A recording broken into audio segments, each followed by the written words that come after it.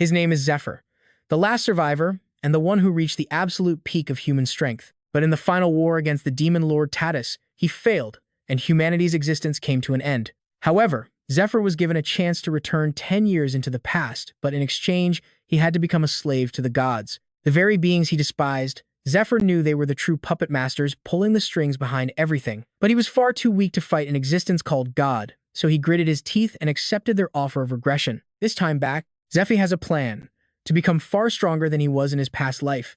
He's determined to save humanity and take revenge on every single being out there that calls itself a god. Beneath a sky of fire, the roars of monsters echoed everywhere. On a jagged stone peak, a pillar of light shot into the sky, tearing through the pitch-black night. Fresh blood dripped from a sharp blade, mixing with the ashes of battle. Impressive, last of the humans. Razor-sharp claws extended, reflecting the crimson light of the flames that scorched the earth. But it's no use. With this, victory is mine. The demon's cursed blade pierced straight through the young man's chest, and a wicked power unleashed a soul-tearing agony. The sword in his hand cracked, then shattered into pieces. Blood surged up his throat, spilling over his lips. The demon sword plunged deep into his body, relentlessly burned through every muscle, every vein. The pain spread, dragging despair along with it. The world's final hour had come. It had been a year since humanity fell to the demon race. Most humans were slaughtered. The few who survived were captured, stripped of their consciousness, and turned into hosts for birthing new monsters. And me, the last of humanity. I fought until this very moment. Before me, the Demon Lord Tataros, ruler of darkness and destroyer of worlds, spoke in a low rumble. You seem to be in a lot of pain. Let me help you with that. Rings of dark light coiled around Zephyr's body. Everything suddenly slowed, time stretching in an unnatural way. I've slowed down time. This way, we can have a longer conversation. The Demon Lord stepped closer, his eyes burning like two pits of hellfire. Human. No, Zephyr. I remember your name. You're the only one who has annoyed me for so long. While the others saw this war as hopeless, your persistence, I have to admit, it's impressive. You deserve some praise, he said, his voice deep and full of authority. Those who abandon the fight just because they feared their enemy's power, they're nothing but trash. I never gave them a second glance, but you're different. The Demon Lord paused, a cruel smile spreading on his face. You are the one who reached the pinnacle of humanity, a true warrior. For that, I will give you a chance. He extended a hand, an invitation brimming with power. Submit to me, Zephyr. Join me, and we will conquer this world and all the others, even the realm of the gods. We will destroy them and take it all. A soft chuckle escaped Zephyr as he looked up, a mocking smirk playing on his lips. Ha! Seriously? You really think I'd accept that? The Demon Lord replied. Of course, Zephyr scoffed. Not a bad offer, you idiot. His inner thoughts raced. From that last clash, my body is shattered beyond imagination. Even if I could recover from this, I'd never be whole again. So what is he trying to pull? Giving me a chance? This isn't an offer. It's just his way of watching me beg to live. My friends, the people I loved. How could I ever beg from the one who stole everything from me?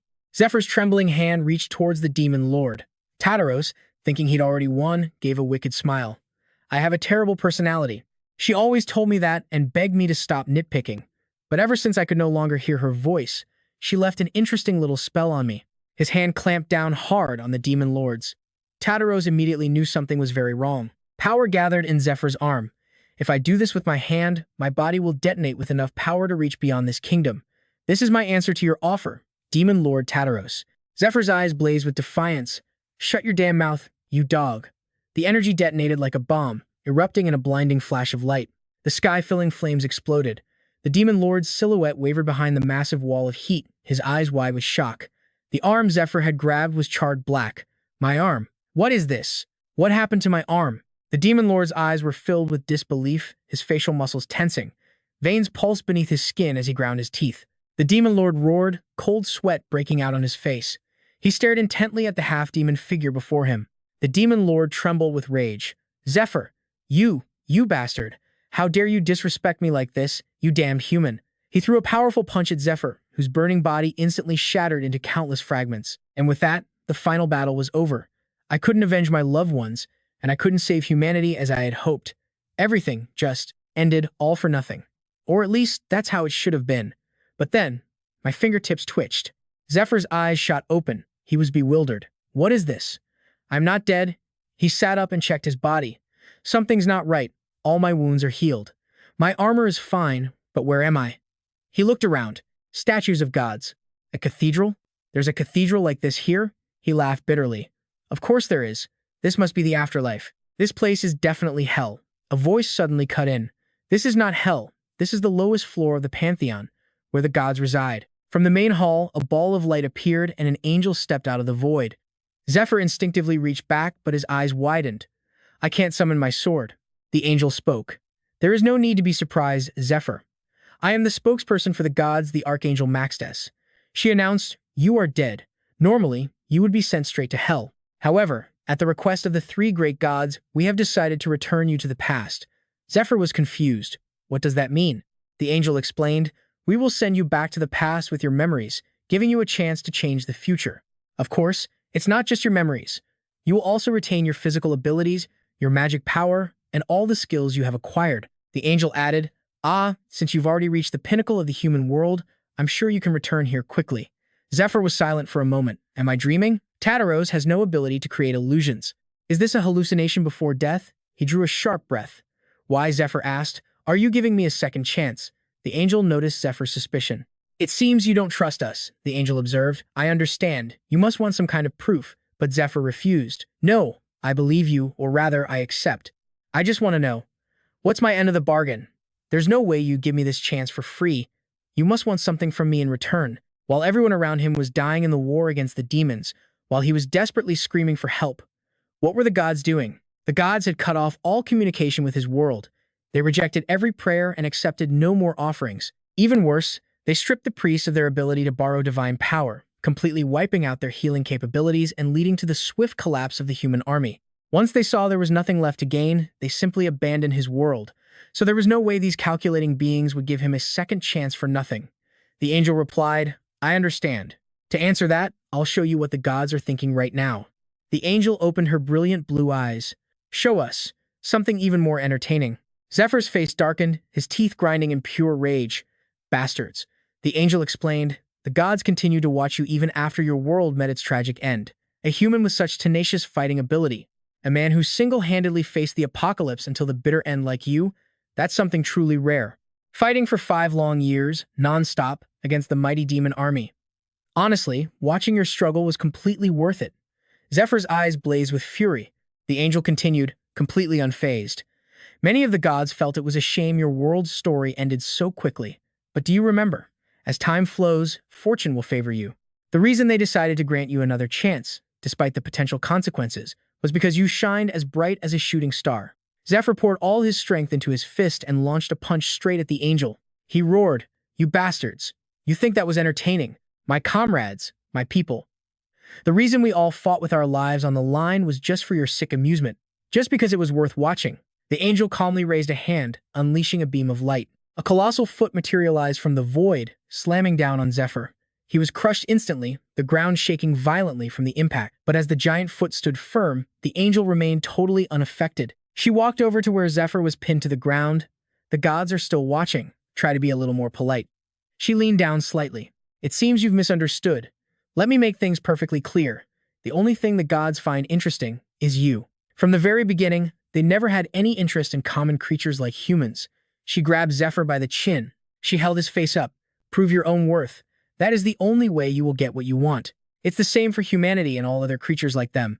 In this world, nothing is free. Zephyr could only glare back with cold fury as the angel finally retracted the giant foot, and her eyes seemed to glaze over. There is one entity, no, one god, who desperately wants you to return, for a very different reason. Zephyr's brow furrowed in confusion. Suddenly, a massive crash echoed through the space. The Demon Lord lifted a pillar he just ripped from the ground.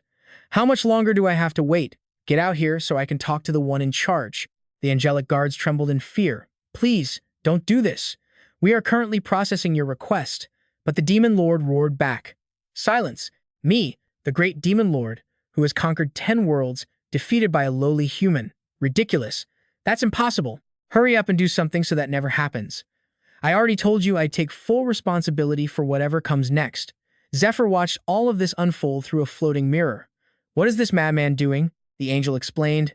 The Demon Lord Tataros, the god of destruction, the one who destroyed 10 worlds, including yours.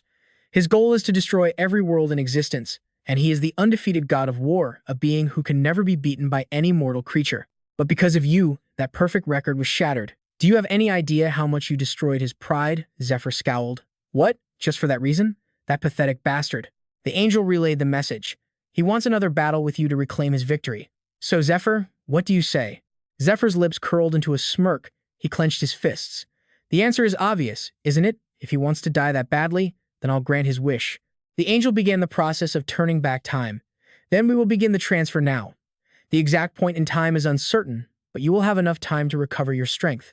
In addition, the gods have granted you their support. You will receive it in the form of a privilege for the regressor after you return. Be sure to check it. A magic circle blazed to life around Zephyr. Even though this chance was given by those twisted gods, a chance is still a chance. I'll use it to get my revenge.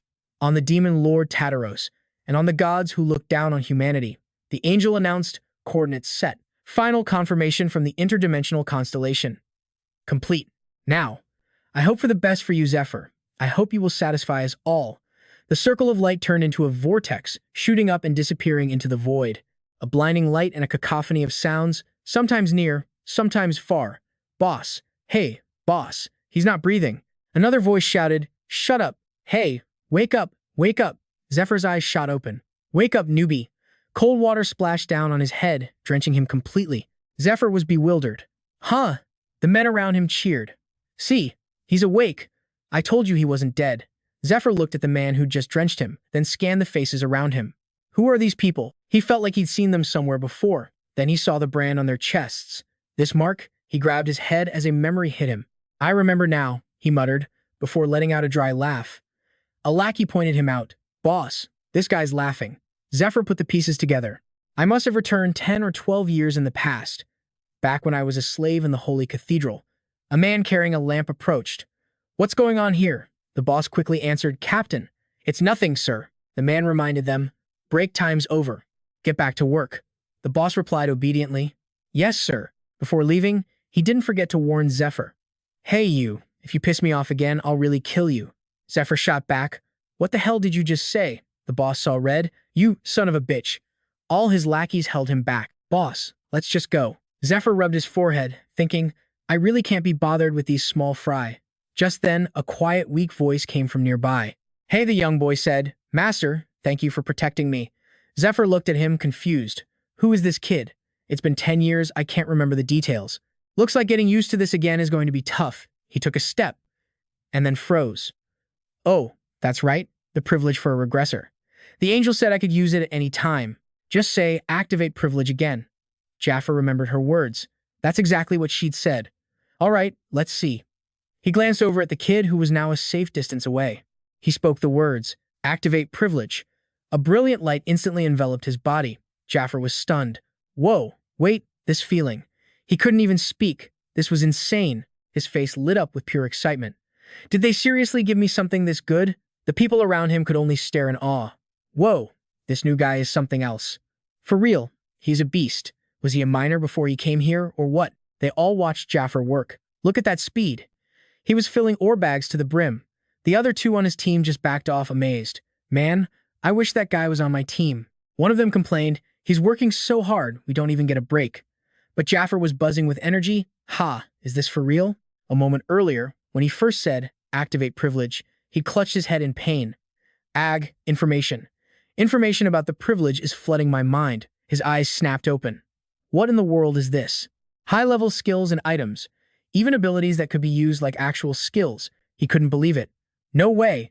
They actually gave me something like this? Why would those cheapskates be so generous? Just then, the mine supervisor spotted him. Hey, you. He came stomping over, fuming. Didn't I tell you to get back to work? It's your first day and you're already slacking off? Jaffa recognized him as the mining team captain. The captain roared, you damn brats. You really won't listen to me, will you? He cracked his whip. Let me teach you some respect. The whip sliced through the air, only to be stopped cold by Jaffa's bare hand. The captain froze, completely stunned. Huh? He caught the whip with his bare hands? How is that possible? Jaffa calmly returned the whip. My apologies. I'm going back to work now. The captain took back the whip, his mouth hanging open, watching in utter disbelief as Jaffa walked away. Jaffa thought to himself, maybe it's my combat experience, but the captain's whip looked like it was moving in slow motion. But I don't have a single scratch on me. That's when he remembered the first privilege, Iron Wall. It massively increases defensive power, completely ignoring any damage lower than your defense stat. And the best part? It prevents you from feeling tired. I don't feel fatigued at all. He went back to mining without pause. I could do this all day. I received a total of 9 privileges. Combining these with my knowledge of the future, it won't be long before I get my real power back. And when I do, the very first thing I'll do is... The scene cuts to the tally clerk, whose jaw is on the floor looking at the mountain of ore. He stammers, This is incredible work. The captain gathered everyone for the announcement.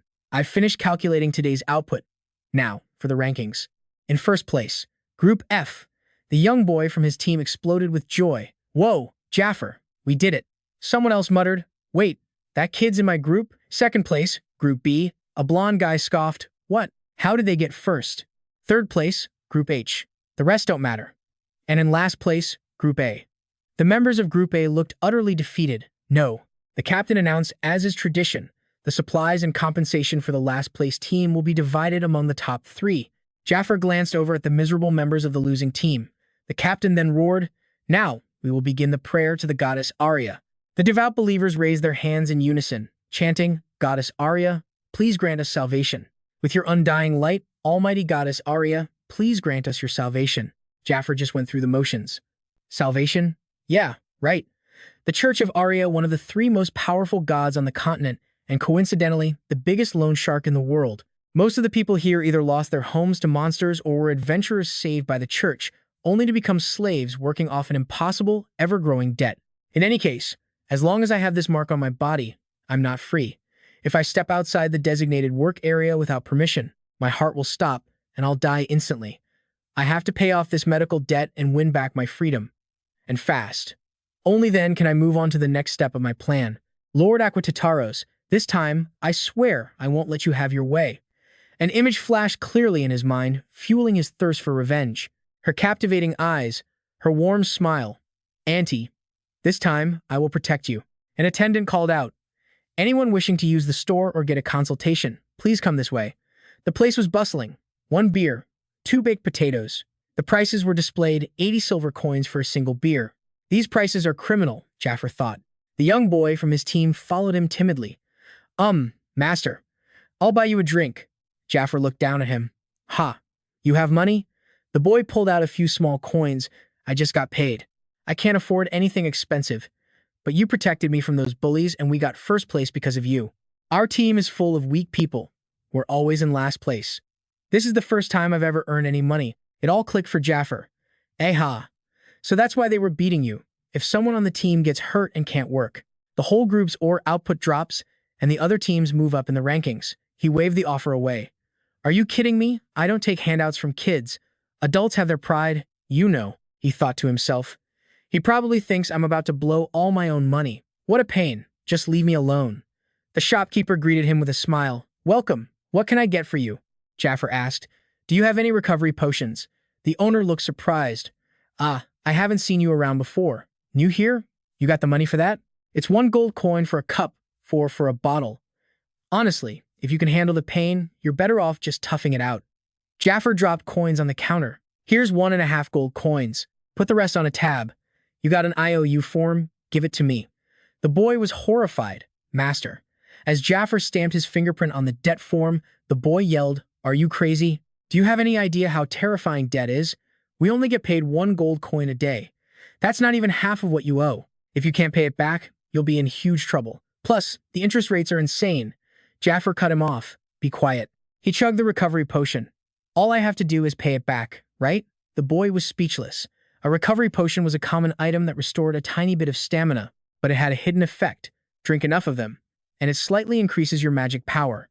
Even 10 bottles would barely make a difference, making it seem useless. But with this privilege, Zephyr thought, I don't even need an elixir.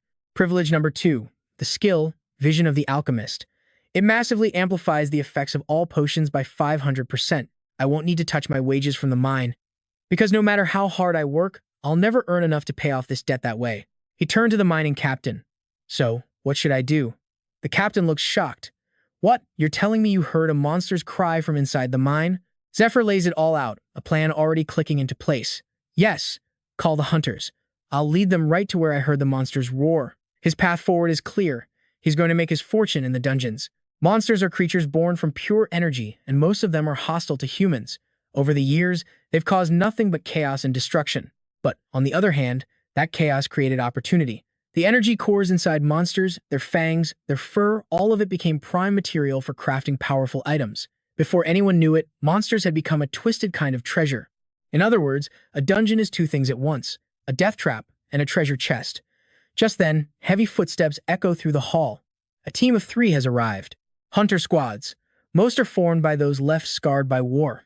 The base pay is high because the risk is even higher, and rewards get boosted based on performance. Zephyr can't help but wonder to himself, wait, I'm an adventurer. So why am I stuck with a minor class assignment? There has to be a reason for this. The shopkeeper's voice booms across the counter. I told you, no more loans. Zephyr tries to plead, just until the end of the day, but the owner cuts him off. No, I can't lend you any more. Zephyr wonders what to do now. Who could he possibly borrow from? A quiet voice appears beside him. If you sell your organs, you might just make it. It's a nun. Our temple procures organs for research materials. After a chilling silence, Zephyr asks, can I see the documents? The nun nods. Of course, here you go. He makes a proposal. Let's set the time for next week. If I pay back the debt by then, the contract is voided, right? She smiles. Naturally. Our temple isn't evil. The shopkeeper screams, you idiot. Why would you sell that? Zephyr turns back to him, his leverage secured. In that case, give me the recovery potions. The shopkeeper can only throw his hands up in defeat. Fine. Do whatever you want. The nun is impressed. Wow. You're truly insane. And kind of manly. The shop owner just scoffs. Ha. Another one getting dragged off to the research lab. But Zephyr immediately downs every single potion. He feels a surge of satisfaction. Good. The conditions are met. He slams his spear into the ground just as the hunter squad appears. You're Zephyr? The guide? Zephyr looks them over. Right on time. Yes, that's me. The man in front introduces his crew. I'm Goth, leader of this recon team. This is Diller and Mako. Zephyr gives his own introduction. I don't have the night vision skill, but I can use energy intuition. Night vision lets you see in the dark, but energy intuition sends out a pulse to detect monsters, an absolutely essential skill for dungeon diving without getting ambushed. Goth does the math. Looks like we'll have to pay extra for night vision potions then. He gives the order. If we're ready, let's move out. Mako tosses Zephyr a bag. Here, carry this. Diller and Goth take the lead. Diller sneers, oh, a miner who can use energy. How interesting. Maybe he'll actually help break this dungeon. Ha ha. Goth snaps back. Shut it, Diller. Zephyr hears it all but doesn't say a word. He's too busy calculating. Let's see. I've never seen these two before. But I know one of them. A memory flashes. The last time I joined a hunting party, it was a month after this dungeon had already been cleared. So, if events play out like they did before, those two are going to die in here. A cold idea begins to form. I can definitely use these guys. The group climbs a rocky path, where the temple's support team is waiting. We're the backup squad, one of them says. Everyone, hold out your hands. The temple members tie magical threads to each hunter's wrist, including Zephyr's. The man explains, this is a lifeline bracelet. If something happens to you, my thread will break, and will immediately call for reinforcements from the main branch. Anyway, this is your mission. As long as you stay focused, you'll be fine. Good luck. Our main character takes the lead, the hunters following behind him as they venture deep into the cave. Up ahead, monsters are patrolling their territory. A stone is thrown to cause a distraction. The monsters look over, confused, as it clatters to a stop. In that instant, two shadows appear right behind them. The recon team's job is simple. Confirm the presence of monsters and gather intel about the dungeon. That information is then passed on to the assault team, the heavy hitters who have the power to clear the dungeon. That's how it's normally done. The hunters survey the area. This must be their den, so close to the entrance. Squads A and B were already here. Diller guesses, looks like the survivors dug a hole and hid. But recon teams are fighters too. Goth begins sketching a rough map in the dirt. Goth looks up at his team. Diller. Mako, should we just clear this place now? It wouldn't be the first time they cleared a dungeon on a simple recon mission. The other two are stunned. Diller immediately argues back. Captain, our job is just recon. Don't do something so dangerous. What if there's a whole horde of monsters on the other side? What if they're stronger than we think? There are only 3 of us. Goth corrects him. 4. Enough to take on some kobolds. Diller scoffs, pointing a finger at Zephyr. Are you kidding me? You mean 3 fighters and 1 piece of baggage? What's he supposed to do? Mako steps in to de-escalate. Calm down. Let's not jump the gun. Captain, what's your plan?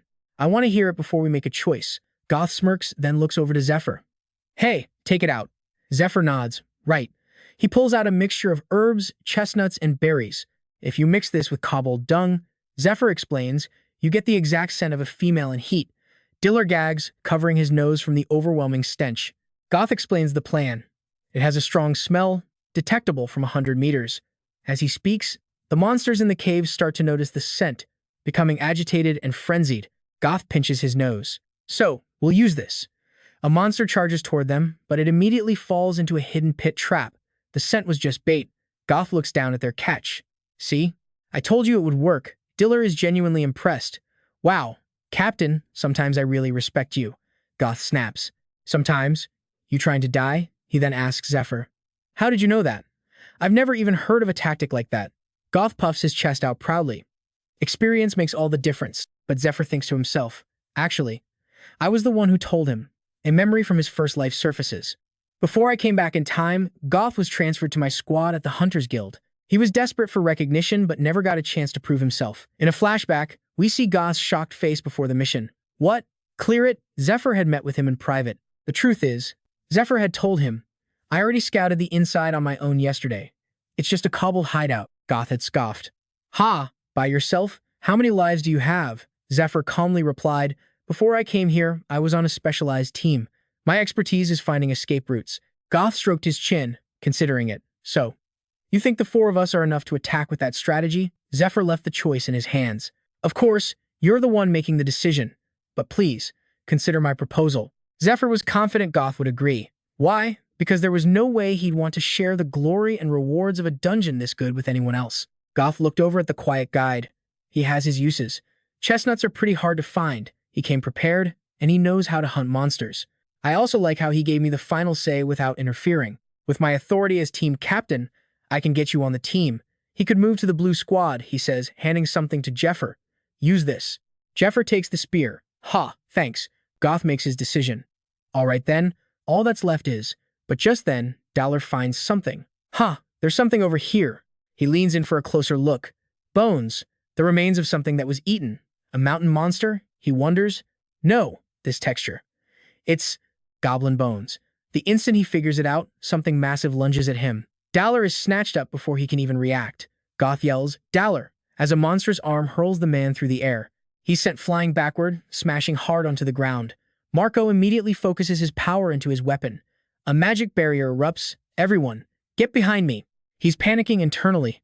Damn it, I thought this was over. What is that thing? Whatever. I'll just defend and we'll get out of here. He focuses on reinforcing the shield. A barrier like this once stopped an orc tribe leader. There's no way this thing can break through. But then a colossal tail whips straight for them. Marco is sent flying. Ugh, my shield. Goth screams, Marco. He's frozen in fear. That tail. No way. That's a... The tail strikes again, this time aiming straight for Zearot. Outside the dungeon, the support team is in shock. What's this? They're staring at a bracelet linked together by pure magic. He'd been told, if anything happens to you guys, the link I'm wearing will break. And right now, 3 links just shattered at the same time. He's worried. Did something happen inside? Zearot clutches his wounded arm, his eyes wide with surprise. Zephyr, who had appeared out of nowhere, now stands before him, having blocked part of the tail's attack. Perk 1, activated. Skill, Iron Skin. Blocking ability is massively increased, damage lower than his defense is ignored, and he will feel no fatigue. Zephyr glances at the wound on his arm. So Iron Skin can't block everything. This creature must be less than a year old, but as he predicted, it's not something to be taken lightly. The tail coils around Dowler's body. The monster lifts him high into the air, revealing its massive form. A predator. A carnivore lured by someone using pheromones and raised to maturity, only to then devour its own master. Zephyr speaks up. I'm borrowing this spear. Goth is stunned. Wait, hold on. What do you plan to do? Zephyr spins the spear like an expert. He smiles. Now I can finally relieve some stress. Haha, perfect. Let's ask our guest of honor, he says. How would you like to die? Perk 3 has been activated. Perk 3. The Silver Key. A key that leads to a forgotten castle. The wielder can retrieve items from the silver room at any time. It's now equipped on his left hand. In short, it's a pocket dimension. Goth is speechless as items materialize out of thin air. a dragon's heart, and some cloth. The dragon's heart is a powerful soothing agent. Zephyr unwraps the bandages from his arm and wraps them tightly around the spear shaft. Then he adds, "This is going to get intense." Goth snaps out of it. "What?" he shouts. "What the hell do you think you're doing? You haven't even had combat training." He curses under his breath. Damn it, he can die if he wants, but I'm not dying a meaningless death. Just then, a shockwave rips through the air as the monster opens its mouth and lets out a terrifying roar. Skill. Fear. Your enemies will be stunned in absolute horror. Goth is frozen, solid, collapsing to the ground in terror. Then, he remembers a story his instructor told him back when he was a rookie. Several years ago, a predator appeared in a nearby village. It went on a rampage, destroying everything and devouring people. The survivors reported that in the blink of an eye, everyone was paralyzed. They couldn't even blink. They could do nothing but wait for their turn. As Goth is waiting for his own death, something happens. Huh? What is that? What am I seeing?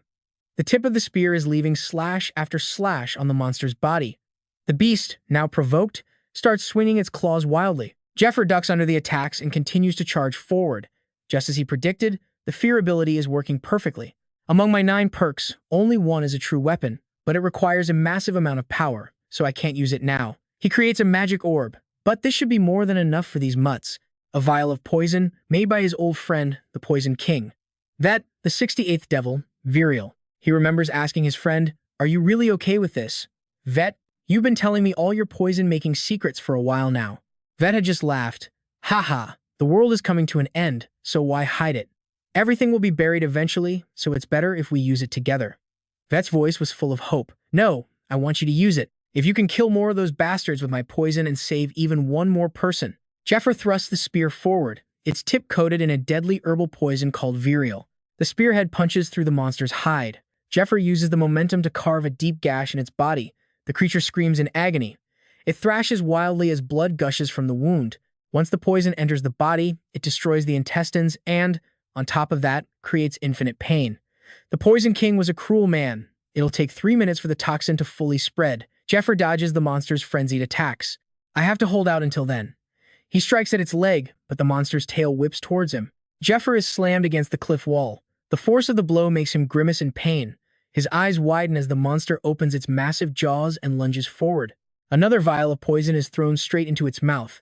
Couldn't ask for a better opening, he laughs, leaping aside as the monster chomps down on solid rock. It roars in agony, blood pouring from its mouth. 2 minutes. No, 1 minute. Zephyr tightens his grip on the spear. He moves like the wind.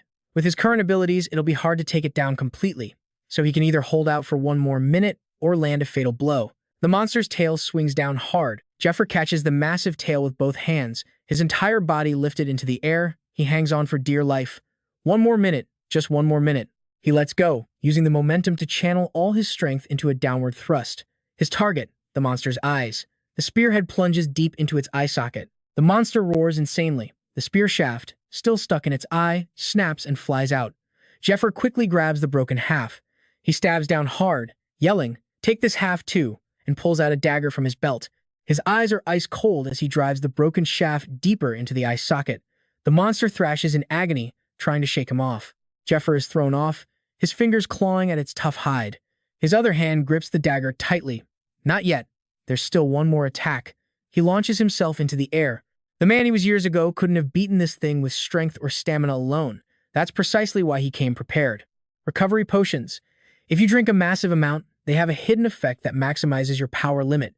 You'd have to chug over 10 bottles for even a small change, so it's not very efficient. But if he had a special perk, he wouldn't need anything else.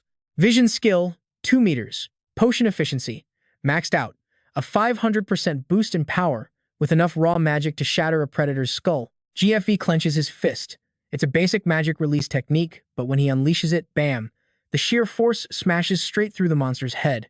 Watching the whole performance, a man named GFV just lets out a laugh. He remembered his own calculations. With his authority as a team captain, if he recommended him to HR, the kid could transfer to the scout team. He might have just been trying to look good in front of me, and damn it, I was too naive to see through his sincerity. I didn't ask for any of this. There's no reason I should accept an offer from a nobody like him. I made a terrible mistake, even if it doesn't look bad for me on paper. If it were that person, he would have seen it in a second and stood up for himself. But right now, he's just a minor on the extraction team. Since they can't enter and exit freely, he desperately needs a way into the dungeon. Zephyr's eyes turn ice cold. A man named Guggy stammers, his voice trembling with fear as the man on the ground cries out in terror. No, no, it wasn't me. This is a misunderstanding. A big man swings a chained mace. We were in the temple together last time, weren't we? The target pleads for his life. Sahaku, please, you have to believe me. I'm not a devil worshipper. The one called Sahaku gives the order. Look at him. The heavy mace crashes down, and fresh blood splatters everywhere. Of the unlucky ones here, not a single one survived. Suddenly, the body of the man just executed starts to twitch. A centipede crawls from his mouth, only to be instantly sliced in two. The razor-sharp blade is still glowing with magic. Looks like the bug is out, someone remarks, just as I predicted. He was a worshipper. He wiped out 7 members of the team just to catch a single cockroach. The man sitting behind a desk asks casually, "Isn't 7 a bit low?" He just points to a jar filled with monsters. Ah, what a shame they were all burned to a crisp like that. Sahaku shoots back, "Do you even understand the proper procedure?" Inform Investigator Matthews. The other members are probably wondering if they're next on the chopping block. There's only 1 month until the raid. If we don't exterminate them as fast as possible, it's going to cause problems for you. The man on the chair sinks into thought. Matthews replies, "All right, I get it. I'll handle the complaints from the Hunter team. In exchange, you better make damn sure you get the job done. Don't hold back. Act like a true Heresy Inquisitor." Sahaku just smirks. Understood. Meanwhile, at the Human Resources office, the clerk says, "Yes, Captain GOTH of the reconnaissance team. Please fill out this application. Is this the same person you're recommending? Confirmation and name, please." GOTH replies, "Jaffer, a miner who just arrived this week." The clerk responds, "I see. One moment." He explains, if a member from another division is appointed through HR, the recommender becomes their official sponsor. Furthermore, if their performance drops because of a mistake they made, it can negatively affect the captain's personal evaluation report. Do you agree to these terms? GOTH nods. Yes, I agree. Of course he does. On the other hand, if the kid does well, it's a huge benefit for him. Heh. Life is just one big gamble. He never imagined an opportunity like this would just fall into his lap. So how did it come to this? Just before, back in the dungeon, GOTH was in shock. What did you just say? You want me to just ignore what happened with that predator monster? Jaffer's answer was firm. That's right. GOTH guessed. Are you trying to take the monster's corpse? Jaffer didn't even try to hide it. It's a predator. I'm not leaving it here. We'll just report this place as a simple goblin hideout. Monster corpses, energy stones, and other dungeon loot. Slaves aren't allowed to possess any of it. Everything a slave finds automatically belongs to the temple. All the scout team gets is a small bonus and a pat on the back. He taps the corpse. If we give this to a broker, we could get a lot of money for it. GOTH immediately shuts it down. No way. Don't you see the supervisors out there preventing exactly that? Besides, we're here to complete a mission. The post-processing team will arrive soon and confiscate every single item. Jaffer just smiles confidently. Oh, right, but what about this? He places his hand on the monster's corpse, and a wave of magical energy ripples out. In an instant, the massive body is gone. It vanished. GOTH jaw drops. Subspace? No way. Normally only high-ranking priests can use subspace magic, and they need special equipment to do it. And this kid just made a giant monster disappear. Even the bloodstains are gone. Jaffer calls out, GOTH, don't you want to make some money? Let's clear 2 more dungeons after this one. We can split the profits. In return, just leave all the monsters to me. GOTH seriously considers it. Clearing dungeons this frequently, especially with this kind of fighting power, would be a huge boost for his promotion, even if they're just low-level dungeons like goblin hideouts. His team was created for reconnaissance, after all. They have very few combatants and have been stuck at the same rank for 3 years. But if an overwhelmingly powerful person joins them, it changes the entire game. As the first team in the dungeon, no one else could get loot this way. They'd have a complete monopoly. If just a few of his members can clear dungeons, his own evaluation will skyrocket. All he wants is a promotion. All Jaffer wants is money.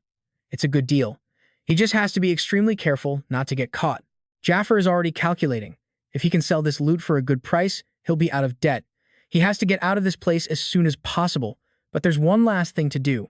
The New Knight's raid is scheduled for a month from now, and that's where the items that threw the entire continent into chaos were first found. This time, no matter what happens, he has to participate in that raid, get those items, and change the future. Back in the present, the clerk confirms registration is complete.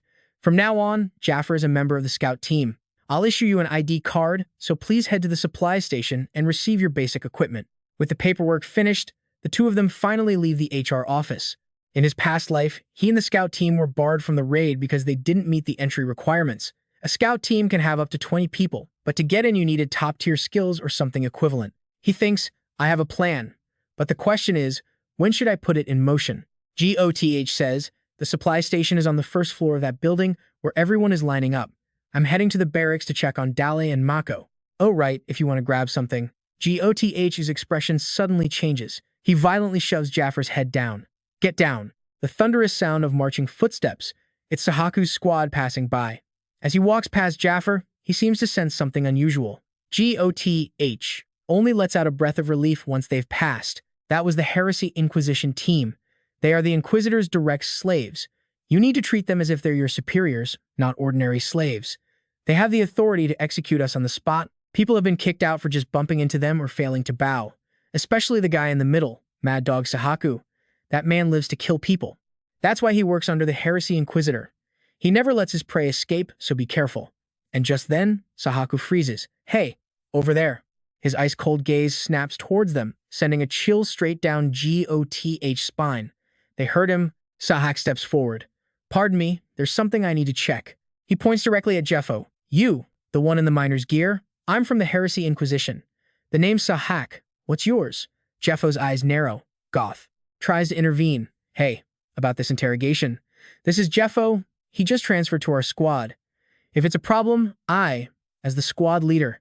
Sahak cuts him off with a snarl. Hey, shut your mouth. I wasn't talking to you. An immense pressure radiates from Sahak's body. Goth immediately finds it hard to breathe, crushed by his threatening aura.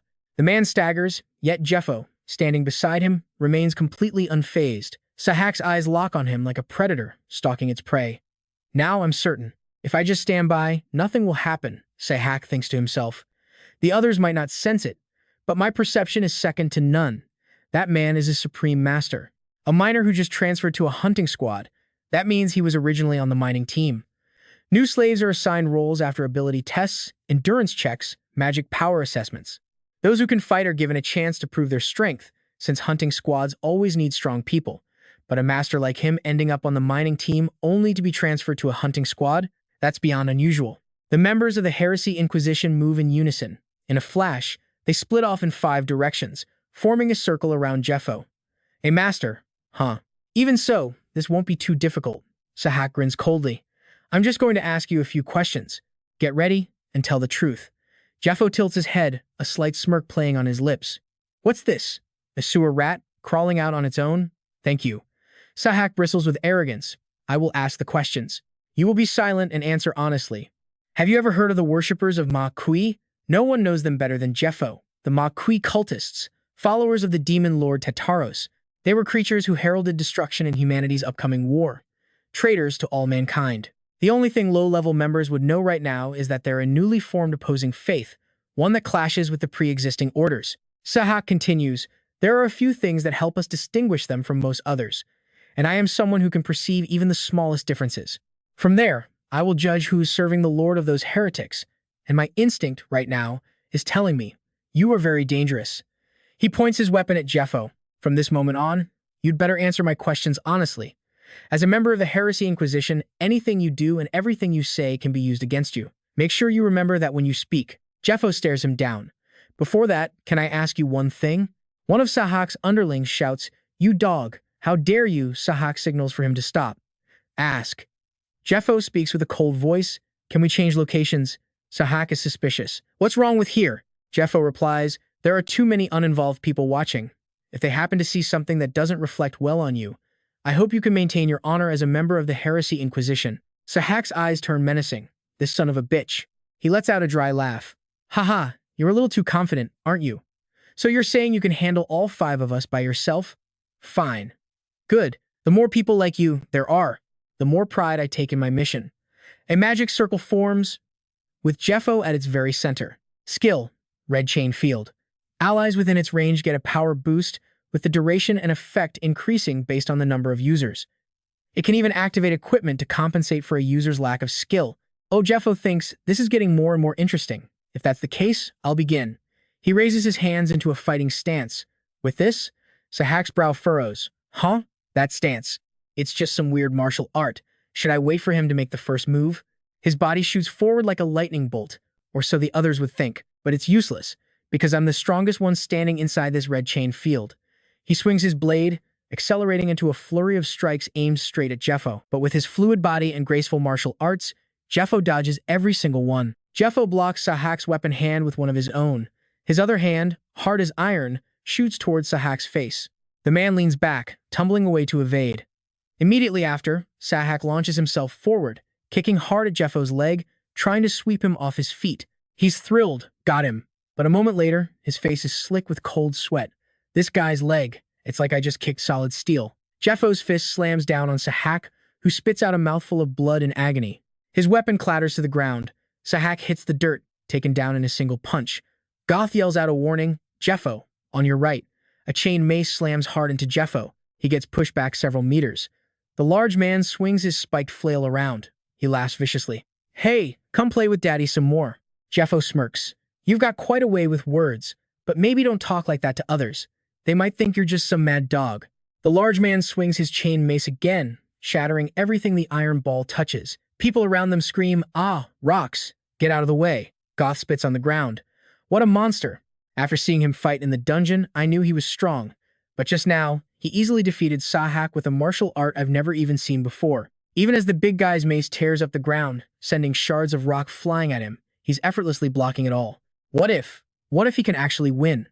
Come to think of it, Sahak will be furious and humiliated if he gets beaten like this. He won't be able to just report it to his superiors and request an official arrest warrant. He raises his hands in a cheering motion. If you win, we won't get questioned and we can leave. Good luck. If you lose, I'll get dragged away with you for helping, so don't you dare lose. The person standing next to Goth suddenly speaks up. Ha, it's over.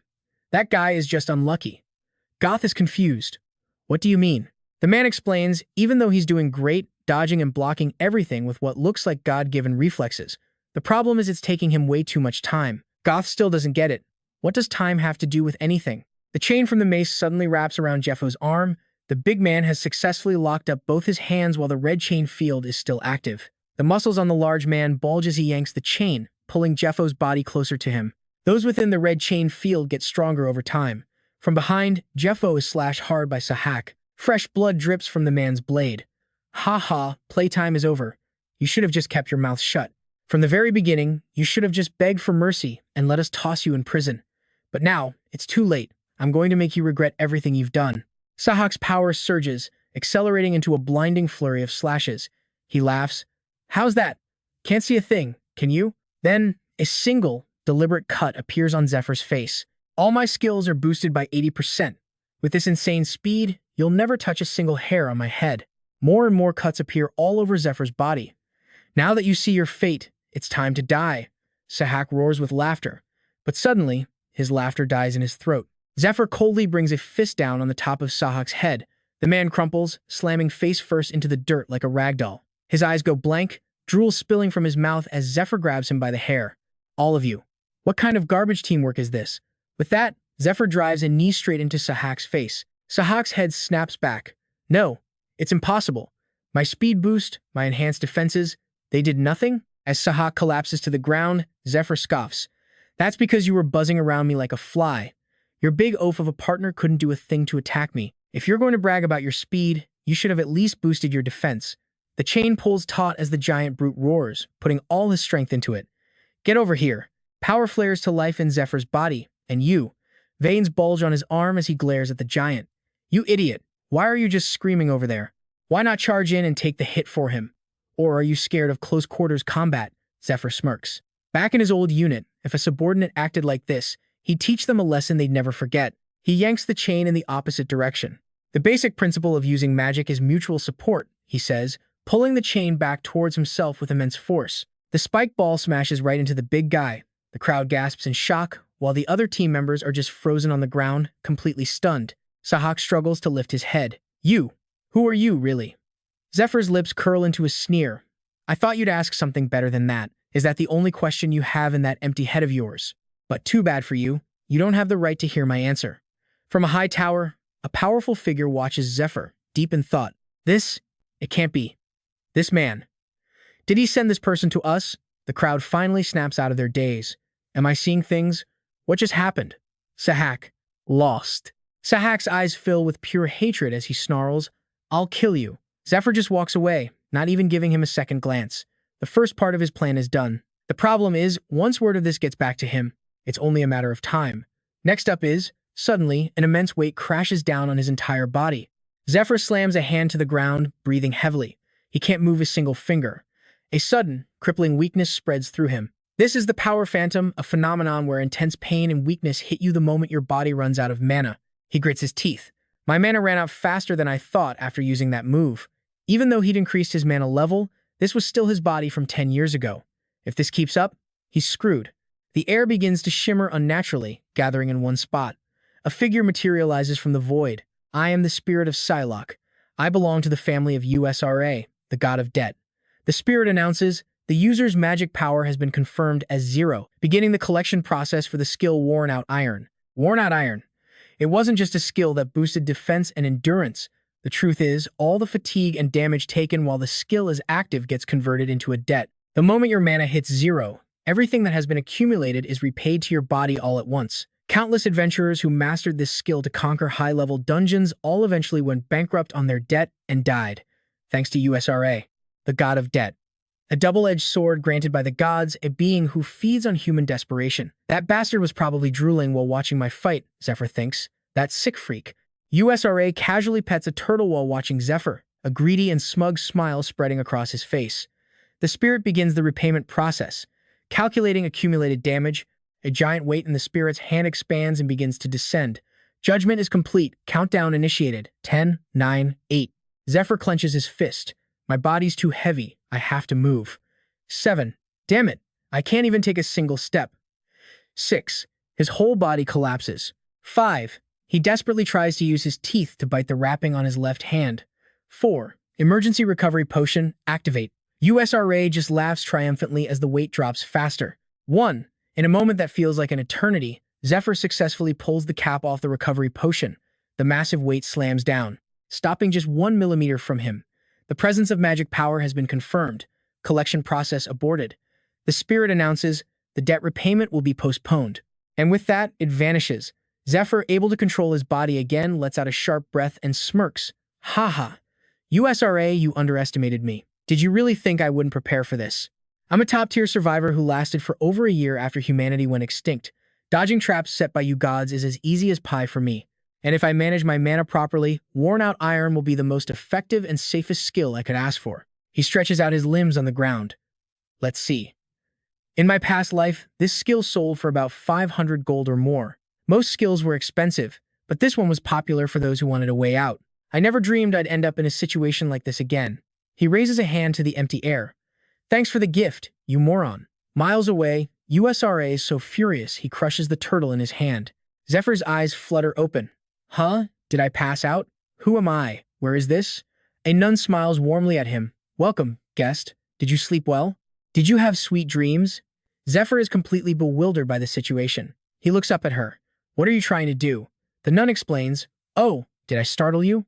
You woke up in a strange place. Don't worry, this is just my workshop. You must have been exhausted. You've been unconscious for a very long time. And because of that, her entire expression shifts. Your loan payment is now 1 hour past due. Are you insane? Guest. She pulls out a razor-sharp knife. I heard you've been getting into some dangerous things since you started running around with your guarantor. The interest has piled up, you know. If this continues, we can only assume you have no intention of repaying your debt. The tip of the blade suddenly lunges forward, stopping right at Zephyr's pupil. The nun's voice is seething with rage. You bastard, are you going to pay me or not? That's when Zephyr remembers. Oh, right. I still have that loan here. If he uses magic in this situation, that whole collection process will just start all over again. He had to talk his way out of this. He quickly says, next week, I'll get my reward from clearing the dungeon. Please, just wait until then. The nun scoffs. Oh, I'm taking that, obviously. But what about the daily loans you took out?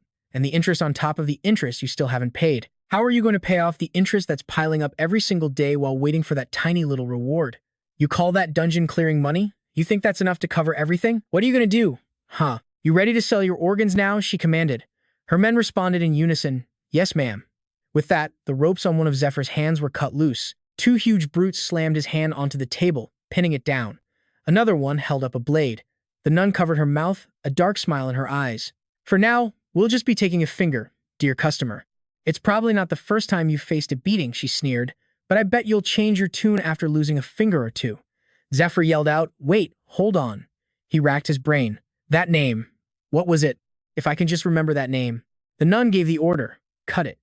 The man lifted the blade. Just then, Zephyr's lips moved, uttering a single name. The nun's eyes shot wide open. When the blade was a millimeter from his finger, she screamed, wait, this man. She turned to him, demanding, what in the world are you? Her servant asked, is something wrong? Sister, all of you, get out, the nun ordered. Her men hesitated. Yes, ma'am. Then she snapped. I said get the hell out. The servants were completely flustered. Huh? Yes. Oh man, the sister is pissed. Better get out of here. The room fell silent. The nun slammed her hand down next to Zephyr's head, getting right in his face. Tell me the truth. How do you know that name? A small smirk played on Zephyr's lips. How could I not know it? Sister. Or should I call you by your other name? Wizo, the monster broker. A nun from the Temple of Light, Anna Primrose. And her second identity, the monster broker, Wizo. She was the one who connected to the underworld, trafficking in monster carcasses, gear, and even human intel. Only a complete psycho would try to raid a dungeon with nothing but cheap junk from the Hunters Guild. That's exactly why Zephyr had to negotiate with this woman to get some decent equipment. He said, I was actually on my way to find you. Being picked up like this, honestly, I couldn't be happier. But first, why don't you untie me? Don't you think it's a little difficult to negotiate when I'm still tied to a bed like this? How about we try to have a civilized conversation? Elsewhere, items were being smashed in a fit of pure rage. A physician tried to calm his patient down. Sir, please, calm down. You must calm down right now. Sahag remembered Zephyr's smug, condescending smirk. Is that all you've got? You don't have the right to know. The memory sent him into a trembling rage as he cursed. How dare that bastard? I'll kill him. I swear I will send him straight to the underworld myself. Just then, someone walked in. What is all this commotion? Who dares cause a scene in my hospital? Sahag was startled. Net? Sir Net. He scrambled to get out of bed. Sir, you've arrived. Net simply gestured. Ah, just stay where you are. Sahag ordered his men. Hey, you two can leave now. I've got this. They both bowed. Yes, sir, Net spoke. I heard what happened to you. Sahag was instantly anxious. I apologize, sir, I made a mistake, but Net cut him off. It's in the past, so you don't need to worry about it. A cold blade suddenly pressed against Sahag's neck. Net's expression turned ferocious. Not worry? Everyone I've met today, this entire evening, has been gossiping about that incident. And you're telling me not to worry about it? Lord Matthias always told us never to do anything that would bring shame upon us. And yet, you dared. In front of all those slaves. To get your ass handed to you like a useless mutt, the sharp blades sliced across his skin. Fresh blood dripped to the floor.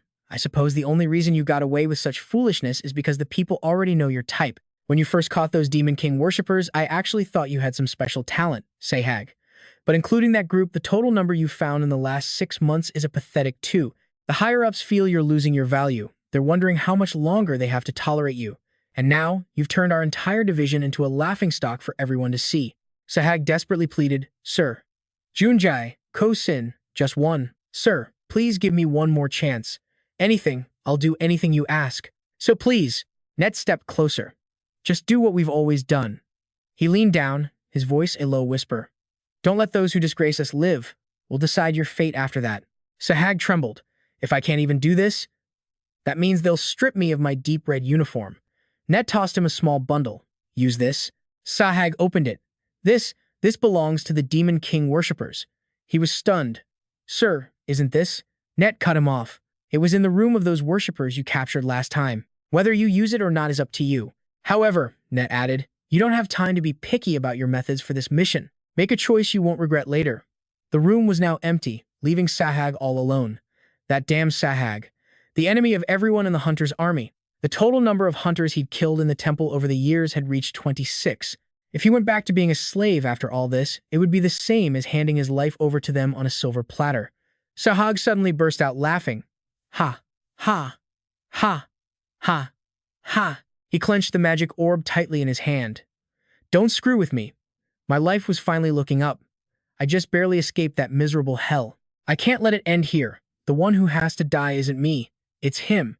As Net walked away, he could still hear Sahag's maniacal laughter echoing from the room.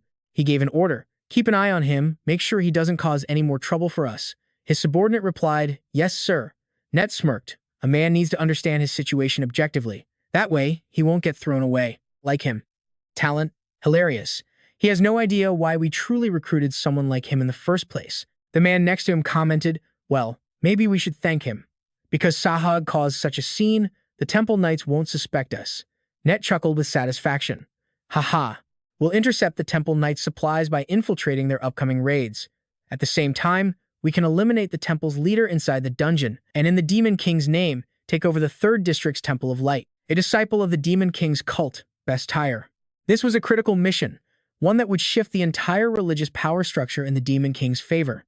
I will not allow any disruptions, he stated firmly. All right, investigate that man too. The other guy was confused. Huh? That man? What do you mean, sir? Net's eyes narrowed with suspicion. He used our school's martial arts, but the only people who know those techniques are our master and the 4 of us disciples. Was he sent here by our master? If so, why didn't he contact us properly? He's highly suspicious. Since I can't risk approaching him directly and exposing us, I'll use Sahag to confirm his identity. And if I find out he's not one of us, I'll just have to eliminate him. Back in the room, the nun dug her nails into her palm. I don't get it. I thought this guy was just some lunatic. But this is incredible. Zephyr asked, so, do you like it? The nun was startled. Huh, do I? Like it? She cleared her throat. Anyway, let me confirm the list again. For sale, 1 sub-predator, magic core depleted, brain and horns partially damaged. On the buy list, 5 high-grade protection amulets, 1 enchanted accessory, 1 flint, sun herbs, moon herbs, deer antlers, and so on and so forth. She stated confidently, there isn't a single item on this list I can't get my hands on. The only problem is the money. The total came to 5,000 gold. Looks like you'll have to catch 3 more predators. Zephyr agrees. A piece of cake?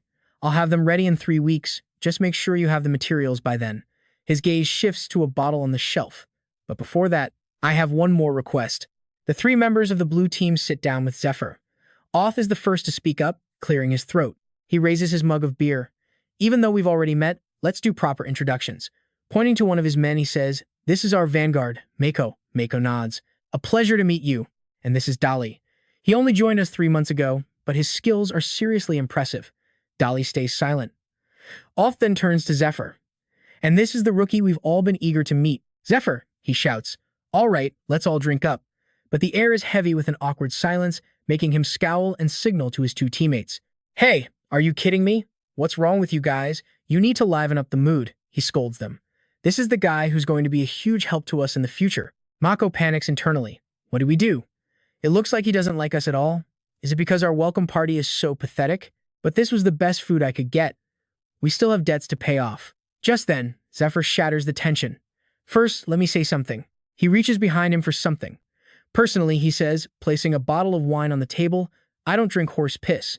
The other 3 stare, their eyes wide with desire. A gulp is heard. Wait, where did you get something like that in a rundown town like this? Zephyr had come prepared. This was the wine he'd bought from Wizo, a high-grade vintage that slaves like them wouldn't even dare to dream of. Zephyr pours for everyone. Have a drink. I'll be counting on your help from now on. The other guys immediately warm up. You're a better guy than I thought. The 4 of them toast together.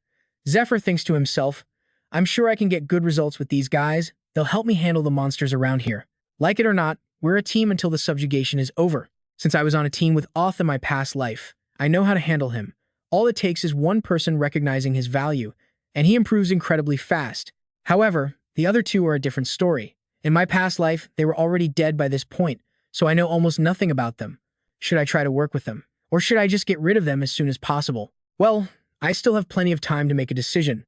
Most people favor those who can give them what they want, give money to the greedy, results to the ambitious, and flattery to the arrogant. His eyes shift. However, there are always exceptions to these rules. But even if someone is an exception, I'm not the type to be nice to people who are always looking for a fight with me. From across the table, Dali secretly glares at Zephyr. I can't stand this bastard. Flashback to when Oth visited them in the infirmary. He's going to be a huge help in the next mission, Oth had told them. I'm level 4, and he's level 5. Don't you understand how much a single level difference affects how we're treated? You guys better get along with him. When he arrives, give him a warm welcome, Oth finished. Mako had protested, I still can't believe that Miner saved our lives, and now you're making deals with him? Because I'm the team leader, I have the final say, Oth retorted. But Dolly pushed back. Don't you think it would be better to discuss this with us? To be honest, I think that bastard just got lucky and acted like it was all his doing while we were passed out. There's no way a minor could kill a predator by himself. Oth just laughed and pointed at himself. Haha, so who killed it then? Me? Dale fires back. The problem is the deal itself. If we get caught, we could be thrown in prison. We could even be executed for dealing with those monsters. Mako quickly makes a hushing gesture. Quiet, someone might hear you. Anyway, we already decided to let him in the team, Mako sighed. Besides, the reward will be split between the three of us. I think we should just wait and see how things go. Dallas slams his glass down. Don't kid with me. See how things go? Back in the present, his mind is racing. The idiot who calls himself leader made the decision, and the other one was bribed with wine. He glances at Zephyr. And I still can't believe this guy has the nerve to try and join our ranks. Time will reveal the truth soon enough, he thinks. Frauds like him don't last long. That's just how the hunter business works. The dungeons will teach him a lesson. The team of 4 travels to the cave town of Edelin, a town formed hundreds of years ago by people carving homes directly into the mountains. Mako is in awe. Wow, I had no idea a place like this was just a 2-day trip from the temple. Dali looks into the distance. Are all of those actual houses? That's incredible. Oth explains, the inside is even more impressive. They have everything: living rooms, bedrooms, kitchens. That's why anyone traveling from the temple or diplomats choose to stay here. I visited this place back when I was a rookie, Oth adds. Mako teases him. Really? You should have brought me with you back then. Instead of deciding to bring me here after it turned into the monster nest it is today. Just then, a figure appears at an entrance. The inside is thick with spiderwebs. Zephyr activates a skill, Mana Wave. As Zephyr moves between the threads, he thinks, I can expand my senses by emitting mana from my body or through the ground. Within the radius of my Mana Wave, I can sense everything perfectly from the shape of objects and sudden movements to magical items. The others follow in his exact footsteps. A few minutes earlier, they were stunned. Steel-blooded spider? The place we're heading to has that kind of monster? Zephyr replied calmly, yeah. The tracks at the entrance give it away. For now, here's our plan. First, we'll move through the dungeon without touching the webs to get close to the pit containing the spiderlings. Then, we'll pour a paralysis potion into the pit and wait until we can kill them easily. It won't be simple, since I have to constantly maintain my Mana Wave skill inside. However, they sleep every 3 days, so as long as we're careful. Dale suddenly cuts him off. Hold on a second. The issue isn't whether it's hard or not. If you're certain there's a steel-blooded spider nest in there, then there's no way the 4 of us can conquer that dungeon. The steel-blooded spider is a monster with an outer shell as hard as steel. Its attack stat is high, but its defense is even higher. But the scariest thing is their reproductive rate. A whole nest is harder to deal with than a fully grown predator. That's not a place we can handle, Dale declares. We should turn back and report this. We need at least a full combat team. Zephyr's response is cool. That's not a bad idea. If you're not confident, I won't force you to come with us. I can handle this place just fine by myself anyway. Dale scoffs. I didn't expect him to say that, but now I know for sure. This bastard is a complete and utter fraud. He's never seen it with his own eyes, not the predator kill, and not the supposed duel with the men from the S-Rank Heresy Inspection team. It was all just hearsay. That guy is overflowing with confidence. He's thinking, I can take on these iron spiders alone. After all, why would a pro ever team up with rookies like us? His conclusion? This dungeon must be a walk in the park. So he sneaks off to act on his own, probably not expecting us to follow after his little warning. I'll just hang back and watch. Let's see how long this act of his lasts. His arm brushes against a spider thread. Dale freezes. Ugh, how could I make such a stupid mistake? He tries to pull away. Huh? Why is it so sticky? Damn it, he curses. But it's too late. From the shadows, countless spiders emerge. Dale's face goes white as the swarm of iron spiders charges toward their newfound prey. Dale lets out a terrified scream. The sound alerts Zephyr. They're here. In a flash, he grabs Dale, yanking him backward as the iron spiders lunge, sinking their fangs into Zephyr's arm. But their teeth, they can't even pierce the sleeve. Zephyr smirks. What's wrong? Surprised you can't bite me? His other hand clenches into a fist, and with one punch, he sends the iron spider on his arm flying. A splash of monster blood lands right in front of Dale. Zephyr shouts the command, everyone, assemble. The 4 of them group up as the iron spiders begin shooting webs everywhere. Look, this was all just a plan on paper, Zephyr says. I didn't know for sure what we'd find in this dungeon. So if we have to fight, this is how we do it. Marco, wrap my scarf around your hammer. Dale, Goth, use your cloaks to cover your own weapons. A normal blade can barely cut through their webs. That's why you have to use the cloth-wrapped weapons to just bat the silk away. Marco realizes it's working. Hey, this is effective. The webs stick to the hammer, but I can just keep swinging. Since a single spider is weak on its own, this works. Goth curses. Damn it, just how many of these things are there? A few dozen? A few hundred? He can't even get a moment to rest. Dale roars. Get away from me, you bastards. But one iron spider dodges his attack. It sinks its fangs deep into his shoulder, drawing blood. Dale yells out, now! Once the monsters were all gathered, he'd be the one to finish them. The remaining iron spiders are dealt with as heavy panting fills the air. The other three are exhausted. Did we get them all? Dale clutches his wound. Ugh, damn it, this cut is deep. I shouldn't have been so cocky, he thinks, assuming this would be easy. I just humiliated myself and had to be bailed out by that bastard. Zephyr hands him a potion. Drink this. It's a mix of herbs that works just like a recovery potion. Dale is silent. Throughout that entire fight, that bastard knew exactly what was happening. His awareness, his instincts, they're on a completely different level. If he's that sharp, he must have known from the very beginning that Dale would be the one to stumble into the web. He finally asks, aren't you going to say anything? Zephyr just shrugs. Everyone makes mistakes. Just be more careful next time. He watches Dale, thinking to himself, I'm used to this. In his past life, he was always training soldiers. No matter how meticulously he guided them, there were always plenty of clueless newbies. This time, it's not a problem, because he's already focused on dealing with the consequences of the mistake. Besides, it's better for Dale to experience this firsthand than to just hear him talk. He can tell Dale is still suspicious of him, but after this dungeon crawl, he'll have to make a choice. Either stay away from dungeons for good, or start listening to every word Zephyr says. Dale and Marco team up, attacking a large iron spider from both sides. Marco brings his hammer down hard on its body. Nice, Goth yells from the side. It's working, the anesthetic is slowing them down. Dale thrusts his sword forward, the blade sinking deep into the monster. Zephyr had told them before the fight, the flesh near their abdomen is softer than their back, so aim for the belly. Dale realizes with a jolt, it's true. Everything he said was right, their habits, their weak points, their stats. He even knew the most efficient way to kill them. Dale swings his sword with all his might. How does he know everything? What in the world is he? Veins bulge on the arm, gripping the sword as Dale successfully slices clean through the massive monster. The iron spider collapses. The other two cheer. We did it. Nice one, Dale. He just replies, ah, it wasn't that hard. Zephyr chimes in, not bad for your first time, keep it up. And he says this while sitting on a pile of countless iron spider corpses that he handled all by himself. Dale is horrified. This is insane. While the three of them struggled to kill one, he finished off the rest. The other two are sweating bullets. Just how many were there? Zephyr hops down.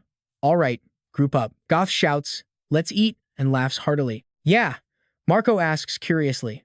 What did you do before all this? Zephyr replies coolly, isn't it obvious? I'm an adventurer. Marco quickly clarifies, no, not that. Were you part of some famous party? Or maybe the student of a legendary master? Dale looks over, also curious. Zephyr lets out a quiet sigh. A master, huh? He recalls a certain person from his memories. Zephyr's eyes snap open. First, we've only got the boss room left. The other three are fired up. So, what do we need to do now? Zephyr pulls a small knife from his pack, which makes Goth a little suspicious. He cuts off the leg of an iron spider. Its sharp limb can be used as a weapon. This is as far as you go. All of you, get out. The three of them are stunned, looking like they have no idea what he just said. 4 years ago, I worked as a porter. During those 4 years, a lot of people died, but by some stroke of luck, I survived. The main reason is that I always avoided dangerous bridges. I only crossed when I was certain it was safe. Don't you think clearing a dungeon with such a big team is a waste? Haha, I don't think it's that easy. I bet the magic stone quality is low since they're just goblins, and I only follow people stronger than me. Someone once growled at him, telling him to get down. His reputation grew slowly, but what could he do? No one was there to protect him. With a blank expression, Zephyr tells his teammates, this is as far as you go. All of you, get out of here. Hearing this, the party members all agree. He was planning to fight the boss alone from the start. I guess we should leave him to it to avoid trouble. Okay. But contrary to the team leader, Marco speaks up. Zephyr, about that. Since we've come this far, would it be all right if we continued on with you? The team leader's face darkens. He grits his teeth, silently cursing Marco 8,000 times. Marco, what are you saying? Even Dale beside him agrees. I think so too. Don't you think more people would be better? At this point, the team leader is in full-blown panic mode. You too, Dale. This guy must think they've all lost their minds. Snap out of it. We'll die if we do something so reckless. He silently prays, "Stop them, Zephyr. Tell them we're useless, right?" And just as he hoped, our main character's response is a bit unexpected. "It seems like you've all misunderstood. Just because I told you to leave doesn't mean you get to do nothing. I have jobs for you to do." Hearing this, the team leader is so overjoyed he can't hold back his tears. A moment later, he steps right into the Spider Queen's den. Under his feet, a thick carpet of sticky silk. This is it, the heart of the nest. He thinks to himself he's close.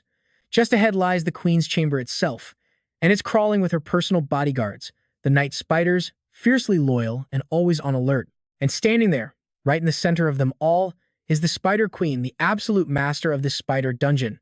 He quickly scans his surroundings, inching just a little closer to get a better look. The spiders immediately tense up, sensing an intruder. He knows this is it. This is as far as he can go without triggering an all-out attack. These night spiders guard the egg chamber relentlessly, protecting their queen as she lays her eggs. They won't move an inch unless the room itself is threatened. Observation complete. It's time for action. Zephyr quickly raises his hand, summoning his silver key. And what he summons is a bag of flour. No time to mess around. He slings it over his shoulder and hurls the entire thing right at the night spiders guarding the nest. The sudden attack throws them into complete chaos. They screech and scramble, frantically trying to find the source of the assault on their home. As the flower dust begins to settle, he moves on to phase 2. Zephyr whips out a crossbow, knocking an arrow and firing it straight toward the monsters. Each arrowhead that strikes the spider's tough shells creates a spark, and that spark ignites the flower still hanging in the air, setting off a chain reaction of explosions. As it goes off, Zephyr is already diving to the side. He needs to avoid the blast radius, after all. Besides, he knows these spiders all too well. A little explosion like this won't kill them. Just as planned, the enraged spiders lock onto him and give chase, but they don't get far before several arrows pierce right through their bodies. He sees some of them get hit by the poison darts and feels a hint of satisfaction. Excellent, he thinks. Poison arrows. 72 Peerless Poison King, number 68. Its special trait? Extreme pain. Most of the spiders in the den are hit by the poison needles, collapsing mid-pursuit. But among them, one lucky leader of the pack slips through the net. It barrels down on Zephyr, dead set on not letting him escape. But as it's chasing him down, it suddenly trips some kind of mechanism on the wall. And just like that, it's hoisted into the air, tangled in its own kind of silk. Rewind a few minutes. Zephyr had already briefed his teammates. This is where the black steel spiders produce their silk. If you press this little switch, the thread will shoot out. A teammate had asked him, "Will this silk even stick to the spiders?" "Of course," he replied. "They'll get caught in the web unless they secrete a special solution from their glands." He handed them the silk and gave them their final orders. "All you have to do is set up a web where I told you to, and stay on high alert while you wait. There's way more silk inside the egg chamber than out here, so we'll be at a disadvantage if we fight inside. The absolute best strategy is to lure them out." Back in the present, Zephyr grips the silk thread tightly. Then he pulls it taut. The spider, trapped in the cocoon, struggles relentlessly. Not one to keep it waiting, he swiftly draws his sword. He slashes clean through its body. Now, he just has to deal with the rest of the night spiders. He gives the dead spider a look of pure victory, mixed with a little contempt. Too easy. The last night spider falls to the ground with a heavy thud, its body shattering on impact. With that done, he bolts in another direction, thinking, it's time. He's running for his life, and right on his tail is the Spider Queen. The final boss has finally made her grand entrance. He can feel the excitement building inside him. The Queen is here. In this life-or-death situation, his teammates are screaming at him to hurry up. The moment the Queen appears, she gives him a welcome gift, a face full of webbing. Then, a stream of purple liquid shoots from her mouth. As he pushes himself to run faster, he thinks, the Queen's venom. It's a powerful acid, but the thing you really have to fear is its special effect. He remembers the words of a professor who once taught him, its curse effect destroys shields and an opponent's ability to self-heal. Anyone with low magic energy would melt before they even had time to be scared. And the most important thing his teacher said was, if you want to live, don't let it touch you. Avoid it. Heeding that advice, he leaps high into the air on his tiptoes, dodging the toxic liquid spraying toward him. A moment later, he finally makes it out of the Spider Queen's lair, luring her right behind him. That spider just won't stop, continuously spitting its venom everywhere. A giant boulder gets hit by the acid and instantly disintegrates. The spider launches itself toward him like a missile. The real battle has officially begun. He shouts a signal to his team. Everyone, to your positions. Hearing this, the group looks a little stunned. Full of fighting spirit, he charges straight for the Spider Queen, and Zephyr leaps high into the air. With two death scythes in his hands, he lands a flurry of blows on the spider's body. Then he lands coolly on the ground. The spider, reeling from the pain, furiously thrashes its legs in every direction. But against its barrage of attacks, he just stands there, completely emotionless, raising his scythes to block. His face is cold as ice as he utters 2 words. "Come on!" Hearing that, the Spider Queen goes berserk, charging at him like a maniac. According to the plan, he'll hold the front line, because he's the only one who can take this boss down. He remembers back when he gave the team their mission. "While I'm getting its attention, you guys chip away at the boss's health." Hearing the plan, everyone couldn't help but break out in a cold sweat. Junjin's hands were shaking so bad he could barely hold his weapon. "Look," he stammered, "I've always avoided dangerous situations because my life comes first. So, we will follow you." They were terrified, wondering if today was going to be the day they died. They asked themselves, can we really kill this thing? Dali also clenched his teeth, sweating bullets. They all remembered the taunts from those other hunters. "Hey, you guys go, prepare some food for us, and while you're at it, polish our gear." "What, you guys are hunters too? You've got to be kidding me. Someone like you, what can you even fight? If you want to be useful, just be our servants." That was followed by a chorus of mocking laughter. The more they thought about it, the angrier they got. Damn it, how much longer do we have to put up with being treated like this? Dali steeled his resolve. "We've come this far, there's no reason to be afraid." He swung his sword, showing his determination. "We can take it down." The team leader was a bit shocked to see Dali like this. Marco closed his eyes and thought, that's right. Before this, we never even tried to face monsters like this. At most, we'd handle a few low-level mobs. But ever since that guy joined our team, something's changed. Marco gripped his own weapon, thinking, up until now, Zephyr has predicted every single thing that's happened to us with perfect accuracy. Let's just trust him one more time. After that moment of analysis, he yelled out, "We can do this. Let's go." Hearing this, the team leader could only cover his face in exasperation. "Damn it, these idiots won't listen to me. If you guys insist, then I guess I have no choice but to join in." With that, he charged forward to fight the monster alongside his teammates. As they observed the monster, they noticed something. Its armor was cracked from the earlier explosion. Just as the plan laid out, they could deal damage if they hit its insides. Only its outer shell was tough. All 3 of them charged forward, weapons raised. Time to test the theory. A spear sinks deep into the creature's tough hide, followed by another warrior swinging a massive hammer, delivering a few loving blows. "Aim for this spot, everyone." The target? The nerve cluster right between its legs. We're cutting it with a paralyzing blade. Dale takes the lead, sword in hand, ready to land a few precise slices. A rush of adrenaline hits him. All right, I've got a good feeling about this.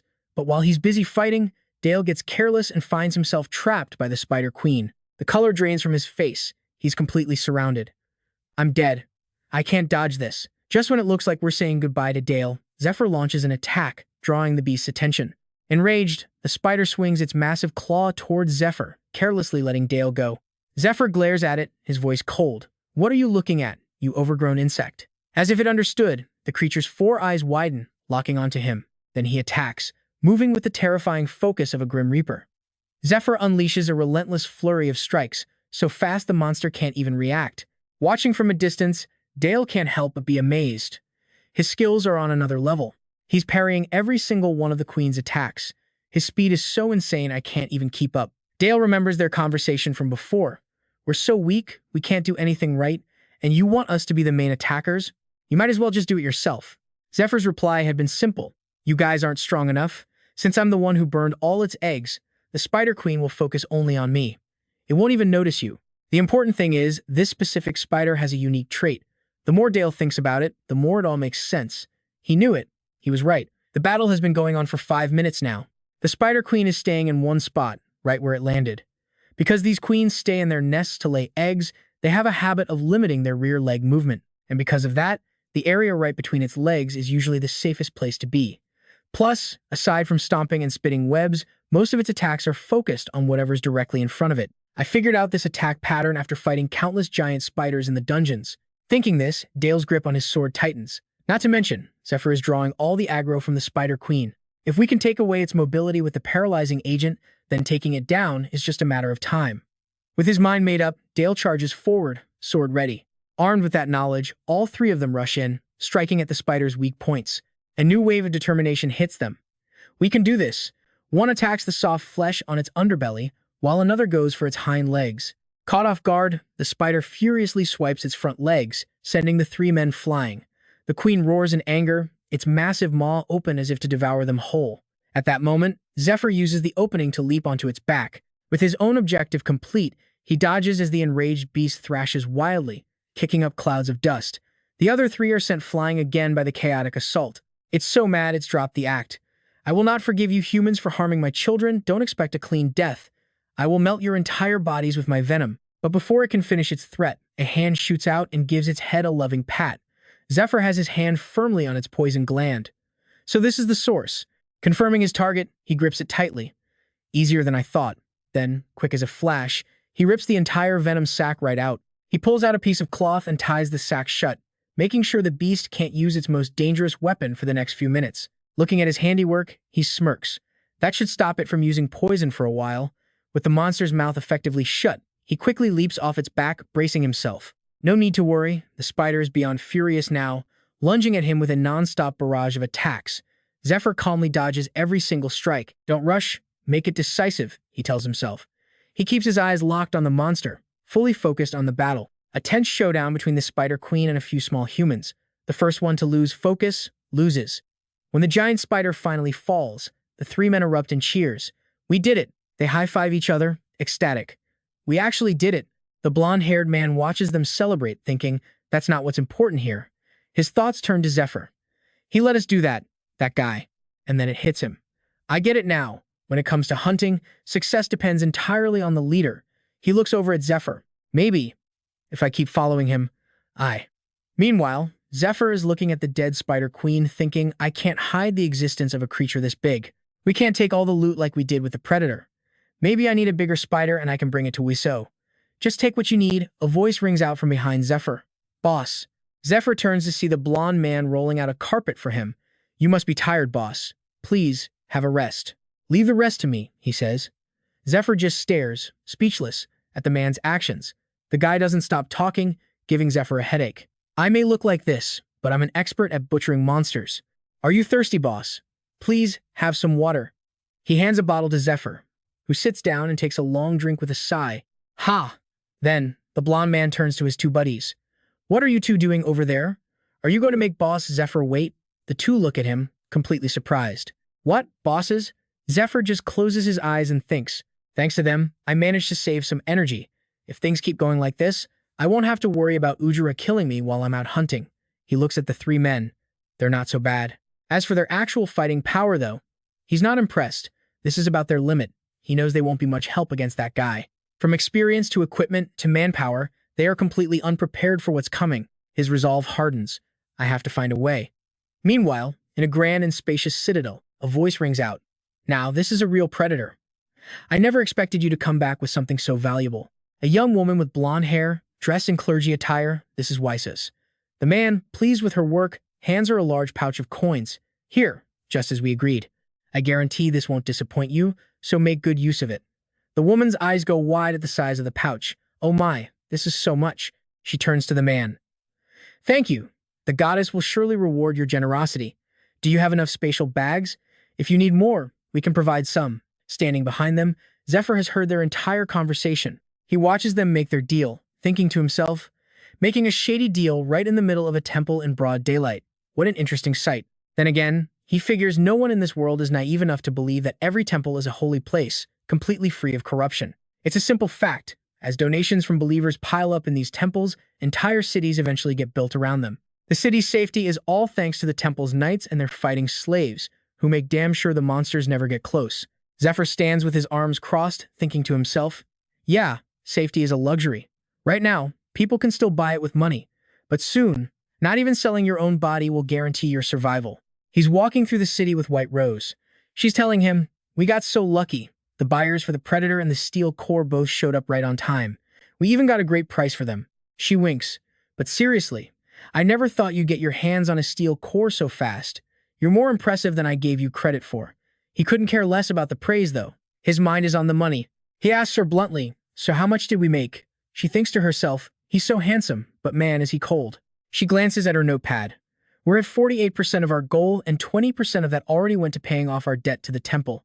Oh, and here. She hands him a new set of clothes.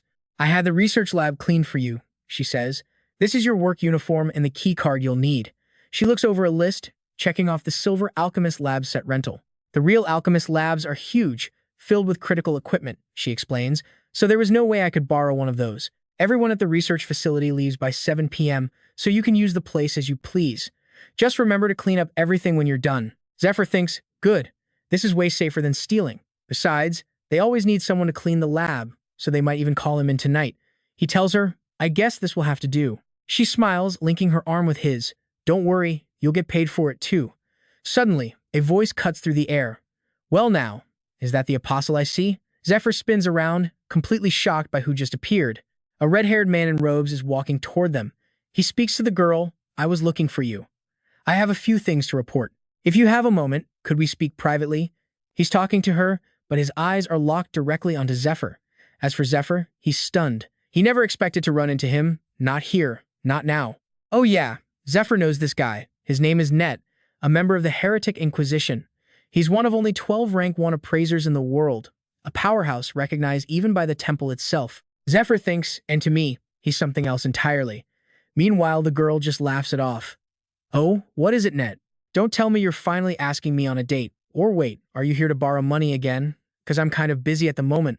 She thinks to herself, he's talking to me, but his real target is the guy behind me. Net is the superior of Sahaku, the same man this guy beat to a pulp. I knew they'd be back for revenge, but this is bold, she muses. Causing trouble right in front of a temple apostle? They've got guts. With a smile, she tells Net, let's talk later, okay? I'll even lower the interest on your next loan, since you have such good credit. But Net presses on. What if it's an urgent matter? I'll treat you to a drink after. Then, he turns his gaze to Zephyr. Or maybe you can come along too. What do you say, Zephyr? Net's smirk widens. Speaking of which, you're pretty close with our Sahaku, aren't you? Zephyr looks at him, his expression pure ice. Who's that? My memory's not so great. I tend to forget useless people. The two lock eyes, and you can practically see the sparks fly. Auras explode from both of them in a brilliant flash. Facing off against each other, Net's is a burning red. Zephyr's is a piercing blue. The sheer magical pressure is so intense it sends birds scattering in terror. The girl breaks into a cold sweat just standing near them. She thinks, what in the world? No way. This incredible mana. The reaction is this strong. This man isn't just a normal fighting slave. He's on the same level as the temple's elite. No, he might even be stronger. Net thinks, feeling this power up close. Now I see why Sahaku couldn't stop himself from attacking him. He channels mana into his fingertips. I didn't come here today looking for a fight, but to hell with it, let's play a little. He unleashes an attack aimed straight for Zephyr, who mutters under his breath, this bastard. Seeing the two are about to throw down, the girl screams, both of you, kneel.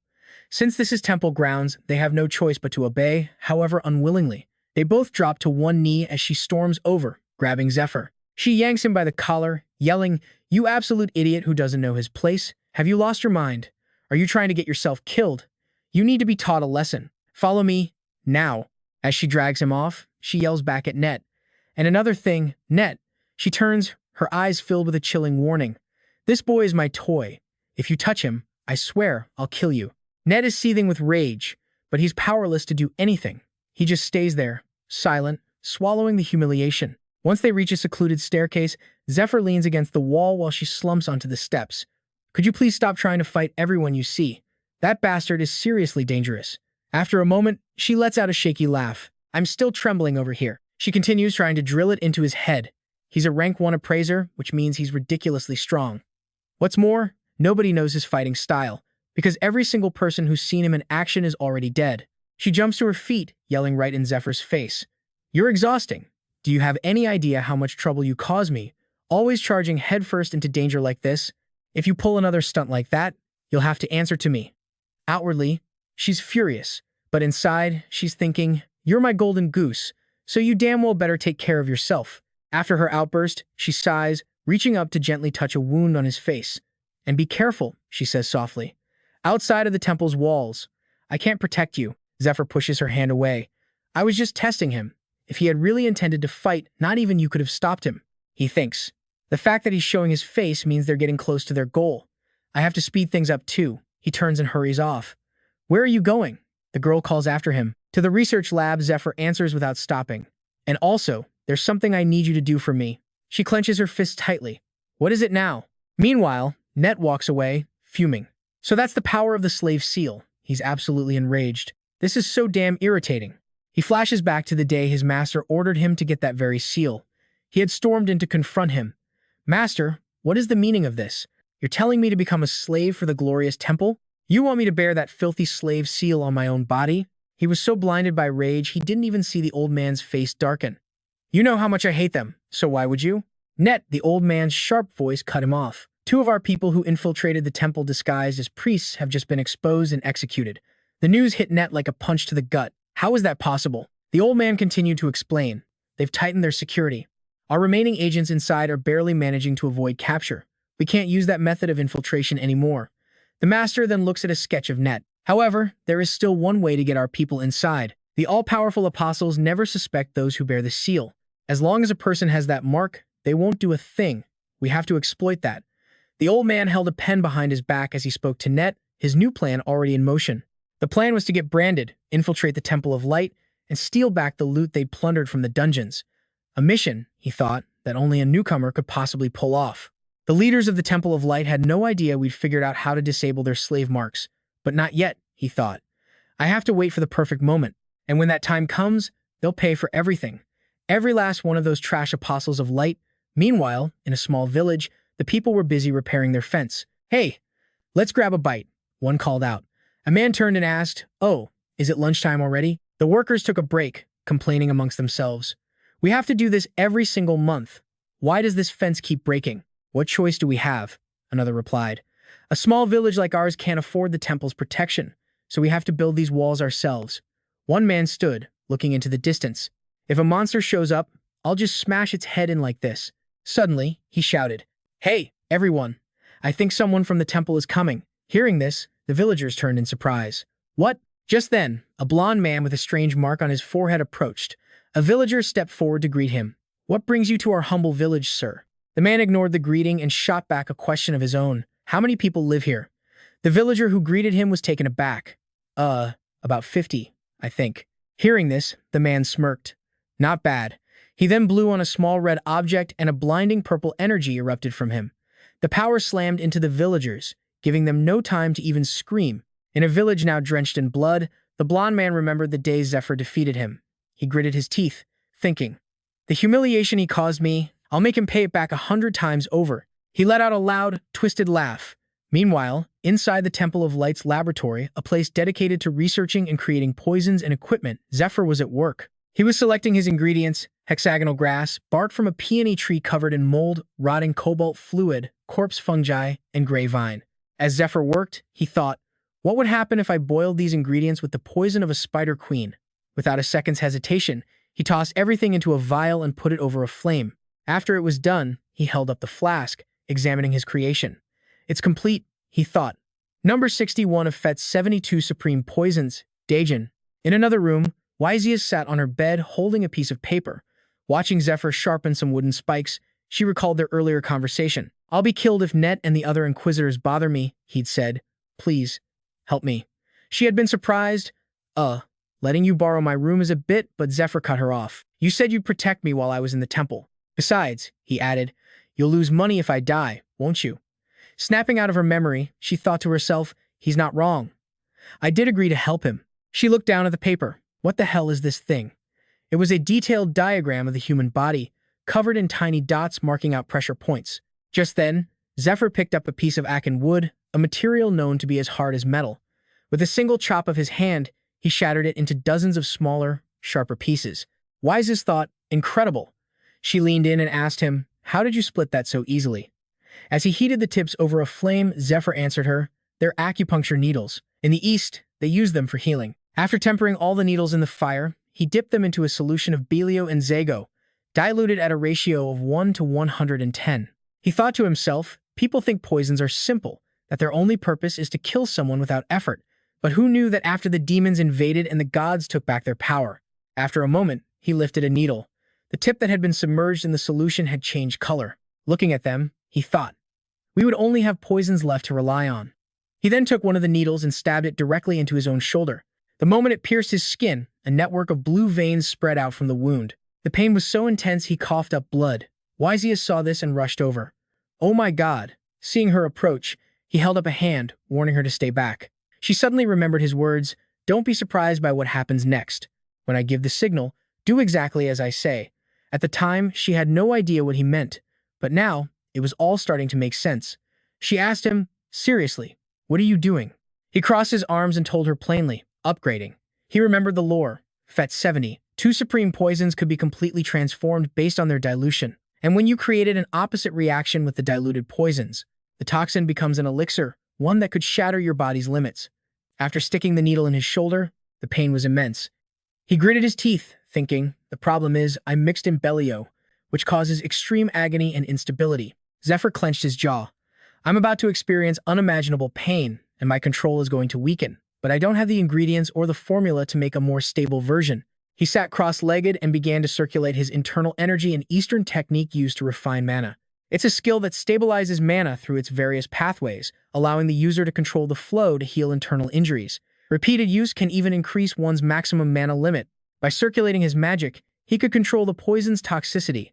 If I succeed, he thought, I can raise my stats to a whole new level. But if I fail, my physical body will literally shatter into pieces. Zephyr closed his eyes. So what? This is nothing. I can take it. He remembered the hellish battles against monsters from his past. Wysius watched him, her eyes fixed on his every move. She saw the eerie blue veins on his body begin to fade back to normal. Before he'd used the first needle, he had given her clear instructions. Once I begin, I won't be able to move, so you need to watch my condition. When I give the signal, stick the remaining needle right here. After speaking, he pointed to the very top of his head and asked her, do you understand, Wysius? She held the final needle, her hand trembling. A poison needle. Straight into the top of his head. She didn't need to be told what would happen if this failed. Death. Cold sweat dripped down her face as she raised the needle, asking herself, what should I do? Can I really do this? Hours later, in the northern forest near the Temple of Light, a red flare shot into the sky. The light formed a circle with a cross in the middle. A flock of massive birds was swarming, attacking people on the ground. Survivors, armed with swords and axes, ran for their lives, screaming, they're catching up to us. Run! Run faster! They yelled, cursing the creatures. Damn reconnaissance beasts! I thought this was the only nest. There are dozens of them here. Did anyone call for reinforcements? A man in a red hat yelled back, I already fired the flare. The relief team should be here soon. He shouted, just keep running to the... Before he could finish his sentence, a bird snatched him from the ground and blood sprayed through the air. The giant birds were feasting on the dead. A man dressed in black ran with everything he had toward the temple. He thought, 5 kilometers left to the temple. Just 20 more minutes. Even though it was noon, the only sounds were the frantic footsteps of the last few survivors and the shrieks of the giant birds. After running for a while, the man in black was clearly exhausted. He gasped for air, sweat pouring down his face. He glanced up and saw a swarm of birds circling directly above him, cutting off his escape. 20 minutes. That's how long Han figured he had before he became a pile of bones. A monstrous bird lunged, beak wide open, and all Han could do was scramble backward in pure terror. He had no other choice. Han threw his wooden shield up to block the bird's vicious attack. He fell to the ground, watching the beast tear into his only defense, letting out a scream that ripped through the night. But then a flash of white energy shot right past Han. Turns out, that power came from Zephyr. He slammed a fist into the ground, and the earth itself shattered into pieces. Zephyr looked up, facing the flock of monsters charging him. He stood, gathered his power, and prepared to face them down. One swooped in to strike, but he dodged sideways in a blur, easily avoiding the attack. Then, he leaped up and grabbed the bird right by its head. It let out a blood-curdling shriek. With a single flex of raw power, he ripped its head clean off, tearing out a piece of its spine along with it. Seeing that, the rest of the flock froze. They didn't dare attack him, just screeched in a chaotic frenzy. He did the math. 12 monsters outside the dungeon. 12 bird necks. Perfect. He turned to the remaining flock and unleashed a barrage of energy beams, wiping out every last one without breaking a sweat. The man in black, Han, watched the entire thing, completely stunned by Zephyr's overwhelming power. This one guy just took out 12 monsters all by himself. Then he saw the symbol on Zephyr's arm and it clicked. Reinforcements from the temple. They're finally here? Han was terrified, thinking, but he's all alone. Just then a voice cut through his thoughts. Where's the nest? Han snapped back to reality and stammered. Yes, he pointed the way for him, if you just keep going down this path. Before he could even finish his sentence, Zephyr was already gone, speeding off into the distance and leaving behind a trail of white light. Han could only think one thing. Holy crap. Now he was alone again, standing in a field of corpses. He realized he'd felt an overwhelming pressure from that guy, just like taking orders from someone of impossibly high rank. That's why he immediately pointed out the dungeon entrance. But now that he'd come to his senses, he regretted not asking one crucial thing. But that thought came long after Zephyr had already vanished. 4 out of the 7 members of his team had died in that dungeon. 3 escaped. He was the only one left. Han dropped to his knees, thinking, that place is way too dangerous. I should have stopped him. He grabbed his head in panic. I should have waited for backup. I should have stopped him from going in alone. What do I do now? As he was spiraling, his eyes shot wide open at the sight before him. Han scrambled to his feet, staring into the distance where a bright red light was now glowing. He was in disbelief. How? How is that even possible? Emerging from that red light was Zephyr, casually dragging the head of the final boss, a giant insect. He got back and just dusted off his hands. He looked at his own arm, thinking his body felt incredibly light. His stats must have doubled, maybe even 2.5 times. It was a success. Now all he needed was some good gear. He fired a blue flare into the sky, wondering, so, what equipment should I get? The blue flare was the signal. The danger has been dealt with. But in the darkness, a man cloaked in black sat in a gloomy, dark space. He thought, it's almost time. A few days earlier, at a magnificent castle, a nest of ACHC birds had lost control, swarming and attacking innocent people. And what's more, the entire nest, led by a 30-meter-long boss, had been wiped out by a single slave. That slave was Zephyr, and he'd done it all with his bare hands. In another location, deep in the castle's basement, a man named Lucius was walking with Matthias Grimmer, discussing the very slave who could take down an entire nest of those birds. Between the evidence at the scene and witness testimonies, he's clearly trying to get notice for the raid in 20 days, Grimmer said. It's obvious. He wants to join the raid team. Grimmer glanced at Lucius, a slight smirk on his face. Should we interrogate him? Just to make sure he isn't some demon worshipper. After all, he was the high-ranking Heresy Inquisitor of the Trinity of Light Division. Lucius replied in a chillingly dark tone, no. A small, cunning smile played on his lips. Let him be, said Lucius Jonetti, the Knight Commander of the Trinity of Light Division's Lucius Order.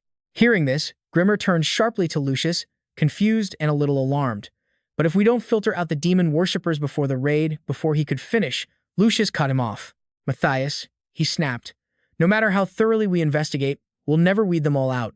Then, his face darkened, twisting into a sinister grin. As long as they're useful. It doesn't matter if they worship heretics or not.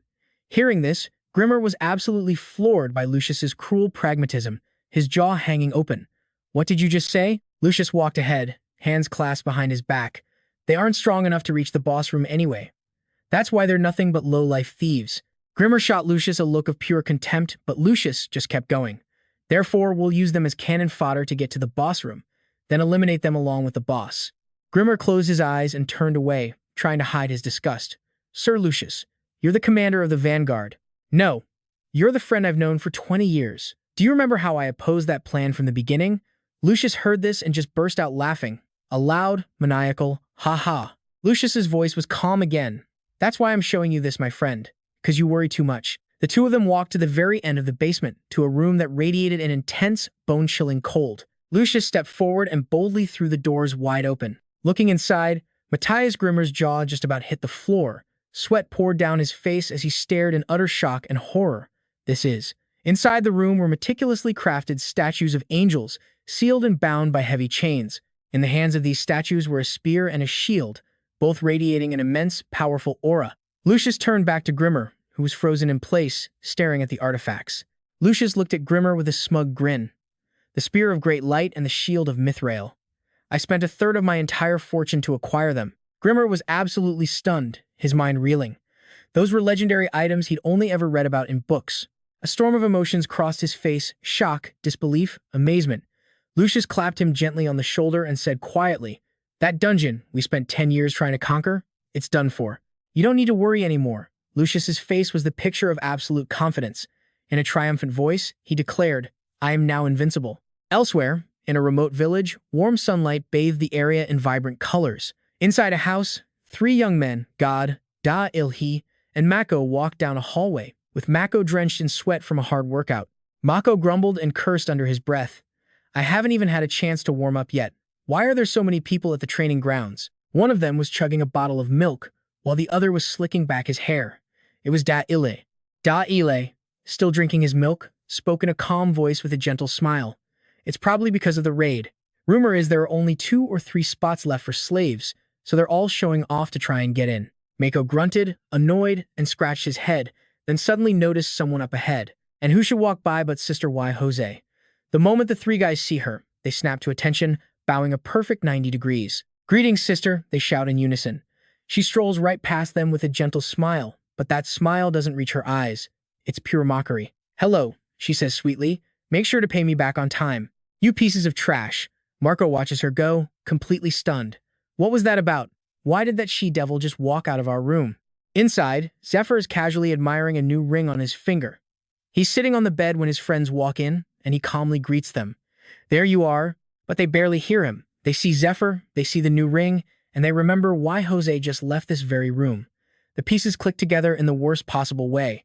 In perfect sync, they gasp, "Huh, a ring!" Their minds are racing. He was in here with her this whole time, and now he has a ring? No way. One of them shivers, pointing a shaky finger right at Zephyr's hand.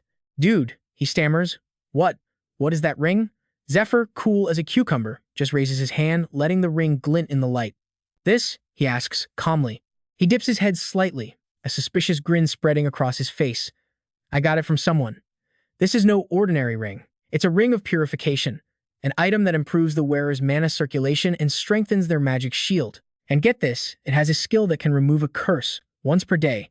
Zephyr smirks, absolutely thrilled as he admires it. Waizu really hooked him up with something good. He glances to the side, remembering what she told him earlier. With a sincere hand on her chest, she had said, "After I reinforce this piece of equipment, this gift is more than just okay. I can reinforce similar gear, so just tell me what you want. I'll get it for you." Thinking back on her offer, Zephyr can't help but grin in pure satisfaction. She prepared this for me before I even asked, he thinks. So perceptive. A smirk plays on his lips. That woman really knows how to spend her money. Meanwhile, Waizu is walking down the hall, her expression dead serious as she recalls what she learned. "I heard from a black market informant about the Assassin's Guild Persephone. Its members are a complete mystery, always hidden under long black robes, their faces never seen. They give off this unsettling vibe, resilient, ruthless, and they use poison to boost their stats. They're legendary killers who never fail a mission, armed with terrifying martial arts and deadly custom-made poisons. Their hunting skills are top tier, just like how Zephyr hunts monsters. They enhance their own bodies with poison, just like how Zephyr injects himself with poison-laced needles to strengthen his body." It all clicked into place. An image flashes in her mind. Zephyr, looking deadly and cool, wielding his twin daggers in the heat of battle. Pure panic sets in. My esteemed client? Is it Persephone assassin? As she walks, her mind races. But Persephone was supposedly wiped out in a raid a few years ago. I heard their former clients, high-ranking nobles, are desperately searching for any survivors and the poisons they used. A twisted smile forms on her lips, but a cold sweat trickles down her forehead. Those nobles, she thinks. They're hunting for the ultimate talent and the most powerful poisons. Suddenly, she starts power-walking, practically vibrating with excitement. There's no time to waste on a monster-slaying deal this good. I have to make him an exclusive client. The gear is key. I'll buy you the best equipment. Just you wait. Back in the room, Zephyr senses something's off. A puzzled look crosses his face as he thinks. I get the feeling she completely misunderstood something. Oh well, whatever. But then his eyes sharpen. No, wait. This is actually good. If Waizu spreads rumors about me, he thinks, he will definitely come looking for me. Zephyr pictures a silhouette, Feth, a massive figure holding a large sword. Suddenly, a hand claps him on the shoulder. It's one of his friends, his face a mask of shock, his voice trembling. Since when were you involved with that lady? You are full of surprises. Zephyr is taken aback by their reactions. As they stand there frozen, Dil speaks up. So that's why he didn't come home last night. Marco quickly adds fuel to the fire. You've got to have some self-respect as a man. Zephyr just listens to their clueless rambling and thinks, what the hell are these idiots even yelling about? Look, I need to talk about the dungeon. Zephyr starts, but a loud thud from outside cuts him off. All four of them snap their heads toward the door, frozen for a moment. Marco cautiously moves to open it. Who's there? But there's no one. Huh? He mutters, confused. Then he sees it a piece of paper, pinned to the door with a dagger. The note is an urgent request. It orders Zephyr's party to depart immediately and report back after analyzing the situation. They stare at the message completely shocked. Who sends an urgent request so secretly? But it looks official. There's even a seal on it. It's the seal of the Hunters Guild Master. His three friends are absolutely floored. Zephyr snatches the paper from Marco's hand. Let me see. As he reads the message, a brief look of surprise flashes across his face. But that surprise quickly turns into a smug grin. This seal, it's his, and this request was written by Neth. He prepared this invitation for me, Zephyr realizes. Zephyr crushes the paper in his fist. I'll go by myself, he declares with that same confident smirk. The next day, in a dense forest, Zephyr is running at an ungodly speed. There are only 20 days left before the Temple of Light's expedition. Yet, as he runs, his breathing is perfectly steady. His expression is calm and cold as ice. The dungeon they have to conquer is an original dungeon, the Tomb of the Loathsome Princess. It's one of the world's 8 calamities, a remnant from the fall of the Mediaco Empire. And it is an incredibly dark and dangerous place. Hordes of skeletons constantly pour out of its entrance. Because of its insane difficulty, it's remained unconquered for 10 long years. No one has ever even reached the boss room. So, the standards to join this expedition are ridiculously high. You either have to be in a level 5 hunting party for a full year, or be the personal slave of a priest who can give you a letter of recommendation. And Zephyr just keeps running. He reaches a massive valley but doesn't even slow down, just keeps charging straight ahead. You have to meet one of those requirements to even participate. My team will never reach level 5 if we start now, he thinks. With a powerful leap, he launches himself into the air, which means this time, I'll have to use Neth. He soars across the chasm to the opposite mountain. Neth is the personal slave of the heretical inquisitor, Matthias. If I can trick him and get his recommendation letter, I'll be able to join the expedition team, Zephyr schemes. But why would Neth, a man given a mission he cannot fail, attack me, someone who uses the exact same martial arts? Zephyr's face turns serious. He's testing me. Does he think I'm an ally sent by his master? Or a criminal who stole the sect's secret techniques? Up ahead on the path, he spots a small hut. If he intends to capture me, Zephyr slams into the ground, the impact shattering the earth beneath his feet. He rises, his body shrouded in dust and smoke, but his powerful energy is impossible to hide. Just how strong have I become, he wonders. With a grim expression, Zephyr stares straight ahead. Across from him, another figure stands obscured by the dust. A voice rings out, confident and smug. So, you've arrived. Zephyr's eyes fly open in shock. That voice, he thinks. He knows that voice. You came alone? Sahaku's voice cuts through the air. Zephyr is stunned, a single thought racing through his mind. Sahaku, what the hell is he doing here? His eyes narrow, fixing the man with an ice-cold stare. Hey, go home to your mommy, he says flatly. I don't have time to play with you. Hearing this, Hasaku just laughs. You've been running around in my head for the last 10 days. He glares at Zephyr, a phantom pain throbbing where he was wounded. Thanks to you and that little gift you gave me, he snarls, I haven't gotten a single night of peaceful sleep. Zephyr's face is a complete blank. He doesn't say a word. He just stands there, watching, waiting to see what this idiot will do. Hasaku draws a sword while spinning a strange ring in his other hand. He grins. Check out my new move. Now, get ready to die. But then in a flash, Zephyr's eyes are right there, inches from Hasaku's face. The villain freezes, his own eyes wide with shock, utterly speechless. In that same instant, Zephyr zips past him, faster than a blink. A sickening thwack echoes through the air as Hasaku lets out a strangled cry. And just like that, Hasaku is down, taken out by a single brutal blow. He collapses face first into the dirt as Zephyr scoffs, idiot. In his mind, Zephyr's already analyzing. A classic, overconfident villain. Sahaku didn't even scout me properly. Zephyr's fists clench. Something feels wrong. He thinks to himself, he has to be planning something else.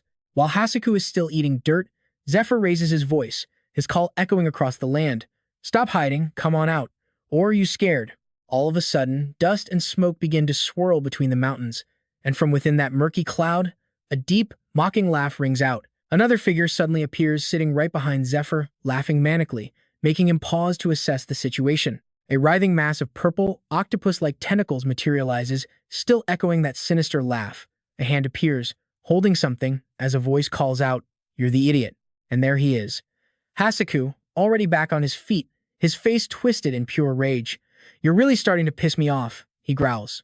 The purple tentacles behind him begin to writhe and morph into something new.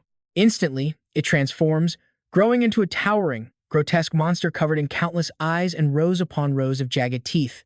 Zephyr's eyes widen in genuine surprise as he thinks, what is that thing? At the same time, the enraged Hasaku screams, "I'm going to kill you, slowly and painfully. I'm going to tear you to shreds." Now riding atop the monster, Hasaku roars his command, "Swallow him, Shoggoth." The name alone is enough to make Zephyr freeze on the spot, completely stunned. Zephyr just raises a hand, his face a mask of utter disbelief. His eyes suddenly shoot wide open as a terrifying thought hits him. What is this? Why is IT here? Immediately, The Shoggoth's tentacles spring into action, slithering across the ground towards him. Hasaku's face is lit up with pure sadistic excitement as he cackles. Die. But something happens that makes Hasaku's eyes nearly pop out of his head. A powerful beam of light erupts, piercing straight through the Shoggoth's tentacles and stopping it dead in its tracks.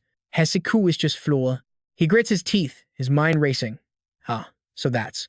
As the Shoggoth's tentacles coil into a defensive ball, Zephyr just pours more power straight into his attack, blasting it relentlessly. And now, Zephyr finally recognizes it. The Demon King's own biological weapon, a Shoggoth. He can't believe it. To think I'd actually run into one here. Here's a bit of lore on this thing. Shoggoths lie dormant inside an egg, only awakening to the sound of a specific magical instrument that contains the power of Hypnos. A letter even mentions it by name, the Ocarina of Hypnos. That very instrument is used to control the Shoggoth. By playing different combinations of sounds, the user can give it various commands. It also states the flute protects the user from the creature's mental corrosion. But there's more. It also says, the Shoggoth is a voracious beast with practically no intelligence. Normal physical attacks, they barely even scratch it. A foot steps forward, tentacles swarming around it, trying to devour it. And the lore continues, the creature grows stronger by absorbing the mana from the humans it consumes. Now, its horrifying maw, a nightmare of fangs, layered teeth, and eyes stares Zephyr down. The creature's tentacles begin to wrap around his body, toying with him like a snake with its prey. Zephyr's gaze remains fixed. The creature itself is a massive threat, but that's not what makes the Shoggoth truly terrifying. No, the real danger is the mental corrosion. Just by making physical contact with a Shoggoth, the victim experiences a wave of intense horrors tailored to their deepest fears, triggering powerful hallucinations. Once their mind is completely eroded, they descend into madness, before finally going completely berserk. Once they've gone berserk, they lose all reason and kill everyone in sight. A full-blown massacre is guaranteed to follow. This monster, created by the Demon King, lives only for slaughter. Watching from the sidelines as Zephyr is slowly consumed, Hasaku lets out another wicked laugh. You stubborn fool, you're finished now, he taunts. You have no idea what's coming next. Trapped within the Shoggoth's coiling tentacles, Zephyr's eyes begin to glow a menacing, bloody red. Hasaku smirks. Those red eyes. That's the sign. You're going berserk. Your mind is being eaten away. It won't be long now. Zephyr's eyes are crimson with what looks like pure rage, Hasaku's laughter ringing in his ears, but Zephyr himself remains completely silent. And then a simple command, dispel curse. A ring on Zephyr's finger glows. He stands there, completely unaffected, like a god of war. This is the Purification Ring. It's a special item that enhances the wearer's mana circulation and strengthens their magic shield. Most importantly, it can be used to remove any curse once per day. Zephyr now stands tall in the center of the storm. The Shoggoth's tentacles continue to swirl around him, trying to crush him, but Hasaku can only watch from the side, absolutely speechless. In the next instant, a massive hand clamps down on Hasaku's throat, choking off any sound he might make. He can only gurgle, eyes bulging in terror. As Zephyr tightens his grip, his own eyes burn with fury. Before, all I thought about was keeping myself and the people around me alive. Zephyr lowers his head, his sword held tight. I thought that was the obvious thing to do in this cruel, broken world. But one day, another thought crossed my mind. He looks up, remembering a vision of birds soaring freely in the sky, and he wonders, what would happen if I had more allies fighting alongside me? He keeps asking himself, what would happen if the rest of humanity finally started to unite? His voice falters for a moment. If. An image of a man flashes in his mind. Then, the image of a young woman, the person I loved, Zephyr says, his voice quiet. Standing before a grave marked with a crown, he asks himself, would she have lived longer? Hearing those words, Hasaku breaks out in a cold sweat, his eyes wide with pure, unadulterated fear as a horrifying realization dawns on him. What the hell is this guy even rambling about? Zephyr's face hardens with resolve as he says, that's why, this time. He continues, his voice ice cold, I saved the people I could, and I gave those who craved power a chance. But something clearly displeases him. However, you don't belong in either of those groups. Zephyr's hand tightens around Hasaku's throat, his voice rising with menace.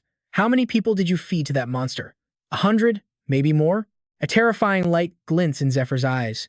How many innocent lives were lost just to satisfy your sick, twisted desires? With raw pride and arrogance, Zephyr's voice explodes in fury. Damn you, you piece of absolute trash. His massive hand lunges towards Hasaku again as he roars, you don't deserve to live. In an instant, Zephyr throws a devastatingly solid punch. The impact sends Hasaku flying, a spray of crimson blood erupting from his mouth. Hasaku collapses, Vomiting a pool of blood, Zephyr's single punch has utterly wrecked him from the inside out. Without a moment's hesitation, Zephyr lands another crushing blow right to Hasaku's face, so hard it looks like his skull is about to cave in, his lips and teeth a mangled mess. Then, with a look of pure determination, Zephyr unleashes a few more lightning-fast strikes. A clap of thunder rolls across the sky as a thought crosses his mind. This skill begins with one attack and ends with a final, decisive blow. It's a technique that targets the very blood mist erupting from an opponent, sealing their wounds and calling down a bolt of lightning. This is the Crimson Dragon, a technique feared throughout the East. A hand appears, forming a circle of raw power. This is the secret martial art of the Dragon King. Zephyr unleashes the lightning finger technique, and the two attacks combine, creating a world-shaking explosion. Sogoth is instantly charred black, his mouth frozen open in a silent scream. Zephyr raises an eyebrow, looking down at the body. The shock was so fast he couldn't even flinch. The electrocution must have been pure agony. He doesn't show a flicker of emotion watching Sogoth die in the most painful way imaginable. A fitting end, he thinks, for absolute scum like you. He then picks up a strangely shaped object. Looking at the crackling electricity around him, Zephyr analyzes the fight with Sogoth. Physical attacks were completely useless against him. He slowly brings a flute to his lips, thinking to himself, so I had to use magic, either lightning, fire, or holy power. Way too easy. One more move and he would have been vaporized. But why waste the mana? Standing amidst the lingering electrical field, Zephyr begins to play. He plays Sogoth's own Harmony of Destruction, shattering the magical link between the spell and Sogoth's cells. Suddenly, a voice comes from behind him. You know that song? How surprising. A robe flutters in the wind as the voice continues. That's a secret of the Demon King's disciples. Even the temple has never laid hands on it. A figure leaps down just as Zephyr turns his head. He looks at Zephyr with a faint, chilling smile and says, "You know far too much." Zephyr recognizes him instantly. Net, the tension in the air becomes thick enough to cut. Finally, he thinks, as a memory of his last encounter with Net flashes in his mind. Net, the one given a mission that cannot fail. Attacking him again, someone who uses the same martial arts as him. The image of Net's previous assault burns in his memory. If I trick him and steal his recommendation letter, he thinks, I can join the expedition team. He's here to test me. The flashback ends, his mind focused squarely on his goal. The time has come. I have to pass his test and make him believe I am a disciple of the Demon King. It's the only way to change the future. But behind his determined eyes, another, deeper purpose smolders. Zephyr remembers his past life, training relentlessly. A debt I couldn't repay before. His resolve hardens. I want you to have a different ending in this life. He clenches his fist, his determination absolute. He glares at Net, his eyes filled with a cold fury and a plan already forming. That's why I have to deceive him. I have to get close to Net, no matter what it takes. Net breaks the heavy silence with a sharp laugh. I've been watching you for a while now, and I've made my decision. Without a hint of hesitation, his hand reaches behind his back. You! He draws his sword, a murderous aura exploding from him. Our target that must be eliminated. With blinding speed, he lunges straight for Zephyr. Net thrusts his sword towards Zephyr, who raises his hands to defend. Raw power crackles to life, forming arcs of lightning around both of his palms. Net's blade, empowered with immense energy, relentlessly presses the attack, his strikes wrapping around Zephyr from every angle. But none of them seem to land. Net's eyes widen slightly in shock. This feeling. I'm missing every single strike. Instantly, 3 stones crackling with Zephyr's lightning power materialize right behind Net's back. Net's reaction is lightning fast. He spins and shatters the stones heading for him. His initial calm is gone as he says, "Interesting. You didn't just dodge, you even managed to counterattack. On this entire continent," Net thinks, "besides my master, there's almost no one who can keep up with my speed and my strikes. He must have another motive." Zephyr, annoyed that his counter missed, smirks while holding another stone. "Hey, you're fighting a Westerner with bare hands, but you need to use a sword?" The taunt hits its mark. Net's brow furrows in irritation. He immediately sheathes his sword, dropping into a serious martial arts stance. Not to be outdone, Zephyr mirrors Net's exact posture, his eyes equally intense. Both of them are preparing to strike, and lightning begins to crackle around Net. Net and Zephyr clash in a flurry of blows, neither giving an inch. They're using the same principle as the lightning finger, the secret martial art of the Dragon King, which shrouds the body in explosive electricity. By doing so, the user drastically increases their speed and power. Zephyr holds out his palm, and streams of lightning appear. But as fellow users of this art, they both know exactly how to block it. He looks straight into Net's eyes without a shred of fear. The Dragon King's secret martial art, the yin-yang break. It's based on 2 poles, yin and yang, negative and positive, which naturally attract one another. The two bolts of lightning collide, creating a massive explosion. But this defensive style uses the same mechanism that makes two identical poles repel each other. Net is struggling, fighting with everything he has to defeat Zephyr. He's linking his attacks to a positive charge, trying to maintain a connection point to bypass Zephyr's defenses. After a fierce exchange, he thinks in frustration, "This should be over by now. I hit him with a barrage of attacks faster than light itself." Case 1. If the attacker isn't surrounded by enough energy, the attack won't be deflected and will hit its mark. But when the electric shield is stronger or carries an opposing charge, the attack misses. Case 2. When the electric shield is weaker than the opposing current, the shield is simply nullified. The timing of the attack, the space, and the energy required are all factors. You'd need insane, god-tier reflexes to make all those adjustments in a split second to use it effectively on a battlefield. It's not some cheap trick you can just copy. Net was absolutely furious, but he couldn't figure it out. The guy's technique was the real deal. His entire body flared up, crackling with the bright blue light of pure lightning. He gritted his teeth. This was more than just annoying. Only his senior brother and he were taught the Dragon King's secret martial arts. Unable to take it anymore, Net yelled, "Who the hell are you?" It all started long ago, with the rank 9 Demon King disciple, the Eastern Overlord known as the Solitary Dragon. This man journeyed from the Eastern continent, crossing the vast Sahara demon lands to arrive here on the Aslan continent. An entire army followed him, ready to obey his every command. With his mysterious techniques and the legendary Dragon King martial arts, he resurrected the Demon King cult's entire command structure. He chose only 2 successors. Unlike the hundreds of other disciples who only learned the surface-level skills, these 2 inherited the very core of the Dragon King's art directly from the Eastern Overlord. Of these 2 heirs, one was the Overlord's biological son, Jinrian Jingang, and the other was a child he adopted on the Aslan continent, a boy named Net. Day and night, the 2 of them trained, sparring and battling non-stop.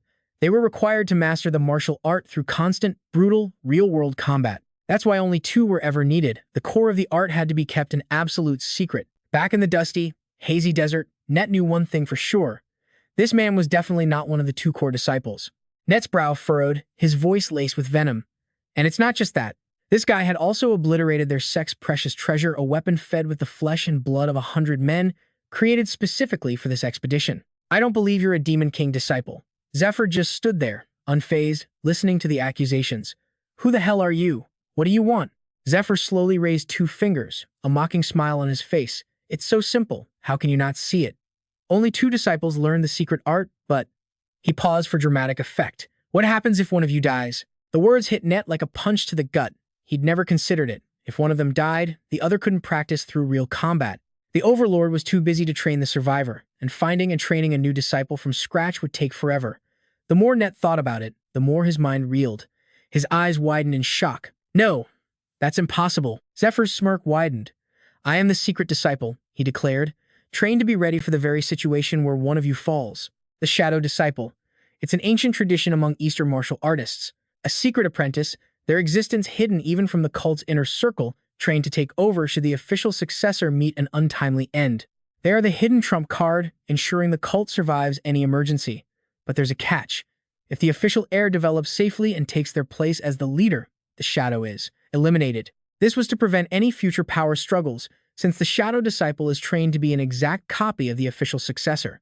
Zephyr thought to himself, perfect. It's not like I just made all that up on the spot, but he knew the truth. The real Shadow Disciple couldn't possibly be here for the raid, because that person would have been captured by Antari and her cronies by now. Auntie, Zephyr mused with a smirk. I bet you're up to things a princess probably shouldn't be doing right now, aren't you? He had planned to use this entire situation to his advantage. Net, however, wasn't buying it. He narrowed his eyes. If what you say is true, your existence should be a closely guarded secret. So why would the master send you here? A moment later, Net pressed his advantage. I've already contacted the master to confirm. He told me he never sent any disciple like you here. Net watched Zephyr's face intently. It was a complete lie, of course. But if this guy was an imposter, he would definitely come up with some pathetic excuse now. Net's eyes were filled with suspicion. He knew that disciples inside the temple could barely contact the outside world. It was normal to make your own judgment calls based on the situation.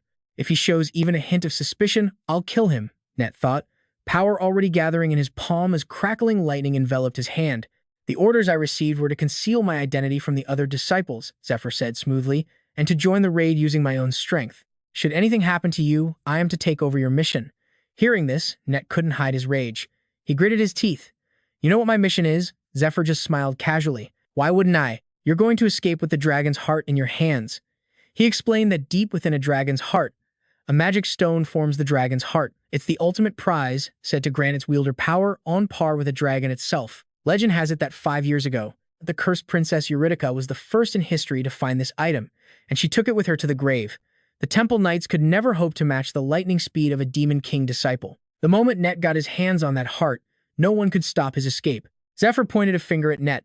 However, anything you can do, I can do just as well. Net flinched, completely caught off guard. Zephyr's lip curled in a mocking sneer. The master was worried about leaving this mission to you alone. Net stared back at Zephyr, his eyes burning with a rage so intense he couldn't even speak. The reason I disobeyed my orders and lured you here with all this flash and noise is because the conditions to join the raid are more complicated than I thought. Why should I take the hard road when the easy one is right in front of me? So, there you have it. Zephyr rubbed the back of his neck as if helpless. But then, his expression turned dead serious. Actually, there's a private matter I need to discuss with you. Net looked deeply uncomfortable. A private matter? With me? He took a step back, but in an instant, Zephyr closed the distance, getting right next to Net and whispering in his ear. It's about the blood tear. Net's eyes shot wide open in pure shock. How could he possibly know about that? The blood tear. The stolen treasure of his clan. The whole reason he was following the master was to find a way to get it back and take revenge on the temple. The only people who knew about this were the master and himself. Net's mind raced. Tell me, he demanded, his voice low. What do you know about the blood tear? Zephyr just crossed his arms, looking smug.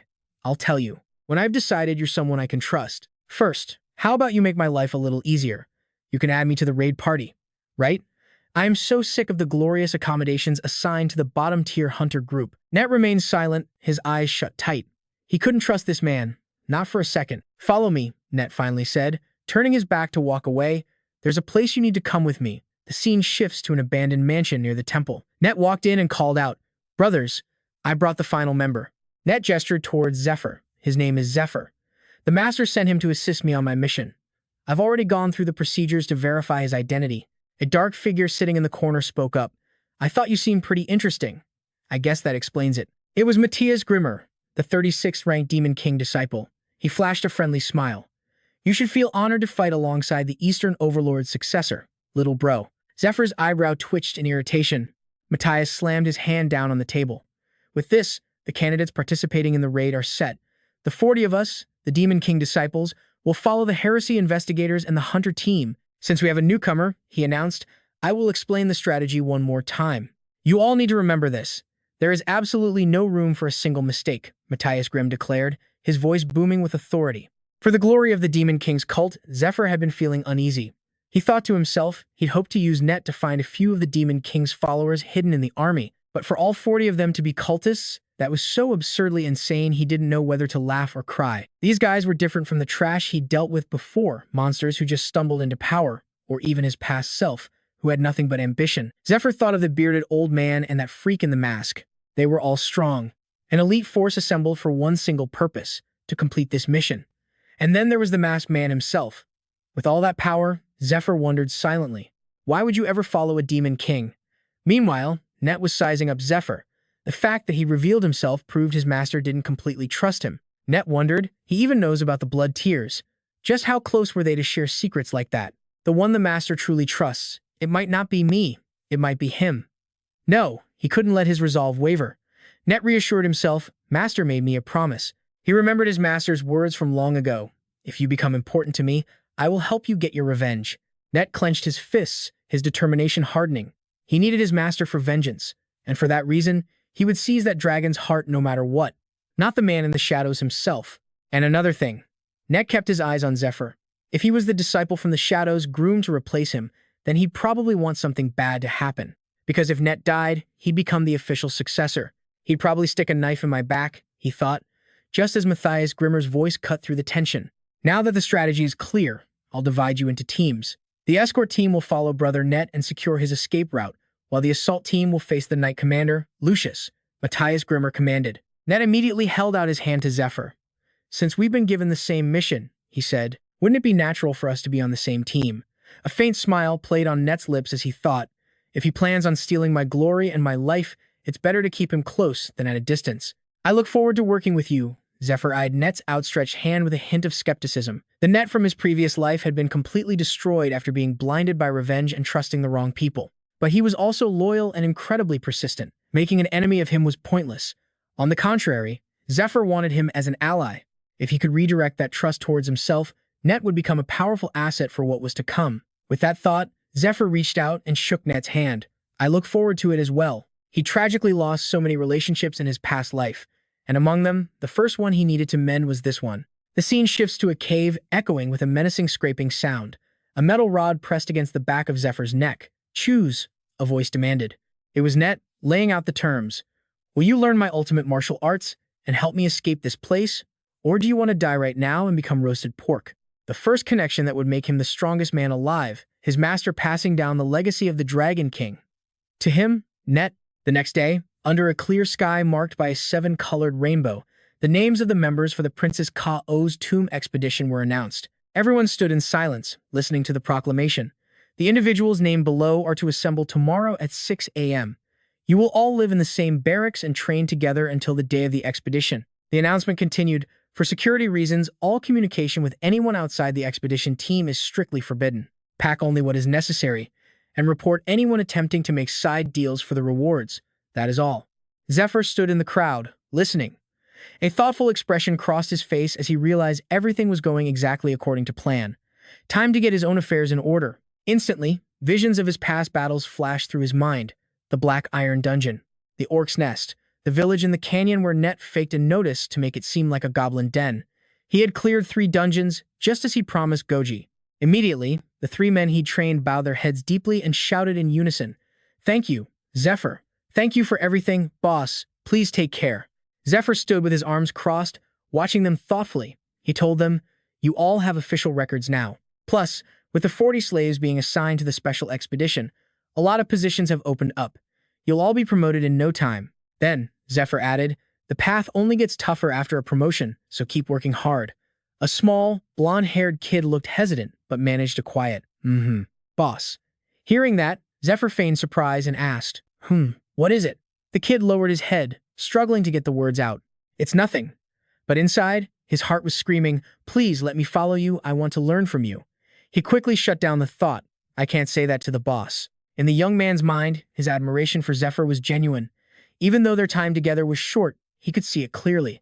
This man has an ideal, an ambition so much grander than anything ordinary people like us could ever imagine. Guilt gnawed at him as he gritted his teeth, thinking, someone as weak as me has no right to follow him. At that moment, Zephyr gently spoke to the young man. Just keep training as hard as you can, he advised. The day will come when you can stand shoulder to shoulder with me. When that day comes, find me. The kid was so stunned and moved he couldn't say a word, just staring in awe. Instantly, Zephyr turned his back. I have high expectations for all of you. Hearing this, the 3 of them bowed deeply again, their voices filled with admiration as they shouted, Thank you so much. Zephyr looked back at the 3 of them, a thought crossing his mind. 2 of them were originally supposed to be dead by now, but here they were, alive. The bright fire in their eyes was proof that he had done the right thing, but a grim premonition surfaced. For now, however, these men are on borrowed time. 3 years from now, if the disciples of the Demon Emperor succeed in their summoning, countless people, including them, are going to die. To stop that from happening, he had to get the dragon heart. Later, in a different room lit by the dim yellow glow of an oil lamp, Zephyr was contemplating his next move when Leona approached him. So, are you satisfied? She asked. The room was filled with magnificent pieces of equipment, all displayed with care. Leona spoke to Zephyr, who was admiring the gear with a pensive look. These are the items I managed to acquire for you. A spark of excitement flashed in Zephyr's eyes as a single thought dominated his mind. This stuff is good. Gazing at the weapons lining the wall, Zephyr thought to himself, perfect, exactly what he asked for. He then glanced to the other side, more high-quality gear. It was clear she had selected weapons with excellent mana conductivity. The legends of the abominable princess's tomb were grim, a dungeon swarming with mobile skeletons. Because they were already dead, they felt no pain. Their bodies, nothing but hardened bone, rendered all slashing attacks completely useless. An image of a great mace shattering a skeleton's frame flashed through Zephyr's mind. That was the key. To defeat the skeletons, you had to crush them with blunt weapons. Zephyr reached out, his hand grazing the equipment. The quality on these was impressive. I'll buy it all. Hearing this, Leona's face was a mixture of surprise and gratitude. Really? She asked. In response, Zephyr reached out and gripped a sword on a wooden rack, saying, "Out of all these." With a smooth motion, Zephyr drew a long sword. He gave it a few test swings, then said nonchalantly, "This one is my particular favorite." The treasure was the Sunset Longsword. It was the relic of a knight from 100 years ago, found in the Sunset Castle. A hidden current of energy pulsed deep within the blade. Leona's mind immediately started racing. She'd found this specifically for her VIP client, but using a longsword against skeletons was hardly effective. What in the world was he thinking? Then, Zephyr caught his own reflection in the sword's polished surface. He knew skeletons weren't the only thing he had to worry about in that dungeon.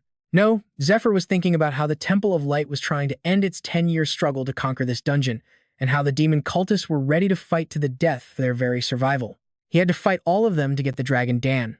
In other words, Zephyr's thoughts grew heavy. The entire expedition team was his enemy, but that wasn't all. Catching the suspicious look in Ned's eyes, Zephyr knew the man still didn't trust him. At that moment, Zephyr gripped the sword and closed his eyes, visibly frustrated. He knew that even if he told Ned the truth, convincing him would be almost impossible. And if persuasion failed and they fought again, their match wouldn't stop halfway like it did last time. Zephyr's eyes shot open with grim certainty. It would be a fight to the death. Suddenly, a knock at the door startled him. An enchanter walked in with a gentle expression, speaking to the two of them. "My apologies, am I late?" She continued, "I am Angelia, the enchanter collaborating on this research. You must be the VIP Anna mentioned, right?" Her hand was already glowing, a shimmering magic circle forming over the sword. Zephyr knew what this was. Imbuing equipment with pure energy, mana, and elemental properties was called enchanting. The more skilled the enchanter, the stronger and more durable the power they could bestow. And right now, Zephyr recalled that if he remembered correctly, Angelia was one of the greatest enchanters in the entire temple. After a moment, Zephyr relented. "All right, I'll be counting on you." Hearing this, Angelia chuckled. "Don't you worry, handsome." Then Angelia's expression turned serious as she chanted, "Oh, Holy Mother, please grant us your light." Suddenly, a blinding golden radiance filled the room. In moments, everything was bathed in a golden magical aura. The leather armor, enchanted. The sunset longsword, enchanted. The leather boots, also enchanted. The spiked mace, enchanted. The steel-hooked scythe, enchanted. Zephyr's thoughts raced, even though he had to be prepared to face the expedition members. He couldn't let his guard down in the dungeon. If he couldn't even withstand the dark aura of the abominable princess's tomb from the start, all these preparations were for nothing. Zephyr's eyes narrowed with grim determination. He thought to himself, "All right, the basic preparations are done." Just then, Angelia asked, "How will you be paying for this?" In response, Leona handed her a pouch of gold. 5 pieces of equipment, a total of 3,000 gold. "It's all here." Angelia cheerfully took the pouch, waved goodbye to the two, and left. Leona bowed happily as she departed, but Zephyr was thinking, getting a private enchantment from Angelia for only 3,000 gold was way too cheap. It had to be. Izos. She must have used her connections to get him a deal. Looking at the gear around the room, Zephyr said, "Now then, let's settle our own costs, shall we? You're not going to say you're sure about this, are you?" Hearing that, Leona asked in surprise, "Oh, about what?" Zephyr replied with a knowing look, "Thanks to you, I barely paid any commission fees. And this isn't just 1 or 2 pieces of gear." Hearing this, Leona put a hand to her chin, thinking to herself. She had taken a small loss to score points with him. She tried to act casual. "Oh, it's nothing. We're acquaintances, after all." But Zephyr saw right through her. "You must have rushed to prepare all of this. Thank you." Seeing this, Leona's expression turned quite wary as she looked toward Zephyr. Leona stammered, "Well, as long as you appreciate my effort, that's enough." But Zephyr pressed on.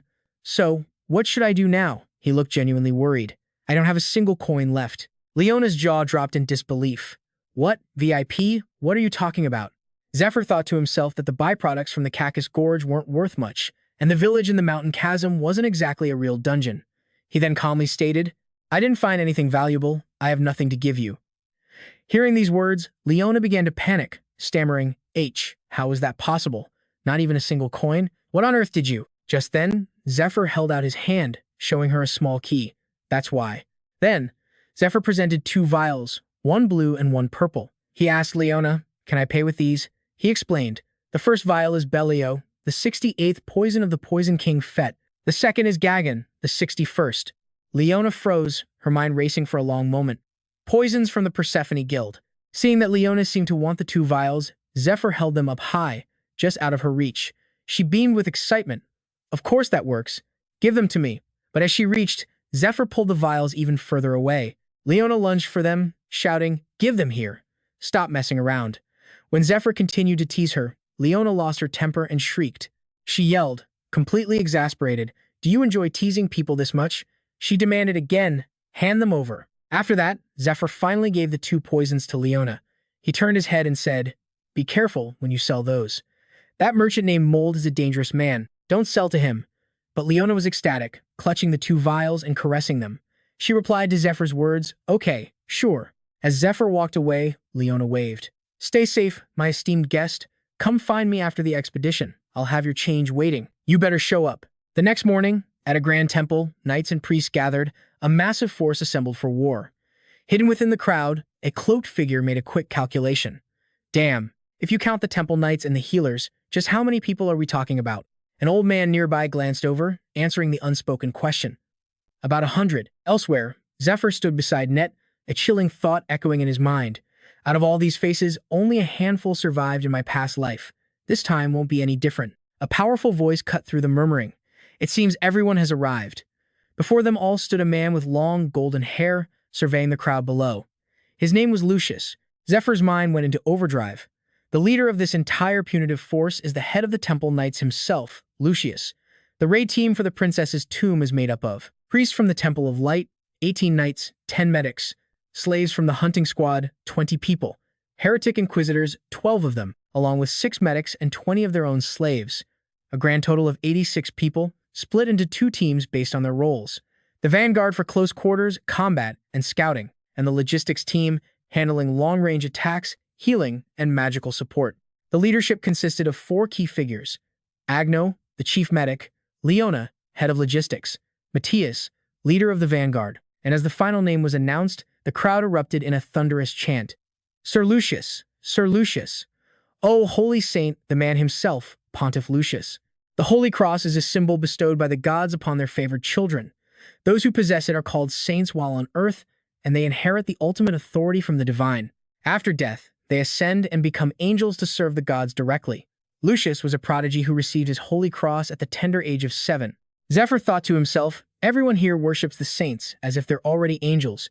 They believe just seeing one in person is the highest honor." It was shocking that he'd even show his face to the regular members. But a sharp grinding sound snapped Zephyr out of his thoughts. He glanced over and saw Net gritting his teeth while staring daggers at Lucius. Seeing that look, Zephyr's mind started racing. Lucius raised his voice, his words booming through the hall. "I hereby declare that this unit will put an end to the 10-year struggle to explore the tomb. We will find the solution to one of humanity's 8 great mysteries. The name of every participant here today will be recorded by the church, and the slaves among you will be granted their freedom." Lucius clenched his fist, his voice blazing with conviction. "Let us endure this harsh training together, starting today, and walk with me on the path to glory." The crowd roared in response, their voices shaking the temple walls. "Oh, mighty goddess Aria, save us with your eternal light." The training began at a place called Howling Wind Peak. As Zephyr climbed, he scoffed internally. "Glory? Yeah, right. The real question is, glory for who? Of course, if a massive raid like this succeeded, the participants would receive endless praise and honor. But the true nature of this mission wasn't about heroic deeds. It was about cold, hard cash. Matthias ordered the grunts around. "This is a fragment from a tombstone inside the dungeon. You must get used to this dark energy, keep it on you 24/7. Zephyr knew the whole playbook. He'd schemed his way into this expedition to get on the raid team, gather his own followers, and fund his own astronomical expenses. The cost of manpower, supplies, magic potions. All the final preparations were finally complete, and in a few years the dungeon would be conquered. Once the dungeon was cleared, towns and roads would be built on the newly secured land. And the investors? They would rake in colossal profits from the real estate. This was nothing but a massive business venture. The Third Temple of Light was just a tool for St. Lucius to exploit the tomb, and any promising candidates for the raid team were brought in to be molded. The chosen were forged into elite warriors. Just then, the magic staff Leona held in her hand began to glow brightly. Leona pointed her staff. "Imagine this light is the enemy's magic attack. Get hit 3 times, and you're dead. Now, draw your swords and fight." This was the golem training. "Let the mock battle begin," she commanded. At her signal, the golems immediately lunged, swinging their massive fists at everyone. Most of the knights couldn't even dodge the first blow. One by one, they scattered, shouting in panic. "This is insane. It feels like a real battle. I'm out of here." A wooden log suddenly whipped towards Zephyr, but he instantly saw it coming, shattering it with a single, powerful punch. Net witnessed the whole thing and turned to him. "I trust you know you can't use the Dragon King's martial arts here, don't you?" Net asked. Zephyr shot back. "You think I'm an idiot?" With that, both of them charged forward. The two moved in perfect sync, effortlessly weaving through the golem's attacks. They gathered their strength, prepared their swords, and with flawless coordination, brought a golem crashing down. 500 golems defeated. 15-minute break. Agno watched from the sidelines, impressed. "Wow, they're much better than I anticipated. The quality of the slaves this time is leagues above the last batch. Especially those two," he thought, his gaze fixed on Zephyr and Net. "Their skill and teamwork are perfect. You know, maybe this raid will actually succeed." Agno stepped forward, calling out, "Oh, almighty area." His voice immediately drew everyone's attention. He approached the team with a gentle smile. "I've completely healed the wounded. As long as we medics are here, you can all finish 4 weeks of training in just 2. Now, get back to it." On the final evening of training, the commander gave his last order. "The training session has ended. I'm pleased you all made it through in one piece. The brutal tomb raid awaits you all tomorrow. Eat and rest well." But as the others celebrated, Net sat alone atop a high tower. Suddenly, a voice appeared behind him. "You're not eating?" It was Zephyr. "You've barely touched any food this whole time. Tonight's the last day, so the food is actually pretty good." Net, however, simply refused. "I've eaten enough. I have to maintain a proper weight to ensure my speed," Net said flatly. Zephyr paused. "Fine. Then I'll do the same. After all, if you fail, I'm the one who has to carry the mission." Zephyr said this as he set a plate of food down. Net looked at him, irritated. "Humph. You really get a kick out of trying to one-up me, don't you?" Zephyr sat down next to him. "Don't give me that look. I have something that'll really help you." He held up a small bottle. "This will make you move even faster." Zephyr then started to pour a drink for Net, who watched him in silence. After a long moment, Net finally spoke. "How much do you really know about me? At first, I was sure you wanted to kill me to steal my title, but you never made a single move against me during training. It's been bothering me." As he spoke, Net's mind began to drift, recalling the past that he and Zephyr shared. J-Pi leans in and whispers to Net about the blood tears. Net freezes. Blood tears. The stolen treasure of my family. He thinks to himself, the entire reason I followed the master was to get it back and get revenge. Only he knew that. Net immediately confronts Zephyr. "Tell me, how do you know about the blood tears?"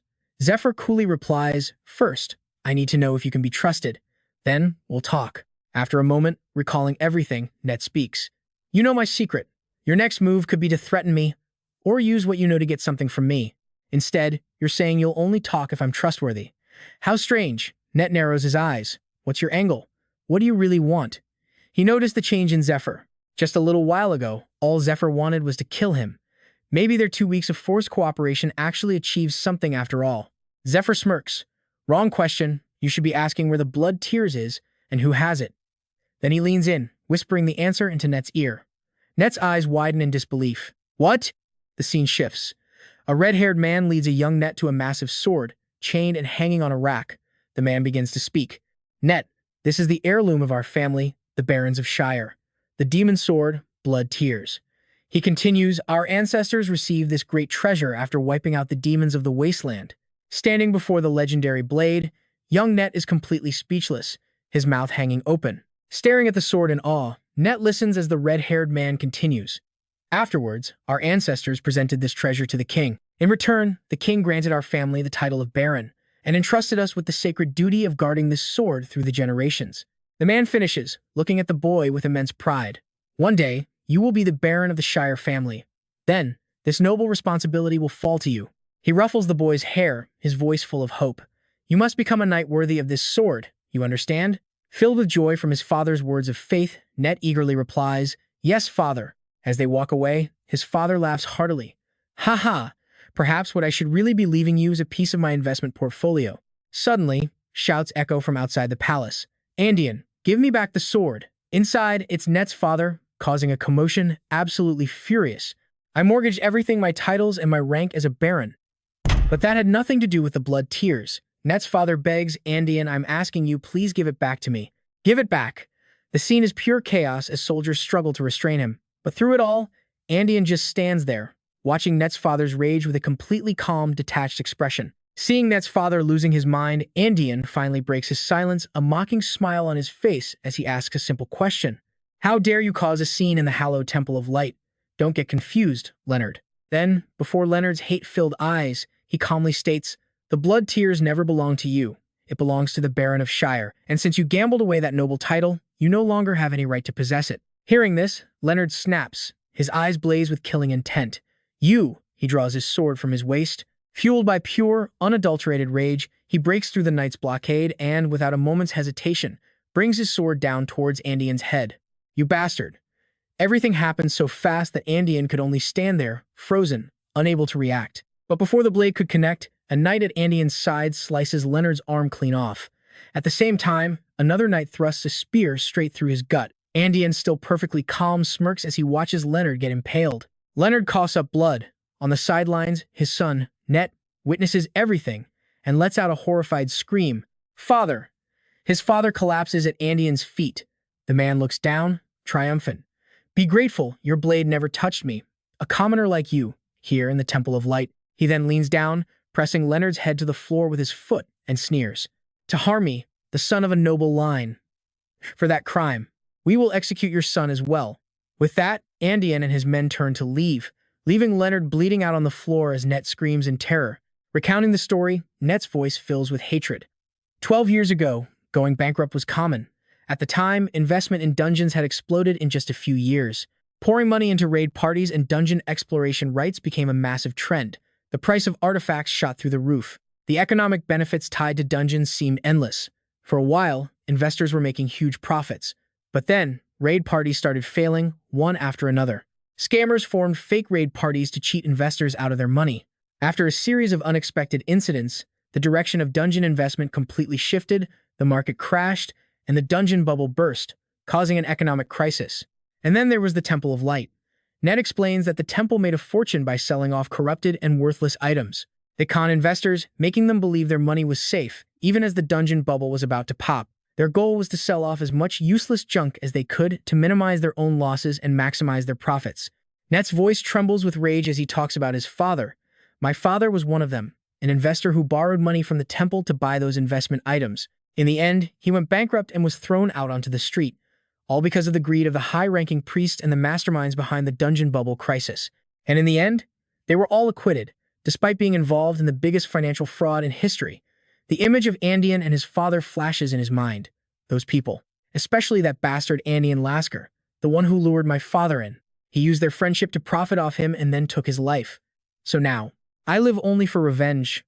I swear I will smash that damn Temple of Light to pieces. Thinking of the blood tears, his fury intensifies. Even if I have to search the entire world, I will find the blood tears, the symbol of my family. But that was what I thought, until I heard the news. Net's voice turns to disbelief and rage. Why? Why does the master have the blood tears? After listening to the whole story, Zephyr finally answers. "Not long ago, the master told me about the identity of the Demon King's cult leader, as well as the 12 apostles who run it." Net's mind races, thinking about the cult members. Andean's face appears in his thoughts. His blood runs cold. The cult leader and half of the apostles are high-ranking priests from the Temple of Light. Hearing this, Net is completely staggered. What? Faced with Zephyr's revelation, Net begins to piece it all together. "Become my right-hand man and I will help you get your revenge." That's what the master must have told him, but it was all a lie. Net replays everything in his head. Right now, he and Zephyr are traveling with a group of knights, and his thoughts are a storm of fury. The master? That damn dog. His face twists in anxiety as the horrible truth sinks in. If his plan to install a puppet as the new pontiff succeeds, we'll never be able to lay a single finger on him. His grand plan for revenge? It's all about to fall apart. Nay's mind is reeling with pure rage. We've been tricked from the very beginning. That bastard, his own master, the man he treated like family, had been deceiving him for all these years. This can't be happening. Net refuses to believe it, but a part of him is fighting back. If it wasn't true, then how could that man know the exact words his master once told him? Net freezes, completely lost and confused. What is he supposed to do now? Just then, the company of knights, along with Net and Zephyr, finally arrive before a massive tomb. Snapping out of his spiraling thoughts, Net is shocked.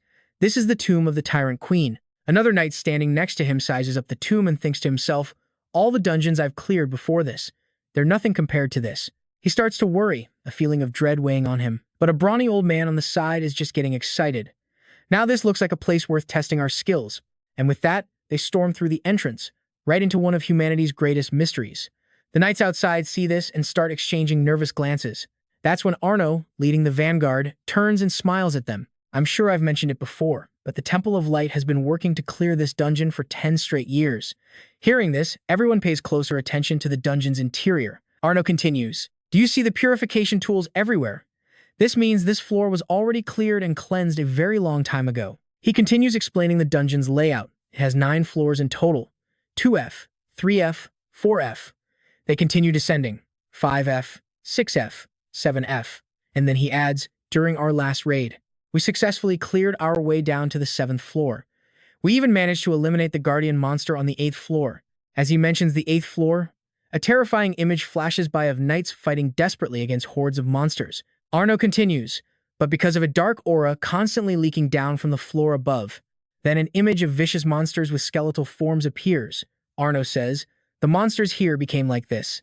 These creatures are ferocious, with humanoid skeletons, glowing green eyes, and green smoke pouring from their mouths. But hearing this only gets everyone more fired up to charge right in. You can feel the hype building. Everyone, prepare for battle. Vanguard, Formation 3, assemble." The man on the other side raises his sword, yelling with excitement, "Let's fight." Meanwhile, back at the Temple of Light, 2 people are in conversation. "Thank you for coming, Your Eminence." Lucius bows humbly. "With our knights away raiding the dungeon, we've been facing some difficulties. We don't know how to repay you for lending us your protection forces." Andean replies, "Think nothing of it. It's only natural that we help one another." With Lucius having left for the dungeon, the knights now present at the temple are those sent from the capital diocese. Andean gives his word. "Please, feel free to command them as your own." This man is Cardinal Andean Lasker, a devout worshipper of the Demon King. Just then, a skeletal monster with glowing green eyes lunges forward, its massive jaw unhinged for an attack. The scene erupts into total chaos. The battle is split between 2 sides. On one side, the endless horde of skeleton monsters. On the other, the knights. The fight is at a stalemate, with neither side giving ground. One of them, losing his patience, yells out, "Do they ever stop coming? How can there be so many of them?" But the old muscle-bound warrior on the other side, he's having the time of his life, charging forward with a huge laugh. "Ha ha ha, for me, this is just a light warm-up after a good meal." In another part of the fight, a different knight starts to speculate. Rumor has it that the master of this tomb was the infamous Princess Eureka, a great archmage from 1,000 years ago. I bet she used her magic to lure thousands of her followers here, and then buried them all alive. They continue this conversation while fighting, slicing through monsters. Come to think of it, she must have had hundreds of thousands of followers over the past 1,000 years, so it's obvious she wouldn't be short on bones to work with. That woman was completely insane. Another man laughs loudly. "Ha ha ha, back when I was young." And just like that, they push deeper into the dungeon. They finally clear the area of those monsters, but then, a tremor from deep within the dungeon sends out a pulse of green light, catching everyone's attention. From the darkness, a monster 100 times their size emerges, with smaller monsters swarming at its feet. This is a Makot golem. A golem formed from hundreds of individual Makot. Everyone stares up in shock at the colossal monster. It then grabs a massive pipe off its arm. With pure fury, it hurls the pipe at the knights with incredible force, sending them flying and creating a massive shockwave. Seizing the opportunity, the smaller Makot rush toward the scattered knights with vicious intent. The knights who are still standing raise their shields to block the aftershock. Suddenly, a voice rings out from nowhere. "In the name of the almighty goddess Arya." Just then, Leona appears to support everyone. She points her staff forward and casts her spell. "I summon the holy chain to restrain the enemy." Her spell creates golden chains that shoot forward, binding the golem and immobilizing it. Seeing this, the knights shout in surprise, "It's been immobilized. Now's our chance." The knights immediately rush toward the bound golem, attacking with all their might, shatter it to pieces. But don't forget about the smaller Makot. Just as it's being restrained, the golem suddenly begins to fight back. The golden chains start to vibrate as its body begins to move. Its chained hand clenches into a fist, putting immense strain on the chains. With a sudden jolt, the golden chains snap and break apart. The monster is free, and it is absolutely furious. The people below begin to panic and shout, "The holy chain broke. Watch out." Over on the side, another knight suddenly steps up, his sword igniting with power as he activates his own technique. "O goddess, guide the lost children of humanity. Shine your light upon this place of deepest shadow." He brandishes his sword, and a cross-shaped slash of light cuts through the monster's body. The glowing slash radiates brilliant light as it tears the golem to pieces, and all the other Makot with it. The knights, seeing this, praise him in amazement. "Whoa, that's Captain Matthias for you." But their praise doesn't make him happy at all. He just snaps back. Focus. Matthias looks into the dungeon, now filled with the skeletal remains of the defeated Makat. If the Makat golem was here, then the one controlling this giant must not be far. Just then, on the other side, another Makat appears, radiating a sinister power. This is a Makat Witch, a mid-tier monster. It can cast magic and give orders to lower-ranking Makat. Right now, it's standing in a corner, using its power to resurrect another golem from the pile of defeated Makat. On the other side, Arno is in the middle of casting a spell when he anxiously looks over at Matthias. That witch will keep summoning golems if we don't destroy it. Hearing this, Matthias gets annoyed. Humph, you think I don't know that? Stop rushing me. He calmly looks over at the mages in the back, casting their recovery spells and formations. His mind is set. First things first, he has to get to the witch. A direct attack is the only way to break their entire formation. Watching the golems slowly regenerate while the knights relentlessly hammer away at it, he thinks to himself, in other words, we have to completely destroy those things. Matthias's eyes darted around, searching frantically. The crucial question echoed in his mind, where is it? This whole fight would become a total mess if they couldn't find it. Suddenly, a voice from behind Matthias shouted, found it! It was a blonde-haired man. Everyone, get back. It's Lucius. He braces himself, channeling all his energy into a single attack, unleashing a massive blast of light so intense that even Zephyr, Net, and Matthias have to squint and turn away. Lucius unleashes his technique, creating a pillar of light with immense power that sweeps through the catacombs, sending a massive shockwave that shatters the very ground. In the aftermath of the attack, the skeletal monsters begin to crumble into dust. The attack shatters a stone pillar. This was the ancient runestone that supplied magical energy to the skeleton witch. After the attack, a satisfied smirk spreads across his face. If they hadn't destroyed that runestone first, facing the witch would have been nearly impossible. But hey, if you can destroy the power source and the witch at the same time, there's no problem at all. The entire group erupts in cheers. All right, the witch and her bone golem are history. Let's clean up the remaining trash. Off to the side, Leona watches Lucius, lost in thought. During the last battle, it took them a full 30 minutes just to destroy one of those runestones. The power of that radiant spear, it's just on another level. Nearby, Ned is also observing, thinking, so that's the power of the radiant spear. Zephyr is equally shocked. So this is the kind of power a 2 million gold weapon can unleash. Standing proudly at the center of it all, the man who ended the battle, Lucius, holds the unbelievably powerful radiant spear. Everyone cheers at the top of their lungs. We've conquered the 8th floor. There are no more bone monsters appearing. All right, healers, treat the injured first. We're making camp here for the night. Set up the purification artifacts around the area if you don't want to die in the middle of the night.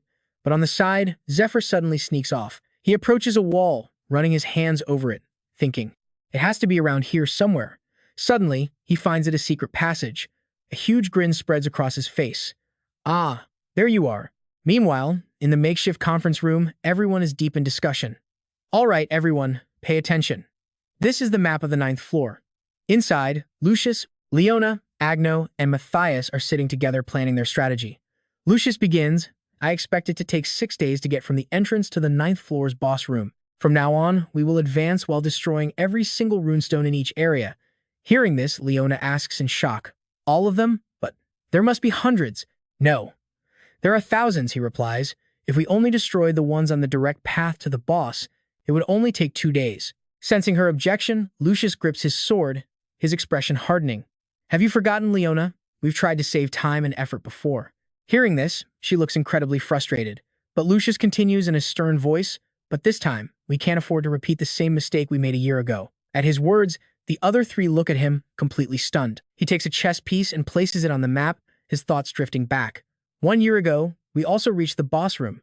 As he speaks, the piece he placed is suddenly surrounded by other pieces representing the bone monsters. However, while we were retreating from the boss room's guardian, we were ambushed and surrounded by an endless horde of monsters. The casualties were catastrophic. Leona stares at the game pieces on the table, lost in thought, as Lucius continues. This time, we absolutely cannot let history repeat itself.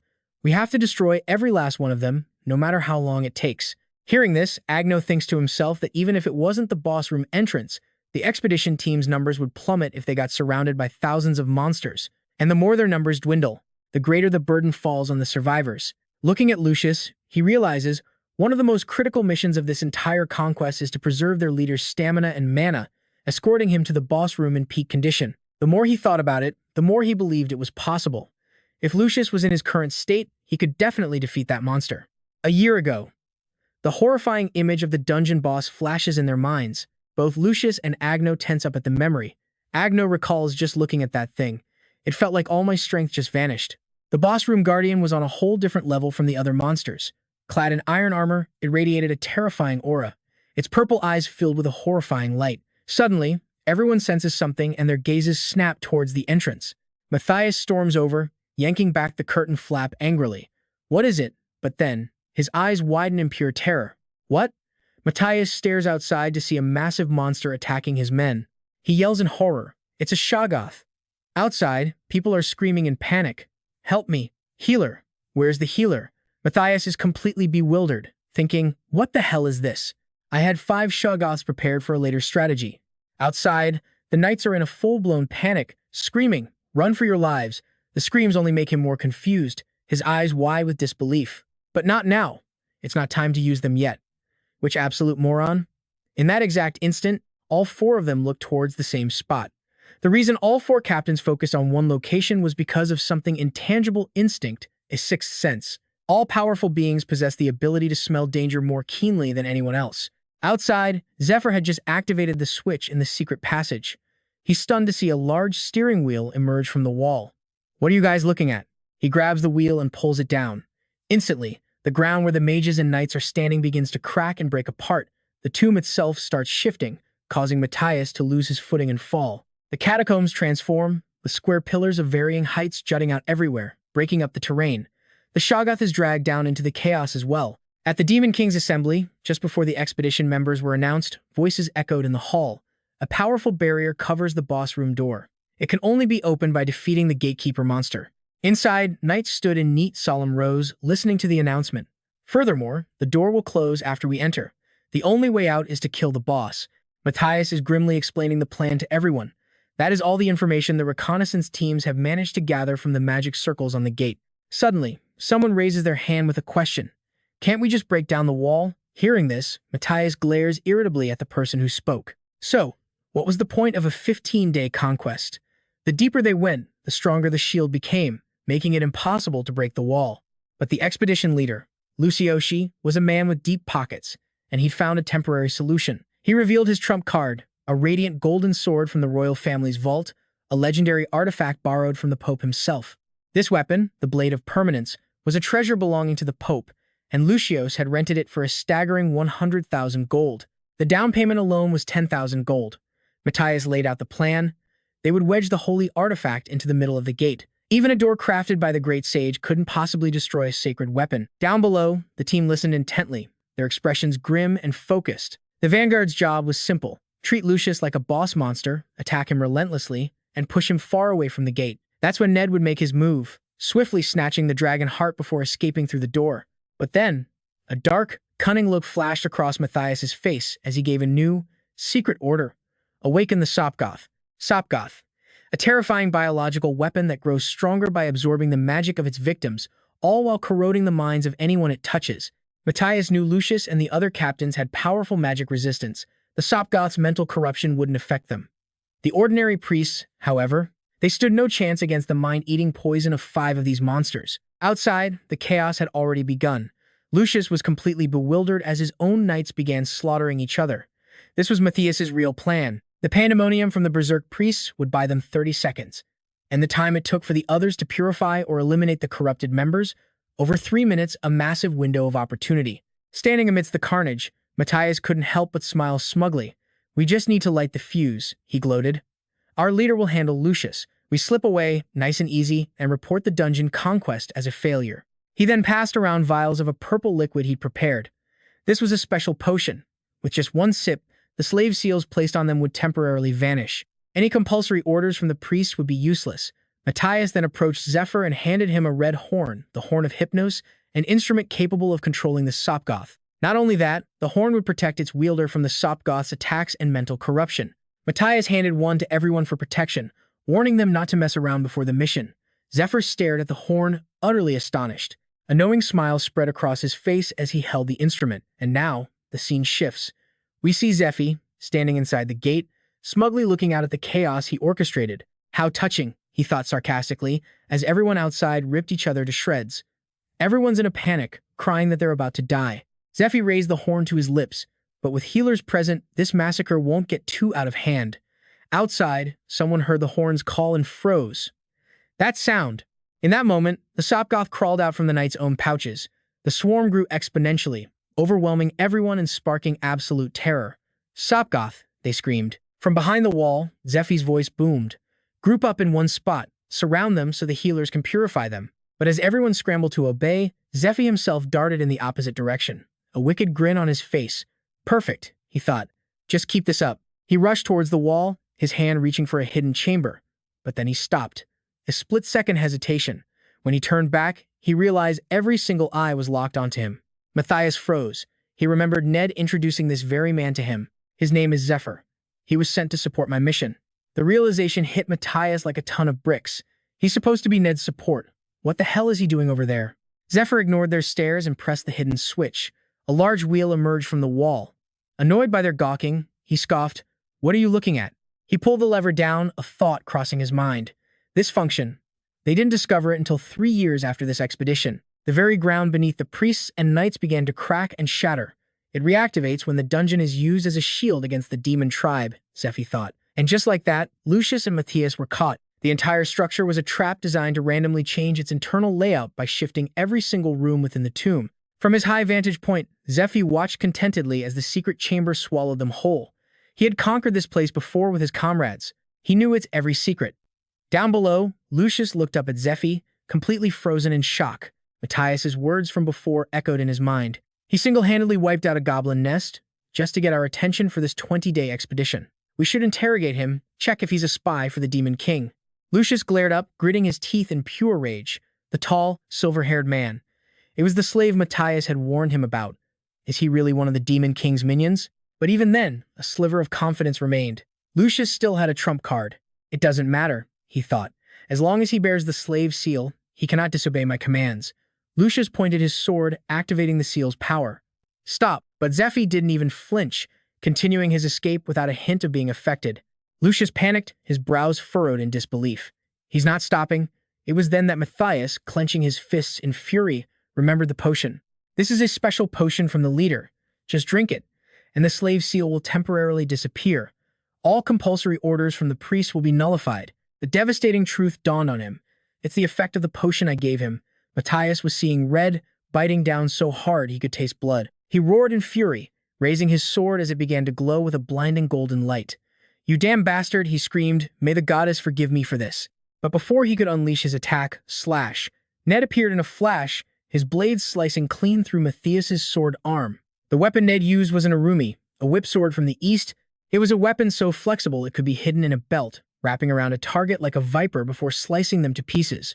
The attack was so sudden, Matthias had no time to react. He stared in disbelief. "Ned, why?"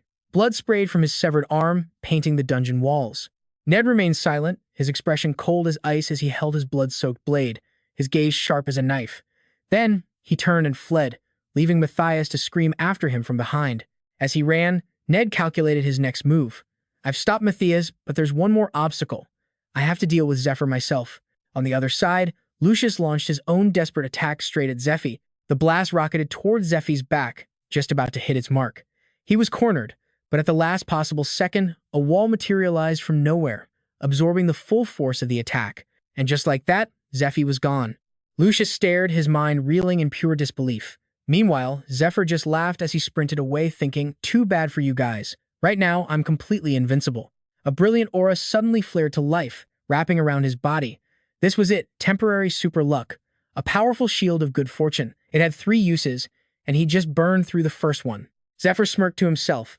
This was a high-grade blessing from the god of luck himself. Super luck, indeed. His mind flashed back.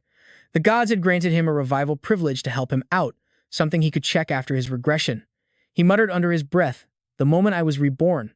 The instant he glanced at his list of privileges, a thought struck him like lightning. The dungeon had a defense mechanism. It shifted every single detail of its layout. In a flash, a path that wasn't there before could suddenly appear, making all the other doors completely useless. And if you were lucky enough to find that new path, it was a straight shot to the boss room. Zephyr felt a surge of confidence as he bolted. Right now, fortune was his closest ally. But just as he was making his escape, Net caught up to him. Zephyr grinned. "Oh, following me? Net just shot back a look. Then, Net smirked. Anything you can do, I can do too. A wave of satisfaction washed over Zephyr. It looks like he's finally made his decision. And just like that, his mind went back to the conversation they had the other day. You were going to snatch the dragon's heart while everyone else was distracted by the boss, just like the Demon King's disciples planned. But instead of delivering it to the secret meeting, you were going to make a run for it. That was your plan, right? Zephyr's voice dropped. If you do that, you're dead. Absolutely finished. The only way to survive this is for the two of us to kill that boss together. Hearing that, Net's entire body went rigid. What? Net shot to his feet, his patience completely gone, replaced by raw anger. I don't want to hear any more of this crap. We're just supposed to rely on ourselves? Is that what you're trying to say? Seeing Net so furious, Zephyr remained calm. Sit down. Let me tell you about this amazing plan I've come up with. And so they talked, hashing out Zephyr's strategy until late in the afternoon. That's the entire plan. Any thoughts? After hearing everything, Net was torn. Zephyr's plan had shaken his resolve, and he couldn't help but think. This plan is incredibly well structured. The chance of it succeeding is actually very high. But then a problem surfaced in his mind: trust. Net turned to Zephyr, his eyes narrowing. You said I'd die if I ran off with the dragon's heart. What exactly did you mean by that? Net shot back, his voice firm. You know the speed of the Dragon King Art. Who could possibly catch me when I move that fast? And what if I become the master of the dragon's heart? But as Net continued to argue, Zephyr simply held up his hand. Two things. First, the dragon's heart has a very specific way of choosing its master. If you're not careful, you could die just from being unable to control its raw draconic magic. As he spoke, Zephyr's expression turned dead serious. I can't do it on my own, but I know the one person who understands how to make the dragon's heart accept a master. And secondly, the words hit Net like a punch to the gut. He was rattled. Zephyr pressed on. The person delivering the item to the Temple of Paris is High Priest Andean Lasker. At that name, Net couldn't hide his rage as the memory of his father's murder 12 years ago came flooding back. If you don't show up at that meeting, Andean's knights will hunt you down. And trust me, that knight order is one of the most powerful on the entire continent. And it won't just be them. The whole Demon King's church will be after you the second they hear you've run. As he said this, an image of their own master flashed through Zephyr's mind. His face was grim. The entire church, including our master, wants the Dragon King Art. Zephyr looked Net dead in the eye and asked, Are you sure? Are you absolutely certain you can escape? Faced with Zephyr's airtight logic, Net was visibly shaken, anger boiling just beneath the surface. Back in the present, the hidden passage was grinding shut. Right now, Net and Zephyr were sprinting for their lives. As they ran at top speed, Net's mind flashed back again, this time to his encounter with Matthias. What? You want to deliver the dragon's heart to the sect master? Hearing Net's request, Matthias had immediately and firmly shut him down. Why the sudden change of heart? We're already inside the dungeon. As the one in charge, I can't let things stray from the plan. But as Net continued to plead his case, he saw Matthias's guard begin to lower, just a little. Net had argued, the Temple of Light will get suspicious if the transporter is too well known. Oh, but Matthias just laughed and refused again. It seems you know the transporter is Andean, but you haven't heard how it's being transported, have you? We've already prepared a special, completely secure method. You don't need to worry about it. Just focus on your own job. After that flat-out rejection, Net just stood there in silence. Matthias clapped him on the shoulder, smiled, and began to walk away, but not before leaving him with a few parting words. Still, the fact that your sponsor told you so much is a good thing. Our organization is a secret, so the identities of our members, especially the Vice Masters, are closely guarded. The Master must really trust you. Remembering those words, Net thought grimly. Everything Zephyr said, it was all true. He pictured Andean, and then his own master. His enemies. Andean Lasker was a disciple of the Demon King's cult, and he was close enough to their master to be entrusted with a mission this critical. The image of Andean murdering his father flashed in his mind again. In that moment, everything shattered. The idolized image he held of his master crumbled into dust. Pure rage boiled inside Net. Wasn't destroying my life enough for you? To think I was being fooled this entire time. After running for what felt like an eternity, they finally saw it. A massive golem stood in their path, its terrifying green eyes glowing in the dark, waiting. Without a single moment of hesitation, Net's expression turned to ice. He thrust out his hand, activating his technique. In one devastating blow, the golem was completely annihilated. Not even a speck of dust remained. You unforgivable, he roared. All the while, Zephyr just kept his head down, running forward without stopping. Net channeled all of his rage into his attacks, unleashing his full power as he fought the Demon King's disciples, the Temple of Light. I will destroy every last one of you. Seeing Net getting distracted by his anger, Zephyr yelled back over his shoulder, "What are you doing? Focus on running, listen to me. A single second of delay is enough to make this entire plan fail." The rage inside Net hadn't faded, but he gritted his teeth and forced himself to obey. "I know." As they ran, Zephyr thought to himself, "I understand how you feel, I really do. But you can't let your emotions take over right now." 5 seconds before Super Luck ended, they shot forward like a lightning bolt as Zephyr began the countdown. 13, 12. They were getting closer and closer to the boss room. A green light flared up ahead. 11. The light grew brighter. Moving faster than the eye could see, they flashed past the boss, appearing behind it in an instant. 9.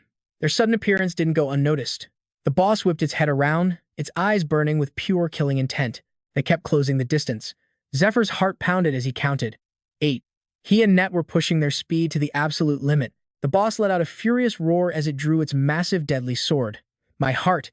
Without hesitation, it swung the blade down to attack them. Seizing the opportunity, Zephyr screamed, "Jump!"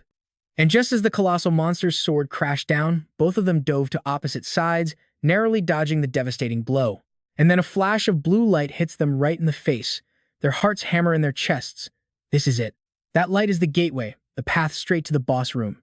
They both dive for it without a second thought, while behind them, the monster's arm glows with furious energy, preparing a final, devastating blow. The door is closing fast. JP counts down, his voice tense. 3, 2. Even as the gate shrinks to a tiny slit, they throw themselves at it, a desperate, final leap. No hesitation. 1. He finishes the count just as they tumble through. The door slams shut right behind them. Both of them collapse onto the floor, gasping for air. A moment later, they get to their feet. Zephyr flashes a triumphant grin while Net is still catching his breath, muttering, "Should I be impressed or just annoyed?" They stare at the glowing pillar in front of them, completely stunned. They actually say it out loud, just to believe it. "We actually made it. We're in the boss room." But as they look around the completely empty chamber, Net's confusion grows. "But there's nothing here. Where's the boss?" Suddenly, a chilling voice echoes through the room, making both of them jump, eyes wide with shock. Who dares enter? From the center of that glowing stone pillar, a light begins to form, and the voice speaks again. "I can still sense the night's energy outside. How did you get in here?" And then she appears, a figure of haunting beauty in a flowing black dress, her hair the color of platinum. She raises her voice, demanding, "Who is foolish enough to disturb the slumber of the royal family?" Meanwhile, back outside, the battle is over. The team has managed to deal with the Sorgoth. The knights report, their voices tired but firm, all Sorgoth have been eliminated. Leona immediately starts shouting orders. "Everyone, gather around, now. We need a head count of the survivors." The knights respond with a chorus of "Yes, ma'am," but the atmosphere is pure chaos. One of them asks Lucius, "Captain, what do we do now?" But the captain is silent, his mind racing, replaying what just happened. The slave seal. It was nullified right in front of him. The slave seal. A powerful mark placed by the light priests, giving them absolute control. With it, a priest can issue a command that's impossible to resist within a 1-kilometer radius. Lucius thinks hard. Either that guy never had a slave seal to begin with, or he had some kind of tool that could block its effects. He silently reviews all the facts. On top of that, the moment the monsters appeared, several traps were activated, shifting the entire dungeon. It all pointed to one thing. No, at least two. The realization hits him, and his face darkens. It can't be. There are disciples of the Demon King hiding among the expedition team. Rage builds in Lucius, and he grits his teeth, thinking he picked only the most loyal knights and their slaves. He whips around to face Acno, his voice dripping with fury. "Acno," Acno replies. "Sir," Lucius demands, "what are the names of the two who escaped?" Acno reports immediately. The one with silver hair is Zephyr. The redhead is Net. Zephyr joined the expedition on Net's recommendation. Hearing this, Lucius's face contorts in anger. Acno continues, "And Net is the slave of Lord Matthias." Lucius's mind screams the name Matthias. He glances over at Matthias's back. At that very moment, Matthias is seething internally. Those idiots, they ran away from the boss after causing all this chaos. He grips the hilt of his sword, his rage boiling. This was my chance. A promotion within the Demon King's sect and success in the Temple of Light. My perfect plan, ruined by those fools. It's completely ruined. Composing himself, Matthias quietly gives an order to his men. "Brothers, cease the plan. All of you, get ready." "Ready for what?" one of them asks. Matthias just glares back at them, an ice-cold look in his eyes that says it all. Kill or be killed. The mood instantly shifts. Every one of them becomes deadly serious as footsteps approach from behind. It's Lucius, Agno, and Leona, flanked by knights, all of them directing killing intent straight at Matthias. He knew this was coming. He turns to face them. Lucius's expression is grim. Matthias, any last words? In response, Matthias just smirks, drawing his sword. You think I have anything to say to you? Back in the boss room, Net and Zephyr are frozen solid, staring in absolute awe at the white-haired woman whose hair flows all the way to the ground. Recognition hits Net like a thunderbolt. He gasps, his mind reeling. The master of the tomb, the witch queen, Eurydica.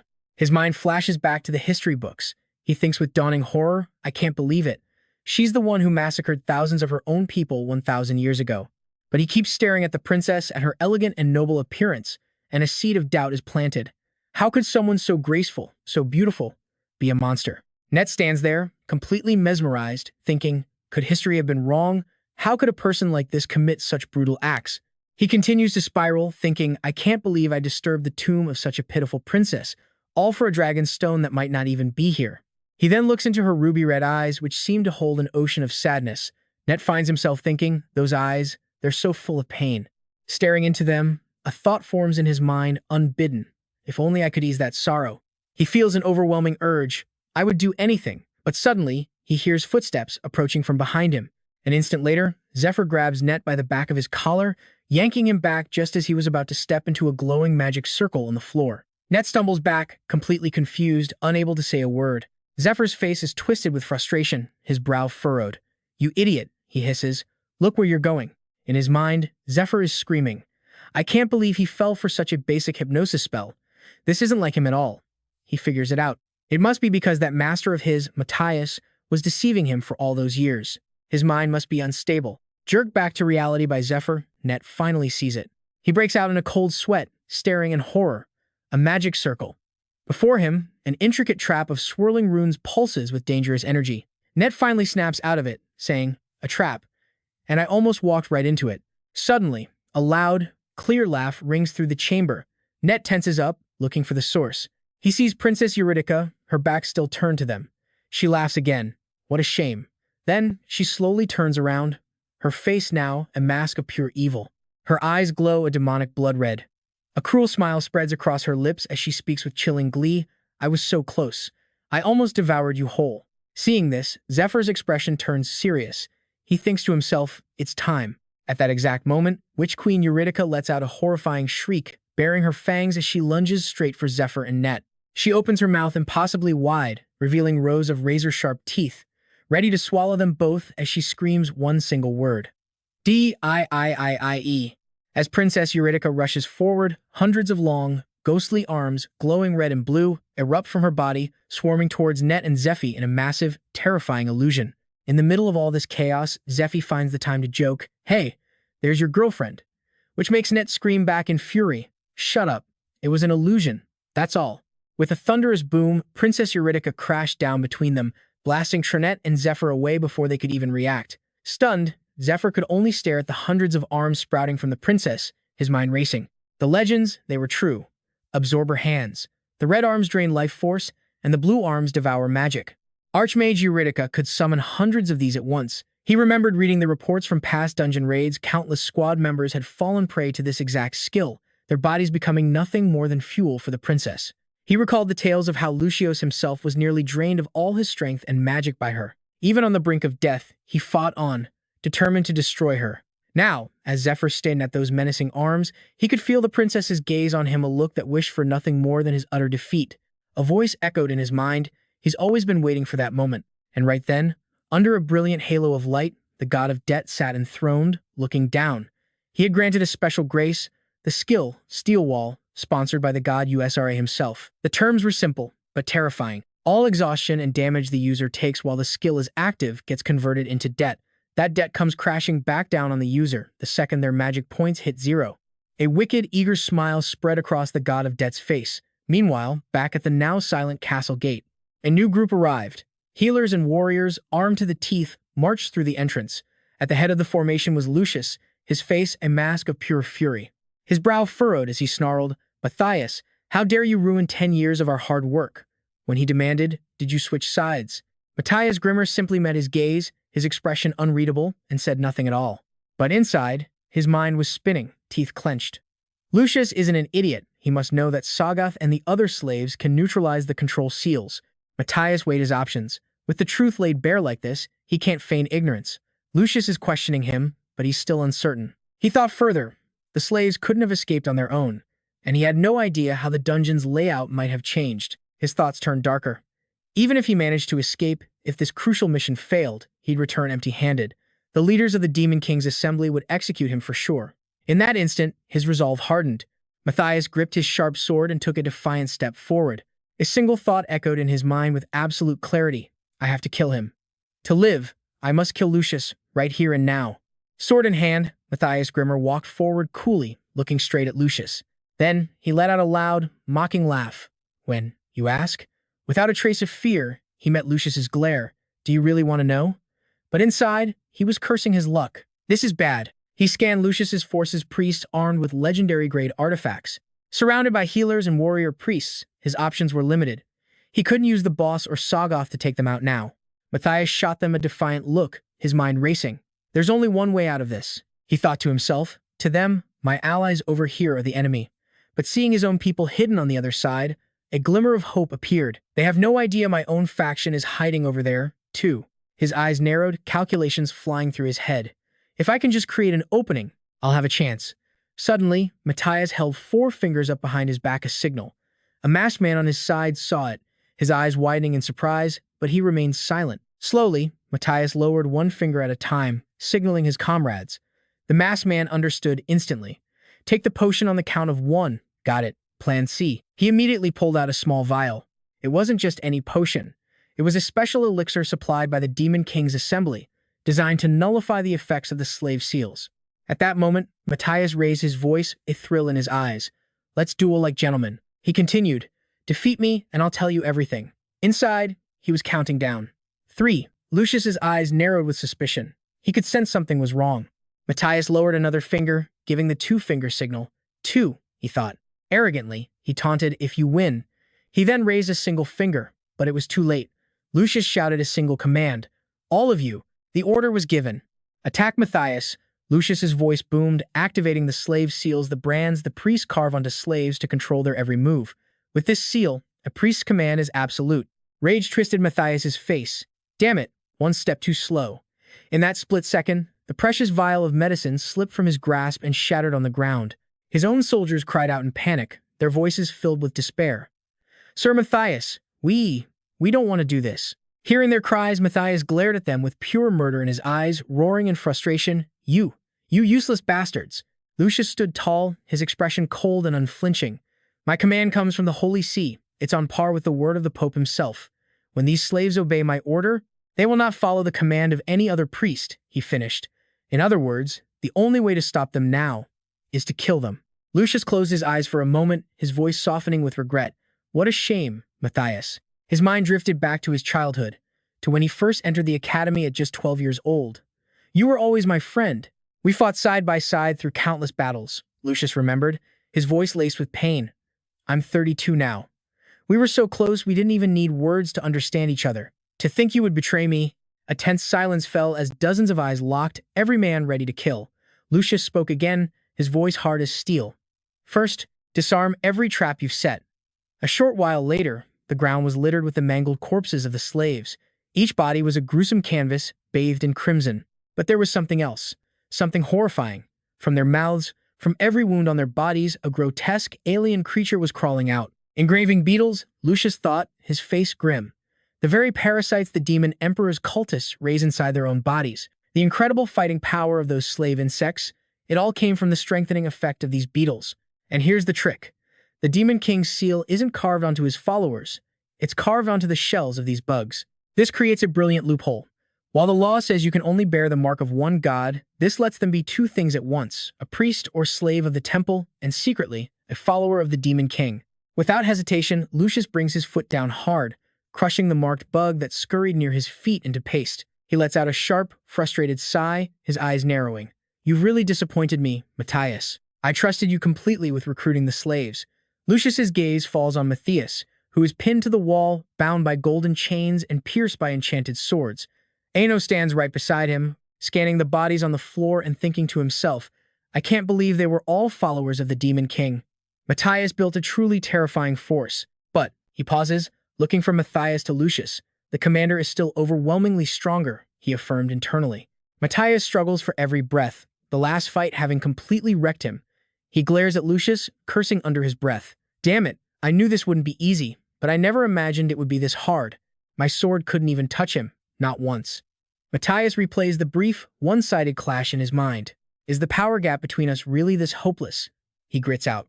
So this is the difference between a holy knight and a regular person. Is this the destiny the gods have laid out for me? He recalls an image of the goddess of light, asking himself that question again. Suddenly, Matthias's head droops as he coughs up a huge mouthful of blood. How pathetic, he thinks, a bitter laugh catching in his throat, his eyes welling up with tears. And just then, an oracle stone appears in his mouth, but he manages to clamp down on it, holding it tight. If that's my destiny, he thinks, glaring at Lucius, then I. Across from him, Lucius's face is grim as he asks in a low voice, I will at least hear your reasons. Matthias, why did you betray me? Hearing this, Matthias lets out a sarcastic laugh. You're really asking that? If you're so damn curious, go ask your goddess in the afterlife. He roars, his face twisting with rage. He then sticks out his tongue, revealing the crimson-red gem held within. Instantly, Lucius's calm expression shatters. Even Ano is shocked, yelling out in alarm. That thing is. But before they can react, Matthias bites down hard, shattering the gem. A heaven-piercing scream of agony rips from his throat. A hazy image of Odin appears in his mind. Odin, who gave him this red gem with a sinister smirk. This is the secret trump card of the Demon King's followers. This will help you resonate with the marked bug inside your body, transforming you from human to demon. Odin had explained. It's an oracle stone. Only use this as a last resort, he'd warned.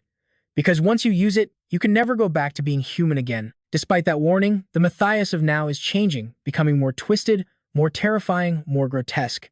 He stares at the commander before him, his eyes burning red with hatred. Everything you have, it should have been mine, Lucius. As his transformation into his final form continues, a single, determined thought crystallizes in his mind. If my fate is to be manipulated by the hands of a god, and my human limits won't let me fight back, then I have no regrets leaving my humanity behind. Across from him, a horrified Lucius screams, attack now. He's just turned into a demon. His power is still unstable. Ano reacts in a flash. He raises his brilliantly glowing cross high and chants, Oh, almighty Arya, grant us your strength. He's just activated Battlefield Radiance, a massive buff for his allies. We're talking attack power, light attribute, magic, defense, and healing all get a 120% boost, applying to the entire legion behind him. They unleash waves of holy light that surge toward Matthias, but he just scoffs and raises a hand. Useless, he says. Then, he effortlessly blocks the attack. But suddenly, his eyes widen in surprise, because right after that attack, Lucius himself is charging straight at him. A massive cloud of smoke and dust erupts, filled with the remnants of Lucius's judgment technique. The soldiers who saw it are in awe, cheering the commander, of course. But their joy is cut short as they freeze, stammering. What? Through the thick smoke, Matthias stands there, calmly holding the commander's spear. The sight brings everyone and everything in the vicinity to a dead halt. They all wonder, did the commander's attack have no effect? Leona, watching from the side, instantly grows worried. We have to help him, she thinks desperately. But how? Even a legendary weapon didn't work. Lower-grade items will be completely useless. Suddenly, a thought strikes her. That's right, we have that. Our legendary item, the Cross of Faith. She remembers Lucius handing her a cross, which is currently stored in her miniature dimensional pouch. I'm entrusting this to you, Leona, not just to wedge in the boss room door, but for you to use when it's absolutely necessary. Leona reaches behind her back, ready to step forward. Right, she thinks, if I use this to link with the commander, we'll have a chance to win. But then, a gasp escapes her lips, and a cold sweat breaks out across her skin, because her back is empty. The Cross of Faith, she thinks in a panic. Where did it go? Elsewhere on the battlefield, it rests securely in Ned's hand. He looks at the item and smirks. He even planned for this to be used. It might sound crude, but this is a damn perfect plan. Just then, an attack rains down on him and Zephyr. As Ned parries, he silently counts down in his head. 3, 2, 1.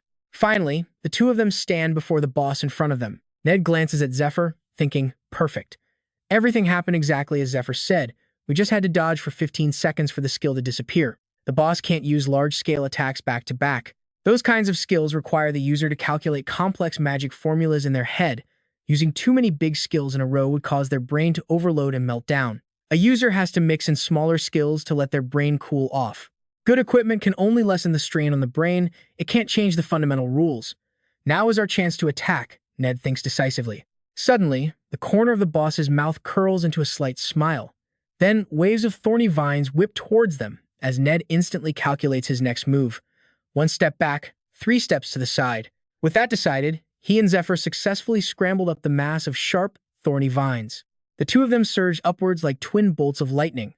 Zephyr reminded himself that a battle is just an endless chain of unpredictable situations. Even with foresight, I can't see everything, he thought grimly, as those writhing tendrils descended on him from above. Zephyr drew his longsword, Twilight a blade that could channel immense attack power, taking on the attribute of either light or darkness depending on the enchantment. It was the most effective light or dark attributed weapon a non-cleric could wield. Landing gracefully on the ground, Zephyr unleashed a brilliant flash of golden light, thinking to himself, "That's precisely why what matters most is how much experience you've stockpiled." He glanced at the monster. "Is my gear good enough? Do I have teammates I can trust?" The questions kept coming, one after another. Do I have the willpower to stand firm even when facing impossible odds? To overcome every sudden disadvantage that comes my way? Zephyr thought, as he and Net raised their swords in unison, letting out a sharp cry. Ha! He then asked himself, have I trained enough to overcome this moment, this battle? Zephyr unleashed the Dragon King's secret art sword style, Cloud Dragon Ascension. At the same time, Net's finishing blow landed, slicing clean through the monster's head. He landed on the ground, a perfect success.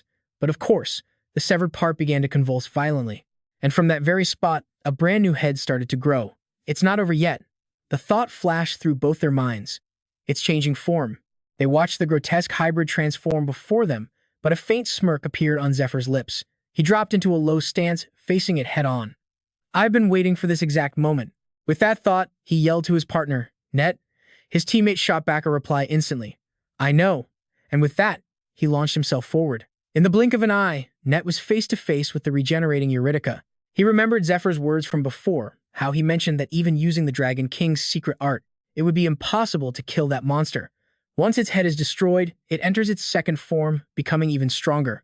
However, for a single moment while it transforms, it'll be completely immobile and unable to use any skills, Zephyr had stressed. That one moment is our opening.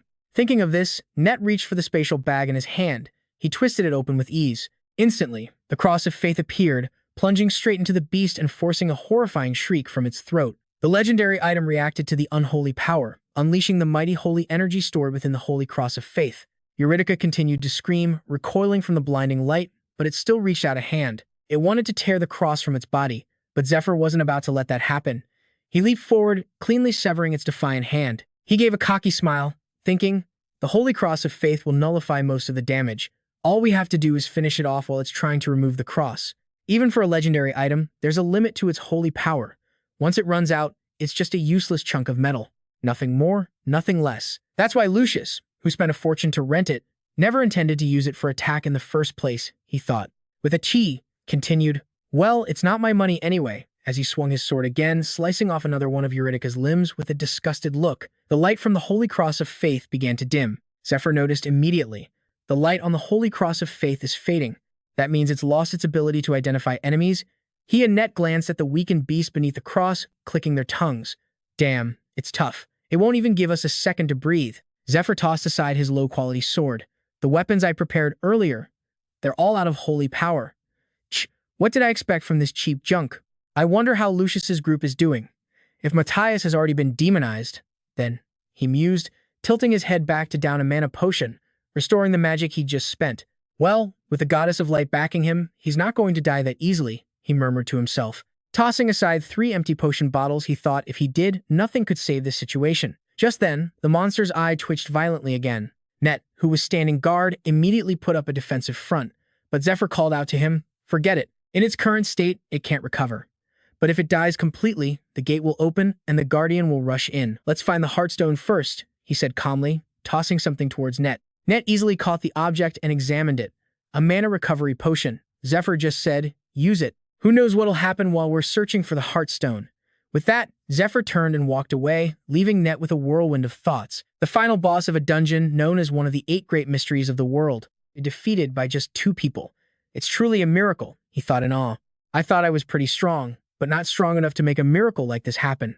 Honestly, this was all thanks to his plan, he thought, his eyes fixed on Zephyr's back as he followed. Pushing past surprise and doubt, a cautious thought took hold.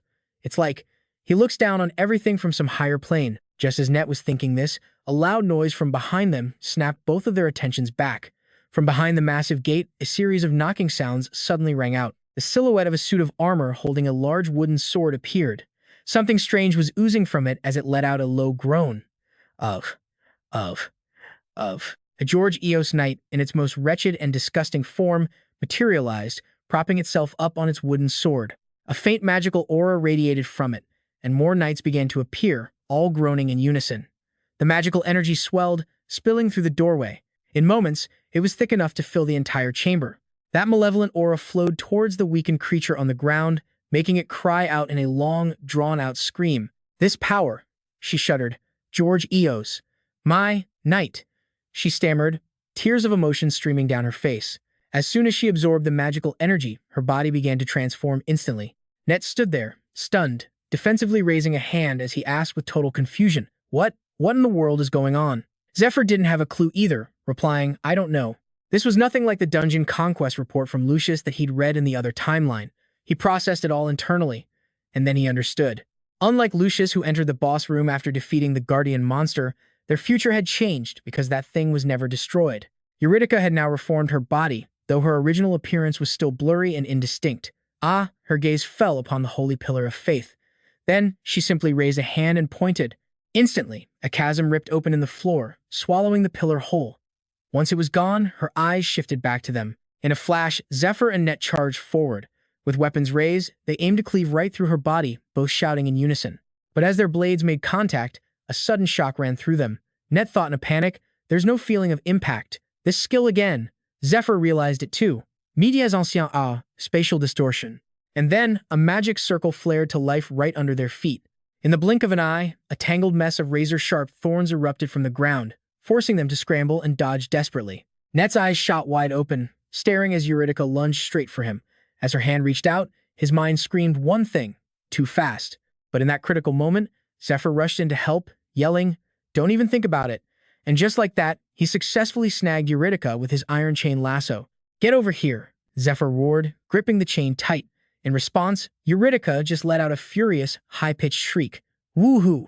A brilliant light suddenly enveloped Zephyr's arm as he thought, basic mana reinforcement art. Strengthen. Then, with a powerful heave, he yanked Eurydica back, his mind racing with strategy. As a defensive skill, spatial distortion is practically unbeatable because it bends the very space around the user. But here's the catch, it also means the user's own attacks can't get through. He continued his train of thought while pulling her closer, which means the exact moment Eurydica tries to attack, that's our chance. But Eurydica wasn't just sitting idle. She immediately shot out her hands, creating her own thorny vines to anchor herself firmly to the floor. Before her, the image of Net swinging his sword appeared once again. He brought his blade down in a perfect arc. For a split second, he felt a rush of victory, thinking, Got her.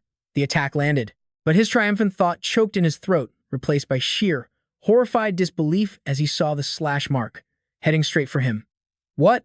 In the next instant, the attack sliced cleanly through his body, from his right shoulder down to his left hip. As he collapsed, Eurydica stood there, proud and untouched, having used Dark Mirror and ancient art of media.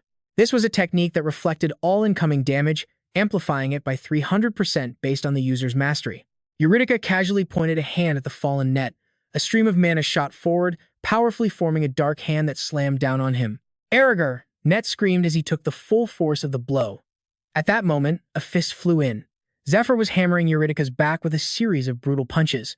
Thunderclap palm, he roared, each strike landing like a peal of thunder as he unleashed his technique. But she immediately began her own incantation as he quickly generated a line of light for his next move. The glowing thread shot towards specific points of light on her right arm. Pressure point, he thought. It was an Eastern technique used to crush an opponent by constricting the meridians that channel their mana. He could feel her falter as he applied the pressure. While it didn't do as much raw damage as a normal weapon, sealing her pressure points would temporarily sever her meridians, making it impossible to use any skills. Her mana recovery is insane, he thought, truly worthy of a great sage. If I hadn't mastered this technique, I never would have been able to cut off her mana flow. He grimaced, both exhausted and amazed. Who would have thought all that secret training I did back then would come in handy like this? Seizing the opportunity, Eurydica leaped back, letting out a furious roar. But Zephyr wasn't about to let her escape so easily. He once again used his lasso to latch onto her while still constricting her meridians. "I'll coordinate with these spider threads," he thought, forcefully pulling Eurydica back towards him. The moment the distance was perfect, he slammed both hands onto her body, causing her to shriek in agony. Just then, he pulled out the item he'd bought from Wiseost, the healing prayer beads, a bracelet with Buddhist skills carved into each wooden bead. Even non-monks could use this item, but the skill enchanted in the beads would vanish after a single use. Immediately, he flicked 3 of the wooden beads. A little over 9 seconds until the dark hand disappears, Zephyr calculated as he watched the beads fly. They hit Net, who let out a small cry of relief. Zephyr allowed himself a confident smirk. All right, that should keep him alive for now. But that brief moment of distraction cost him. He took a heavy blow from below the chin and was sent flying, the chains ripping from his grasp as he crashed hard into a massive pillar. He gritted his teeth, thinking bitterly, this damn monster. The pressure point technique can't hold her for long. And sure enough, thorny vines shot out, wrapping tightly around him. Then Eurydica, ever so enthusiastically, began creating orbs of pure mana and aimed them right at him. Ha! He let out a dry, incredulous laugh. Well, this is unexpected. A second later, the orbs slammed into him, erupting in a blinding flash of light at Eurydica's command. Elsewhere, a glass cup slipped, falling to a wooden floor and shattering into pieces. "Oh my, are you all right?"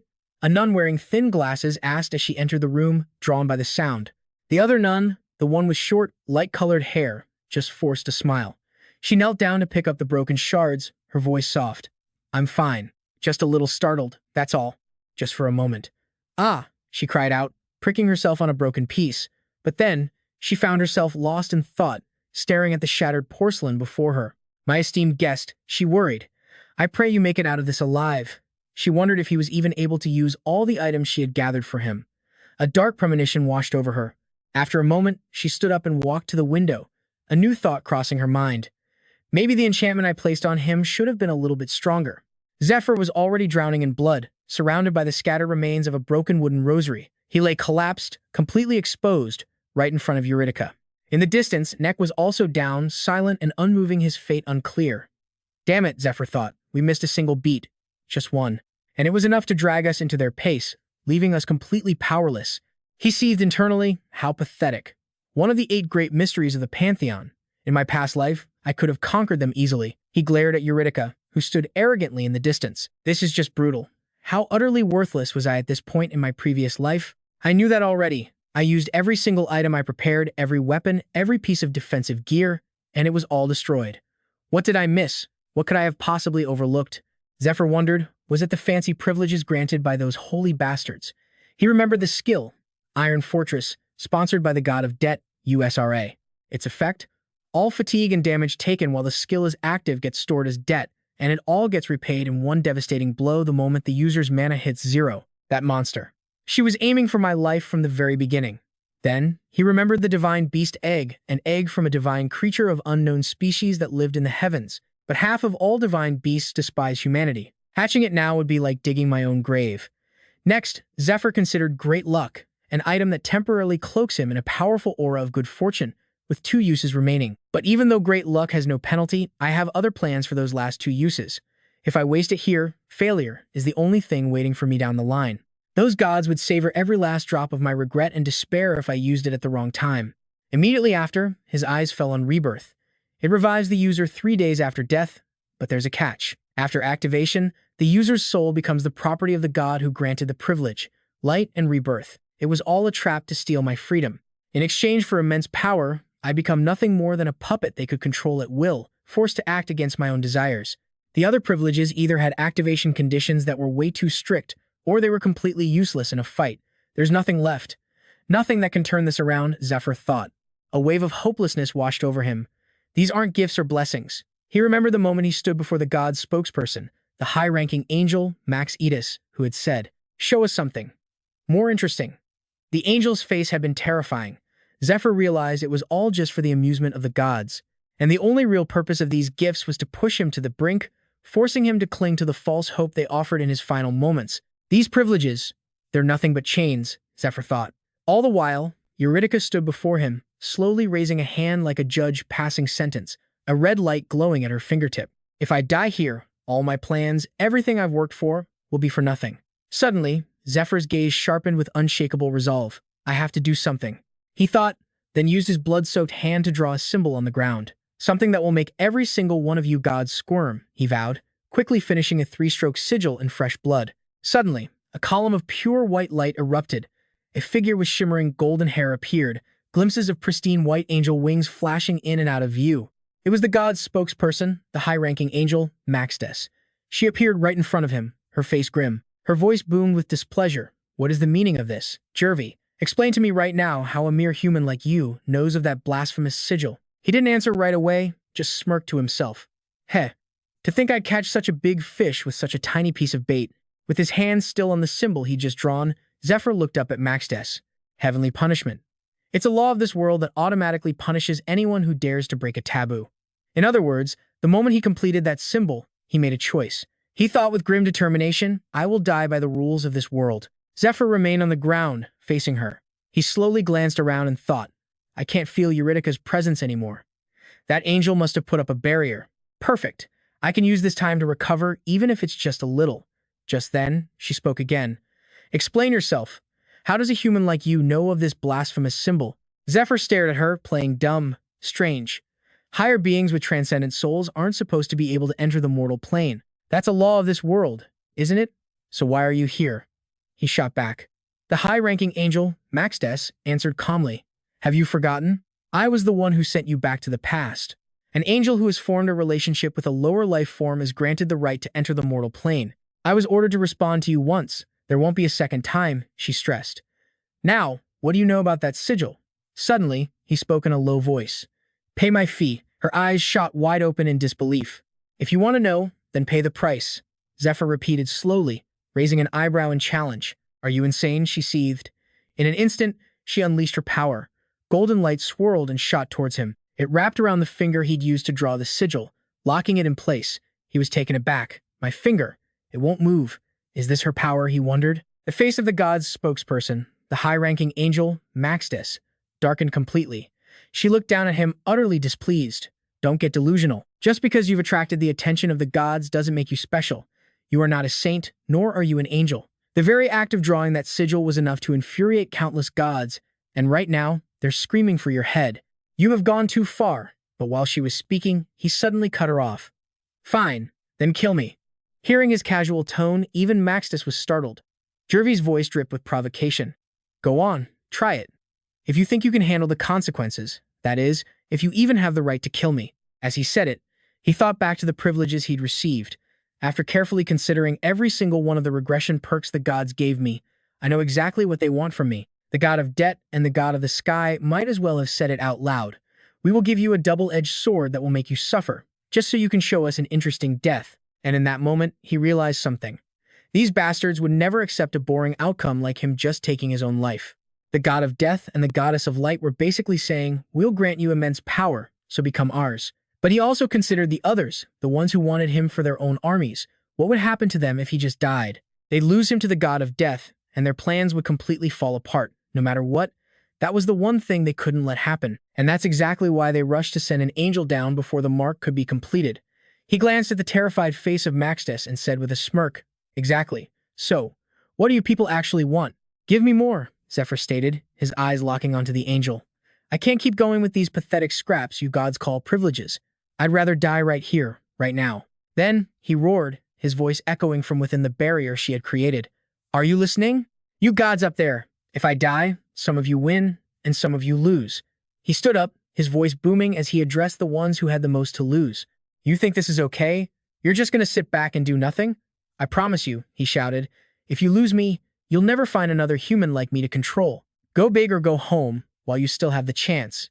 In that instant, the god of debt, the god of the sky, the god of death, even the god of the lamp, the god of question marks, and the god of medicine all fell silent at his ultimatum. I'll give all of you one chance. But the goddess of luck simply clasped her hands, silently whispering his name, Zephyr. As for the goddess of light, she sat quietly, not saying a word. Then suddenly, a soft chuckle escaped her lips. Interesting. Her voice sent a shiver down the angel's spine. At that moment, a brilliant light blazed down from above them both. What is that? Zephyr raised a hand to shield his eyes, completely caught off guard. Why? Representative of the divine source, High Angel Maxtes. A voice boomed, "Is this what you desire?" Before anyone could answer, the light slammed into the ground with a deafening crash, kicking up a massive cloud of smoke. And just like that, the scene shifted back to where he was facing Eurydica. Her eyes widened in shock when she saw him. "Hey," he called out casually as his silhouette slowly came into view. "Did I keep you waiting?" he asked with pure arrogance. A twisted ear-to-ear grin spread across Eurydica's face, and she let out a long, thrilled shriek. In the next second, her form vanished, leaving behind trails of chaotic magic that swarmed around him. The magic took the shape of monstrous hands, clawing their way towards him as she lunged forward with razor-sharp claws. But a flash of pure light shot out, striking one side of her face directly. Eurydica's eyes went wide with disbelief as her body was sliced clean in two. Afterwards, Zephyr casually spun the object in his hand, settling into a ready stance. It was a weapon known as the Light Sword, a holy artifact forged from a shard of primordial light. Better yet, just as he demanded, the conditions required to wield it had been completely removed. The goddess of light, Araya, burst into laughter. "Ah ha ha, what an amusing human," she declared with delight. "My apologies for only giving you scraps until now. I failed to see your true worth. That sword is yours now, and I'll grant you even greater artifacts from my treasury." Meanwhile, a confused god of debt shouted back at her, "What is the meaning of this? Goddess of light, how could you so easily let a mere human wield a sacred relic?" Suddenly, the calm voice of the god of the sky echoed, "What's the problem? It's my possession. I can give it to whomever I please." The old god was stunned. Then, the sky god, Axaraz, leaned on his arm and casually added, "I also think I've acted improperly for one of the great gods." Axaraz thought to himself, "Besides, I'm concerned about the god of death's sudden interest in that human. He never meddles in mortal affairs. Until I figure out what the god of death is planning, I will not hand that human over to him." Back in the fight, Zephyr charged forward again, light sword in hand. In response, Eurydica immediately began to warp space itself, but before she could finish, the blindingly bright blade plunged right into her eye. Just like that, the light sword carved a clean line across her face. He held his sword at the ready, thinking to himself, "Even for a great archmage, mortal magic can't possibly block a holy artifact." Light sword, first form. Zephyr prepared himself, then instantly brought down a blinding column of light. Geo, meaning Genesis, slammed down right where Eurydica stood. A moment later, the entire hall was shrouded in a thick, lingering smoke. The monstrous flesh surrounding Eurydica cracked and fell away, revealing the body of an ordinary person beneath. Lying on the ground, she let out a small groan and slowly opened her eyes. "You're awake?" Zephyr asked politely, even helping her sit up in his arms. He thought back on the skill he just used. Geo is a technique that erases the highest grade curses, combined with a powerful holy light attack. "I never thought I'd get to use something like this, but it seems to have completely removed Eurydica's curse. This is Eurydica's true form." He gazed down at the woman in his arms, now dressed in a pure white outfit. "It feels like I was in a dream," she murmured, her eyes half closed. A long, terrifying nightmare. She then looked up at him, her gaze clear, and asked, "Who are you? Who are you, that you could drive the demon from within me?" "Zephyr," he answered. "I am your successor, Princess Eurydica, one of the 12 heroes." The scene flashed back to the past. A man named Josh Gears kneeled before Eurydica under a blinding sun, presenting an object to her. "This is the heart of the evil dragon Kaiseris, Princess. I offer it to you." "You've done well, Josh Gears, my knight," she said softly, placing her hand on the dragon's heart. "However, don't call me Princess anymore. Just Eurydica," she said, her cheeks blushing slightly with a shy expression. "Didn't you say you had something you wanted to tell me after we defeated Kaiseris?" Eurydica asked, looking at the knight she secretly loved. Josh Gears slowly removed his helmet.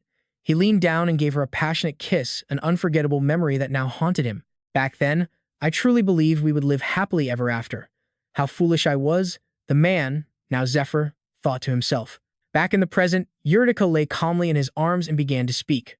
"On the lowest level of this tomb, there is a magic circle containing the Tree of Life, a treasure of the elves. It is an artifact that can purify the deathly curse within the evil dragon's heart. Thanks to that circle's power, I have lived for thousands of years, purifying the heart. But in exchange, I took on a terrible curse myself and lost my humanity. You and your friend pulled me out of that darkness," he said, looking at her with pure gratitude.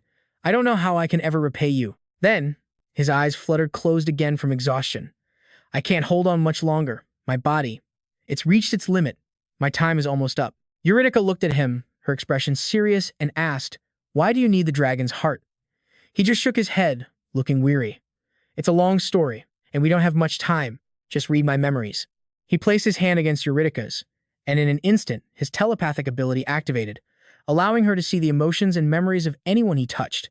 What followed was a flood of bloody, chaotic images, Zephyr's brutal battle against the Lord Tataros playing out before her eyes like a slow-motion film. She gasped. The scene shifted, and now she saw him confronting a representative of the gods themselves. The high-ranking angel, Maxdes, appeared before him. What is this? Eurydice wondered. The vision changed again, showing him dancing with Justina Cayenne while fighting off monsters. The truth was slowly being revealed, piece by piece. Meanwhile, a different battle raged. Lucius was locked in a desperate struggle against Matthias, the sounds of their clash shaking the very pillars of the building. Matthias Grimmer unleashed a storm of vicious attacks, his voice booming as he provoked his opponent. Giving up so soon, Lucius? But we were just getting to the fun part. In sharp contrast to Matthias's excitement, Lucius was barely managing to block the blows, a seed of doubt growing in his heart. I was empowered by Agno himself. So how is he overwhelming me like this? Lucius thought, his eyes fixed on Matthias's demonic hand. That energy, every time it touches me, my blessed power just vanishes. Matthias let out a wild, delighted laugh. Ha! This feeling of absolute power, he roared. It's like being a god. So this is what it feels like. Have you been enjoying this all by yourself until now? He asked Lucius. With a guttural roar, he thrust his hand towards Lucius, unleashing a torrent of searing flames. Lucius immediately raised his shield, bracing for the impact. When the attack hit his shield, sparks and debris exploded everywhere, forcing the soldiers below to cry out in alarm. Agno watched, grinding his teeth in frustration. Damn it, I'm exhausted just trying to dodge their attacks. How the hell am I supposed to help? But in the chaos, nobody noticed a man in a white robe standing behind them, one of Matthias's men. He watched in awe. Incredible. So that's the power the Demon King's followers have been craving. A dark thought crept into his mind. If I use this situation to take out a few priests, especially those two captains from the medical and rearguard units, I could get a revelation stone, just like Lord Matthias. His gaze fell on Agno and Leona, and a sinister plan formed. He slowly drew a dagger from his sleeve. He was nervous, but his resolve was firm. You all chose the wrong faith, he thought. Don't blame me for this. But suddenly, a tendril of black smoke shot towards him. In a flash, it burned a six-pointed star insignia right onto his stomach. And in the blink of an eye, swarms of disgusting insects erupted from his gut and from the bodies of those standing near him, their screams of agony echoing through the hall. The horrifying scene immediately caught Agno's attention. What? There are followers of the Demon King among the priests, too. All the insects were then pulled through the air, drawn towards Matthias Grimmer himself. Ha ha! Thanks for the contribution, brothers, Matthias gloated, activating a demonic technique. It was a special power that allowed him to absorb the strength from the seals on his followers. I'll make sure your lives are put to good use, Matthias said with a smirk, compressing the swarm of bugs into a single, dense orb. Lucius's eyes widened in horror. That technique is incredibly dangerous, he thought, before yelling, Deploy absolute defense. A moment later, a massive inferno erupted from the orb, instantly engulfing everyone who couldn't protect themselves in time. Only Lucius managed to get his shield up just in time. Everyone around him was incinerated, and even he was struggling, barely holding on against the overwhelming force as he let out a pained grunt. Stop, he yelled. Don't sink any deeper into sin, Matthias. Matthias Grimmer, however, was far from finished. He ground his teeth and shot back, deeper into sin. His eyes blazed with fury as he stared at Lucius. Do you have any right to say that to me? He demanded. After all, Lucius from the Jonetti family had been granted the Holy Mark. It was impossible. He was only 7 years old at the time, and he wasn't even a candidate for sainthood. By tradition, candidates trained until they were 15, then competed.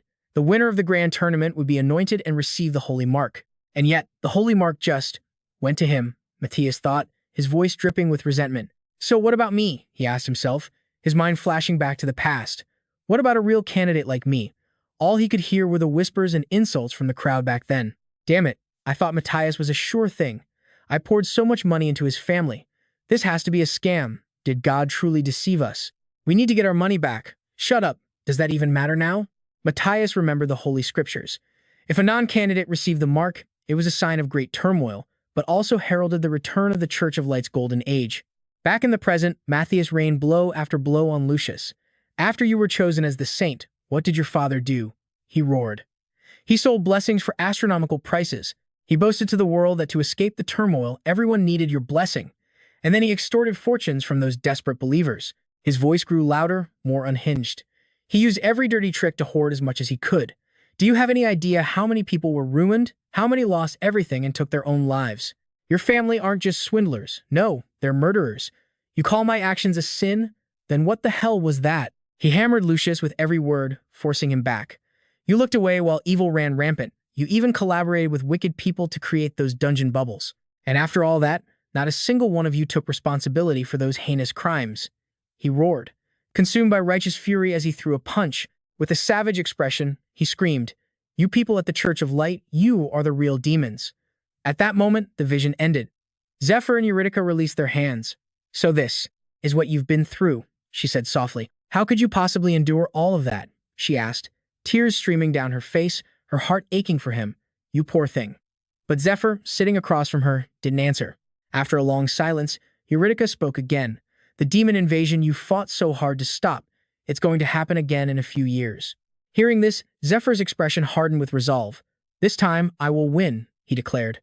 "I won't fail as miserably as I did before, and that is why I have to ask you for this favor." Zephyr's own words echoed in his mind. The dragon's heart could only be absorbed through a very specific method. Trying to take it in recklessly was suicide. He'd die from its untamable magic. He remembered thinking, "Even I can't do it alone, but I know someone who can help me absorb the heart." And now, that plan had changed.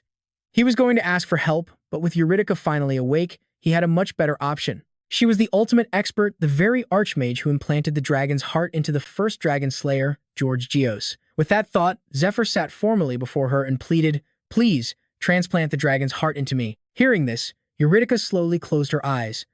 A moment later, she replied with a heavy, sorrowful tone, "I'm sorry, I cannot grant your request." That one sentence hit him like a truck. His eyes shot open in pure shock as he thought, "What the hell?" And just like that, the scene shifts, throwing us back into the tragic history of this world. 1,000 years ago, the world was on the brink of total annihilation. The strongest of the 7 ancient dragons, the Black Dragon Kaiser Uruse, was burning everything to the ground. Even though Kaiser Uruse was one of the 12 heroes leading the fight against the demons, he had lost himself, driven mad by a demonic curse. The world drowned in despair and death. The bloody, horrifying trail of destruction left by the Black Dragon was immeasurable, devastating even the Golden Dragon, humanity's guardian, and the other 11 heroes. They had no choice. To save the world, they had to face their former comrade, Kaiser Uruse, a true catastrophe descending upon this once beautiful land. The heroes were forced to fight a demon who was once one of their own, just to stop the apocalypse. But things are never that simple, and their battle was pure desperation. The war against the Black Dragon raged for an entire year. Every image depicts a grueling, bitter struggle between the heroes and their fallen friend, which is why, right before delivering the final blow, the night George Geos gripped his blade, his conscience screaming in agony. "Forgive me," he whispered, "Kaiser Uruse," and then it was over. A single, decisive strike from George Geos's razor-sharp sword finally brought the tragic battle to a close. Back in the present, Zephyr sat cross-legged, having taken in that entire tragic history. He finally spoke, offering his own conclusion. "Everything that happened, whether in my era or yours, it's all because of the demons' ambition to summon their lord to this world. The gods are bound by their own laws. They can't interfere. But there's always one exception." Zephyr's voice grew louder, filled with conviction. "And that's the Demon Lord Tataros. He can directly enter the human world through a summoning ritual." He pressed on, laying out his deductions one by one. "The high-ranking demons from your time, the ones who tried to summon him, created an organization called the Demon Lord's Gate, and now they're trying to bring him to this world all over again. Your goal in the past and my goal now are exactly the same." Flashes of light appeared, illuminating the space around them as Zephyr declared with absolute certainty, "You've seen my past life's memories. You must know this is the truth." As he spoke, images of the demons and their disgusting, vile acts flooded his mind. Zephyr's voice rose with righteous fury. "Nobles, clergy, countless corrupt bastards trying to line their own pockets, not caring what happens to the world. They'd even team up with the Demon Lord's apostles just to satisfy their own greed." A quick note here, the story clarifies Demon Lord's apostles as the new term updated from the old Demon King's disciples. And while everyone else was trying to run from the Demon Lord's grasp, he continued, "The only ones who were actually trying to prevent the end of the world." Thinking of this, Zephyr's hand clenched into a tight fist, his voice dripping with righteous fury. "I didn't come back here to live a quiet life. I am here to fight. To fight and to win. This world is cruel, pushing people to their absolute limits, and Zephyr was no exception. Finally, he cast aside all his pride. He reached out his hand, his voice dropping to a desperate plea. Eurydica, Princess Eurydica, the greatest archmage in history, the leader who brought the 12 heroes together, hero of the poems and legends. I have one request, and I'm begging you to accept it. Zephyr had never been more serious. His voice rang out, powerful and clear. Please, give me the strength to protect this world. But Princess Eurydica just looked at him with wary eyes, saying absolutely nothing. Her gaze fell, her eyes filled with a deep sadness. It was as if a massive weight was crushing her heart, an indescribable heaviness filling her soul. And in her mind, a single haunting thought surfaced. Even though you two are completely different, why is it that you remind me so much of him? The scene flashes back again. The knight, George Geos, stands in a corner, trying to reason with Eurydica. What are you still afraid of? You and the Golden Dragon spent 3 whole years purifying the curse on the dragon's heart, and we successfully simulated the transplant hundreds of times. Realizing he was being too harsh, George softened his tone to comfort her. I'll be fine. Besides, I'm proud to do this. He gazed out the window, lost in thought. The demon remnants have all been pushed back to the desert, but that crimson dragon is still salivating over our lands. I feel honored to receive the power needed to protect our world from them. After a moment of deep thought, George's eyes sharpened with resolve. He declared with absolute conviction, and from everything else too. Princess Eurydica clearly didn't want him to go. She started to plead softly, George Geos, but he immediately cut her off. What I want. George walked over to look at his infant child one last time, his voice full of sincerity, is to leave a world free of these threats for our son. Please, trust me, implant the heart. Knowing she couldn't change his mind, Eurydica had no choice but to grant his wish. A purple light began to glow, slowly filling the air. As it touched George's body, he reacted violently, his entire frame convulsing. He trembled uncontrollably, his body fighting to absorb the immense power. Standing by, Eurydica could only watch, her heart twisting in agony. She was a wreck, completely panicked and on edge. The sight was too horrifying. Ignoring her own weak condition, she lunged forward, screaming, George Geos. But before she could get close, the palace maids grabbed her, holding her back. One of them pleaded, Your Highness, please stay back. It's too dangerous. By now, George's transformation was horrifying. He was unrecognizable, his face was nothing but a skull, and he let out a guttural scream of pure agony. Watching this nightmare unfold from the sidelines, Eurydica broke out in a cold sweat, her mind racing with pure terror. I feel the same energy as Kaiser Ra's when it went berserk. A primordial curse? Suddenly, a voice echoes in her ear. The curse on the heart has been cleansed. Why is that? That's what you're wondering, isn't it? The voice says, as a figure slowly steps closer to Eurydica. And it's none other than the Gold Ancient Dragon, here to shamelessly admit his own wrongdoing. My apologies, but I used a few tricks to make it look like it was cleansed. His sudden appearance snaps Eurydica to attention, and a name flashes in her mind. The Gold Ancient Dragon. Right after that, the Gold Ancient Dragon winks and snaps his fingers with a smirk.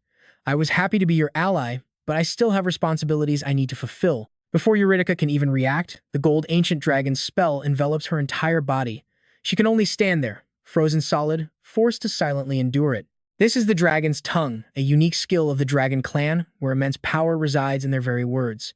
The Gold Ancient Dragon's eyes begin to lose all traces of humanity. He chants the spell, his voice a cold, unending declaration. You will never be able to open your mouth to reveal the secrets of this world that you now hold. And just like that, Eurydica is struck by the Gold Ancient Dragon's cruel curse. The incantation chokes her, constricting her throat so tightly she has to gasp, desperately fighting for a sliver of air. In the next moment, Eurydica's entire body slumps forward. She struggles to speak, but no words come out, only choked sounds. Cough, cough. After getting what he wanted, the Gold Ancient Dragon turns to leave, not forgetting to mock her one last time. Too bad. If you weren't so greedy for the dragon heart, the two of you could have lived out the rest of your lives in happiness with your daughter. The Gold Ancient Dragon clicks his tongue in fake praise. Your Amakina is quite magnificent, Eurydica.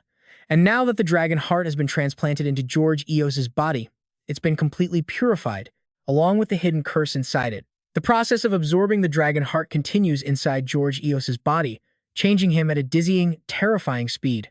The Gold Ancient Dragon doesn't stop his taunts. Now watch as your beloved husband destroys this world. George Eos's face and body have become so twisted they're almost unrecognizable. He looks less like a man and more like a ravenous demon. So cruel, isn't it? The Gold Ancient Dragon announces with clear satisfaction. Embrace the infinite power surging from the dragon heart. A horrifying scene unfolds. The absorption process is complete, and George Eos has fully transformed into a monstrous creature with a purely savage nature. He aggressively stalks towards Eurydica, who can only stand rooted in fear, staring up at him.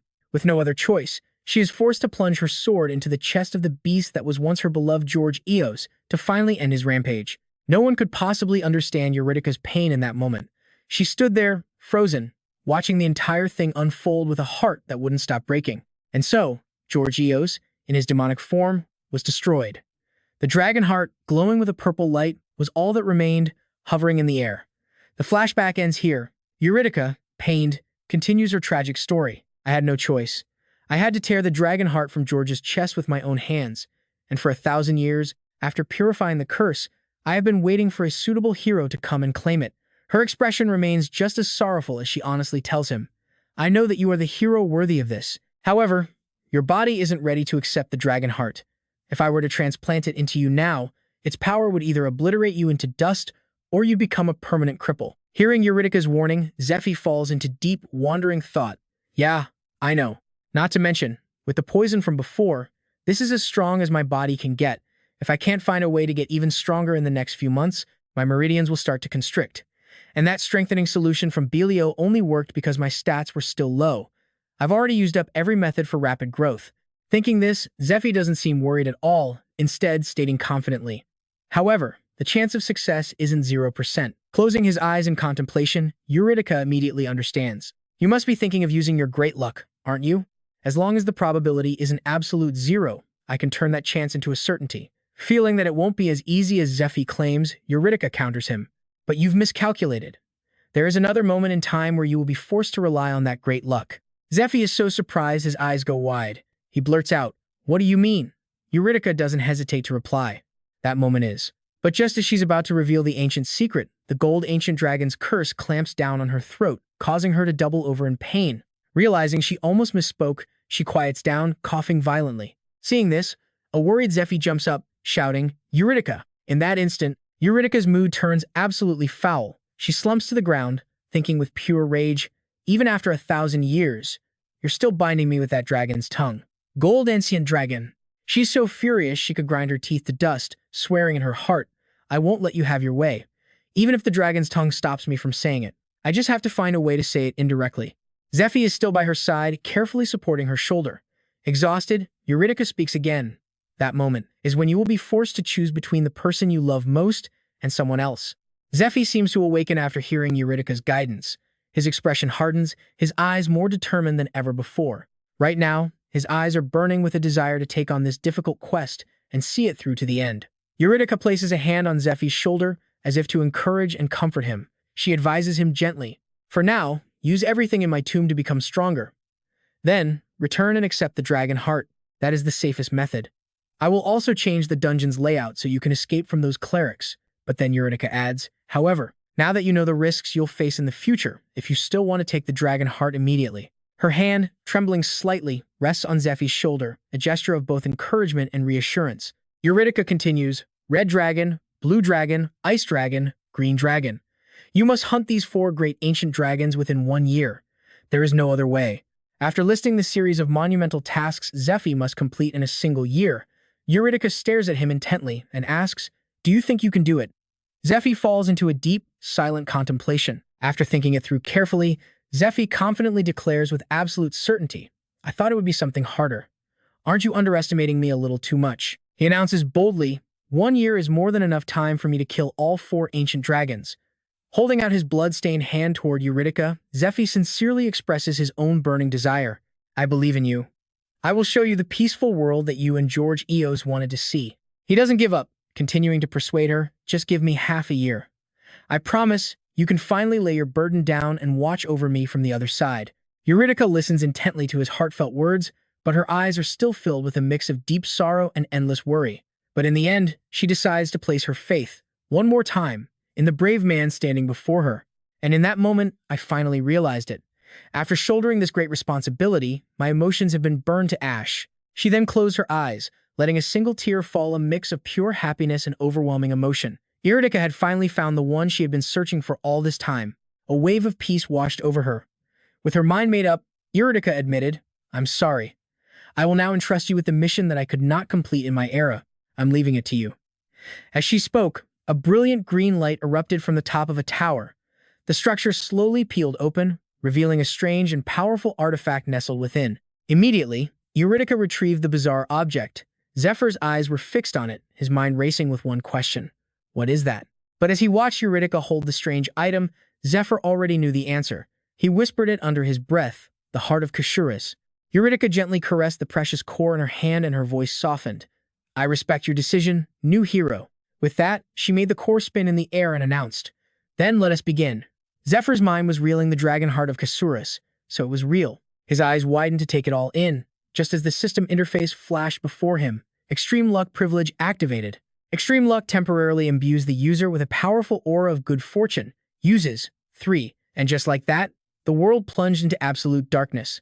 The only light left was the heart itself, glowing with an overwhelming aura in Eurydica's hands.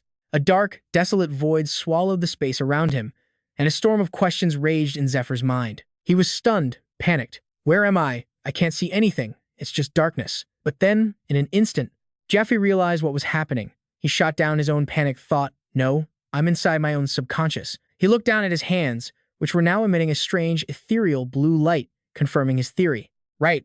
I felt something familiar just before this, but Jeffy was still adrift, standing in the middle of some hazy, virtual world, and then he was certain. Something else. Something other than myself is in here. Exactly as he predicted, a pair of glowing red eyes snapped open in the darkness behind him, staring him down. Jeffy's back was turned, but every single one of his sharp senses was screaming at him. He was not alone. His expression turned ice cold, his eyes sharpening to a terrifying degree. After steadying his emotions, Jeffy suddenly whipped his head around to face whatever was lurking behind him. But before he could do anything, a massive hand with razor-sharp claws shot out and grabbed him. It was Kashurus, and Zephyr was caught tight, unable to move, frozen, as he was forced to look up. Kashurus leaned in, its face inches from Zephyr's, and snarled with pure rage. You pathetic insect. You dare take my power? The tiny Zephyr struggled in Kashurus' massive grip, gritting his teeth as the realization hit him. This is the deep-seated desire of Kashurus that remains in this dragon heart. His mind sank deeper into thought, analyzing the situation. What an absolutely overwhelming presence. The pressure from him alone feels like it could shatter my soul, and this is just the lingering will of someone who died 1,000 years ago. Zephyr was still suffocating in Kashurus' grasp, his mind racing, while Kashurus observed the strange creature who dared to disturb its power. Unable to take it anymore, Kashurus growled, I can smell the gods on you. Staring down at Jeffy, Kashurus scoffed in disgust. Those persistent bastards, they sent another puppet. Hearing this, Jeffy couldn't control his anger and yelled back, What did you say? But Kashurus simply spoke its mind, its voice booming. You are the last one I will ever grant my power to. After that thunderous declaration, a hazy vision appeared. It looked like Kashurus in its massive, horned form, striding forward to fulfill its pact with Jeffy. Suddenly, the scene shifts again. Something mysterious rushes by at an impossible speed as a countdown echoes through the void. 6. Then, more and more strange figures appear, as if they're locked in a desperate battle. They fly past each other as the countdown continues. 5, 4, then 3. We see heroes, fighting with all their might, only to be cut down by the massive clawed hand of Matthias. They cry out in agony as the countdown hits. 2. And then, what was bound to happen, happens. A scene of absolute, bloody carnage unfolds. Matthias was carrying out a merciless slaughter of the heroes, but he remained completely calm as he declared, Now, all that remains. It seemed everything was going exactly to his plan, and he was filled with an arrogant, chilling confidence. Is you, Lucius? With that, he immediately unleashed a torrent of blazing fire towards Lucius, forcing him into a desperate defense. But perhaps because they were old comrades, Lucius was all too familiar with Matthias's fighting style. He easily blocked the tired old attack and stated with confidence, That move again? It's useless. And that lit the fuse. The rage inside Matthias hit its absolute limit. He was so enraged that he poured all his strength into an even more powerful torrent of flames, locking onto Lucius. But it seems this was just a distraction, a way to throw Lucius off. Matthias was smarter, a step faster. He'd already teleported behind Lucius, preparing to land the final blow. As if victory was already guaranteed, he sneered, Too slow. The words sent a chill down Lucius's spine, freezing him right where he stood. And to assert his total dominance, Matthias immediately unleashed a devastating strike, connecting with Lucius and making his head snap to the side with a sickeningly painful crack. Lucius was on the verge of collapsing, letting out a pained grunt. Matthias was incredibly pleased with his attack, thinking to himself, his reaction time is way slower. He's getting weaker. But Lucius fought through the pain, forcing himself to his feet. He shot a serious glare at Matthias, his mind racing. This bastard. He's adapting more and more to the demon clan's power, and that recovery speed. In this fight, I'm the only one taking any real damage. He had barely finished that thought when a split second of distraction cost him dearly. Lucius took another heaven-shaking blow from Matthias. The more he fought, the more ferocious Matthias got, taunting Lucius until he finally snapped and launched a furious counterattack.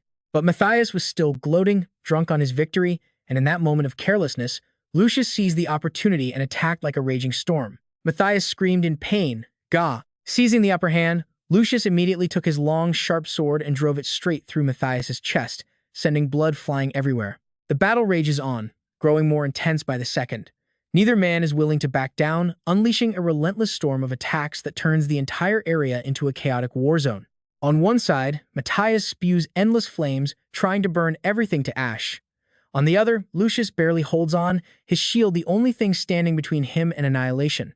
Fueled by pure malice, Matthias draws his sword, aiming to run Lucius straight through. But over here, we see Lucius, battered and broken. He's slumped against a rock wall, coughing violently before his head drops in grim reflection. Acno and Leona. Both gone. The very people who supported him are dead. He has no other choice. He has to use that power. His eyes sharpen with a resolve we haven't seen before. He's going to crush the arrogant Matthias, no matter what. He steels himself, knowing full well the danger. Using this power could cost him everything. Matthias currently has the upper hand, thanks to his body's insane healing ability. Sparks of flame begin to crackle back to life in his hand as he speaks, his voice dripping with condescension. And now, the flames in his hand swell, growing into a massive, swirling orb of destruction. With absolute confidence, he declares, "Let's end this." He lets out a twisted, cackling laugh.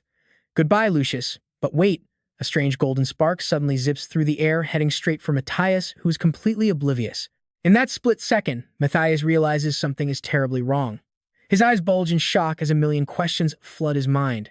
Something's not right. Matthias glances down at his own hand and sees nothing. The massive fireball he just summoned a moment ago, it's completely gone. Panic sets in. He thinks to himself, my fire orb. Something pierced right through it and destroyed it. Just then, a single white feather floats down. The culprit becomes clear. In stunned disbelief, Matthias whispers, "A feather." Immediately after, a whole storm of feathers descends upon him. Meanwhile, Lucius calmly wipes away the blood trickling from his mouth, a souvenir from Matthias's brutal assault. And then, a truly miraculous sight unfolds. An angel materializes behind Lucius, its magnificent white wings radiating a light so brilliant it's almost blinding. The celestial being speaks, its voice echoing, "Oh, my past self. How much of your lifespan will you offer this time?" Lucius, struggling, forces out a single, grim reply. 1 month. The angel seems dissatisfied with his offer. It gently reminds him, 1 month will not be enough to defeat that thing. Half a year. That might be enough. A blinding light instantly gathers into a gigantic sphere. Power surges through Lucius, a gift from the angel. His entire body crackles with holy lightning, shining with incredible power. Matthias is speechless, stunned by this bizarre spectacle. He stares up, wide-eyed, stammering, "What is that? Why am I afraid?" The thought terrifies him. His eyes are stretched to their limit as he screams in denial. "No way. This is impossible." The sphere of light slowly closes in, but Matthias is too shocked to even move. He's frozen in place, consumed by one thought. A man like Lucius is now stronger than me, but Lucius remains calm, focused only on his mission. Armed with the angel's power, he's never felt more confident, and he unleashes a relentless barrage of attacks straight at Matthias. The holy light's destructive force pierces right through Matthias's body, sending his blood spraying in every direction. In that moment, all of Matthias's power, all of his pride, is extinguished by Lucius's hand. The ground is now just a gruesome canvas, splattered with Matthias's blood. He lies there, pinned beneath the rubble, completely defeated, but his arrogance, somehow, remains intact. Matthias sneers, taunting him. "You pitiful fool. Pretty impressive, hiding a power like that for 20 years. Lucius calmly explains, "It's a special skill of a saint, called Glory's Light. I borrow power from the angel I will become in the future, by trading my own lifespan. It's a tightly guarded secret, known only by the Pope and a select few cardinals." As he says this, his expression darkens, his jaw clenching with resentment. This is why the average life expectancy of a saint is around 30 years. Even if we wanted to live long lives without using Glory's Light, we have no choice but to use it against powerful enemies. Besides, the temple binds the saints, sending them to their deaths for its own benefit. The raw emotion pours out of him now, The position of a saint is a brutal one.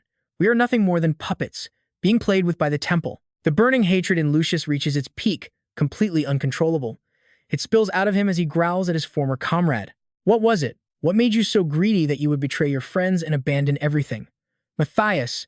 Hearing this, Matthias can't help but let out a bitter, hollow laugh. Heh, you only say that because you're the chosen one. You think you're the only puppet being played with. He then declares, there is only one difference between us. Though his body is shattered, Matthias forces his head up, his voice ringing with defiance. The goddess acknowledged the value of your life and not mine. That is all.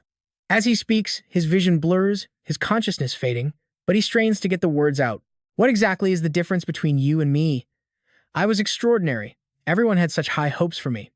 So why did it end like this? His body begins to dissolve into particles of light, but his last words are a curse. You still refuse to answer me, goddess. You are too cruel. As he vanishes, the dragon's heart continues to pulse with a brilliant light. A blood-soaked hand lies on the ground. Its owner coughs weakly. Net slowly opens his eyes, his mind still in a fog. He thinks to himself, did I pass out? My head is killing me. Suddenly, his eyes snap wide open in shock at the scene before him. Right there, in front of him, is Eurydica, performing a ritual to make Zephyr absorb Kaiser Rose's dragon heart. Net blurts out in disbelief. This is the boss's dungeon. What in the world is going on right now? The battle between Lucius and Matthias left behind unimaginable loss and consequences. The bravest and strongest heroes all lie scattered on the ground, knocked unconscious by the demon named Matthias. Lucius desperately tries to heal them, chanting, Omnipotent Aria, Omnipotent Aria, Omnipotent Aria. Finally, with Lucius's tireless effort, things begin to change. Leona and Agno suddenly start coughing at the same time. Lucius is beside himself with worry. He shakes Agno gently and shouts, Agno, Leona, are you guys okay? To ease his friend's anxiety, Agno forces himself to speak, but his voice is still incredibly weak. The Odo field. His heart twisted in agony seeing his comrades so brutally wounded. Lucius took a shaky breath, realizing out of everyone, only 3 were still alive. The scene shifts. In a low voice, Lucius tells the other heroes that their raid ends here. It's time to go home. But then we're pulled to a completely unfamiliar place, where a mysterious object pulses with a blinding pink light. And just as fast, the view changes again. A colossal black dragon squeezes Jeffy in its massive claws, letting out a savage, ear-splitting roar. Suddenly, the dragon senses something strange in the air. Its crimson eyes widen as it pieces it together. That energy. That brilliant pink aura is moving closer to Jeffy, who can only stare, helpless. And then it all clicks. Jeffy knows for sure. This light, it's the effect of extreme luck. The pink aura draws nearer, almost like it's shielding him. Jeffy just smirks, thinking to himself that he doesn't need its help. He's already getting used to this.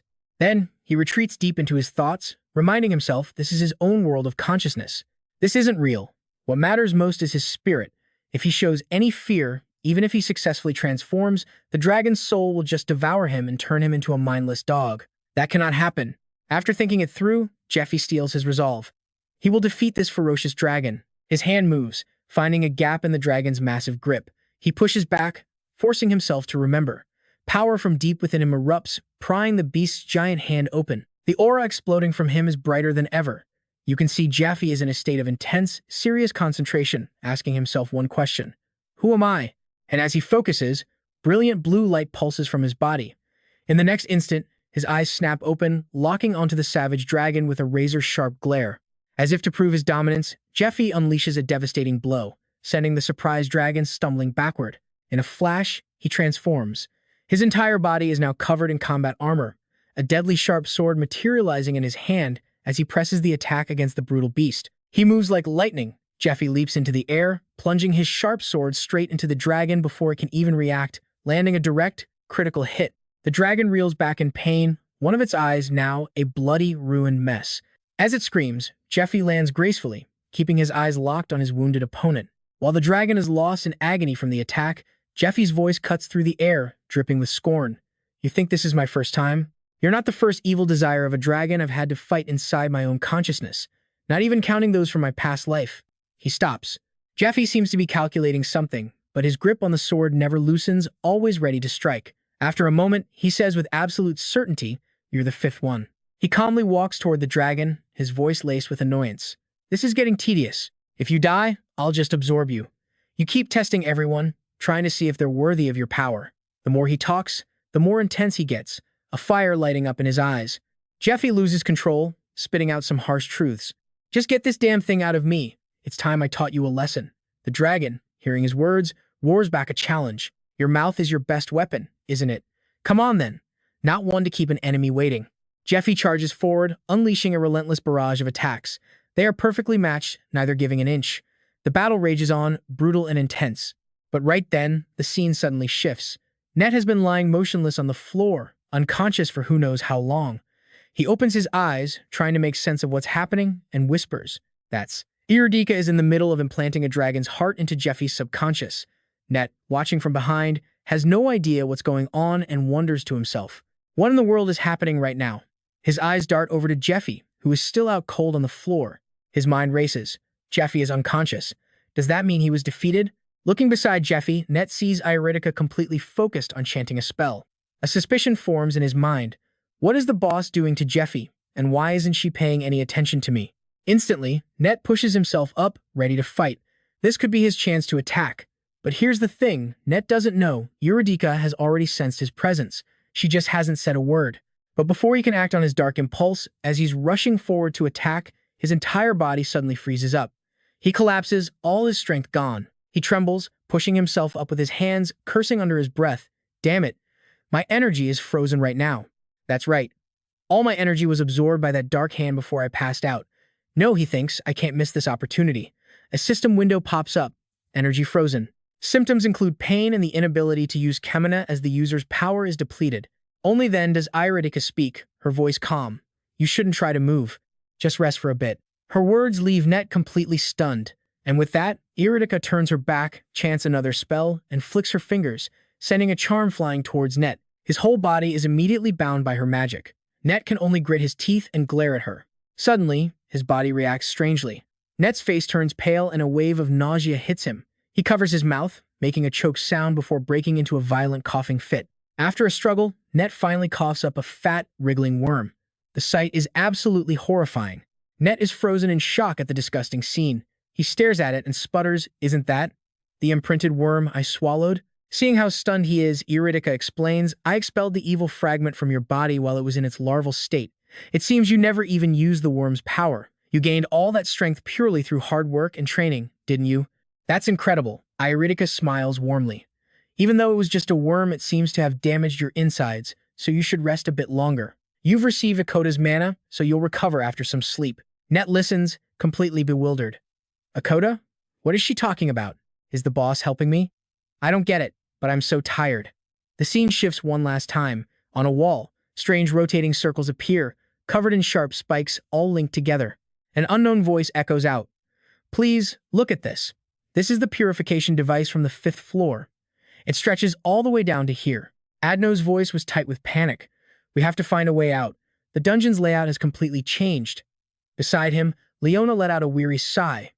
"It's been 2 days since the battle. We need to get out of here before the food runs out." But Lucius just stood there, silent and motionless. Adno's patience was wearing thin. "What's the plan?" "Captain." It took a long moment, but Lucius finally broke his silence, his mind made up. "First, we find the remaining sacred artifacts." Adno couldn't believe what he was hearing and immediately shot back. "Are you crazy? With just the 3 of us? That's a death wish. We should prioritize escaping." But Lucius ignored his crewmate's warning, his tone firm. "No." He began to lay out his reasoning. "It's the only way we're getting out of here." With the decision made, the 3 of them bolted towards a gate up ahead, but Lucius suddenly stopped short. Those 2 slaves who stole the artifacts, they were acting weird. Leona chimed in with her own suspicions. "Right? I'm pretty sure they're working for the nobles. They didn't join us when we fought Matthias," she continued, "and they never attacked him either." "Why?" Lucius's mind raced, picturing a war between the nobles and the demon faction. He started connecting the dots. What if they aren't allied with the demons? If we assume their real target was Matthias, our enemy, and they wanted the artifacts for themselves, then it all starts to make sense. Deep in thought, Lucius felt a wave of dread wash over him. If he died here, all the money invested in this dungeon would be lost. The Den Guild would have no choice but to auction it off just to pay their debts. Being trapped here would make 10 years of effort completely worthless. And if those 2 slaves weren't just simple pawns, if they were loyalists to the nobles, smart enough to see the bigger picture, then this was their goal from the very beginning. To fight in the dungeon, secure the dragon's heart, and seize control. As he ran, the puzzle pieces started clicking into place. More clues, more deductions, the true scope of the plot revealing itself in his mind. If their faction gets this dungeon for cheap, he thought, those two slaves, with the sacred artifact and their inside knowledge, will just join the new raid party as experienced veterans. If they were promised a role like that, the nobles must have an escape route ready for them. Or they can find one on their own. I have to get to them first, and find the exit before they do. While sprinting, Lucius risked a glance over his shoulder, a single thought echoing in his mind. Or maybe, this was all part of the plan. Behind them, a strange purple light began to glow. And then it happened. A colossal black dragon erupted from the darkness, lunging at them with terrifying speed. Lucius was barely able to block the savage, relentless assault. In that single, heart-stopping moment, Lucius screamed his sudden realization to his team. The sacred artifact was in the boss room. How is the gatekeeper still alive? You can only open that door after you kill it. His words made Leona and Adno whip around in shock. The massive dragon snapped its razor-sharp jaws, threatening to tear Lucius apart. It unleashed a devastating blast of violet light, forcing him back. Seeing the scene unfold, Adno screamed in pure terror. "Captain!" The dragon's brutal attack slammed Lucius into a wall, pinning him helplessly. Death was closing in. Crushed under the beast's immense weight, Lucius struggled to hold it back with his sword, but his strength was fading fast. He couldn't last much longer. Panic set in. I can only use Light of Glory once a week. I already used it on Matthias 3 days ago. I still have 4 more days. His energy completely drained, Lucius felt his will break. Damn it, is this really how it ends? With nothing left to give, he whispered his final words. I guess I won't see them again. An image of his wife and their baby, nestled safely in her arms, flashed before his eyes. But from the distance, a new sound. Heavy panting. Zephyr came running, leaning on the doorframe as he took in the chaotic scene. The noise was just enough to reach Lucius. Pinned to the floor, he forced his head up, and his eyes went wide. Him? Why is he coming out of the boss room? Zephyr strode forward with an air of absolute confidence. Ah, perfect timing. I was asked a favor, so I suppose I'll help you. He cleared his throat, and then his voice rang out with chilling authority. Rest. Then, with a simple gesture towards the beast, he gave another command. Bow your head. He was using Dragon's Command, a special draconic skill. Its power resided in the user's words, but it was limited by the strength of their dragon's heart. Instantly, magical runes and spells coiled around the beast, making it roar in agony. Lucius could only stare, his mind reeling. What? What is happening? He gritted his teeth, pure jealousy and rage burning in his eyes as he watched. That monster is actually obeying a slave? But it was true. By some impossible power, the massive black beast obediently collapsed to the ground. Zephyr watched it silently, then began to count in his head. 4, 5. The monster's enormous hands were now bound tight by the spell. Zephyr continued his silent countdown. 8, 9. A miracle was happening. The chains that had bound the beast's hands were already loosening. The moment Zephyr's count hit 10, the dragon shattered the spell. With a surge of power, it tore its hands free, unbound once more. Zephyr, however, seemed to have expected this. He stood his ground, completely unfazed, as the monster let out a heaven-shaking roar. He leaped into the air, his mind racing. Dragon's tongue only lasts for 10 seconds. This dragon's heart is too new. I can't use its full power yet. He could feel the new heart pounding in his chest, an alien rhythm. On top of that, he thought, I have to balance my own strength with the dragon's power to keep from going insane. The dragon heart's output was capped at a mere 1%. But now, Zephyr's fighting spirit was ignited. He was ready for the coming storm. He steeled himself with a silent cheer. Even if it's limited, this is still the power of a dragon. Freed from the spell, the skull-faced beast grabbed a long, wicked-looking blade, its furious growl fixed on Zephyr. It gripped the sword with lethal intent. Zephyr's eyes narrowed in recognition. That's Graham, the sword of Jockjaws. A terrifying aura began to pour off the monster. Zephyr knew instantly. This sword was on another level, a power that surpassed even dragons, forged for one purpose, to kill the strongest one in the world. Yeah, this was going to be tough. And right on cue, the skull beast unleashed its attack. Streams of dark purple magic erupted from its body like a volley of missiles, streaking straight towards Zephyr's position. But he was ready, countering the dark magic with a blast of his own lightning. Zephyr's entire body glowed with a brilliant golden light as a plan snapped perfectly into place in his mind. So, he thought, instead of dragon power, I'll face you with this light. Zephyr's chosen method for this fight, the legendary Sword of Light. A divine creation, forged from the purest primordial light, its limits had been completely removed by the goddess of light herself. An image of the goddess flashed through Zephyr's mind, and for a second, he was lost in thought, recalling her first request. Please, save my Saint of Light. Remembering her words, Zephyr whispered, I accept. Then, like a flash, he appeared in the center of the arena, unleashing a wave of holy lightning that illuminated the entire space. Even the beast froze, stunned by the raw power. Radiating absolute confidence, Zephyr made a declaration. "You can go now. Thank you for everything." The light became blindingly intense as Zephyr charged, pouring every ounce of his being into obliterating the skull beast for good. On the sidelines, spectators like Lucius could only watch in awe. He simply couldn't believe what he was seeing. Lucius recognized it instantly, a legendary holy relic, a weapon only a select few chosen priests were ever allowed to use. The Sword of Light. He was so stunned he couldn't even blink, his mind racing. What the hell is this? Isn't he a subordinate of the Demon King? He reasoned that if someone was originally an orthodox priest of the temple, they could still wield the power of light, even if they secretly worshipped the Demon King. But as Lucius watched Zephyr fight, he couldn't shake one question. Then why? Why can I feel the presence of the goddess of light herself inside of him? As he processed this, Lucius clenched his jaw in frustration. And it wasn't just that. His memory drifted back to his childhood, a day he remembered vividly. He was just a young, naive boy then, stepping into the palace for the first time. Lucius compared that memory to now and shuddered. This feeling. It was identical to the presence he felt when he met the golden dragon in the palace as a child.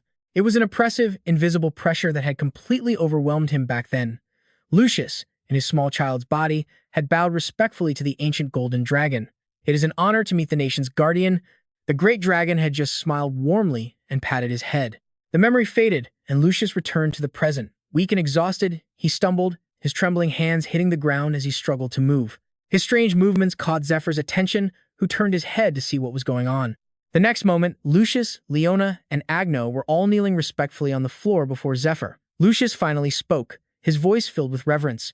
"Greetings, great master." The scene shifts, diving into Zephyr's mind. His consciousness flashes back to the fierce battle he fought against Kaiser Rose in his subconscious for 3 straight days. The brutal duel between Zephyr and Kaiser Rose played out in his imagination. Zephyr's endurance and fearless fighting spirit had earned Kaiser Rose's respect, who praised him. "Not bad. I acknowledge your strength, but that doesn't mean I trust you." In the end, Kaiser Rose had to submit to Zephyr's unbreakable will and extraordinary power. She agreed to merge with him, residing within the dragon heart in his body, but not without a final warning. "I will remain inside you, silently watching your every move." Immediately after, Zephyr's consciousness returned, and he began to wake up. Exhausted, he slowly forced his eyes open, taking in the first rays of light. As his vision cleared, Zephyr was horrified by what he saw. Net was still unconscious, and Eurydica had already turned to dust. Zephyr silently clenched his fist and bowed his head respectfully. "Thank you, Eurydica. I swear I won't fail you. Please, watch over me in the next life." His eyes fell upon 2 strange objects left behind in the pile of ashes. He thought to himself, these must be the relics Eurydica left behind. The 2 mysterious items shimmered with light. One glowed red. It was introduced as the Fali Matash, a top-tier Matash grimoire, created through the crystallization of Matash essence. Its wielder could acquire new skills through meditation, including the ancient arts of the Media Kingdom and Eurydica's own grand magic, all stored inside the Fali. But there's a catch. To learn the new skills, you have to master the ancient arts of the Media Kingdom up to level 2. The other item glowed blue. It was called the Key of Wisdom, a master key that allows its user to access every function within Eurydica's tomb, which now belongs to Zephyr. Just then, Zephyr recalled Eurydica's final words. Even though his dragon heart's current output was only at 1%, its power was already spreading throughout his body. Because of this, his body would gradually adapt to handle even greater amounts of power. Zephyr listened intently to the memory, then realized something. These were Eurydica's lingering thoughts, left behind in the crystal. Her guidance echoed once more from within the Fali Matashe. However, if you want to increase the output to 10, 20, or 30%, you must renew your body. Eurydica's voice continued to resonate in his ears. "For that reason, you must give this Fali to my descendant. That child can help you." As soon as she said this, a single name popped into his head. Anti. A storm of thoughts raged in Zephyr's mind. The gods all knew about his past life, but very few of them were on his side. "I can't trust them completely. If those gods dare to interfere and lay a hand on Ante." Zephyr lowered his head, his hands clenching into tight fists without him even realizing it, lost in contemplation. "As much as I want to see her right now, I still have too much to do. No matter how worried I am, I have to endure it." Lucius's voice suddenly cut through his thoughts.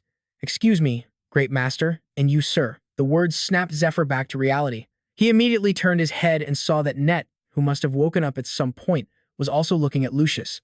After that brief announcement, Lucius got straight to the point. He calmly declared, "Removing the curse, then closed his eyes and began chanting the spell. One by one, starting with Zephyr, the curses were lifted from their bodies. Next was Net, and the spell on him was removed as well. After completing his task, Lucius announced, "You are both free now." Zephyr placed a hand on his shoulder, patting it gently as he spoke warmly. "So, does this mean you'll take care of my debts, too?" Lucius let out a hearty laugh at Zephyr's joke and replied, "Haha, of course. After all, you saved my life a debt that can never truly be repaid." Lucius then speaks with sincerity, revealing he secretly infiltrated the Demon King's ranks to crush their ambitions from within. I have to admit, it's a bit shameful to say, but in our Temple of Light, there are few who fight the heretics with such dedication. As he says this, the image of Medius flashes in Lucius's mind, and he hesitates for a moment, faltering. After a few moments of silence, Lucius finally lays it all bare. "Even I, one of the children of the Goddess of Light, even though punishing the Demon King's followers is my sacred duty, I will devote all my strength to helping you, Master." Net might be on the sidelines of this conversation, but he's been following every single twist and turn. In his mind, the calculations were already running. He wants to team up with the one holding the dragon heart. Is it because he doesn't want to be overpowered by rival factions in the temple? Net's wild imagination was already running wild with 1,000 different theories. St. Lucius is, without a doubt, a supreme weapon. He was specially nurtured by the Temple of Light, funded by money extorted from people like Net. No matter how you slice it, Net just can't bring himself to like the guy. But feelings are just feelings. If he can be used, then why not? No matter what, the power, status, and wealth of a saint are all incredibly valuable assets, especially now, with the Demon King's followers having burrowed deep into the highest positions of the Temple of Light. The best move is to maintain a good relationship with him. But that wasn't all. Net's eyes shift over to Zephyr, a thought flashing in his mind. And him, too. Just then, Lucius blurts out an enthusiastic invitation. "Master, this isn't a good place to talk. Shall we return to the temple?" Seeing him acting so brazenly, Acno, standing nearby, can't help but think, looks like the young captain has met his match. But Zephyr's reaction is anything but friendly. His voice is grim. "Don't celebrate just yet. The real battle starts now." Zephyr recalls the terrible future he once witnessed, his voice low with warning.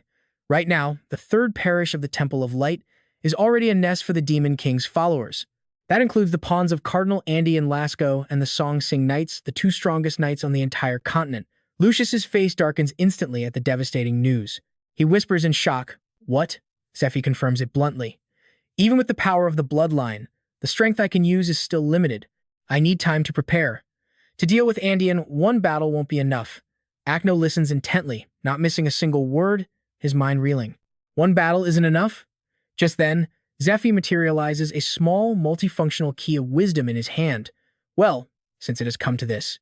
The magical aura from the key floods the entire dungeon, leaving everyone speechless. That blinding power pulses outwards in every direction. Suddenly, a deafening sound erupts, making everyone whip their heads around to look up. A mysterious gateway has opened, a door leading to the treasure room where the relics of the catacombs are stored. Zephyr turns to his party, his voice steadying their nerves. "For now, let's just focus on preparing." Together, they all walk towards that brilliant golden gate. It slowly swings open, unleashing a blinding flash of light. Zephyr gives a satisfied smile, declaring with confidence, "This is the treasury of Eurydica. No one has set foot in here for 1,000 years. Still, a flicker of worry and curiosity sparks within him. I wonder what we'll find inside." With that thought, Zephyr raises his hand, using his magic to force the massive gate to open even wider. He focuses every ounce of his energy into the task. The light pouring out grows brighter, illuminating the faces of Zephyr, Net, and Lucius. A voice echoes in the space. This is. The treasure room is revealed. Inside is an ocean of priceless power sources, each one carefully encased in shimmering, polished crystal. The sheer scale of it is beyond anything they could have imagined, leaving the entire group gasping in unison. Acno is the first one to find his voice. Still reeling from the shock, he stammers out, "What is all this?" Acno's echoing voice snaps Net to attention, and he immediately looks where Acno is pointing. Before them are countless glass vials, each containing a different power, all neatly arranged side by side, sparkling brilliantly. Acno is just blown away. Everything. It's all encased in crystal. Lucius is equally stunned by the unbelievable sight. His eyes are wide as saucers as he scans the room, realizing, some of these items, just one glance and you know they're top tier. These are all holy relics from Eurydica's tomb. Only Zephyr remains completely unfazed by the incredible presence of the vault. He calmly steps forward as if it's nothing, reaching out to retrieve a random vial of power from the hundreds of thousands around him. This simple act leaves everyone around him completely speechless. Standing behind, Net can only mutter in disbelief. Whoa, you can just take it out like that? Zephyr says casually. Lucius watches the whole thing from behind, a storm of envy brewing inside him. I don't even know how to get the items out of the crystals. I didn't even help defeat the boss, so everything in here, it all belongs to him. Zephyr continues to explore, effortlessly plucking artifacts from their crystalline prisons. Leona, delighted by this, bounces over to him and points excitedly. Jackpot. Lucius reflects on his own role with a sense of shame. Who's really supporting who here? I really overestimated myself. At that moment, Zephyr suddenly asks, does anyone have the appraisal skill? Leona immediately pipes up, I do. Acno, a bit more calmly, lets out a breath and adds, I have it too. The appraisal skill, as its name suggests, allows a user to assess an item's stats by deciphering the flow of mana within it. The more proficient the user, the more information they can uncover. Both Acno and Leona sit down and diligently begin to appraise each item Zephyr requests. Leona picks up an artifact, examining it with a serious expression before giving her assessment. The ancient Medea kingdom was a civilization with incredibly advanced magic. The magical items from that era are far beyond anything in our current age. Net listens with intense focus as Leona continues her explanation. Even though their value would be astronomical, you couldn't find these for sale anywhere. That's because they are absurdly, unbelievably rare. Zephyr is about to explore another area when his eyes suddenly lock onto a particular item gleaming inside a crystal case. The artifact that caught his eye is a glass vial containing a single, vibrant purple eye. Zephyr is stunned into silence, thinking, I can't believe it's here. A satisfied smile spreads across his face. This was clearly the thing Zephyr had been searching for all this time, and now, by a stroke of fate, he's finally found it. Zephyr exclaims with excitement, amazing. Luck is finally smiling on me. Each person who entered the treasury managed to collect items perfectly suited for them. Leona obtained a spirit gem and a dragonstone necklace. Acno found a petrification shield and a skill stone for himself, and Lucius also discovered and claimed a suit of mirror armor. The three of them were ecstatic, their spirits soaring. One in particular stood as a figure of pure might, clad in the raven armor, sunset pauldrons, mist bracers, and a sword cloak, wielding a colossal greatsword that hummed with a threatening energy. This was the mighty Zephyr, carrying the legendary blade Makasuris, a weapon granted to him and him alone, along with silver-plated dragon-scale armor, matching boots, and heavy iron gauntlets. Now, fully equipped for battle, the group gathered to discuss their next move. Zephyr cut straight to the chase, bringing up their main objective, confronting Andean, the man occupying the church, correct? Across from him, Lucius replied instantly, yes.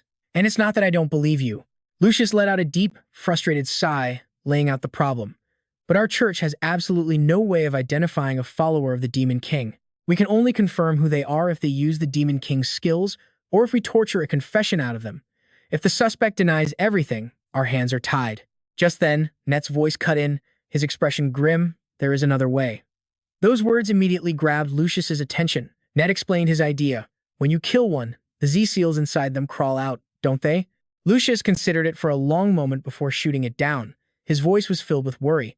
Regardless of the plan, you have to remember Andean's bloodline and his status. To drive his point home, Lucius laid out the hard facts. Andean is from the House of Lasca, a family of Marcuses. They're a powerful and highly respected clan.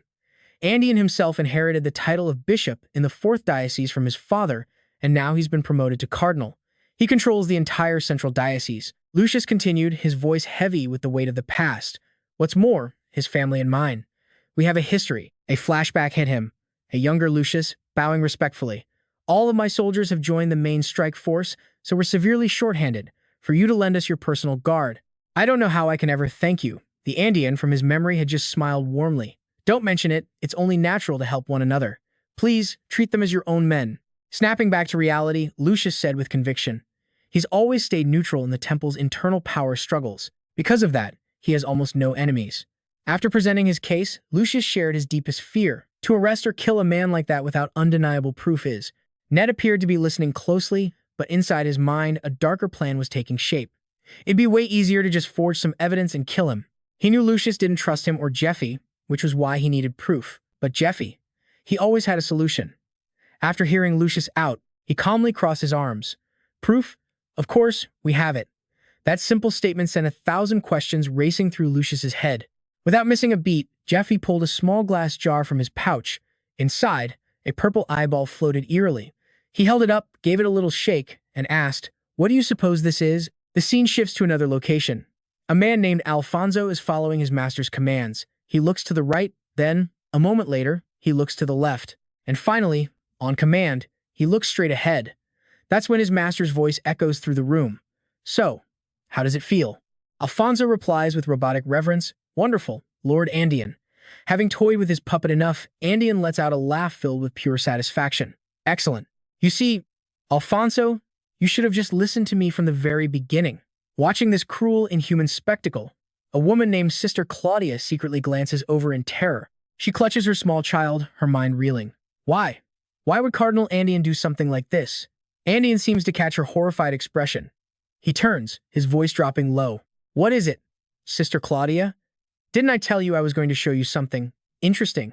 Alfonso hangs his head, broken and treated like an animal after Andean's savage torture. Andean stalks closer to Sister Claudia, who trembles but bravely shields her child. He continues in that chilling low tone. "Inside every follower of the Demon King there is a Z seal. It grants us the King's power. The more we use it, the stronger it becomes." As he speaks, he casually reaches a hand into his own mouth. His face twists into a demonic scowl, yet his voice remains terrifyingly calm. When a Z-Seal evolves to its final stage, you gain a special ability, and from his mouth, Andean pulls out a sealing worm. It's writhing and alive, a truly horrifying sight. All traces of humanity have vanished from Andean's face. He stares directly at Sister Claudia with a monstrous grin. "My special ability is organization. My Z-Seal has evolved into a queen. It can produce larvae, and with them I can brainwash and control anyone I choose." As if to prove it, he gestures back towards his victim. "Just like our dear, respected father over there." Andean is now standing directly in front of Sister Claudia. He offers her a fake, gentle smile that makes her skin crawl. Without waiting for a response, he asks, "Do you know why I'm telling you all of this?" He leans in close, his face just inches from hers, a wicked grin spreading across his lips. "Your husband, Lucius. I want you to bring him over to my side." Sister Claudia may look frail, but her spirit is anything but. She fires back with defiance. "Bring him to your side? What are you talking about?" Her sharp tone startles her son, Marius, and he begins to cry. Marius lets out a wail, and Sister Claudia immediately tries to comfort him. Andean's personality shifts in a heartbeat. The menacing demon vanishes, replaced by a man smiling warmly and cooing at the baby. "Oh my, did I scare you? Come now, what is the little one's name?" While trying to calm her son, Sister Claudia answers him, "Marius," but Marius only cries louder. Andean leans down, observing the child with a twisted, predatory smile. "Little Marius, do you like bugs?" Those words send an icy chill down Claudia's spine. Her eyes fly open in sheer terror as she realizes what he's about to do. Just as she feared, Andean dangles the disgusting, writhing worm near the baby's face. He whispers, "Let's be friends with this lovely little bug, shall we?" The worm inches closer to Marius's mouth, and the baby's cries turn into terrified screams. A mother's protective instinct takes over. Sister Claudia can't bear it for another second. She lashes out, slapping Andean's hand away and screaming. "No!" Andean is caught completely off guard. The force of the blow sends him stumbling backward. He goes one way. The worm flies the other. And in that single, shocking moment, his sleeve is shoved back, revealing his horrific secret. A blackened arm, crawling with a swarm of disgusting worms. The nightmarish sight leaves Sister Claudia utterly stunned and speechless. His dark truth exposed, Andean flies into a blind rage. "You wretched woman," he roars. He lunges, ready to strike her down, but just then, a guard bursts into the room, shouting frantically, "Lord Andean, we have a problem." The man's face turned white as a sheet when he heard Lucius was outside. Gritting his teeth, he roared, "What?" Forgetting everything else, Andean threw the window wide open, his mind racing. How could he be back so soon? Impossible. He should be conquering a tomb right now, so how the hell is he already here? As he took in the scene unfolding below, Andean's entire body trembled with pure fear. It was a bloodbath, a complete disaster. Lucius and the new group he was with were carving through the soldiers guarding the building. And yup, Lucius had already spotted him. Lucius glanced up, his gaze sharp enough to cut through steel, and cleared his throat. "Bishop Andy Un, it's been a while." But it seemed Andy Un or Andean hadn't quite grasped the situation yet. Still brimming with misplaced confidence, he yelled, "Have you gone mad, Lucius? Attacking clerics in your own district? Did you desert your campaign just to come here and cause chaos?" Lucius said nothing, simply staring back with eyes of ice. His mind flashed back to Jeffy's words, back to when Jeffy held up a small glass vial containing a single, knowing purple eye. "This is the set potion," Jeffy had explained. "If you put just one drop in your eye." Lucius recalled Jeffy's instructions perfectly. By following them, he could see the hidden mark on all the Demon King's followers. Just like that, his vision became crystal clear. Everyone before him was one of the Demon King's minions, just waiting for the signal to attack. Until this point, Lucius had always trusted his own judgment, but after his encounter with Zephyr, he was starting to see himself in a whole new, unflattering light. A bitter laugh escaped his lips. Haha, my judge of character really is absolute garbage. Immediately after, his expression hardened and his voice boomed. Bishop Andean Lasker. He raised his gleaming sword, aiming its tip straight at Andean, and made a thunderous declaration. I, St. Lucius Jonetti, am arresting you for the crime of heresy. Lucius clenched his jaw, his voice full of righteous fury. To deceive the god of light is an unforgivable sin. You will pay for this. Realizing the game was up, Andean dropped the act entirely. His true, twisted nature surfaced with a wicked, maniacal laugh. Ha ha ha, you insolent little brat. Lucius simply pointed his sword forward again, his voice steady. Cardinal Andean Lasker, in the name of the Saint of Light, Lucius Jonetti, I am taking you into custody on suspicion of being a heretic. From his perch above, Andean looked down. Hearing those words, he frowned, deep in thought. He had considered the possibility that Lucius might survive and return. He'd even planned for it. But this was way too fast. With the experience of Lucius and the Padua squad, there was no way they could have cleared that dungeon so quickly. This could only mean one thing. Matthias had failed. Was he discovered before he even reached the boss room? And he even gave me up. Useless piece of trash. Well, no helping it now. His hands were tied. Ah, Lucius, you walked right into my trap the moment you returned to the temple. With that thought, Andean ran downstairs. The second he saw Lucius's face, he began to scold him. Do you have any idea how disrespectful you are being to accuse a cardinal of heresy? What possible evidence could you have to condemn me? Seeing Andean appear, Leona and Lucius immediately cried out in shock. Bishop Alfonso, uncle. Lucius's mind raced, a knot of worry in his stomach. He couldn't let Andean know that his uncle had a parasite in him, too. It wasn't the Z-type, which meant this had to be that special controlling ability Zephyr had warned him about. His uncle was being manipulated. Just then, Andean's anger flared. Even if you are a saint, there are lines you cannot cross. Furthermore, but before Andean could finish his sentence, Lucius cut him off. Oh, there's plenty of evidence. It's right here, Cardinal. At those words, Andean's face changed in an instant. He scowled, undisguised fear flashing in his eyes as he stared at the bundle of letters. That thing. His mind flashed back to a recent memory. It was Zephy's group, just after they had found that very evidence. Zephy's voice was low and serious. Keep this item an absolute secret. If word gets out that something like this exists, you'll be targeted for assassination. No matter how safe you think you are, he'll use it against you. Leona, who was with them scouting the area, had suddenly noticed something. The teleportation circle. It's gone. Strange, isn't it? After that, the group moved on, learning that the tomb of Eurydica was actually a gigantic labyrinth. Its tunnels supposedly stretched all the way to the Grand Cathedral of the Third Parish. So after teleporting to the right location, all they had to do was dig their way out. After breaking through the dirt, Zephy's group emerged into a hidden place. Lucius immediately knew where they were. This is the base Matthias used to use. The worshippers of the demon god. They hold their secret meetings right here. Back in the present, Lucius held up that damning evidence for all to see. These are letters exchanged between Matthias and Cardinal Andean himself. In them, they plotted to steal the heart of the golem. Their praise for the demon god. It's all written down. Looks like he tried to burn them, but kept a copy, just in case he got backstabbed. He had such touching faith in his own assistant, didn't he? Hearing this, Andean's face contorted with a mixture of terror and rage. Veins bulged on his temples as sweat poured down his face. And yet, a moment later, he composed himself, a sneer forming on his lips. He let out a condescending laugh, as if Lucius were telling some wild fairy tale. You'd think he would deny everything, right? Wrong. He threw his head back and laughed. Ha ha ha, you got me, Lucius. A clean hit. I never thought you'd be so thorough. That fool Matthias must have seen your righteous justice and spilled his guts, didn't he? Ha ha ha. Fine. It's true. I am a follower of the Demon King. I am Andean Lasker, ranked 11th among the devout believers of the Demon King. Then, with a cryptic, challenging glint in his eye, he added, but now that you know, what can you do? You can't lay a single finger on me. As the words left his mouth, he pressed a sharp dagger to the throat of Sister Claudie. The situation became critical in an instant. Claudie, Lucius shouted. Terrified, she cried out his name. Lucius. Andean watched the unfolding drama with pure delight. Whoa there, calm down. It would be all too easy for me to put a hole in your woman's neck before you could even reach me. I possess a very special parasite, he explained with a grin. Anyone who swallows it must obey my every command. And I prepared one of these little darlings just for you. As he spoke, Andean dangled the wriggling parasite right in Lucius's face. So, who's going to be the lucky one? Who gets to eat it? Your lover, your son, or you? Lucius, Andean taunted, the dagger still held tight against Claudia's skin. Make your choice by the count of 3. 1, 2, 3. The countdown finished. Utterly defeated, Lucius gave his answer. I'll eat it. Just don't touch her or my son. That was all Andean needed. A vicious, triumphant smile spread across his face. Excellent. In that case, I'll feed it to your lover.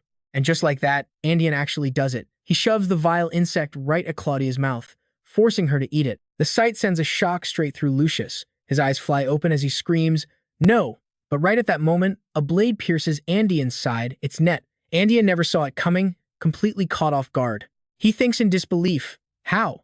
I was monitoring this entire floor with my senses. I didn't feel a thing. That's because Net is wearing the Mist Bracelet, an item with a transcendent stealth ability. The kind of skill only a legendary level detection ability could ever hope to uncover. And with that surprise attack, Net successfully takes down Andean and rescues Claudia. He tells Claudia, hold on tight. Seeing this, Andean's bodyguard draws his sword and charges at Net, roaring, "You bastard." And with that, an explosive battle between the two kicks off. While clashing with the bodyguard, Net thinks to himself, this guy is a golden knight. My first time facing one, and his power is terrifying. This is the strength of the most powerful warrior on the 10 continents. During the fight, Net hurls a blast of fire toward Andean. The bodyguard sees it and instantly rushes to protect his master, giving Net the opening he needs to get Claudia to safety. Andean watches, furious. What the hell is going on? He fumes. I thought he'd either die by Lucius's hand or be forced to run for his life. Before Lucius even entered the boss room, that guy was busy fighting his church brothers. Everything was going perfectly, and then he just appears out of nowhere and ruins it all. Could that man from the east have betrayed me? Did he pretend to cooperate just to sabotage my entire plan? The relic's been stolen too. No matter what I do now, I'm in danger. Protecting myself is the top priority.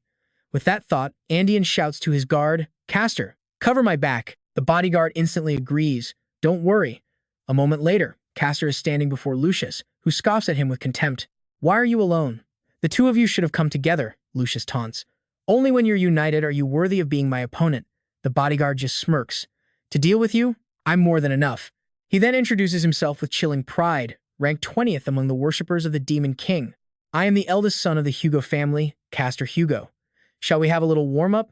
Lucius doesn't back down, introducing himself in return. Knight of the Church of Light, son of an angel, Lucius Jonetti. I accept your challenge. Bring it on. Meanwhile, outside, Andean's knights are blocking the entrance, keeping all the guests from getting inside. The knights are conducting a training exercise for safety. Ordinary followers are forbidden from entering or leaving. The guests are furious, shouting back, "What do you mean? I came all this way just for this." At the same time, far off at the mining camp, the workers spot smoke rising from the central building. A man in a hard hat points. What is that? Why is there smoke coming from the main hall? What's happening over there? Back at her post, Leona sees the fire too. She wonders to herself, with something like that going on, there's no way they're just having a quiet meeting. Just then, Zephyr, who was with Leona, starts to leave. She waves him off, calling out, I'll stop by after my inspection. I'll bring the change I owe you. Definitely, you hear me. Zephyr starts to walk away but suddenly remembers something. He turns back to Leona. Oh, right. Haven't all the sales from the mining area been on credit lately? I heard someone high-ranking came to visit. All those illegal deals might be in big trouble. What if they get exposed? It's best if you don't wander around the main building. Leona frowns, thinking it over. If that's the case, doesn't that mean the higher-ups already know? Why all this back and forth? This is getting way too complicated. Back in the main building, the knights are locked in a fierce battle. On one side, Leona and Arno. On the other, Andean's brainwashed knights. In the middle of the fight, Arno unleashes 3 skills in rapid succession. First, the Flower Curse, which afflicts the enemy with a debuff. Second, the Spirit Jewel's Slow, which drastically reduces the enemy's speed. And third, the Spirit Jewel's Curse, which weakens their overall power. At the same time, Leona activates her bracelet, the Hetia Stone, cutting her skill cooldown time by a massive 50%. As Arno fights, he observes the brainwashed knights, these enemies. There are Church's priests. The commander intended to eliminate the priests, but they might just attack the opposing faction in the temple for no reason. Don't kill them. We have to subdue them. And with that, Arno activates a throwing skill. It's a one-shot ability, and with perfect aim, he nails one of the knights square on. Leona is shocked. Wow, What a perfect throw. Arno replies with a deadpan expression.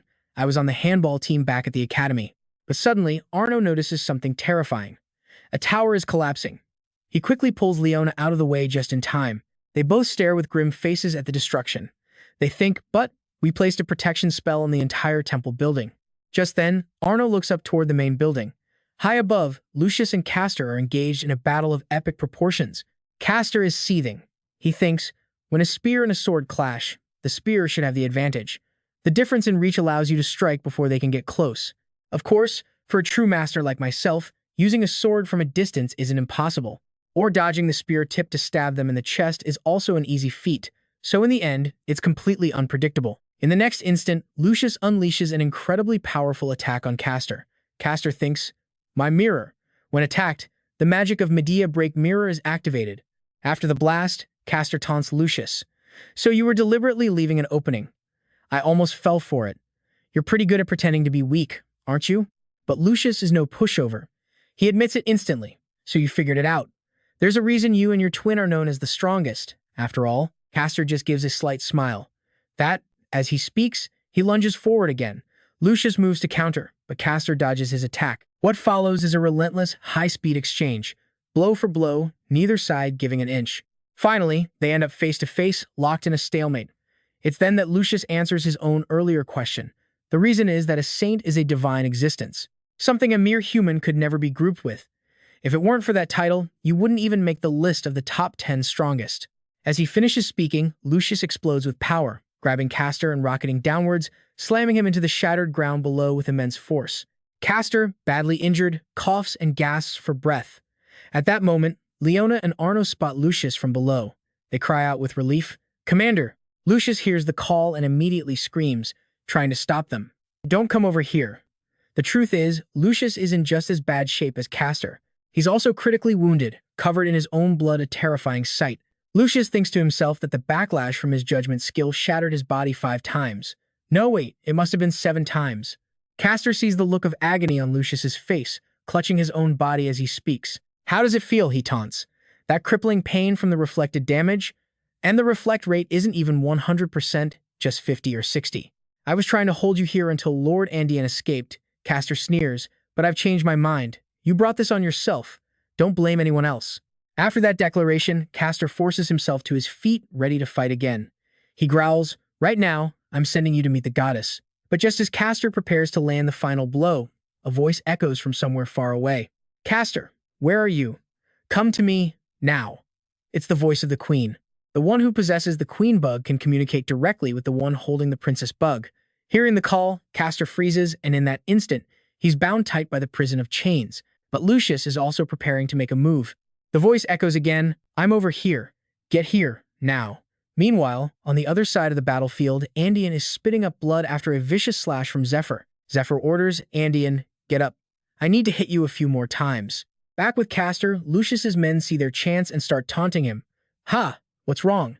Did something happen to your master? Our plan from the start was to hold you here, they reveal. The main goal was to separate the 3 of you and capture you one by one. And you walked right into our trap. Hearing this, Castor's face twists with rage and frustration. He never imagined things would turn out this way. Gritting his teeth, he screams, You filth! At the same time, the massive hand of a demi-human toys with several rubies radiating immense magical power. This man speaks up. You're entrusting the transfer of the dragon's heart to me?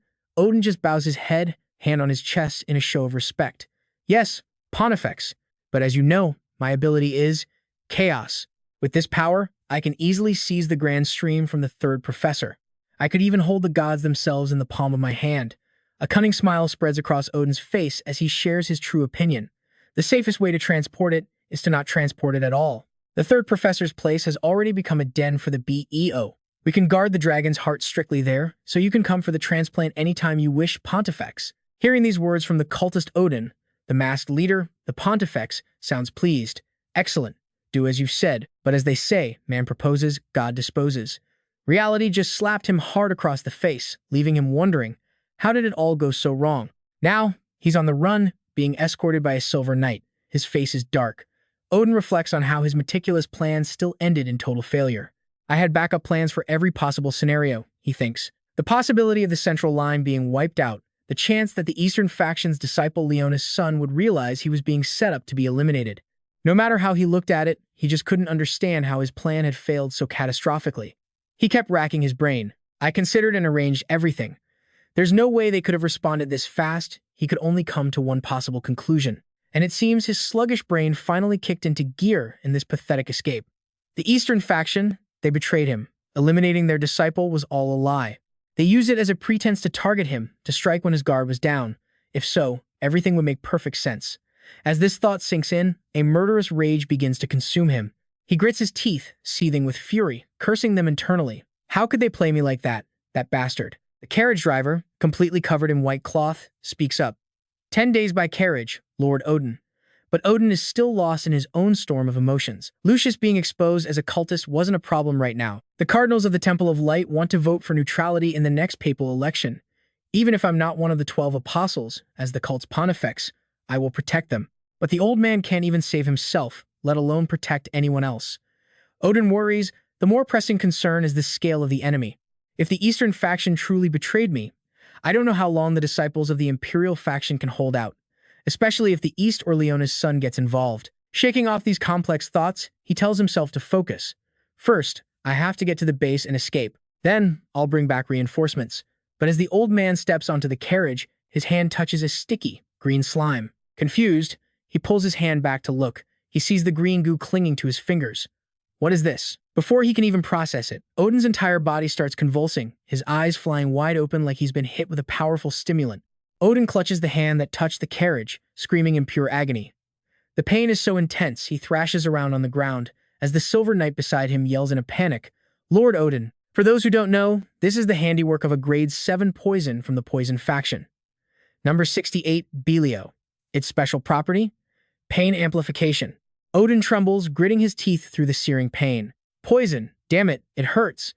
It hurts so much, and as he screams internally, horrifying tentacles begin to sprout from his hand and spread across his body. And now, the carriage driver finally lowers his hood. A face is slowly revealed in the light, a sinister smile playing on his lips. He pulls the white cloth from his body, revealing a tall young man with familiar silver hair underneath. That's right, it's our handsome hero, Zephyr. After being poisoned by him, Odin's face is a contorted mess of bulging green veins. His voice is weak. You're not my subordinate. Who in the world are you? Before Odin can finish his sentence, Zephyr shuts him up with a swift kick to the face. Too noisy, he says coldly. The Silver Knight panics, rushing towards Odin and screaming, Lord Odin. The knight turns to Zephyr, points his sword, and declares, I am one of the continent's top masters. You're not afraid of a 4-star Silver Knight if you surrender now. But it seems our boy Zephyr isn't much for conversation. The moment his opponent opens his mouth, he makes sure they can't speak again. A single poison needle shoots out, striking the knight in the face. He calls himself a 4-star Silver Knight, but with just one needle, he gags. Blood pours from his mouth as he collapses to the ground. Zephyr points at the fallen knight with utter contempt. Isn't this a little too pathetic? You should have brought a real Silver Knight instead of a fake, who plays dead after getting hit by one poison needle. Turns out he's just for show, yet he had the gall to act all high and mighty. At this point, Odin can barely hold on, sweat pouring down his face, teeth clenched, the green veins on his face multiplying by the second. The Cardinal's eyes flashed gold as he began to issue a command to someone far away. Castor was supposed to be here by now. Fast. It was obvious Odin was just trying to buy time, waiting for this so-called Castor to arrive. He started rambling nonsense. Wait, let's talk for a moment. What do you want? Who sent you here? Odin watched him advance, sword in hand, and assumed this was all about money. Of course it was. So he held up a hand, trying to stop him. Money. It's all for money, right? I'll pay you double what your employer offered. No triple. Please. His words sounded desperate but logical, yet his mind was a storm of pure chaos. He thought to himself, I still haven't figured out his recovery ability. It's practically immortal. This isn't some ordinary poison. Wait, since when did poison come in ordinary and extraordinary types? Odin was terrified, but his words were still laced with threats. Think again. I'm a cardinal, you know. Instead of killing me, why don't we work together? It's a win-win. I'll give you anything you want. He talked a big game about striking a deal, but his true intentions were far darker. First, I have to stall for time until Castor gets here, he thought. No, at least until the poison is purged from my system. His mouth kept running. That's right, why not choose me? I'll give you so much more than whoever hired you. But Zephyr could read him like a book. He cut him off. What? Are you waiting for someone? Zephyr then raised the knightly order's familiar silver helmet. It was drenched in its owner's blood. With a chilling smile, he asked, "This piece of trash?" The moment Odin saw that familiar helmet, sheer terror washed over him. His eyes bulged, sweat poured down his face. He couldn't believe what he was seeing. No way. That's Casters. Let's rewind 12 hours earlier. That morning, Zephyr and his comrades had already taken down countless enemy knights. Bodies were piled high. It looked like Zephyr had sliced Castor's head clean off, his blood-soaked sword resting by his side. Lucius, standing nearby, closed his eyes and thought, "The Anne's medicine. I had my doubts, but it really lets us identify the demon worshippers." His tone was filled with a hint of regret. It's a damn shame. The man directly escorting Cardinal Odin was a demon worshipper himself. Meanwhile, Net was in a cave, recalling his master's instructions. Take the stolen dragon's heart to the brothers waiting at the rendezvous point. There's a priest with them, so after they remove your slave mark, go into hiding. Net lowered his head, thinking, pretend to bring them the dragon's heart? They tried to kill me by branding me as a slave. On top of that, one of the guys waiting is a silver knight in disguise. I'd be dead for sure. He felt a deep unease. I can't believe I thought people like that would ever avenge me. Back in the bloody present, Zephyr remembered all the evil the Cardinal had inflicted on everyone in their final days. Net had escaped from the Silver Knight, Gagat, after months on the run with a dragon's heart he couldn't absorb. Then, his own master stole the heart and threw him into a cave. Consumed by rage, Zephyr unleashed a flurry of powerful slashes on the Cardinal. This man's evil ran deep. He had used his brainwashing magic on Lucius. The tragic result? Lucius was controlled by Beole, becoming a nightmarish enemy. He remembered Lucius's tragic end, dying in Sister Claudia's arms. Seeing the man she loved about to pass away, she wept uncontrollably. No, from the children to you, everyone. The memory alone was heartbreaking. Claudia sobbed over Lucius Mavinson's body. Please, just kill me too. I have no reason left to live in this world. The more he remembered, the more Zephyr's hatred for the Cardinal burned. All the tragedies Odin had created, that was reason enough to end him right here, right now. He summoned his strength, raising his massive sword as blue lightning crackled around it. He poured all his power into one final strike, and the whole area lit up like a massive explosion. But somehow, the old man Odin dodged the blow. Zephyr's sword slammed into the earth, sending up clouds of white smoke. Zephyr's eyes widened. The blast radius was too small. Even a direct lightning strike shouldn't be that contained. As he was trying to figure it out, a sneak attack came from behind him. With his hypersensitive senses and quick reflexes, Zephyr managed to block it. But the blow was so powerful that even blocking it sent him sliding backward. The white smoke slowly faded, revealing a tentacle monster. It laughed. Ha ha ha, it's been a while since I've returned to this form.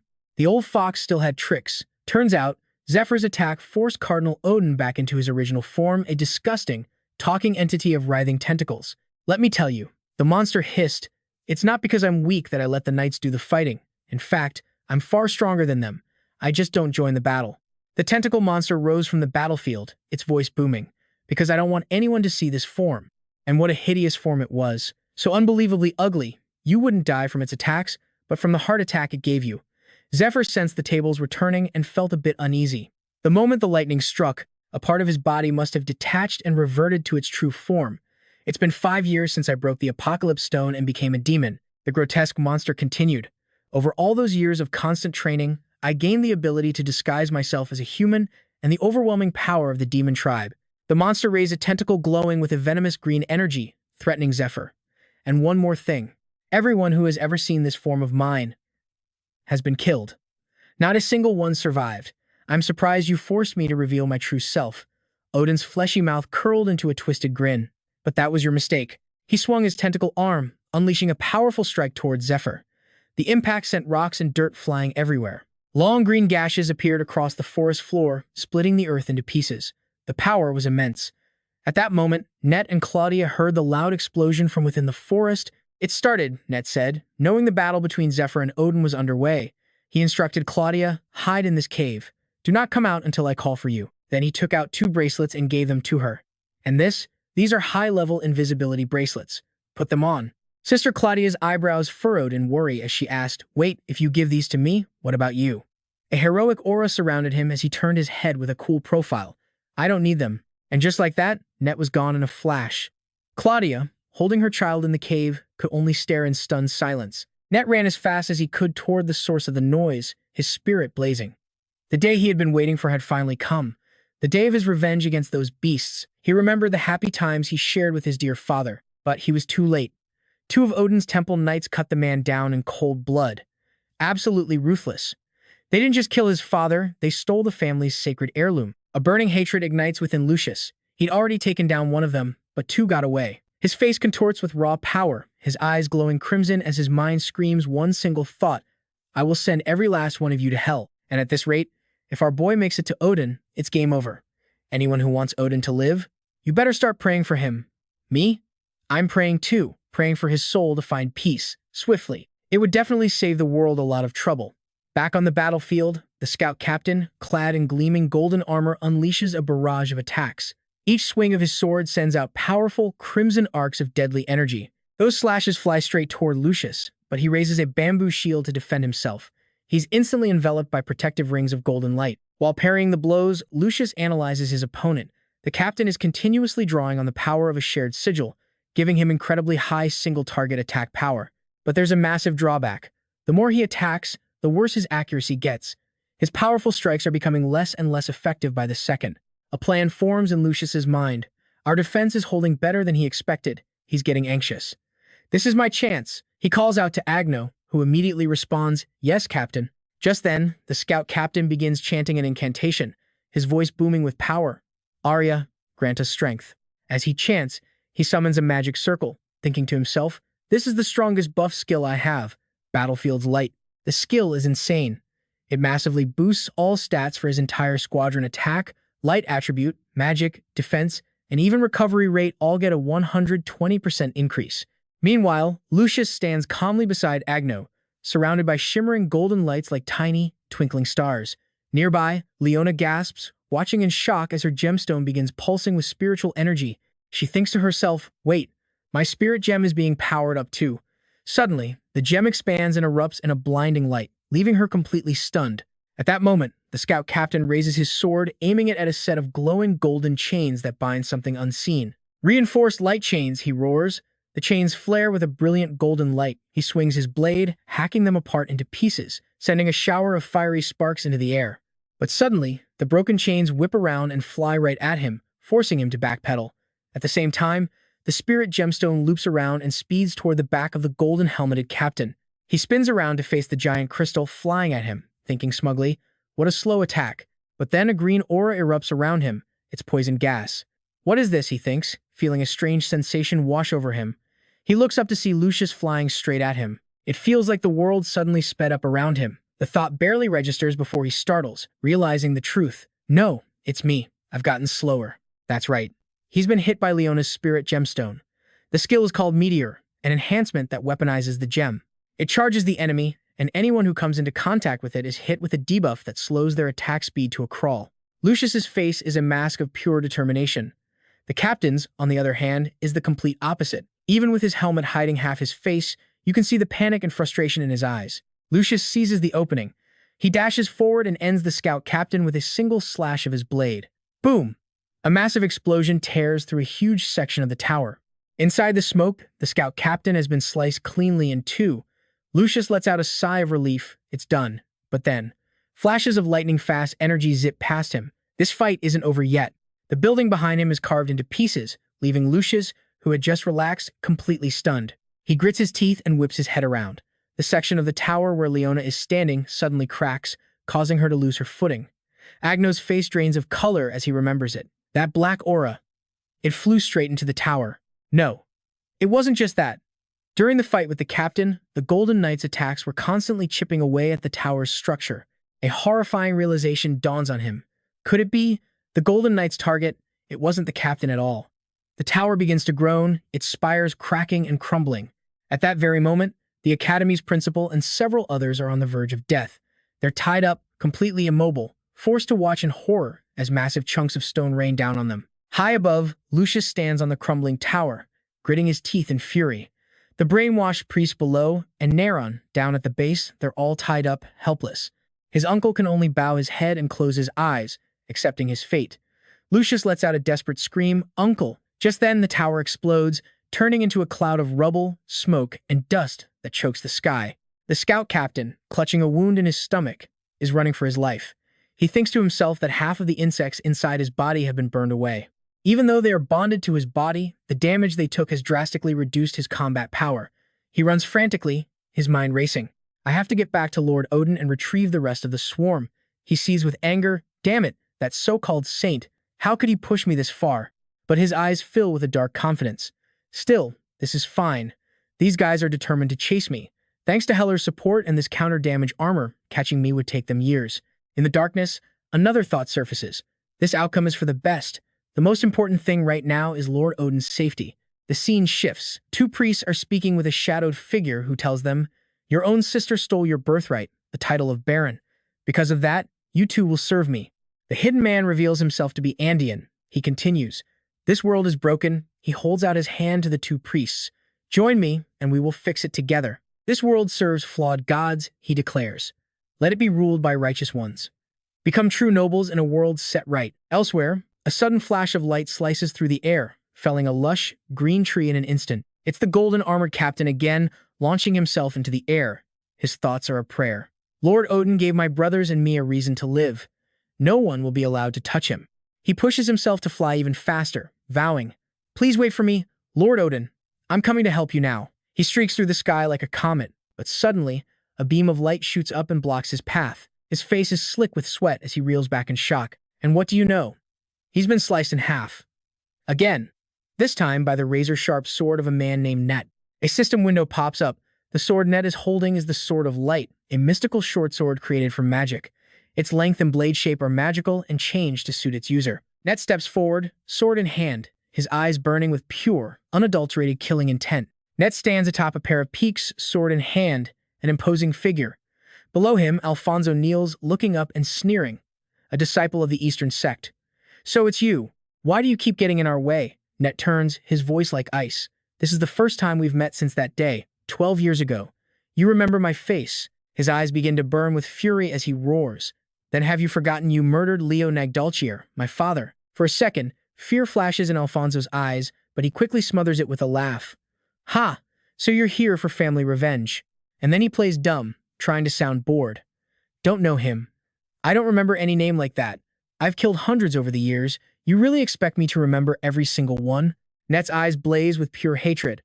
Alfonso just smirks. "Look, I'll let you in on something. Fighting right now is a real pain." As he speaks, he casually tosses aside his armor. Alfonso rises to his feet, gripping his sword with a deadly serious expression. His mind flashes back to the ambush just moments ago. How Net's blade had pierced straight through Andean's chest. He analyzes the situation. That surprise attack was dangerously powerful. The guy predicted his movements perfectly. His stealth was flawless, completely bypassing his own mana detection. This guy is no joke. Still, Alfonso thinks, there has to be a reason they chose to split us up before launching their attack. Alfonso raises his sword and steps forward, confident. In the end, he thinks, "You don't have the guts to face me head-on." He calls out, "I'll give you 10 seconds. 1, 2, 3. But Net just gives him a bored look. "Honestly, looking at you doesn't even get me excited. If that's all you've got, then this will be enough." Alfonso lunges, sword raised for the kill, but freezes in pure shock. His face twists in rage. "You bastard! How could you?" The sword. It's... A brilliant blue light erupts from the blade. Net leaps into the air, grabbing the glowing sword and holding it high. The truth is finally revealed. Their swords are a legendary pair, gifted by Odin himself. The Sword of the Sun was given to the Gold Knight, forged as a twin to the Sword of the Moon, a blade treasured by the Silver Knight more than life itself. Net's voice cuts through the tension. "Defeat me, and I'll tell you your younger brother's last words." At the mention of his brother, Alfonso explodes in a blind rage. "You want to fight? Fine," he screams. "I'll kill you, just like you asked." Then a massive explosion rips through the entire area, revealing a terrifying creature with skin as hard as rock, its face covered in glowing spots and sharp horns. The beast speaks, its voice a low growl. "This one, he's pretty good. Usually, after taking that many hits, those little brat knights are long dead." It glares at Zephyr, who stands ready with his sword, looking impossibly calm. The monster is stunned. How is he still moving that fast? Suddenly, the air crackles. Hiss. The creature transforms, growing into a grotesque shape like a hand with countless fingers. Zephyr's mind races. Incredible. A skill that uses centipedes to completely reshape the body. In the blink of an eye, the grotesque creature lunges, and Zephyr is forced to parry with his sword. He unleashes a powerful slash of blue energy, lightning crackling around the blade as it rips through the monster. Zephyr raises his sword high, his expression savage. He leaps, channeling all his power into one massive downward strike. Thousands of lightning bolts and a torrent of blue energy crash down right on the creature's head. If I focus my mana into the blade, he thinks, the sheer sharpness should be able to match that monster's hardness. But the hideous thing still isn't scared. It raises its hand, preparing for another attack. It suddenly spews a substance everywhere, digestive fluid from the bugs, Zephyr realizes. Quick as a flash, he unleashes a flurry of slashes. The powerful strikes sever the monster's leg, making it recoil in shock. A wave of blue power, magnificent and deadly, forms around him. Royal sword style, Cloud Dragon's heavenly ascent. He roars, slicing the monster into pieces. Zephyr charges straight through the shredded monster, his sword held high, an absolutely epic moment. But it's not over. The monster isn't dead yet. It dissolves into a corrosive mist.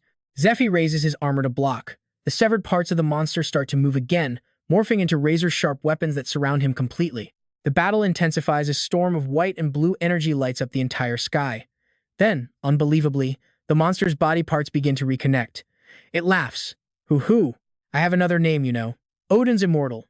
No matter how many times a human cuts me down, I will always regenerate. The monster points at Zephyr, now shrouded in smoke. You, on the other hand, your stamina and your magic power have limits.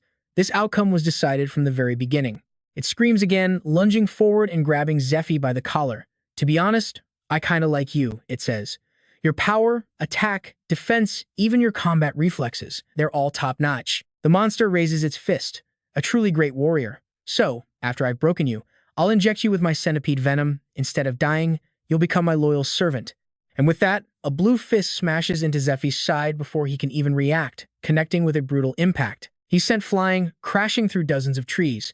Before he can even get up, the monster has already leaped high into the air, hurtling down toward his location. And boom.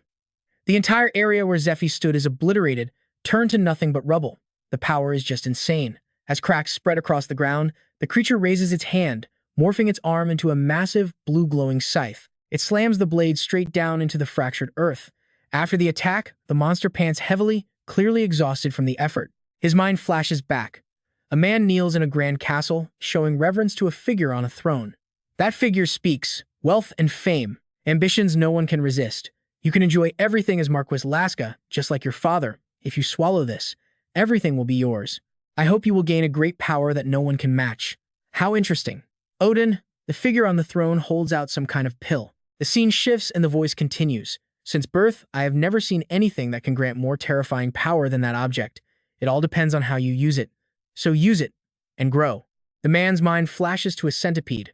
From that day on, he thinks, to develop it, I went on a rampage, using the power of the centipede's poison. With this strength, I killed anyone who looked at me the wrong way. And so, I finally combined the power of the centipede poison with the Apocalypse Stone to achieve this Nahuan form that I have now. The monster speaks again. All of my power is concentrated in this form. The scene cuts back to Zephyr. He blocked that last, devastating slash with just 2 fingers. His voice rings out, mocking him. Oh, so this is 100% of your power, is it? But, are you sure you're really using everything you've got? The monster breaks out in a cold sweat, seeing him completely unharmed. He took that hit, and he's fine. How can a human? Impossible. Zephyr continues, his voice dripping with condescension. You and your knight's order. Even if you'd killed all 3 of us at once, what could I have done? So why go through all the trouble of splitting us up? He replies instantly. First, I must avenge Net. If I just crush you with overwhelming power, you can't really call that revenge, can you? As he speaks, a golden aura erupts around him. He adds, besides, demons are rare these days, and with that, a brilliant yellow light flashes. After the flash, Zephyr Lion transforms into a new form. He declares, I've reached the pinnacle of a dragon's power, but I've had nowhere to test my strength, my skills. Dragon Soul Harmony. A temporary boost to the dragon's heart, usable once a day. The time limit is 1 minute, with a power increase of 9% that grows with time and mastery. Zephyr Lion continues, your combat experience against demons is incredibly valuable, and the fact that you're immortal, even better. The monster panics, its thoughts racing in fear. A dragon's heart? How is this possible? He's not a saint, and he's not a disciple of the Eastern Temple. An unknown, a nobody, it can't be. I don't believe it. But before it can finish that thought, a gigantic hand rushes toward it, followed by a pair of blood-red eyes locked onto its soul.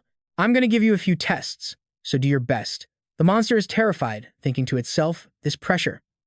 It's horrifying. The immense pressure sends the monster scrambling into the sky. As it flies, it screams, I don't want to die, I don't want to die, I can't die here. But before it can finish its sentence, slash, a single clean strike slices its body in half. The scene changes, revealing the monster cut into multiple pieces by 3 incredibly powerful golden slashes. The monster's remains fall to the ground with a thud. Zephyr looks down with contempt. Get up. The test isn't over. You don't die that easily, you know? The scene shifts. A blue light appears, and from within, a sword flies out, embedding itself straight into the ground. Ka! A pain sound comes from Net, a sword pressed against his throat. He grits out, you've got to be kidding me. To think it would come to this. The man holding the sword to his neck glares at him without a hint of sympathy. Die! Net throws his hands up to block the blade, his palms already bleeding from holding it back for so long. As he struggles, Zephyr's words echo in his mind. So, this is how you'll take down the Night Brothers. Really? Is that the secret to their power? It is, but it's not going to be an easy mission. To pull this off, first, the 3 of you need to figure out how much damage you can inflict on the Silver Knight. And second, Zephyr's voice continues. Net, it all depends on you. Your role is critical. The flashback deepens, telling the story of a family with twin boys, the sons of a count, whose magic was one of a kind because it resonated with each other. When they were close, if one used magic, the others would be stimulated as well. But when they were apart, they acted independently. But get them near each other, and their movements and expressions would mirror one another perfectly. A rare phenomenon. The master of the magic tower, Archmage Henrik, told their father, Count Hugo, that because of their immense innate magic and their natural feel for it, if they trained properly, they would grow up to become incredibly powerful knights. Hearing the Archmage's words, the Count thought deeply. If he just left them alone, they'd only ever exist in their own little world. He knew he had to make an effort. Thanks to their father's heartfelt dedication, the 2 brothers became highly promising knights. But Aladine, who was always watching them, secretly interfered with the Hugo family's succession, turning the 2 boys into his own puppets to maximize their special abilities. He gifted them 2 swords that resonated with each other, the Sun Sword and the Moon Sword. Through these blades, the twin knights' famous skills were perfected. The scene shows 2 figures sparring, as the Gold Knight explains during an attack. Before moving to the next strike, there's always a gap in the action. At that moment, anyone will reveal a weakness. But, as if to fill the Gold Knight's gap, the Silver Knight's swordsmanship was masterful, truly brilliant. During an eclipse, their magic links up, allowing them to swing their swords and repel an opponent's blade with absolute freedom. A storm of blades that never stops, cutting down enemies with a supernatural speed and precision that only they can achieve. There are simply no openings in their attacks. So that's how it works, Net says, gripping his sword. This technique, Zephyr Minben's voice replies, correct. It's similar to the Lu Yun's secret art. The Lu Yun's secret art, a defensive method that balances the yin and yang of energy flow to redirect an opponent's attack. While the twins use their own magic instead of energy flow, the principle is the same, instantly converting pulling and pushing forces. They transform that force into attack or defense, so much so that it's considered a perfect offensive and defensive secret art. If you master the Lu Yun art, you can recreate the eclipse by resonating with the Gold Knight using the Moon Sword. By sinking into the rhythm of the Gold Knight's attacks, you can break his flow. Someone watching realizes, this guy, could it be? It seems Net has figured out the secret of the eclipse, finding an opening in the Gold Knight's form. He lands a strike that sends the knight flying backward. The knight is completely stunned that Net could exploit his technique. He mutters, besides Aladdin, no one knows the secret of the eclipse. So how does he? Pure rage builds in his eyes as he realizes his secret is out. The blood stains on his body, telling the story of the fight. With furious eyes, he screams, what in the hell happened? Did Pollux, my loyal brother, really betray me and reveal our secret art? In that moment, Isa! His hearing fades. Help. Save me, Isa, he thinks to himself. 3 minutes. No, 1 minute. I have to take him down in that time. Those were the knight's words. In the distance, an image of fire and blood rushes closer. Ready and waiting, Net parries the Gold Knight's blows, thinking, just as I predicted. If I show him the Silver Knight's swordplay and secret art, even Aladdin, no matter how worried, can't just ignore it and leave. If he sends the Gold Knight to Odin, the knight will do whatever it takes to help Odin escape. And with the Silver Knight gone, Odin will become even more cautious. After that, there's no telling who Odin will bring next, his soldiers or my master. In the middle of the duel, Net's mind races, and he comes to a decision. It's now or never. I have to capture him right now. The Gold Knight's sword points at Net's neck. Blood splatters both of them, wounds covering their bodies, hair a mess. At the same time, Net's sword is pointed right back at the Gold Knight's throat. The two are locked in a desperate battle, standing on the razor's edge between life and death. Just then, it seems the knight transforms into a giant, slowly bringing his sword down on Net. The Gold Knight thrusts his sword forward, but his target is sliced in two. It was a mana cloak. Net used an instant teleport to a nearby spot, having donned a black robe to deal with the knight. Using the robe's ability, he teleports behind his opponent, striking with immense force from his palm. A clap of thunder echoes as the palm strike lands squarely on the Gold Knight's back. The blow sends him stumbling and crashing hard to the ground. Net seizes the opportunity, he thinks. This opening, I have to stop his movement now. Instantly, he unleashes a beam of light aimed straight at the knight's head. But unbelievably, the Gold Knight manages to raise his sword and block the attack. The attack was blocked. No, it's worse. The sword is now stuck, completely immobile. Two blades move as one.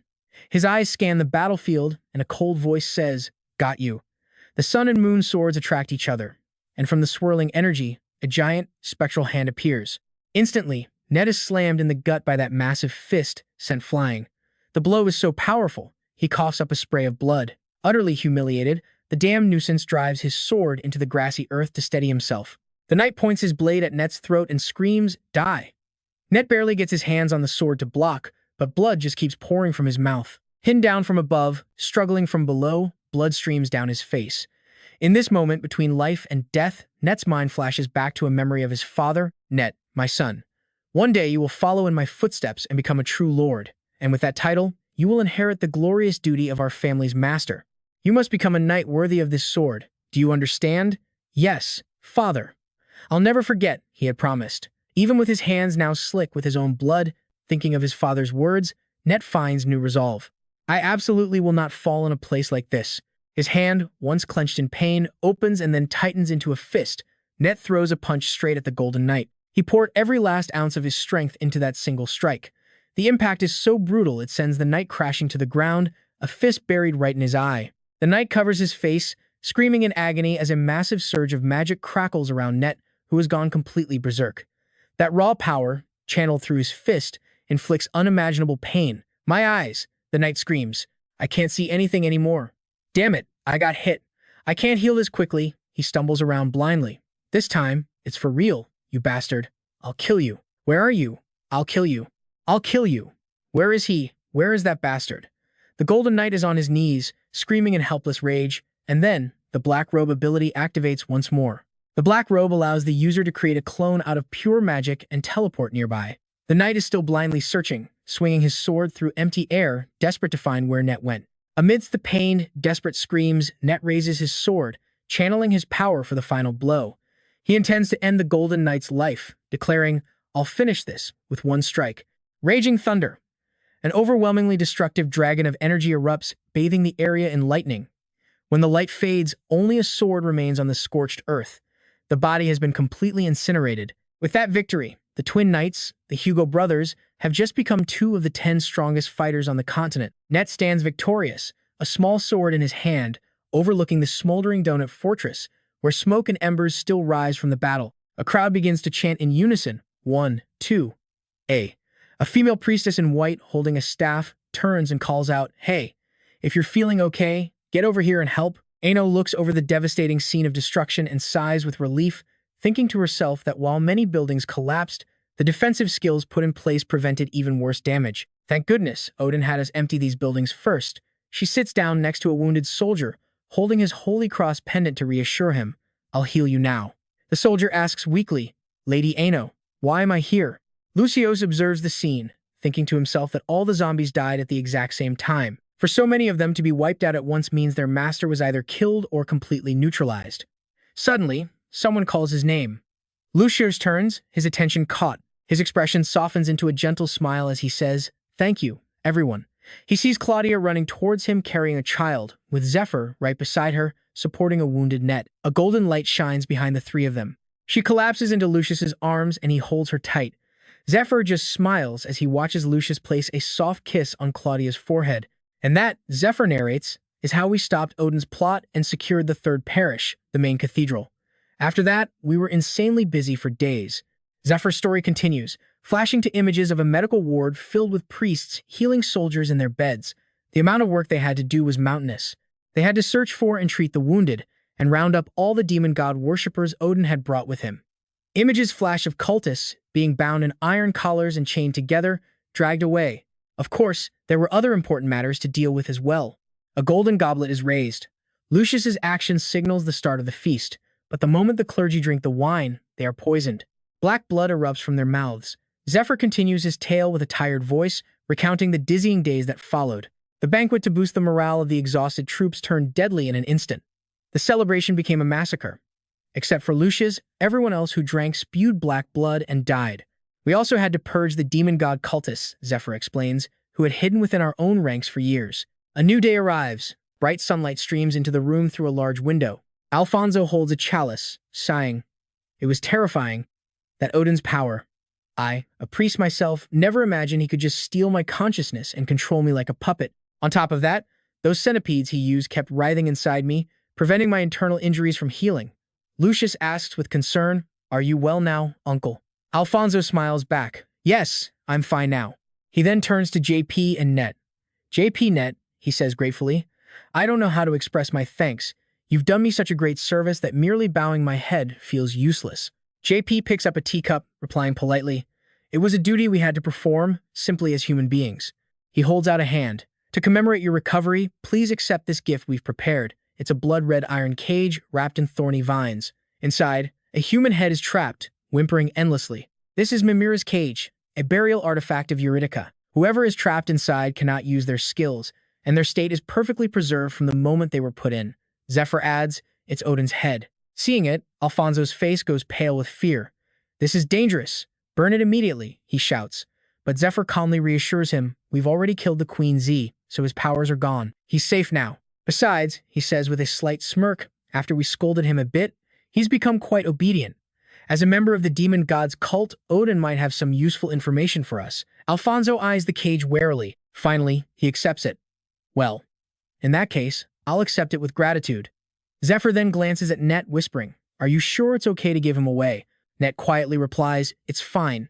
We found out what we needed to know, and we've already made him suffer enough." A cruel, twisted smile spreads across his face, filled with a sense of brutal satisfaction. "Besides," he says, "I'm feeling incredibly refreshed now."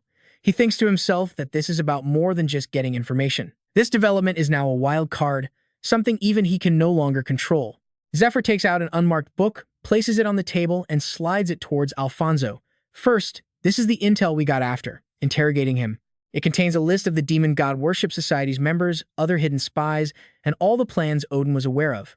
Alfonso takes the book and says, "Let's see." He turns the pages one by one, reading carefully, his expression growing more and more serious.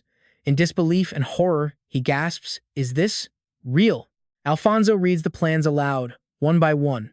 The Demon God Advent Plan, the destruction and recreation of the world, and the ones accelerating this plan, the Eastern Union. The story opens on the continent of Aslan, a land shaped like a roaring lion.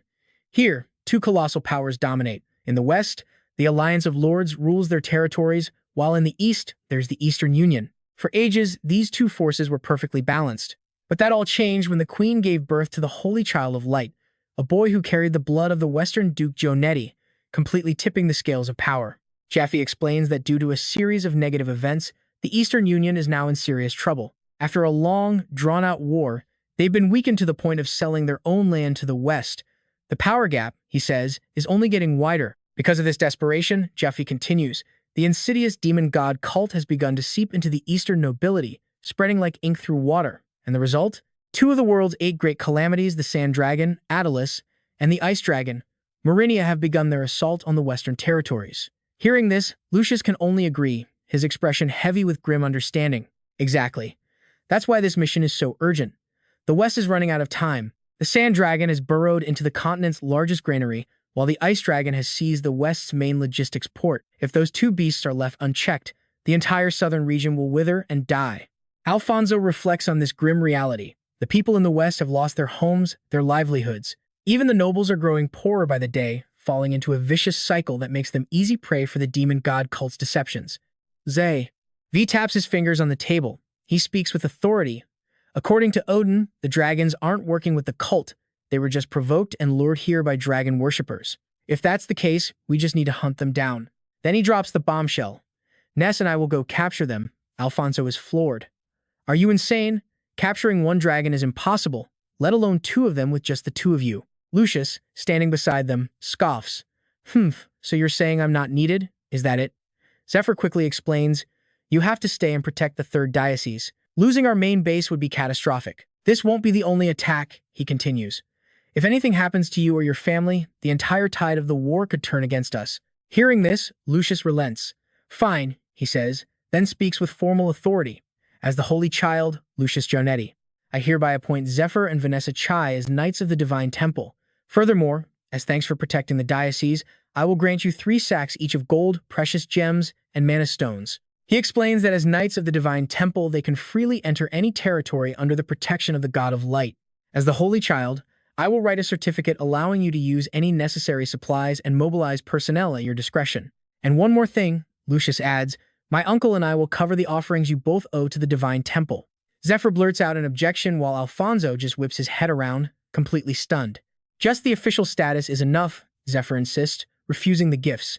As for the other things, we can't accept them. Ness agrees, I don't need them either, but Lucius counters, if you refuse, you won't be able to use the skills of the Divine Temple of Light. Doesn't matter, Zephyr replies instantly, thinking to himself, I already said I don't like being tied down by gods. Lucius shakes his hand, saying, I understand. If you change your minds, the offer stands. I will do everything in my power to ensure you can focus on the dragon hunting mission. Behind them, Alfonso is speechless. A dragon hunting mission? He thinks. He finally gets it. Lucius is so worried that he can't possibly refuse this insane plan, not with his authority as the Holy Child. Might as well see how this plays out. As Lucius walks with Zephyr and Ness, he asks, when will you depart? We must hold a send-off feast. Zephyr, wanting to avoid the hassle, immediately declines. No need for that, but there is one more thing. Suddenly, a blood-curdling scream echoes from behind them. They all spin around in shock. The cage on the table is erupting with a violent reddish-purple magical energy. Inside, Odin's severed head convulses, letting out a horrifying, ear-splitting shriek of agony as its flesh begins to peel open like rotting worms. A voice rings out, a call from the deepest abyss, dripping with pure evil. I sense Odin's life force weakening, so I thought I'd check in. From within the parted flesh, a pair of blindingly purple eyes appears. The booming voice declares, you are the ones who captured Odin, aren't you? Who are you? Lucius demands. A blinding flash of light erupts, forcing everyone to shield their eyes. The cage shatters, and a small, octopus-like creature floats in the air. Kneel, it commands, before you are punished. Its body looks like a writhing mass of disgusting maggots, all clustered together in the shape of a heart. The center of the mass opens to reveal a single eye. I am the Archbishop of the Demon God cult. Staring at this monstrosity, all 4 of them think the same thing. The Archbishop of the Demon God cult. Lucius realizes with dread Odin knew he would fail. He came here to bring this thing to us. Damn it. The eye narrows, its gaze intense. So that's how it is. Your presence. It's not ordinary at all. It looks directly at Zephyr and states with absolute certainty, you are the owner of the dragon's heart. Zephyr stares back cautiously, his mind racing. That name, why is he appearing already? He thought he had more time. At this point, I knew losing the dragon's heart wasn't a big deal to the Archbishop. After all, it was just one part of his grand plan. He was supposed to be enjoying his life in secret right now. Zephyr thought, that's why I could mess with Odin and the Knight couple so freely. The Archbishop wasn't supposed to make a move for another 2 years. In that time, my plan was to hunt down his followers one by one, provoke a conflict with Lucius, and wipe out all of his pawns. He asked himself, does the Archbishop have some special connection to Odin? If so, why would he ignore him while he was being tortured? Or is this just his random whim? A wave of anxiety hits him. If it's not a whim, could it be that the demon god? Just then, 2 figures step forward, blocking his view. It's Ness and Lucius. He's startled for a moment as Ness says in a low voice, get away from its body. We'll buy as much time as we can. Her mind is already calculating. Ignoring the skill restriction and its physical limitations, the Archbishop is, at minimum, close to the level of an archangel. Lucius agrees. This won't be easy, but I have a secret weapon. The Empress card. He raises his sword, his voice filled with resolve. I will not let him take the dragon's heart. Zephyr stares at them, taken aback. These guys, Ness asks, you know how to use a sword, right? Lucius simply replies, follow me. Power crackles around Lucius's feet. He's already figured it out. The linked magic will be severed if we destroy the connection medium. We have to destroy Odin's head. 2 streaks of light, 1 gold and 1 red, shoot past Ness and Lucius. In a single, breathtaking instant, The two of them appear on either side of the creature, ready to strike. Their swords slash down, both heroes determined to destroy their target in one swift strike. But just as the blades are about to make contact, a magic circle flares to life. Instantly, two massive black claws shoot out, grabbing them and throwing them back. They struggle with all their might, but they can't break free from the magic's grip. Net thinks, I'll use my white robe to launch a sneak attack, but it's too fast. What is this? Lucius realizes his own magic is being scattered. He can't use any of his skills. A voice echoes, don't be foolish, you can't break this skill. The shadow of the dragon. Anyone caught by this ability has their magic use severely restricted and their skills completely sealed. The demon cult's leader thinks to himself, I don't sense her presence at all. I came here to see if she'd interfere. A wasted trip. He muses, if that's the case, there's nothing left for me to do here. Suddenly, glowing purple magic runes begin to swirl around his tentacles. Then, more magic circles spread out, unleashing streams of multicolored energy. It's the skill, Circle of Curses. The curse of sickness, and the curse of suffering. Lucius and Net are hit hard. The curse triggers a violent reaction, contorting their faces in unbearable pain as strange marks appear on their skin. Alfonso clutches the holy cross on his chest, desperately calling out, Goddess Aliasi. Goddess Aliasi. Zephyr charges forward, sword in hand, unleashing a powerful golden light from his heavenly light skill, shattering the cult leader's magic. The demon cult leader is stunned. His pupils shrink as he thinks, that's. In Zephyr's hand is a sword forged from pure, radiant light. His eyes, now a deep black with glowing red pupils, lock onto his foe. He thinks to himself, the Sword of Light. He knew that wielding the Sword of Light required an insane amount of power. You needed one of two things, the goddess's permission or her blessing. But right now, he couldn't sense either of those on this guy. The circle of curses shatters. The cult leader watches with keen interest, knowing full well that besides the Sword of Light, there's no other way to break his curse. The real question is whether this guy has the power to actually pull it off. And Zephy's choice? Power up. He activates his dragonization skill, temporarily boosting his heart's output by 9% for an entire hour. It's a one-time use skill. He then uses a Star's Tear potion, which causes a massive spike in his magic stats for 2 seconds, and combines it with his ultimate skill to boost the potion's effect by 500%. He calculates, with this combo, I can use the Sword of Light for 10 seconds without the goddess's help. But his thoughts darken. This is the worst-case scenario I could imagine. They came here to eliminate us on the demon god's orders. Zephyr eyes the cult leader cautiously. He knows if that guy charges in to kill him now, he has no way out. If I can destroy Odin's head, I can repel him, he thinks, but I'll take massive damage myself. How can I avoid a direct confrontation? He closes his eyes, calming his mind. Stay calm. He makes a resolution. He has to win this, but he has to keep himself and everyone else safe. He must win without losing a single thing. This is a critical situation, and Zephyr knows it. His mind flashes back to his fight with the demon god the moment he had won. The demon god had spoken with pure arrogance. For a mere mortal to hold me back for so long. Your obsession is impressive, truly praiseworthy. But then, he'd mocked him. Fighting without a chance to win is just plain stupid. But those who give up easily out of fear, Zephyr remembered thinking, they aren't wise, they're just weak. And then the demon god's rage, his voice booming. I am a demon god who has traversed 10 worlds. To be taken down by a single human? Don't make me laugh. That will never happen. He had gritted his teeth, snarling, I refuse to accept this. Just you wait. Later, in the heavens, the high-ranking angel Maxis asked him, he will fight you again, and he'll want a perfect victory. What will you do? Zephyr snaps back to the present. A perfect victory. That's what Tataros wants. He pieces it together. To defeat me when I'm at my absolute best, he'll have to trample all over me first, and that is not something I'm going to let happen. He finally reaches a conclusion just as the cult leader himself speaks up. I thought coming here was pointless, the man says, but I found someone very interesting. Who are you? You're no holy man, so why has the goddess of light chosen you? Zephyr replies coolly, curious. The demon cult leader nods. I could just tell you, but, Zephyr continues, raising his hand and revealing a coin. He flips it high into the air. Telling you just like that wouldn't be any fun. Let's draw it out a bit. Reveal things one piece at a time. How about this? Zephyr proposes. If I win, I tell my comrades your true identity. If I lose, I tell you who I am.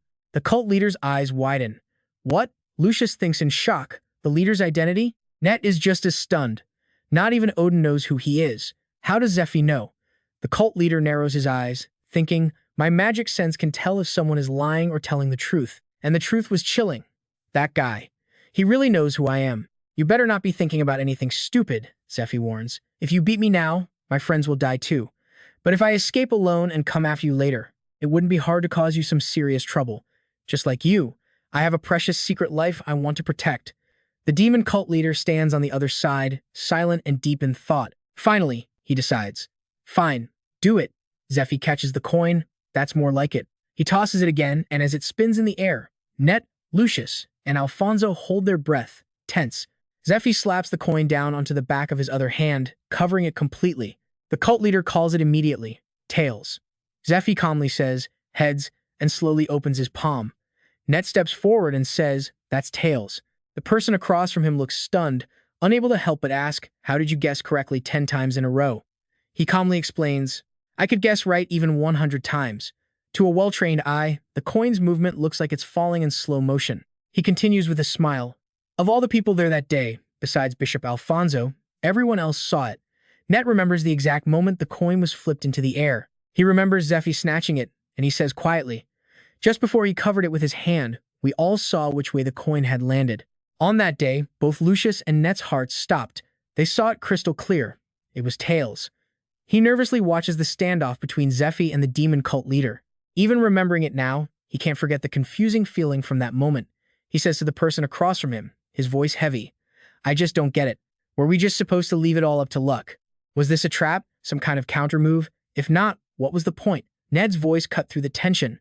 Would we really offer a game where the other side has an unconditional win? Of course, the cult leader had already seen right through it. But even so, Zephyr didn't hesitate for a second. He chose the exact opposite of what the man expected. Then, he slowly raised his right hand and a brilliant light burst from the coin he held. Actually, Zephyr declared, I already know the real reason. He suddenly unleashed his power. A searing red light erupted from his hand, pulsing with crackling energy that flashed and flickered. The light exploded outward, growing so intense that no one could even see the coin anymore. This right here was the heart of the conflict. The magic of Zephyr clashing with the dark power of the cult leader. Zephyr forcefully tossed the coin into the air again, and the cult leader's face twisted with rage. And just like that, the battle began, their powers condensing and colliding with absolutely terrifying force. Net watched the man opposite him, his mind racing. The winner of a coin toss is only decided after the hand covering it is finally lifted. But before that, back when his plan was exposed, the cult leader had thrown a punch right at Zephyr's face, as both of them desperately tried to stop the other from influencing the coin spinning in the air. Zephyr stomped his foot, and the ground itself trembled. His aura exploded like a hurricane. But suddenly the cult leader launched chains, binding Zephyr's hands in an instant. He then lunged forward, a massive hand amplified with dark magic aiming right for him. As long as that coin was in the air, neither side could claim victory. The cult leader slammed Zephyr into the ground with crushing force. The impact sent a wave of pain through him as the earth cracked beneath them, a battle for victory based on one simple rule. The leader pressed his attack, his claws digging Zephyr deeper and deeper into the earth with overwhelming strength. Rocks shattered, flying in every direction. This, Ned explained, is the true nature of the coin toss. A deep crater now scarred the landscape, and the cult leader, shrouded in a dark aura, hovered above it. Nade's voice continued, steady as ever. If we face off without any real intention of settling things for good, then the fight will only go so far. He paused, then sighed. And that's exactly why he proposed the game's rules, to find a way to break the stalemate. Zephyr gritted his teeth. He slowly pushed himself up, forcing back those razor-sharp claws, and then he unleashed his power. A golden light shattered the chains binding his hands. Judgment had been delivered. He instantly struck the coin, sending it flying even higher into the air. The cult leader's eyes widened in pure shock, staring at Zephyr. But Zephyr's own eyes blazed back at him, sharp and utterly fearless. Then, they both gathered their power. Two beams of energy, one gold, one purple, shot out, racing parallel to each other, each fighting for control and trying to manipulate the coin to their will. At the same time, a storm of lightning crashed into the cult leader's dark claws. A flower of pure white light bloomed in the sky, releasing countless powerful bolts of energy. Zephyr rode the current of lightning, closing the distance to the coin with thunderous speed. The cult leader was stunned. His reaction time was just too fast. Zephyr slammed his fist straight down onto the coin, driving it into the earth. A blinding flash of light erupted as the ground shook and exploded with a deafening roar. Everywhere the shockwave passed, the landscape was torn apart. A bystander screamed in terror. Then, silence. Zephyr landed firmly on his feet, his cloak fluttering in the breeze. The game is over, and within the time limit, he announced. What a shame. His eyes fell on the coin, which had shattered in two from the force of his blow. But here's the thing, the two halves didn't match. One piece is heads, the other is tails, he stated calmly. It's a draw. Net wrapped up his story with a simple summary, and just like that, only the building was destroyed. The cult leader returned without any major losses, he finished. Hearing this, Claudia couldn't help but praise him. Zephyr is truly a genius. Net completely agreed, nodding enthusiastically. That's right, he perfectly read the cult leader's mind. The leader needed an excuse to retreat. His goal was never a life or death battle here. Claudia picked up her teacup, unable to hold back her curiosity. So how did the bet actually go? I'm dying to know who won. So, did he tell you all the cult leader's identity? Now that's an interesting mystery. Suddenly, another voice answered her. The result was a draw. We'll have a rematch next time. She looked over in surprise. It was Zephyr and Lucius. Hello, you two, she greeted them. They quickly took their seats, and Net wasted no time. Did you find out anything new? About why the cult leader even showed up here in the first place? Zephyr answered slowly. It's hard to guess his real purpose. We'll have to find more clues, step by step. Suddenly, the symbol on Zephyr's hand glowed red. Well, that settles it, he said. Until the second duel, I can't tell anyone the cult leader's identity. The link has already begun. What he was talking about was the binding skill of a covenant, proof of a pact made between two people. If one side breaks the promise, the link with the other is severed. And that's when the punishment begins. For breaking the pact, the offender loses one of their 5 senses for 12 months, with the lost sense changing every single month. Lucius couldn't help but think to himself, the situation is critical, and there's nothing I can do. But if they acted under Zephyr's command this time, maybe things could finally change. Just then, Zephyr's lips curved into a slight smirk. For now, the matter is closed. Lucius shot him a surprised look, but Net seemed to have expected it, thinking, of course he'd say that. Then, Zephyr smiled slyly. I don't mind giving you a riddle or a hint to guess. After all, I won't be telling you anything directly. Lucius just broke out in a cold sweat, but Zephyr's smile vanished. He spoke with dead seriousness. Just the cult leader's identity alone. It's far more dangerous than the entire story of the Eastern Alliance. I don't want to drag you all into a mess so dangerous that even I can't predict the outcome. The expressions on Lucius and Ned's faces grew tense. One word echoed in their minds, cult leader. Meanwhile, in a lavish palace decorated with glittering gold, a young man in a long red robe was walking forward. He held a large bouquet of red roses, stepping slowly down a magnificent red carpet. He stared down at the glowing red symbol on his own hand, a thought crossing his mind. How surprising. I thought he would have spread the word about me by now. And yet, the link from our pact is still here. His thoughts shifted again. As the cult leader, I settled for a draw in that ridiculous manner. I really thought that guy was a true madman. But then, he remembered every single word, every action Jiffy had taken. Let's play a game, he'd said. Let's find out what we both want to know. How about this? If I win, I tell my comrades your identity. And of course, if you win, you can do the same. The way Jiffy looked at that moment, it was pure arrogance, seen through his opponent's eyes. He narrowed his eyes, a dangerous thought flashing through his mind. This man's ambition was massive, and thinking of that, a spark of anticipation ignited within him. Something huge was about to happen. He just hoped it wouldn't be boring. Just then, he stepped into the grand hall of the palace. Inside, countless nobles were mingling, but his eyes landed on a single girl in a white dress, her long black hair cascading down her back. As if sensing his gaze, the girl slowly turned. She was breathtakingly beautiful, but her expression was a mask of cold, untouchable elegance. He approached her with a bouquet of flowers, a smile playing on his lips. Happy 20th birthday, Auntie. This was the first princess of Cayenne, Auntie Cayenne. When she saw who it was, a small, genuine smile broke through her icy demeanor as she accepted the flowers. I didn't recognize you without your priest robes. Thank you for coming, brother. Hearing that, the corner of his mouth ticked up. He was the first prince of Cayenne, Polaris, Unback Cayenne, and the youngest cardinal in the Temple of Light. Now, there's a skill that creates patterns on a person's body or an object, lasting until it's dispelled. This skill is split into 2 types. The first is always visible, like a slave's mark. The other only appears when you want it to, like a holy stigma, a priest's seal, or when the skill itself is activated. The pattern manifesting on the body is how it works, but each skill develops differently based on whether it needs to be seen or not. In a room lit only by a single flickering candle, Lucius held his sleeping Claudia in his arms, but sleep wouldn't come for him. His mind was consumed with one thing, the identity of the demon god cult's leader. Piecing together the clues Zephyr had given him, one truth emerged. This enemy was in existence so powerful. He stood no chance against it. He looked at Claudia, his heart sinking. He knew neither he nor his family could escape the war that was coming. So, he carefully left the bed, picked up a cloth, and began meticulously polishing his sword. He whispered to himself, There's no other way. I have to fight, and I have to win. Sitting there in the darkness, thoughts flooded his mind.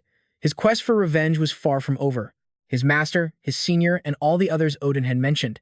He wouldn't stop until every single one of those bastards was eliminated. His face hardened into a grim mask. If it weren't for Jiffy, he'd be nothing but a foolish puppet, used and discarded by the demon god worshippers, filled with useless regret. Revenge would have been a distant dream. This was a debt greater than life itself. His hand tightened on the sword, his gaze firm with resolve. He swore an oath to himself. He would repay this debt no matter what, even if it meant fighting the most terrifying enemy imaginable. But there was just one thing. One thing he couldn't figure out, and his thoughts began to spin once more. In another room, Jiffy sat cross-legged, eyes closed in meditation. His entire body was enveloped in a soft, gentle blue light. He opened his eyes, beads of sweat on his brow. Just like Lucius, his mind was racing, trying to figure out the real reason the cult leader had shown himself. Whether human, demon, or god, beings don't just change overnight. There's always a reason, a motive behind every action. So for someone to suddenly act out of character, it could only mean one thing. History itself had been altered by someone who knew the future.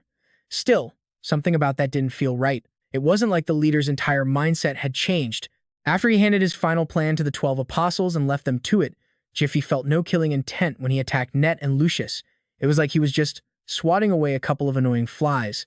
Jiffy's theory began to form. Was he just curious? Did he only want to see who had taken the dragon's heart? Or maybe? He looked down, questioning himself. Is there something I don't know? Something I've missed? Suddenly, a blinding light erupted from his left hand, startling him. He decided then and there to stop pondering the cause. It was time to act. I have to make a move to find out the truth, he thought. But first, there's one more thing I need to handle before I go. He stared at the silver key symbol on his hand, murmuring its name, Sivo Kai. It was the key to the Forgotten Castle, allowing the owner to teleport to the silver room and store items there at will. The key was right there, on his left hand. He suddenly remembered what Max Seeds had told him. I will increase the authority of the Sivo K. I have some information to relay, so please listen carefully once you've finished your business. He recalled the angel saying those exact words before vanishing, right after he'd threatened the gods in the main hall. The Sivo Kai was still pulsing with light. Jiffy just stared at it. What's the big rush? Should I see what she wants to say? He grabbed his shirt, intending to get dressed first, but just as he did, the blue light intensified, swallowing the room. And just like that, Jiffy vanished from the bed. He'd been transported to another dimension. Before him stood a pristine white villa. The only other color in this entire space was the green of the trees. The combination of white and green gave off a pure, refreshing feeling. He looked around, a gasp of surprise escaping him. Whoa, is this the space connected to the Sivo Ki? Max disappeared out of thin air to answer him. That's right. What do you think? The key is connected to my personal drawing room. She was leading a creature with a long tail, smiling as she approached him. Jiffy, please, come in. He was surprised that this was just one part of her villa, but something else caught his attention. He had to ask. I never would have guessed. I couldn't figure out who gave me the Sivo K. So it was you. Can an angel like you even grant special privileges? Maxis answered bluntly, I can, because I'm the one in charge of you. And you do have privileges, because even the gods want to have a little fun. But if you end everything in some boring, empty-handed way, well, I'd lose face, wouldn't I? Hearing that, his expression turned cold. His voice dripped with sarcasm. Oh, is that so? I'm so moved I could cry. Just get to the point. What do you want to tell me? She simply smiled calmly. First, let's sit down, shall we? Then, with a snap of her fingers, the space shifted again. Both Jiffy and Maxdes were instantly transported to a sofa in her living room. Instantaneous teleportation, he thought, impressed. As Maxdes casually used her power to brew tea, she spoke slowly. All right then. As you wish, I'll get straight to the point. Let's be clear, she begins. We're adding some new rules and new rewards. What you did was interesting, but we can't just forgive you for threatening the gods with your own life. He remains silent, his gaze fixed on the tea being poured into his cup as her steady voice continues to echo in the room. If you pull a stunt like that ever again, every privilege you've been granted will be revoked, instantly. Her tone shifts, becoming cold and sharp. From that moment on, you will be designated as prey, and every single person who hunts you will be granted special privileges. Zephyr just lifts his teacup, a smirk flashing across his face. He chuckles internally. Ha! So they finally decided to use their brains. If you don't want your enemies to take what's yours, you better stop being so reckless. Then again, he thinks, it was a trick that could only work once. Only a moron gets bitten twice by the same snake. Growing impatient, he cuts straight to the point. So what's the reward? I'm pretty sure I heard the goddess of light would offer something even better. Stop dragging it out and just tell me. Maxtess takes a slow, deliberate sip from her cup before answering. You've already received one of them.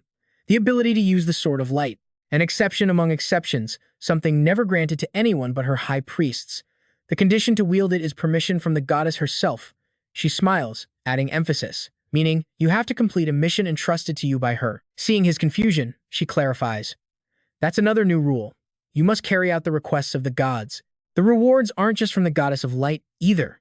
The other gods have prepared things for you as well, rewards for completing their missions. And trust us, she adds, we promise to provide only the best, selected by the strictest standards. A brilliant white light begins to glow as she speaks, her voice never wavering. I told you from the start, there's no such thing as a free lunch in this world. And with that, she slowly fades away.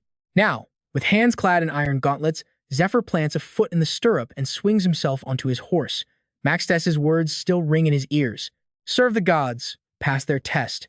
The moonlight illuminates his determined face. He is ready to follow the angel's command. Prove to us that you are worthy of receiving the absolute best. Right now, the entire Lucius family is seeing him and Ned off.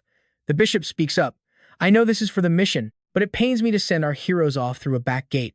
I swear, we will give you a grand welcome when you return. On my honor as a bishop, he declares. Zephyr quickly cuts him off. I already told you, there's no need to swear on something like that. He glances down at the shimmering bracelet on his wrist, a powerful concealment artifact that automatically adjusts its size to the user. The mission's deadline is drawing near. All the bishop's agents are currently guarding the divine temple, he muses. With this bracelet, we don't necessarily have to move at night, but leaving through the main gate is still too risky. Better safe than sorry. Over on the side, Claudia hands a basket to Net. This is a lunch basket, she says. It's a long journey, so... Her voice trails off, letting the gesture speak for itself. Net's eyes light up when he sees the contents of the basket. This isn't just any food. Eating it instantly restores both stamina and mana. Though she can't use healing magic, Claudia has a unique ability. The food she personally prepares is infused with powerful restorative energy. Even if the Golden Knight ran me through with his spear, this could probably save my life, he thinks, overjoyed. He says with genuine sincerity, thank you, my lady. Nearby, Zephyr smiles at Lucius. I'm counting on you for what comes next. Make sure you do a good job. In response, Lucius gives a firm, reassuring smile and places a hand over his heart. His message is short, but clear. Good luck. And just like that, Jeffy and Net spur their horses and ride off into the distance, with Lucius and his family watching their backs in silence. A moment later, Lucius thinks to himself, it's not just the demon god's cult. There are countless nobles, wealthy merchants, and adventurers all targeting the dragon's heart. My job is to pretend I have it, to be the perfect decoy, and give Sir Jeffy the freedom he needs to act. With his mind made up, he immediately springs into action, his voice booming with authority. Close the gates. No one gets in or out. The massive gates of the diocese slam shut. From this moment forward, our third diocese is under indefinite lockdown. At that exact moment, in some dark and gloomy space, Eurydica mutters to herself, Zephyr's trail. It's getting further away. A wave of sadness washes over her. Has he left? This place. George Eos suddenly appears and turns her head towards him, his voice gentle. We must go too. To the place we are needed. Eurydica closes her eyes as a single tear rolls down her cheek. She whispers her reply, yes. Inside she thinks, my mission is finally over, along with 1,000 years of loneliness. They take each other's hands, and a blinding green light erupts around them as their figures slowly fade into nothing. Her final thought rings out, what comes next is in the hands of those who carry on our mission. At the same time, Zephyr pushes his horse relentlessly onward, as if driven by Eurydica's unspoken words, the successors who will journey alongside him. A carrier pigeon approaches a white palace and a young woman named Auntie catches it, gently taking the letter from its leg. She skims the message, a surprised whisper escaping her lips. Brother Lucius? The letter reads, Happy birthday, my dear cousin Auntie. I'm sorry I can't be at your party. I'm away on a mission. It's personal, so we likely won't see each other for a while. I've sent a gift in my place. I have a feeling you'll be very happy with it. Reading that, she just sighs. Knowing him, he probably sent something completely bizarre again. Suddenly, a loud commotion erupts from downstairs. This guy knows who I am and still arg. Watch out. This bastard is crazy strong. She rushes to look and freezes at the sight of Zephyr, one foot planted firmly on a guard's head. Her eyes widen.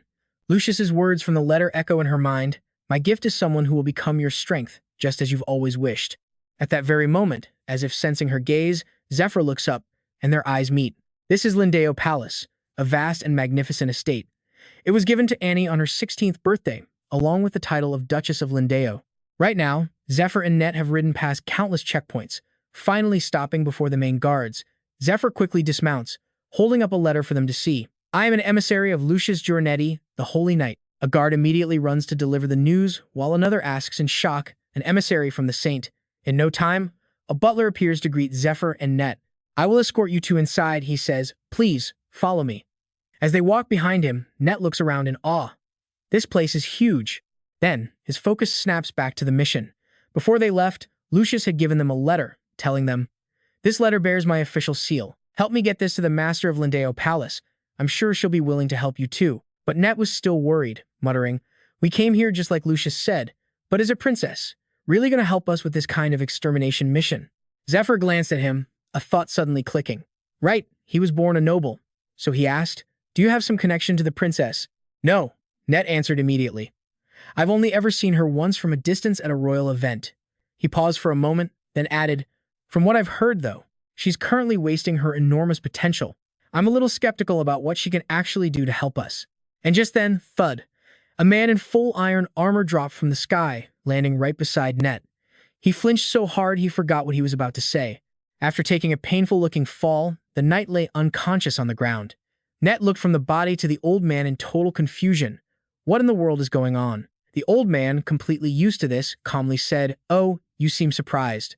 As you can see," he gestured to the long, winding line of people nearby. "They are all suitors from every corner of the world, here to propose to the princess." Nette's face instantly soured. Propose? Zephyr just let out a bored sigh. More like a bunch of thugs, if you ask me.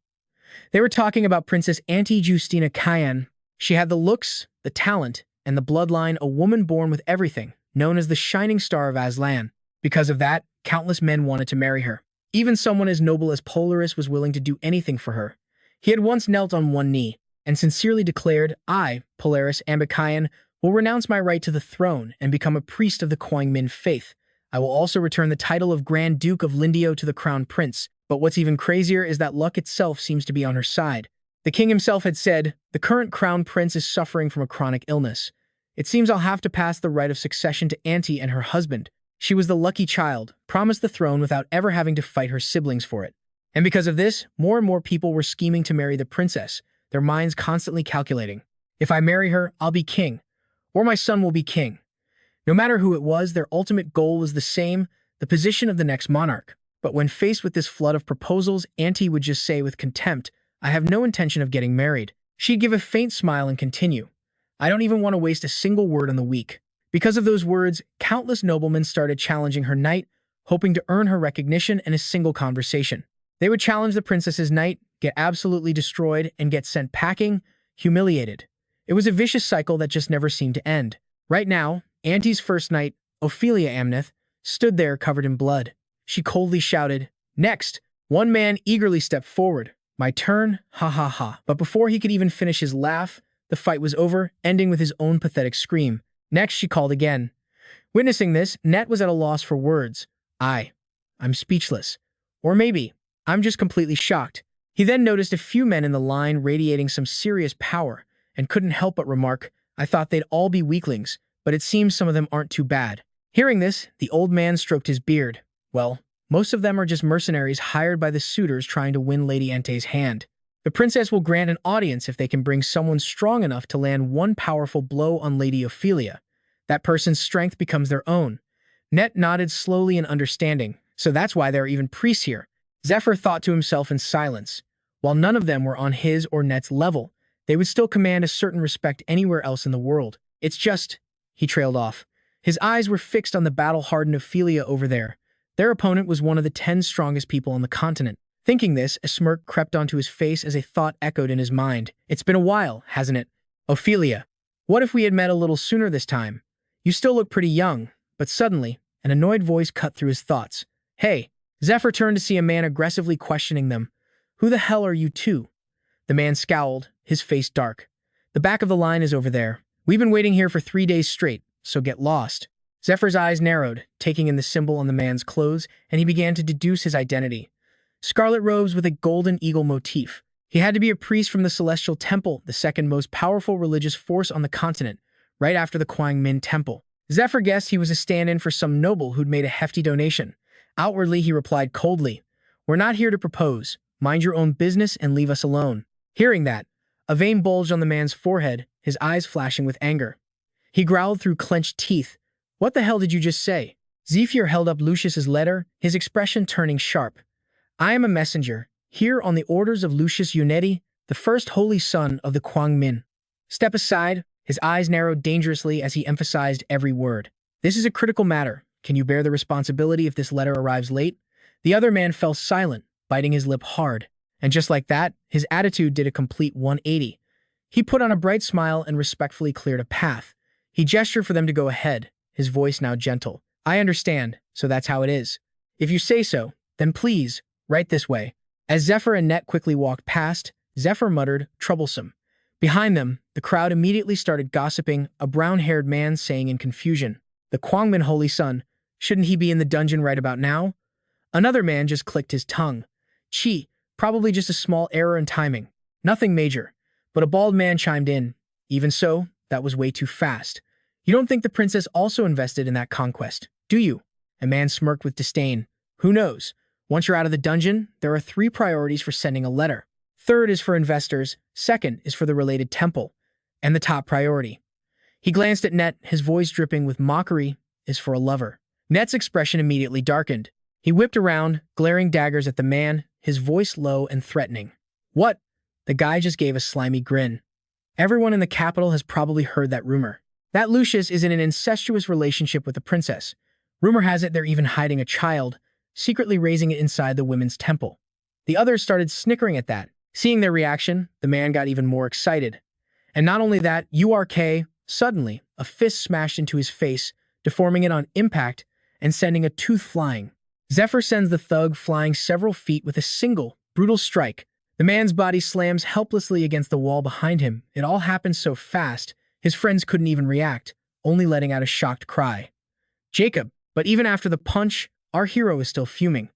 The relationship between the Sky Temple and the Light Temple was already terrible, so this was just adding fuel to the fire. He figures these guys probably don't care that they're technically under Lucius's command, but how dare they drag Auntie's name into their disgusting little power trip? How dare you speak those filthy words about the woman who stood by me until her very last moment? His anger builds, a storm ready to burst. "You want to die that badly? Fine." His face darkens and he gestures with a finger to the other 2. "You 2, get over here." Now, his eyes flash with a dangerous light. A heavy, oppressive aura radiates from him as he speaks in a low, chilling voice. "Weren't you perverts the ones who waited 3 whole days just for the chance to get beaten to a pulp? Well, here I am.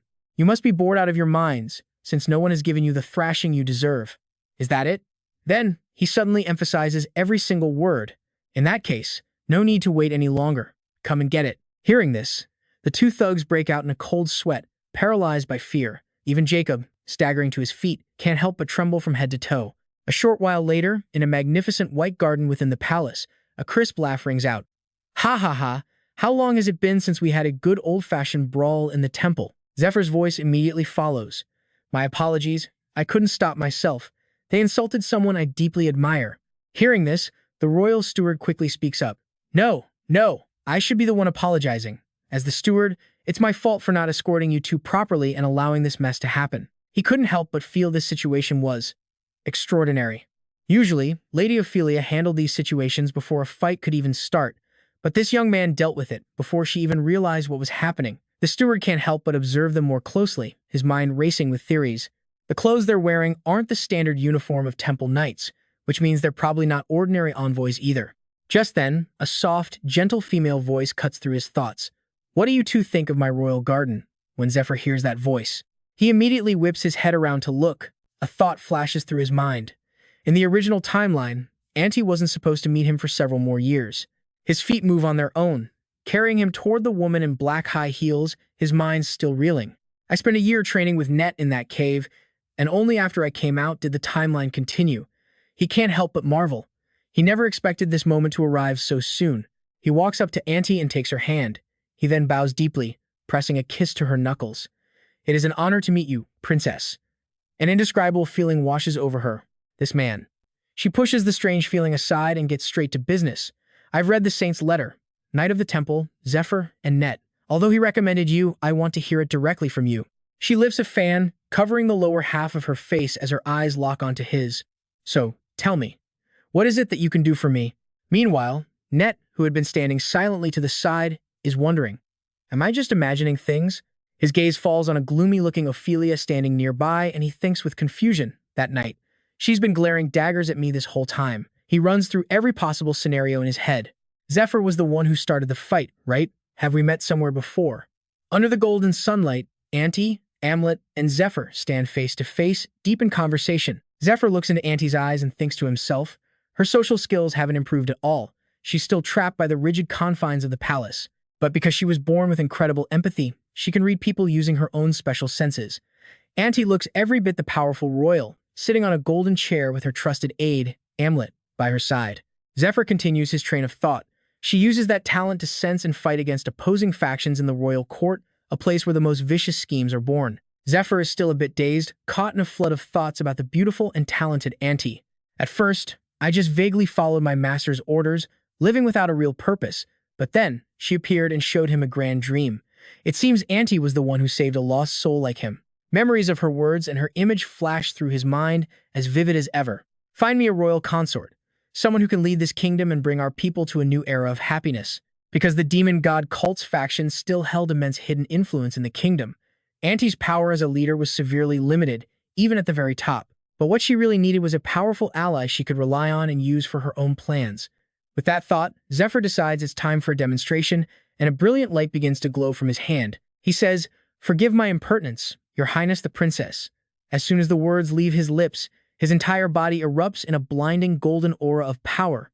"I can meet that condition," he tells Auntie. "It would be better if I proved it right now instead of just talking." Seeing this spectacle unfold, Amlet, standing to the side, can only stare with wide, shocked eyes. Even Auntie can't hide her surprise. Could this be the power of a dragon? This man, he actually has a dragon's heart. And so, the test begins. Auntie turns to Amlet. "Ophelia, could you please test Sir Zephyr's skills?" Amlet respectfully accepts. "Yes, Your Highness." With that, Amlet steps forward, drawing her glowing sword. She says confidently, "I will only use 3 moves." And just like that, the match between Zephyr and Amlet officially begins. It's a clash of auras. One side glows with the golden power of a dragon, the other with a mysterious, deep turquoise light. Zephyr's eyes shift to a menacing black and red, filled with killing intent. But Amlet is his equal in presence, and she begins calculating her strategy. "He's standing right in front of me. His stance is perfect. If I attack recklessly, I'll definitely lose. I have to be careful." With that thought, she gracefully places one foot to the side.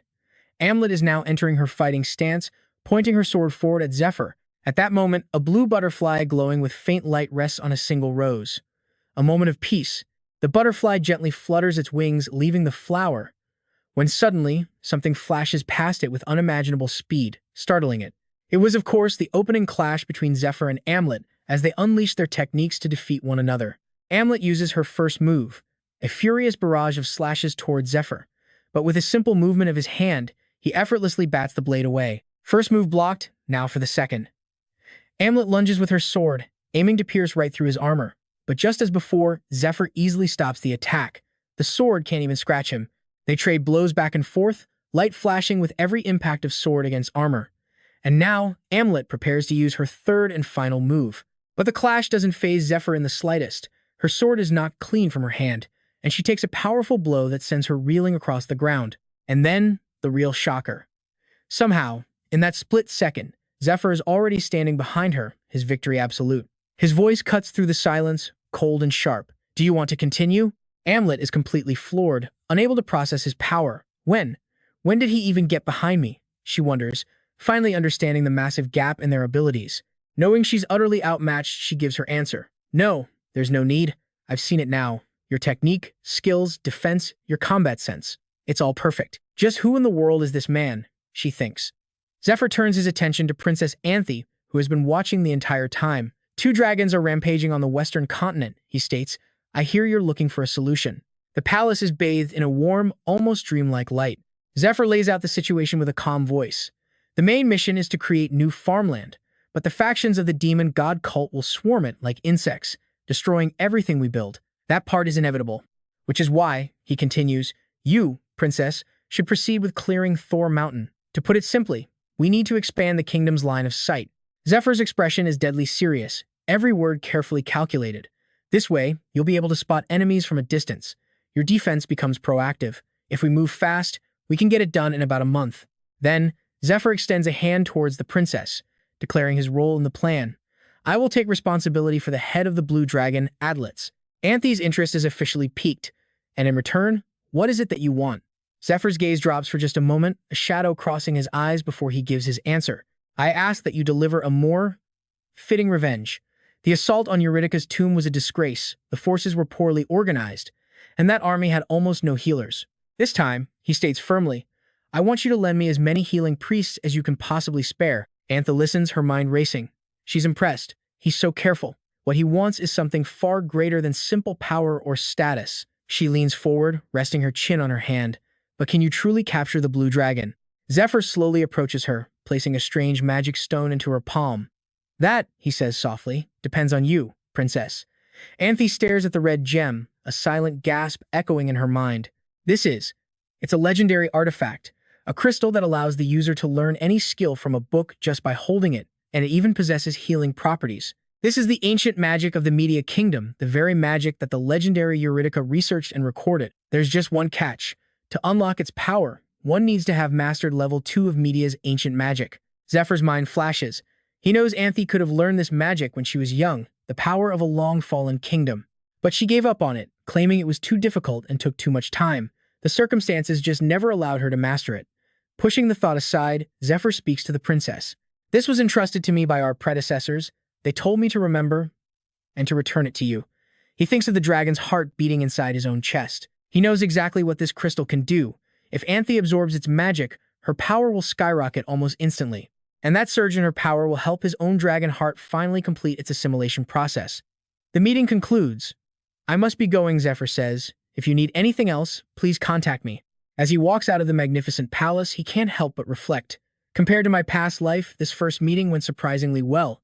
Not too bad at all. Zephyr's thoughts drift to Anthe herself. He walks and thinks, I've really missed her. And now, thanks to Volusius, we've finally had our first meeting in this life. Showing her my strength to get her attention was definitely the right move. A confident smirk plays on his lips. Now, she'll have to be the one to seek me out. Just don't keep me waiting too long.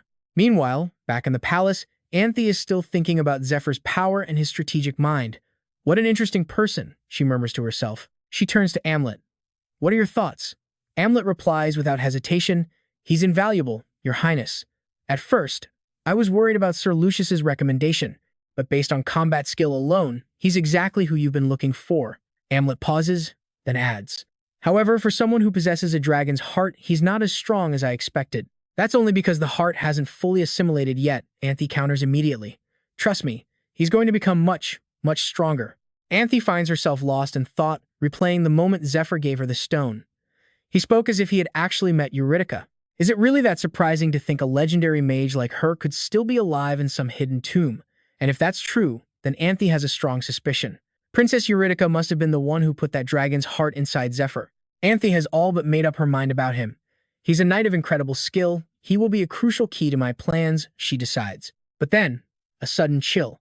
A flicker of doubt crosses her mind. There's still one thing, she thinks, one thing that's bothering me. She remembers the moment Zephyr took her hand and kissed it. The feeling was strange. It wasn't the usual warmth or familiarity she felt with others. Her eyes widen in confusion. The moment their skin touched, it was like a jolt of lightning. A connection so ancient, so deep, it felt impossible to sever. It leaves her completely bewildered. What was that feeling? The scene shifts to the dark headquarters of the demon god cult. The Lord sits on his throne, a subordinate kneeling before him. You summoned me, Master. This is Bauddemus, the vice leader, rank number 2 in the entire cult. What has caused you to summon me? He asks. The Lord's voice is pure ice.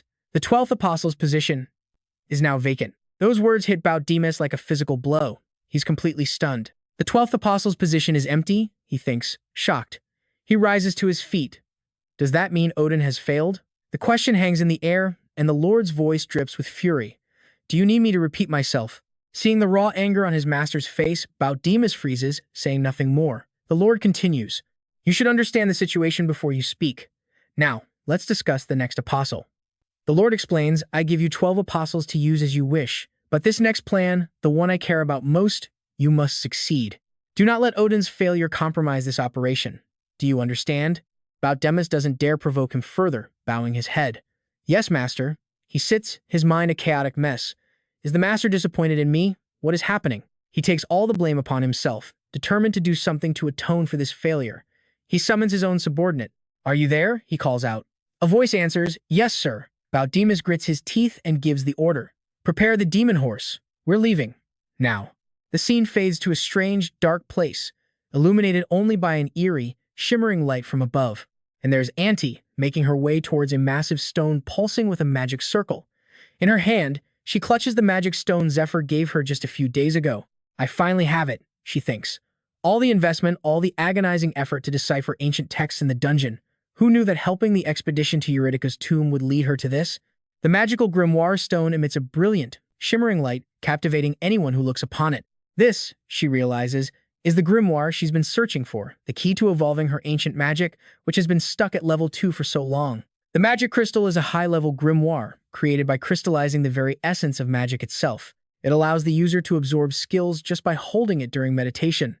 And inside, it contains the ancient magic of the Media and Eurydice kingdoms. A memory surfaces. The woman who first taught her magic, gently stroking an innocent Auntie's face as she spoke her final words. My time is running out, my darling Auntie, she'd said. I'm so sorry, this is as far as I can teach you, but I have no doubt, even without my help, you will find a way to make that magic perfect. And just as she predicted, Auntie now holds the magic crystal. She presses the stone to her chest, feeling its power. A blinding light erupts from the stone as her master's voice echoes in her mind. This is the way to defeat him, the way to defeat the Pontifex. A beam of light shoots out from the gem, growing larger and larger until it engulfs the entire area. Auntie's eyes snap open. She's stunned, finding herself in a hidden realm brimming with the secret magic she's craved, the power she needs to finally destroy the cult. She looks at the vast sea of knowledge and wonders if this is another dimension, but she already knows the answer. No. The magic crystal has linked directly to my consciousness, this immense library of magical knowledge, arranged like swirling nebulae. It's all for her. Auntie's sparkling eyes trace the cosmic patterns of power when suddenly a voice rings out. Beautiful, isn't it? This is the magic of media we've pursued for so long.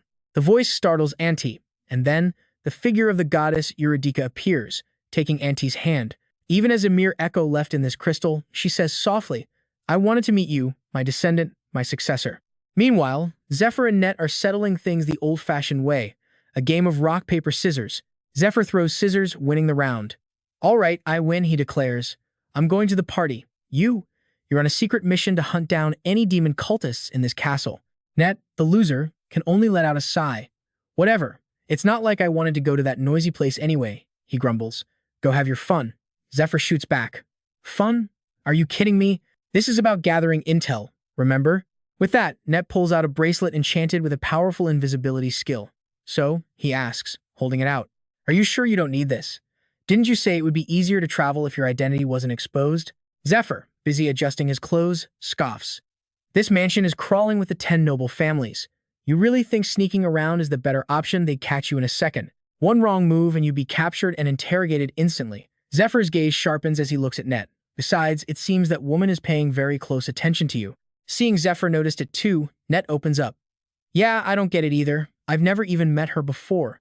I've barely met anyone from the south. And I've never touched her things either. There's no way we've crossed paths without me realizing it.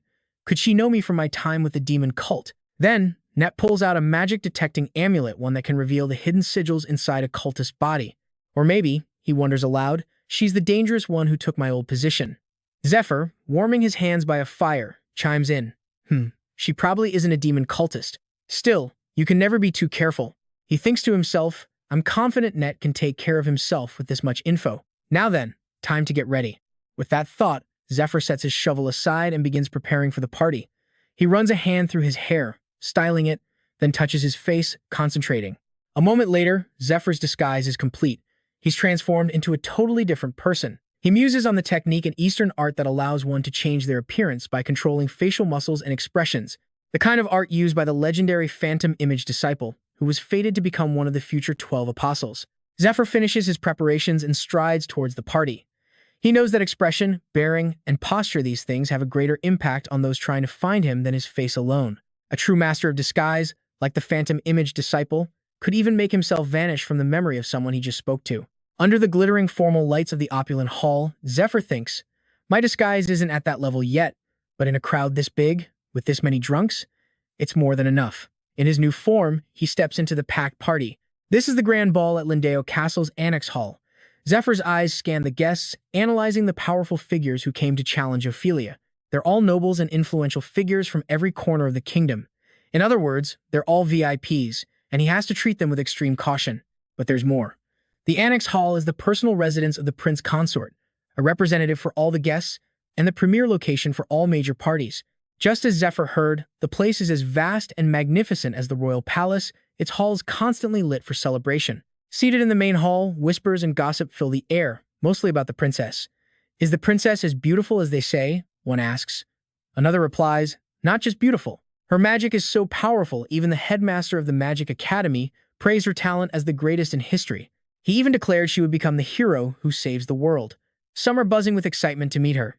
Ah, I just want to see her, even just once. Someone exclaims before being shushed. Shut up, you fool. She'd never come to a place like this. Come on a journey with me, princess. Others, however, paint a much darker picture. You think she's crazy? Her people are malnourished from food shortages. So what? It's not like I'm starving, who cares? The vicious rumors just keep coming. I heard the princess picks a person to be her plaything for fun. She even brought home a vagrant once. While some discuss the fine delicacies of the palace or the unshakable status of the nobles, the insults and gossip never stop. Zephyr's mind is clear. His mission right now is to search. Search for information and search for talented individuals. The famous people from my past life are a good start, he thinks, but I need to find the hidden talents, the ones who died while I was stuck training in that cave.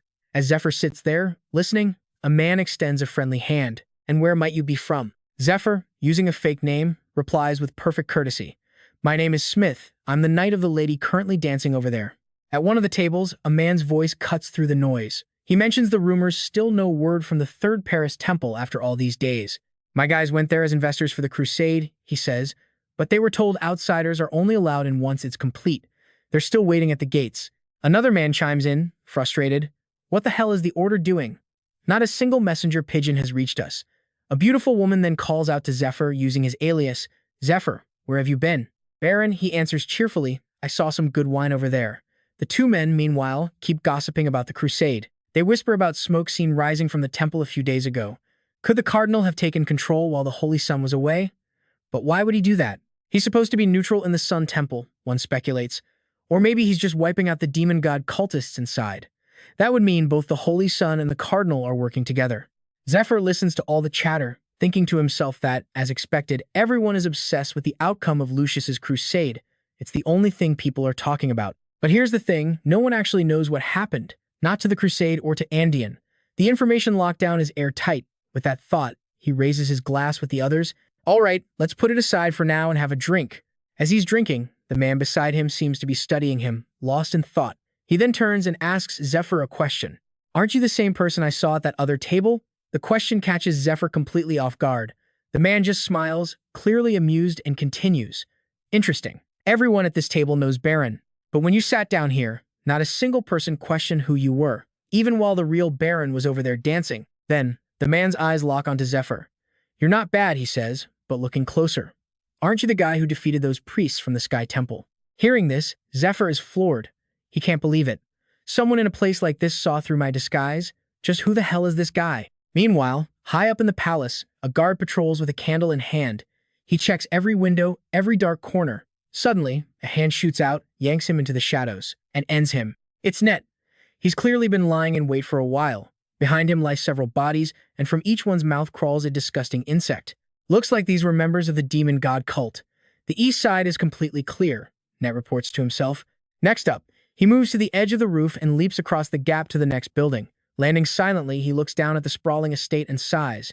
Damn, this place is huge. I can't believe this all belongs to just one person. Net's expression turns serious as he takes it all in. He thinks, I never imagined I'd have to get used to this. This was Lucius's new home at the temple. It was about the same size as his own old house, so it felt strangely comfortable. It wasn't just the size, but the warm atmosphere. His home used to be like that, too. The memory of Lucius's happy family of 3 surfaces, reminding Net of the family he once had. He was once that happy, too. Net remembers the last time he ever saw his mother and his older sister before they were taken from him forever. That was the last time I saw their faces. Lost in thought, he murmurs to himself, "Sister, if you were still alive, I'm sure you would have become a wonderful wife and mother, just like Claudia. If that storm hadn't hit that day, maybe." His thoughts are shattered as a figure suddenly appears right in front of him. Net's eyes widen in pure shock. It's Amlet. While the guests are enjoying the party, she asks coolly, "What are you doing up here?" Her brow furrows with suspicion. "Don't tell me you're just taking a stroll in this. Bizarre occasion." Net is stunned to see her. Since when? He thinks. I didn't even sense her presence. How could I have been so careless? He clenches his fist. Right now, he's wearing a full set of legendary stealth armor. In theory, only a mythic level tracking skill should be able to find him. But this is Amlet, Anti's #1 royal guard. One of the 10 strongest. You don't get a title like that for nothing. Amlet seems to notice his anxiety and speaks first. "Don't worry. I only came because I sensed something a little strange. Besides, I have business with you. Do you have a moment?" Net replies instantly. "How long have you been following me?" Amlet just lets out a small laugh. That's a hurtful way to put it, since the second floor of the East Wing. So that's how it is, Net thinks. This is simple then. He explains, "The people I killed were all demon god cultists. They have matching marks on their corpses. You can go confirm it yourself. I apologize for acting so rashly without approval," he continues, "but my leader decided that a purge was more important than an agreement." Amlet offers a slight, approving smile. "A good decision. However, you seem to be misunderstanding why I'm here." And with that, she launches a sudden attack at Net. He's shocked, his eyes wide, but he manages to dodge just in time. Amlet keeps talking, referencing the last fight with Zephyr. Slaying the dragon has been the princess's long-held wish. She worked tirelessly to gather exceptional talents to make that happen. Your teammate, Zephyr, proved himself. She then draws her sword, and her entire body begins to glow with a mystical blue power. Amlet levels the blade at Net's face. "But you haven't. So show me what you're made of." And there it is, a direct challenge. She wants a fight. Net doesn't back down for a second. Without hesitation, he activates his own power, and a terrifying red aura erupts around him. "So you're itching for a drink that bad?" He smirks. "Fine." And just like that, the battle between the two officially begins. At that same moment, near the third Paris temple, Elpout Damas is leading a pack of hounds through the woods. She scans her surroundings, thinking, traces of Andean's demonization and burn marks from lightning rage. No doubt about it, this is the aftermath of a Dragon King's secret art. If I remember correctly, the Eastern Master's disciple was sent on this mission. The last traces of the Silver Knight show at least 3 people fought here. There's even lingering holy power. Her eyes fall on a blood-stained carriage. She steps inside, runs a hand over a bloody handprint on the doorframe, and then brings her fingers to her mouth to taste it. Her deductions continue. And not only that, there's something here that shouldn't be. Portion's venom. Her mind races with rage, connecting the dots. The Eastern Master, the Holy Sun, and that tarantula character who's been cozying up to the Tao, they're all in this together. They plan to assassinate Andean, she seethes. How dare they pull a stunt this big while a mission for the future of our faith is underway? The third Paris temple is now completely sealed off, hiding whatever happened inside behind a powerful magical barrier that blocks any and all tracking skills. And it's not just that. Even the messenger pigeons near the temple are flying aimlessly, completely lost. Because on the Aslan continent, these birds are guided by magical coordinates. With the temple sealed off, its coordinates have simply vanished. The third Paris temple has wrapped itself in a protective barrier, as if it's hiding something incredibly precious inside. Elpout Damas recalled her leader's words that on this continent, there were only 3 people capable of implanting a dragon heart into a human body. By her own calculations, the cult leader was one of them. But what if one of the other 2 was with the Saints group? Or what if they were just stalling for time, buying every second to fully absorb the dragon heart's power? She pieced together the evidence in her mind, and yeah, it made perfect sense. If they could harness that limitless power, a few angry words from investors or even the main temple would mean absolutely nothing. They have more than enough people who can run interference and lock down any information that leaks. The crucial question is this. In the showdown between the Eastern Lord and the Saint, who actually got the dragon heart? If the Eastern Lord has it, he could be using the ambitious Saint as a pawn. But if the Saint is the one who possesses it, it most likely means the Eastern Lord has betrayed their entire organization. I have to hurry. It's already been a few days since the battle with Andean. I have to find a solid lead before that dragon heart completely fuses with its new host. Just as Elpout Damas was lost in her thoughts, a figure cloaked in black materialized behind her, making her whip around in shock. All she could see was a pair of glowing red eyes staring out from the trees. This person was also trying to figure out who she was, that bird mask. Could it be the vice leader? The two dogs Elbowdy brought with her pounced from both sides. The figure drew a weapon, preparing to attack. Her instincts were screaming that this person was connected to everything and she absolutely could not afford to lose. With a thought, she ordered her dogs to charge and capture him. After a short chase, one of them sank its teeth into the man's arm. Elbowdy smirked to herself. Got him. But before she could even celebrate, the man unleashed a devastating lightning blast, striking both of her beasts. Seeing that move, Elbowdy's mind reeled. That's the Dragon King's secret art. It belongs to the Eastern Lord. She smirked, taunting him. You've arrived right on time, disciple of the Eastern Lord. In an instant, the short staff in her hand transformed into a long whip. I have some business with you. I wonder if you'll cooperate quietly. The man saw this and thought to himself, this is getting complicated. Meanwhile, on a different battlefield, lights flashed on the castle walls. Two auras, one red and one blue, clashed violently. One belonged to Ophelia Amneth, the other to Quivecapnet. Quivecapnet raised his sword to block her attack, his voice laced with irritation. Is it just my imagination, or are you being a little too generous with your attacks? That's more than 3 strikes already. His gaze sharpened, questioning Amneth directly.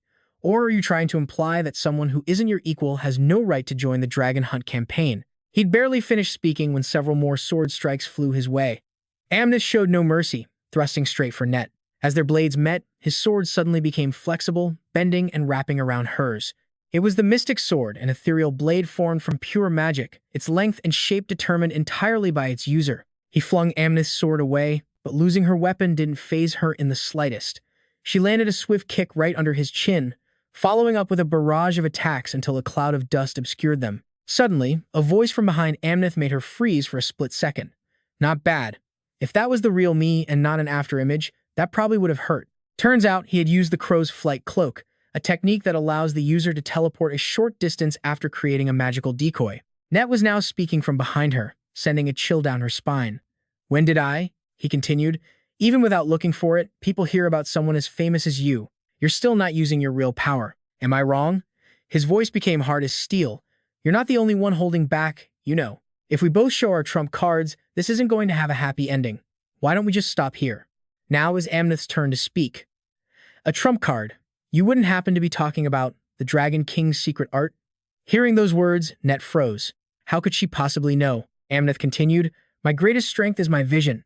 Invisibility, skills, and disguises are completely useless against me. It's precisely for this reason that I was entrusted with an important mission not too long ago. Back with Elbowdy and her mysterious pursuer, the cloaked figure had reached a riverbank and was splashing water on their face. This person thought to themselves, finally shook her off, the vice leader. Master was always wary of her, and now facing her myself, I see she's no pushover. In any case, things have gotten messy. I barely managed to break away from the princess's subordinates. By the time I got there, the subjugation was already over.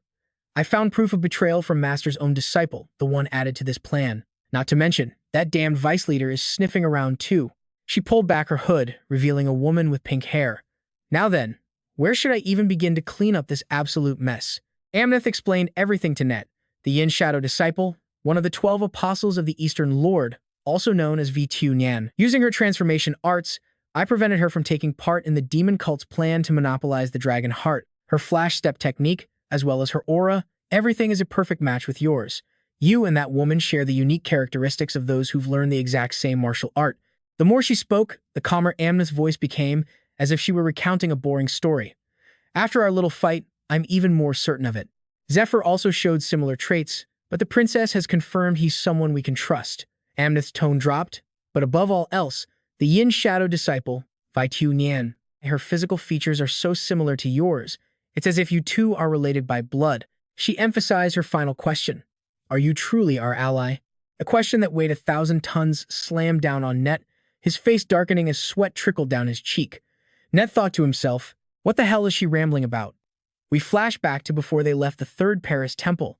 The ground there was swarming with disgusting, writhing maggots. Andean, after being stabbed by Net's sword, screamed in agony, then gasped for air and spoke.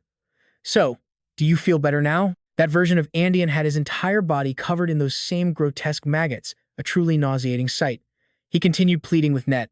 Son of my old friend Leonard, I am so sorry for what happened back then, but I was just an ordinary priest. I was only carrying out the orders that came down from the temple. I never meant to harm your family, believe me. You can't do this to me. In fact, You should be thanking me." At that moment, Andean suddenly roared, his eyes revealing a deep, bitter frustration. "I was the one who sent people to the Eastern Lord," Andean sneers. "Why? Because I pitied you, a lonely, abandoned child. I was also the one who paid that man to train you into what you are today. Without me, do you really think you'd be this strong? Did you ever stop to think what would have happened in that cave all alone, without my care? The things you would have faced. Horrifying." Net stands frozen before him. You can see the pure shock on his face reflected right back in Andean's condescending eyes. Andean presses on, his voice rising with sick pleasure. "Children from other fallen houses? They either starved to death or were sold into slavery. And the unlucky ones? Torn apart and devoured by wild beasts. I made you. I am the savior who pulled you from that pitch-black hell," he declares. But Net, he's heard enough of this garbage. He raises his sword without a second thought. One final, decisive thrust pierces Andean, who lets out a gut-wrenching scream of pure agony. But even as his life fades, Andean clings on, trying to land one last blow. "Listen to me. At least listen," he rasps. "Don't trust that man named GF. He is using you." After finishing Andean, Net simply turns and walks away. Back then, he just figured those were the desperate lies of a dying madman. Nothing worth remembering. A mistake that has haunted him until this very moment. In the present, Net stands before a grand mansion, the memory crashing back into him with stunning force as he wonders, but how is any of this possible? Zephyr's own words echo in his mind. "I am the hidden disciple, a failsafe in case one of you dies." And then he remembers what Ophelia Amlet told him just recently about the Eastern Lord's hidden disciple. One of the 12 apostles, also known as the Tiny Maiden, a master of disguise. Ophelia had told him she stopped that very person from joining the demon god cult's plan to steal the dragon's heart. Her features were so similar to yours, it was like you two were blood-related. Her words had been dead on. Yes, the hidden disciple I met had red hair and amber eyes, just like you, and was about 25 years old. Hearing this, a tidal wave of emotion hits Net. He can barely choke out the words, "My sister, my big sister." The sister he thought was dead could still be alive. And not just alive, but the hidden disciple of Dragon King Yue. His head is spinning, and he's filled with self-loathing. I don't know who's lying anymore. Am I making the same stupid mistake all over again? Looking up at the brightly lit window of the mansion, Net's resolve hardens. I need to see the truth for myself. Meanwhile, inside that very mansion, the gentle, flowing melody of a violin fills the entire room. A guest hears the music and speaks up. "Oh, the Cloudy Sonata. If someone's playing this, it must mean the party's just about over, right? Time to get going then. Man, time flies." The guests begin to stand and head for the door. Before leaving, one of them claps Zephyr on the shoulder. "Let's grab a drink tomorrow, all right, Zephyr?" But after taking just a few steps, the guests all stop. They don't leave. Instead, they turn and stare back at Zephyr with the strangest expressions. Philippe Pilgrim lets out a nervous laugh. "Ha, what a truly terrifying man. As a merchant, I've met all kinds of people," he says, his voice a mix of awe and fear, "but I've never met anyone so captivating, so perfect. He's not just powerful and decisive, he's also incredibly cunning. Even when I thought I had the upper hand, that man somehow got me to spill vital information without me even realizing what was happening." Another guest chimes in, completely awestruck. "He looks like he's barely in his 20s, but I'd swear he has twice the experience. I honestly don't get it. How did Lucius, with his half-baked judgment, manage to find a man like this?" "Oh no," Philippe Pilgrim corrects him instantly. "He didn't find him. Zephyr was the one who found Lucius." It seems their whole master-servant relationship is about to be flipped on its head. His son, Edwin, looks stunned. Is he really that amazing father? Philip rests a hand on his chin, his expression deadly serious. "Remember this, Edwin, you only need to choose the wrong side once. If you dare to stand against a man like him, you will lose everything you possess. We are merchants, not nobles. We have no one to protect us if we lose our value, so we must be extremely careful in how we deal with people." After hearing his father's lecture, an idea sparks in Edwin's mind. A sly smile creeps across his face. In that case, should we report to the princess that GF is unqualified for this observation mission? No. Philippe Pilgrim shuts the idea down immediately. He's already thinking several moves ahead. Pushing up his glasses, he looks at his son. Losing a talent like him would be a massive waste. We have to recruit him to our side before anyone else makes a move. Elise Brenta, standing beside them, licks her lips, her eyes dark. "I agree. While we're still hiding our identities and gathering talent, we must have him. Or if we can't, we kill him." By now, Zephyr is walking into his own room. His head is pounding as he tries to process everything. "The only things I know for sure are what I saw and experienced in my past life. That means I can't possibly know about people who died before I even had a real role to play. Philippe Pilgrim, the leader of the Pilgrim Guild, one of the 3 largest merchant guilds in the world. In the last timeline, he made an absolute fortune trading spices with the East. He was one of 3 key figures who turned Auntie into a major player for humanity, becoming her famous sponsor after she was branded a fallen princess. Zephyr remembers what Philip had told Ante back then. Loyalty is meaningless without powerful allies. With the church leader's interference, your actions will always be limited. However, if you use your fallen status as a cover to deceive everyone, while quietly building your own strength in the shadows, if you need it, I will gladly lend you my hand. Zephyr connects the dots. It's all coming together. He realizes that's exactly why Philip was a high-priority target for the demon god cult. And while Net was on the run with the dragon's heart in the previous life, the hidden disciple, the tiny maiden, killed Philip. That's how it all went down. And even though Edwin, Philip's son, still served Auntie well enough, his contributions were a pale shadow of what his father had offered before he died. GF sighs, pressing a hand to his forehead and wincing. Great, now I have even more work to do. 1. I can't let Philip die. 2. I have to stop the tiny maiden. Which is going to be a massive headache with zero intel on her movements. He scowls. The tiny maiden can shapeshift into anyone she wants. It doesn't matter if they're a man or a woman. In fact, she never once showed me her true face, so I have no damn clue what she even looks like. Thinking about it, GF grits his teeth in pure frustration. A moment later, rounding a corner in the hallway, Net suddenly crossed his mind. He figured he must be back by now. But as Zephyr glanced over, he froze. There was Net, sitting ominously in an armchair, clutching a dagger. Seeing him enter, Net slowly looked up. You're back. The second he saw Net, Zephyr instinctively stumbled backward. After that slightly cowardly reaction, a thought hit him. Damn it, why did I just do that? Am I scared? I'm supposed to be the stronger one, so what's with this reaction? And then, it clicked. Of course, back when they were training in the cave, Net would unconsciously attack him whenever he got into that state. Ah, this damn conditioned reflex. He'd been trying so hard not to act weird around him too. After silently cursing himself out, Zephyr put on a cold, wary expression. What's going on? Net didn't beat around the bush. I just ran into Ophelia while I was investigating the mansion. She said she once met someone who looked like my older sister. Hearing this, Zephyr was stunned. You have a sister? He asked while thinking to himself. This is the first I've ever heard of this. Then again, he did once say his other family members went missing after his father died. Over on his side, Net's gaze turned heavy. He continued, Can you believe it? My sister, who I thought died on that train 13 years ago, is still alive. And she is. He paused right there, his words hanging in the air. He looked up, his eyes searching Zephyr's, and emphasized every word, the Dragon King's hidden disciple. The one Ophelia once stopped. Zephyr was even more shocked now, 100 questions exploding in his mind. Net's sister is the hidden disciple? That can't be right. I'm sure the hidden disciple's name is. Wait, is Net trying to test me? Or is this some elaborate plan by Endion to feel me out? No, she wouldn't go this far. I knew I couldn't hide the truth forever, but Net's sister. Who in the world is she? Just then, fragments of a memory surfaced in Zephyr's mind. A woman with red hair. She had spoken to him several times. Once, she'd been hostile, demanding, Who taught you these martial arts? Another time, she'd been lost in thought, confessing, I don't remember much of my past. I was in an accident. My adoptive parents took me in after I washed ashore. When they saw I possessed the martial body, I caught my master's eye. If my younger brother is the same, if he also has the martial body, we'll meet again someday. I want to find them. I want to find my lost memories, the family I once had, she'd said. It's strange, isn't it? Why am I telling all this to an enemy like you? Recalling all this, a jolt went through Zephyr.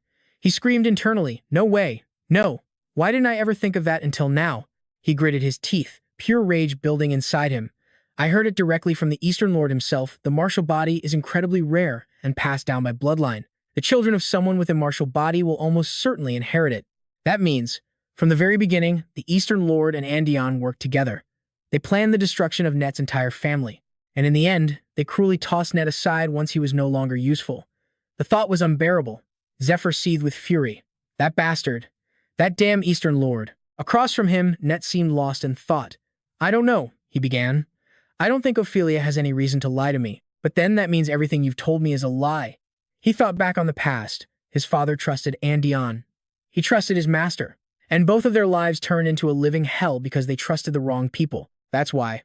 I hate trusting people again, but even so, we've faced countless life or death situations together. We are Hyunjae. I want to believe our bond is real, I want to believe in you, Net said, speaking to himself, to his very soul. Then, he tossed the dagger to the floor. He looked at Zephyr, his eyes filled with a desperate, resolute hope, and spoke as if he were pleading. I just need proof, even the smallest piece. Please, prove to me that you're someone I can trust. Zephyr was silent for a moment before he spoke. Actually, we weren't supposed to meet for another 2 months. The statement caught Net completely off guard. Zephyr continued, finally telling Net the honest truth. After stealing the dragon's heart, the thousand-faced knight who you learned the truth from was on the run from the demon cult. No. The entire world was hunting him after he was grievously wounded by you, his Hyunjae, the Eastern Lord's son. He was trapped in one of the world's 8 great challenges, the Canyon of Oblivion, and left for dead. He also had the dragon's heart stolen from him. I, a slave from the temple at the time, was hunting him and stumbled upon him in a cave after I fell from a cliff. I then learned the Dragon King's secret art from him, because for someone so weak and injured, escaping that cave was impossible. Net was absolutely stunned by this revelation, whispering to himself, "What?" Zephyr's expression turned helpless as he went on. I, who later became the strongest by using the power of that foundation, eventually reached the pinnacle of humanity. But in the end, I couldn't stop this world from being destroyed, and I couldn't protect anyone. He then said, his voice laced with pain, "Who am I? I am the last human, a hero, a failure, and a regressor who has returned with memories of 15 years in the future. I am also." Zephyr emphasized each word, "Your one and only disciple, Master." As Net heard these words, he couldn't hide the absolute shock on his face. Zephyr then remembered that before he regressed, Net had a plan. Just how strong did I, his disciple, have to become? To escape the abyss of oblivion, he had to calculate everything, his physical condition, and all the factors that would determine how much time he had to train inside that cave. Survival, and a burning desire for revenge against the master who betrayed him. Back then, Net's eyes were filled with nothing but pure hatred. Dozens of tally marks were scratched onto the cave wall, proof of the grueling days they'd spent training. Those goals were the only things keeping him alive. But they were forced out of the cave way ahead of schedule. The reason? The Lord of the Abyss, a monstrous beast, attacked and destroyed their hideout. Zephyr has always regretted that day. He tortured himself thinking that if he'd just been a little stronger, if he'd learned a little more, the outcome might have been different. At that moment, as Zephyr prepared to fight the monster head-on, Net grabbed him by the ankle from behind and hurled him to safety. Zephyr was completely stunned. He thought they could have escaped together, never imagining Net would sacrifice himself for someone like him, abandoning the revenge he so desperately craved. That day, after throwing Zephyr clear, Net stood up and faced that vicious monster alone, right before it delivered the final blow. But just before the end, Net glanced back at Zephyr and smiled, as if to say, "Watch closely, Zephyr. This is the final secret art I never got to teach you." On that day, Zephyr saw the back of his master for the last time, an image he could never forget. And now, after hearing this whole story, Net just holds his forehead in his hand, his brow furrowed in a headache. "I don't know. This is all so hard to believe. But what you're saying is so logical that I have no choice but to believe you." Net thinks it over. Zephyr using a holy sword despite not being a priest, and knowing so much information. Everything Zephyr said was accurate down to the smallest detail. So, if he really did return from the past with a god's blessing, it all starts to make sense. Zephyr hears this and replies calmly, "That's right. It might be hard to believe, but it's all true." He thinks to himself, "I've avoided mentioning things I can't share, like my relationship with the young lady." He continues, "I'm sorry for approaching you with lies. I just wasn't sure I could make you believe all this in such a short time, so I figured making you suspicious of the Demon King's cult was a better plan." Then, Zephyr hesitates for a moment before saying, "I need you to fight against the Demon Lord. And more importantly, I want you to live." Net suddenly realizes something. Right, he gets it now. The reason he kept pushing forward wasn't just for revenge. He used to think his life was set. He was the heir of his clan, responsible for their sacred blood pledge. But all of that was stripped away, leaving him as just the empty shell of a man. His former master, Quinet, had told him, "If you become important to me, I will help you get revenge." That man gave him a new purpose, a reason to keep living as his disciple. For his master, he risked his life to get stronger, all to repay the man who took him in. For his master, he happily carried out every dirty deed, believing there was a just reason for everything he was ordered to do. It was a master-disciple bond, almost like family, despite having no blood relation. You just assume that family helps and trusts each other. But a pawn on a chessboard never truly understands its own position. "I've always blamed myself for living such a flawed life," Net says, a gentle smile appearing on his face. "But perhaps my life had its own meaning. After all, I managed to leave something behind in this world." Net then walks over, placing a hand on Zephyr's shoulder. "Thank you for everything, for avenging me in the last life, and for helping me in this one. A hero who returned to the past to save the world, huh? Net lets out a satisfied laugh. Looks like I've taken on a pretty absurd disciple. I never expected anything from him before. He then turns and walks towards the door. I won't let you carry this burden alone. In this life, let's walk this path together. And with that, everything with Net is settled. He agrees to keep the secret, because if too many people knew, it would only cause chaos. If information about the future spreads, people will panic. And right now, information is the only real advantage we have, Zephyr thinks cautiously. The next morning, he and Net go to meet Philippe's group. After they sit down around a small table, the man speaks. Allow us to introduce ourselves. We are the permanent party members of Princess Auntie, and just like he thought, they're Auntie's people. Things were already moving very fast. Philippe continues. The princess is very interested in you too, but since she isn't here, we'll be handling the conversation. Hearing this, Net wonders to himself, not here? Did something happen? Zephyr, however, immediately realizes what's going on. Her sudden absence at this exact moment can only mean one thing. She's asleep because of the magic grimoire. See, crystal-type magic books are different from normal ones. They create a copy of their contents and transmit it directly into the user's brain. The only drawback? The side effects. While the magic is being transferred, the user falls into a deep sleep. The better the quality of the book, the longer they sleep, and it can even come with symptoms, like a high fever. Zephyr assumes she's being cared for by a healer, but since this isn't technically an injury, it won't be much help. In the end, it all comes down to how long it takes for Auntie to absorb all the magic. He cracks a small smile. Hang in there, he thinks. I already went through hell with Eurydica, so let me take it easy just this once. Time flies by.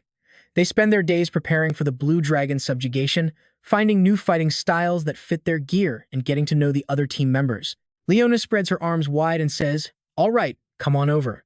Zephyr begrudgingly walks over and lets her hug him, muttering, "Just get it over with." Leona then activates her skill, Angel's Hug, which determines the detailed health and physical stats of the person she's hugging using tentacles that sprout from her back. It's ranked as the #1 most avoided medical skill for a reason it feels like being electrocuted. The moment she uses it, Zephyr jolts and yells, letting out a stream of curses. Damn it, what is this twisted feeling? Meanwhile, Leona just says, "Sir Knight, please bear with it a little longer. If you move, I'll have to start all over." Then she adds with a sigh, "Oh my, what a beautiful body you have." Net, who's been watching from the side, turns pale and quickly tries to leave. "You know, I just remembered I have something to do, so I'll be going now." But Philippe quickly blocks his path. He grabs him and laughs, "Hey, where do you think you're going? I told you the health check is mandatory for joining the party. We can't have sick people going on a subjugation mission." Just then, Leona calls out from the other side of the room. "All right, it's your turn now." Sir Net, he heard this and desperately tried to refuse, but it was no use. A moment later, his screams echoed through the halls. When it was all over, Net just collapsed, face down on the floor, completely haunted by the memory of that tentacle. Just then, someone approached. It was Ophelia. She looked down at Net's pathetic form on the ground and spoke up. "You look absolutely miserable." Hearing her voice, Net knew instantly who it was, but was too ashamed to even look up. Ophelia continued, "The princess has summoned you. Both of you, follow me." Hearing this, Zephyr shot up to his feet, his heart pounding with emotion. "Auntie, she's awake." But Net? He remained frozen, mortified, and unsure where to even look to hide his shame. On the way to see Princess Auntie, a thought suddenly struck Zephyr. The magic crystal held a fragment of Eurydica's soul. She had told him so much, and they had spoken for a while. Could it be? Did she tell Auntie something about him? Suddenly, in a mystical space, a voice echoed as 3 stars aligned in a straight line. "Congratulations, Auntie. This is proof that your media magic has reached the 3rd rank. The fundamental knowledge of this magic is now fused within you. All that's left is to awaken it through practice and leveling up. Each time you rank up, a new star will ignite. I assure you, no one, not even I, has ever managed to reach level 8. If that was the case, then Eurydica, who had been sitting there silently, was watching calmly. A faint smirk seemed to play on her lips. "Ah, forgive me. I've used up too much of my energy. I will fall into a deep sleep for some time. The words I've spoken will be trapped in a magical vortex, forgotten until you reach the next rank. Just remember one thing. Trust Zephyr." Auntie's eyes shot open, her face a mask of pure shock. She bolted upright, surrounded by her worried maids. "Your Highness, you're finally awake." She clutched her head, wincing in pain. One of the maids quickly advised her, "You shouldn't move so suddenly. You've been asleep for an entire week." Auntie looked stunned. "A week?" Her eyes drooped slightly. "I feel like I heard something important, but I can't remember it clearly." But then, a flicker of determination appeared in her gaze. She then gave the order to summon Zephyr immediately. Soon, inside the grand chamber, a voice announced, "Begging your pardon, your highness. Sir Zephyr and Sir Net are here to see you." Auntie sat on her bed, her voice calm and steady. "I wanted to call for you both sooner, but I wasn't well. I didn't mean to neglect you." How much did Auntie hear from Eurydice's soul? This wasn't just about their current relationship, it could affect the Blue Dragon subjugation and every battle to come. Zephyr furrowed his brow, thinking hard. He recalled his meeting with Eurydice. If she knew everything, or if she had learned symbiotic magic, allowing her to read the memories of anyone she touched just like Eurydice could, then convincing Auntie to join the fight would become a whole lot easier. He gently reached out his hand. What would she do? This gesture took Auntie by complete surprise. Inwardly, she wondered, is he testing me? To see if I've mastered symbiotic magic? Outwardly, she remained composed, even offering a confident smile. You handed me that magic stone. I thought you wanted to join my forces by showing off your abilities, but it seems I was mistaken. You're trying to use me by acting as my guide, aren't you, Sir Zephyr? What is your real plan? He met her gaze with an ice-cold, determined stare. Auntie casually waved her hand. I can't use it yet, she admitted. Symbiotic magic is an incredibly advanced skill. I'm still only at rank 3. I won't be able to use it until I reach rank 7, just like my ancestor. Her voice echoed in the room. Now then, shall we continue the conversation we started a week ago, Sir Zephyr? If you want to move my heart and borrow my forces for a month, no. You'll need a detailed plan on how to defeat that dragon within the next 3 weeks. Auntie declared arrogantly. Now, try and convince me. Zephyr raised a hand, a surge of power flowing from it. All right, but have you eaten yet? He then gestured towards a mountain of paperwork. This is going to be a very long story. His calm demeanor left everyone else in the room completely stunned. A few days later, they rushed to finish their preparations. The knights and priests of the Spirit Dale began their journey to slay the Blue Dragon. With a silver key and my space pouch filled with all sorts of items, Auntie's official schedule was simply sightseeing and shopping. One of Auntie's maids disguised herself as the princess, traveling in a lavish carriage to a tourist spot, leaving a false trail. Seeing Auntie singing so happily, Zephyr couldn't help but think to himself, is she really this happy just to be leaving the palace? He crossed his arms, frowning in deep thought. I intentionally erased the signs of the dragon's heart only at the 3rd parish. The other powerful figures will focus their attention on Lucius's reclusive state. As he thought, he kept scowling. That distraction will last for about a month. It won't hold for more than 2. In that time, I need to accomplish many things without alerting anyone. The first step is conquering the Blue Dragon and establishing a relationship with them. Another crucial thing. I've decided not to tell Auntie about my regression yet. Because she hasn't learned symbiotic magic, she's forgotten her conversation with Eurydice. He remembered what that man had once told him. Think about it. A man you just met for the first time says, actually, I was your lover in a past life. What do you think she'll say to that? She'd think you're either a lunatic or a creep. You can't just say things like that. Maybe it's because of her ability, but the princess trusts you. Try not to get on her bad side, and be careful, okay? Zephyr's expression turned serious, so I twisted my words a bit. But why did you believe me? Was it because of Lucius? The 2 times he met Auntie in his previous life, she had already lost so many important people, which had made her suspicious and wary of everyone. Just then, a guard spoke up cautiously. We've arrived. Once we cross that valley, we'll reach the Danakil Plains, the largest fertile region on the continent, and also my father's and my homeland. A young man with long hair chimed in, You're from here? I only traveled here with my family as a child. The endless golden rice fields were truly breathtaking. The carriage wheels kept rolling steadily. Is that so? In Danakil, you could get a full meal just by knocking on any door. It was just basic courtesy to welcome every guest with open arms. Oh, really? Someone asked, as the carriage window slid open. The person inside spoke, but that's all in the past now. Look, the people inside grew curious. Instantly, the young man's eyes widened, as if he recognized something horrible. Outside was a valley drenched in a terrifying purple hue, with a grim, oppressive atmosphere that would chill anyone to the bone. Inside a dilapidated wooden house, the ground below seemed to be covered in a horrifying purple substance, or perhaps some kind of disgusting slime. The long-haired young man observed the scene with a grim face. This is horrible. The person next to him, possibly a butler, added, 3 years ago. This place became like this after the Blue Dragon appeared. Auntie quietly explained. The Blue Dragon made its nest at the source of the river that flows through here, poisoning the entire region. We mobilized countless priests, but the purification was a total failure. Only 3.5% of the land was cleansed, while 80% of the farmers died. Taking it all in the reports, what he saw with his own eyes, Zephyr understood the grim truth. In another year, the remaining 20% would become a true land of the dead. The fact it's held on for 3 years is a miracle, all thanks to a special river. Objectively speaking, this is our golden window. If we miss this chance, we're not just losing farmland, we're losing everything. As their group slowly approached, a gate guard spotted them. "Welcome, priests and pilgrims," he called out cheerfully. "I've brought some food," one of our heroes replied. The guard's eyes lit up. "Ah, thank you, sir." The man then asked, "How are things inside?" The guard's voice lowered. "Same as always." Auntie then explained quietly, "This is a relief station. It's a refuge for farmers who lost their homes to the poison disaster." She added with a brighter tone, "Actually, we're scheduled to meet Lord Danaki's soldiers right here. The front lines are short on supplies anyway, so it's fine if we wait here, right?" Zephyr just nodded calmly. "Yes, no problem at all." But as he walked past a small house, a gut-wrenching scream of agony echoed from within. Zephyr froze, his attention snapping to the sound. Stepping inside, he saw him a man on a cot, his entire body a sickly purple, writhing in absolute torment. Zephyr politely addressed the person sitting by the bed. "You're working hard, priest. Who is this man?" The priest scratched his head, hesitating. "He's a knight named Grim from the Lord's castle. He was on patrol when the monsters appeared. He killed them, but was injured in the process." The knight reached for a water skin, his gratitude clear in his weak voice. "Thank you for the water." Hearing this, Zephyr went silent, his eyes analyzing the scene. Purple skin. The blue dragon's poison has already spread throughout his body. Once it seeps into the flesh, the symptoms mimic a fatal monster wound.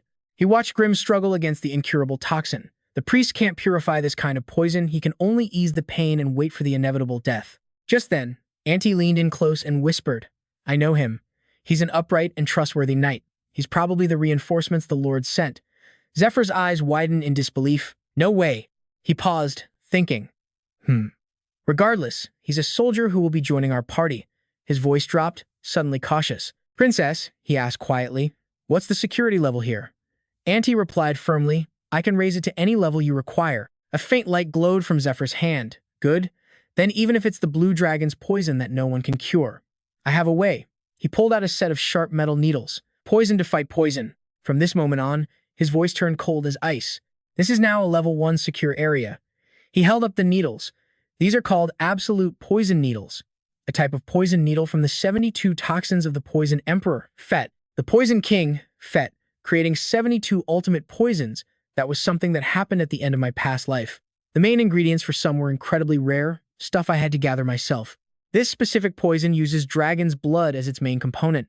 Number 32, Asmodeus. He took out the absolute poison needle, his mind racing.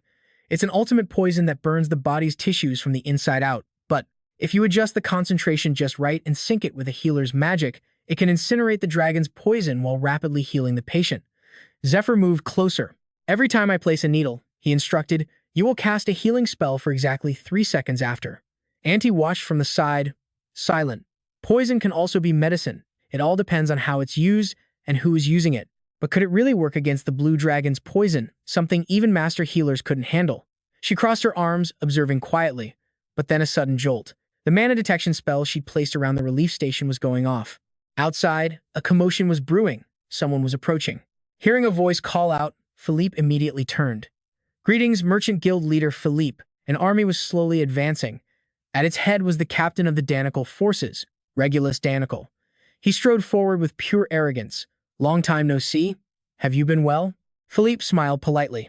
"Ah, Sir Regulus, seeing you here is very reassuring." But as Philippe extended a hand, Regulus's expression hardened. "I've read the urgent letter you sent to my father, Lord Danakiu. It seems you're preparing to subjugate the Blue Dragon. To the Danakiu domain, the Pilgrim Merchant Guild is like family, having worked with us for so long." He said this with an ugly look on his face. "So, as the Lord's eldest son, I must make my position clear. Who exactly is deceiving you?" Philippe's brow furrowed. "What are you talking about?" Regulus began to explain. "The dragon subjugation was planned for a year from now, and only under the condition that the Saint of Light finds the dragon Dan. I've been keeping sources at the Third Temple, and I can tell you, the temple has been completely sealed off, and it's clear Sir Lucius has cancelled all plans and locked himself away. This is hardly the right time to begin a subjugation." His eyes glinted sharply as his voice turned cold. "Not only that, common courtesy dictates you visit the Lord at his castle first. Instead, you suddenly demand troops, claiming your preparations are complete. I'm genuinely worried you're being tricked by someone's malicious scheme." A sinister smile played on Philippe's lips. "Ha ha ha. Well, it's always good to be cautious. I most certainly received a letter from the Lord stating he would dispatch his army. But did he also order you to test me like this? Or is this your own decision, Sir Regulus? Regulus's face tightened with anger. Guild leader, your babbling is a pointless delay. Men, surround the relief station. Now. But before he could finish his command, a blood-curdling scream of agony ripped through the air. AAA. The shriek came from that dilapidated house, stunning both men into silence. Their eyes shot towards the sound. Regulus burst inside, yelling, "What's going on?" His eyes flew wide open at the scene before him. Grim was in agony. He was coughing up blood nonstop, the veins on his arms bulging grotesquely against his horrifyingly purple skin. Sir Grim, Regulus stared in shock. What are those things stuck in him? And over to the side, he saw Zephyr, holding more of those poison needles. Instantly, rage consumed him. "You bastard!" Regulus roared, swinging his sword straight at Zephyr. "Get away from Sir Grim." But suddenly, a woman's boot slammed into the side of his head. The kick sent him crashing to the ground as the woman shouted, "How dare you draw your sword before Her Highness?" Even Auntie looked surprised by the sudden intervention. As Regulus hit the dirt hard, he scrambled up, grinding his teeth. You're one of Princess Ophelia's royal knights. Why did you stop me?" Just then, Auntie spoke up. "Thanks to my mana detection, I heard the gist of your conversation with Philippe. Sir Regulus Danaque, but your questions were perfectly reasonable." With those words, she pulled off her simple round hat. But make no mistake, this wasn't a suggestion. He had absolutely no right to refuse this punishment, or to harm any member of Feta. The letter you received, Count Danaque, wasn't a request for reinforcements, was it? Her hat came off completely, revealing the stunning face of Antia. "This is a direct order from me, Princess of Caenna Antia Justina Caenna." Regulus's eyes shot wide open in absolute shock. A second later, he dropped to one knee. "Your Highness." Meanwhile, Rim, finally out of danger, grabbed Zephy's hands, overcome with gratitude. Thank you so much. How can I ever possibly repay you?" Regulus spoke up, his voice heavy with regret. "My apologies, Sir Zephy. I didn't realize you were trying to save our knight, Grim. Please, forgive our rashness for failing to recognize our own benefactor." Our hero just smiled at the display. "Raise your head." Internally, Zephy was thinking, he's not blaming anyone else, just taking full responsibility. He's got potential. Looks like there was no need to discipline him after all. Antia then turned to the knight. "Senior Regulus, do you remember our days at the academy?" This caught Zephy by surprise. "Oh ho, so this guy was Antia's senior." She continued cautiously. "During group exercises, all the team members were scared of you because you were famously strict, but in reality, you always paid attention to the details no one else noticed. Because of that, your team never made a single mistake. Your squad was always incredibly tough to defeat, even for my team, and we were supposedly the geniuses." As she spoke, she had a genuinely happy smile on her face. "Even in this situation, as a young lord and knight captain, it would be irresponsible if you didn't investigate what's going on. That's what I find so reliable about you." Regulus looked pretty flustered. "Princess, no, Senior Young Lord Danaque. As the crown princess of this kingdom, I am officially making you a trusted member of my alliance." She then pointed right at Zephy. "And this is Sir Zephy. In truth, he is a noble being of the highest order, sent by the goddess Arya herself in an incarnation to save the endangered Holy Sun and this entire world." "Yeah, you heard that right." Both Regulus and the other man just froze, completely stunned. Sent by the goddess, but Antia? She didn't even blink, maintaining her perfect, calm composure. Blinded by our own desires, we fell into great danger, unable to even identify the demon cultists among us. However, Sir Zephy, who received a divine oracle from the goddess Arya, saved us all through her guidance. The Holy Sun has entrusted the fate of this world to Sir Zephy. We must follow the goddess's will and carry it out. She then presented a letter for all to see. Lord Lucius wrote this himself. Regulus was completely overcome with emotion. "Ha! The Holy Sun himself. Oh, goddess Arya. So that's it, you came here to share your glory with me. I, Regulus, will serve you with everything I have." Antia shot a quick wink at Zephy, who had to physically stop himself from laughing. What a performance! She was a master of talking her way out of anything, not even batting an eye. She even faked a whole letter. Without thinking, he reached out and patted her head. "Your ability to spin a tale is definitely number one." Oh crap, an old habit just kicked in.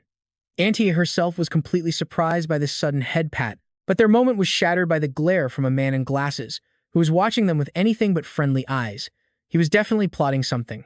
And just like that, the members we met at the aid station accepted me as their commander without any major issues. Of course, that also meant I was now responsible for all sorts of new tasks. I've treated all the poisoned patients at the aid station, but they're not fully cured yet. The poison will spread again after a few days, so we need to create an antidote as fast as possible. And the ingredients can only be found here. He was referring to the Greg Eufen Forest, a colossal woodland that stretched across the entire northwestern part of Aslan. One of the men looked around and spoke up. I thought the forest would be destroyed like the plains, but I never expected a place like this to still exist. Zephyr replied, well, it is as large as several territories combined. Antia added, it looks completely different from the outside. That's because the mana density is extremely high, Zephyr explained. Once we pass that remote village, we can't use the horses anymore. The thick mana in the air will terrify them. Another man spoke up nervously. Do we have to go into the forest too?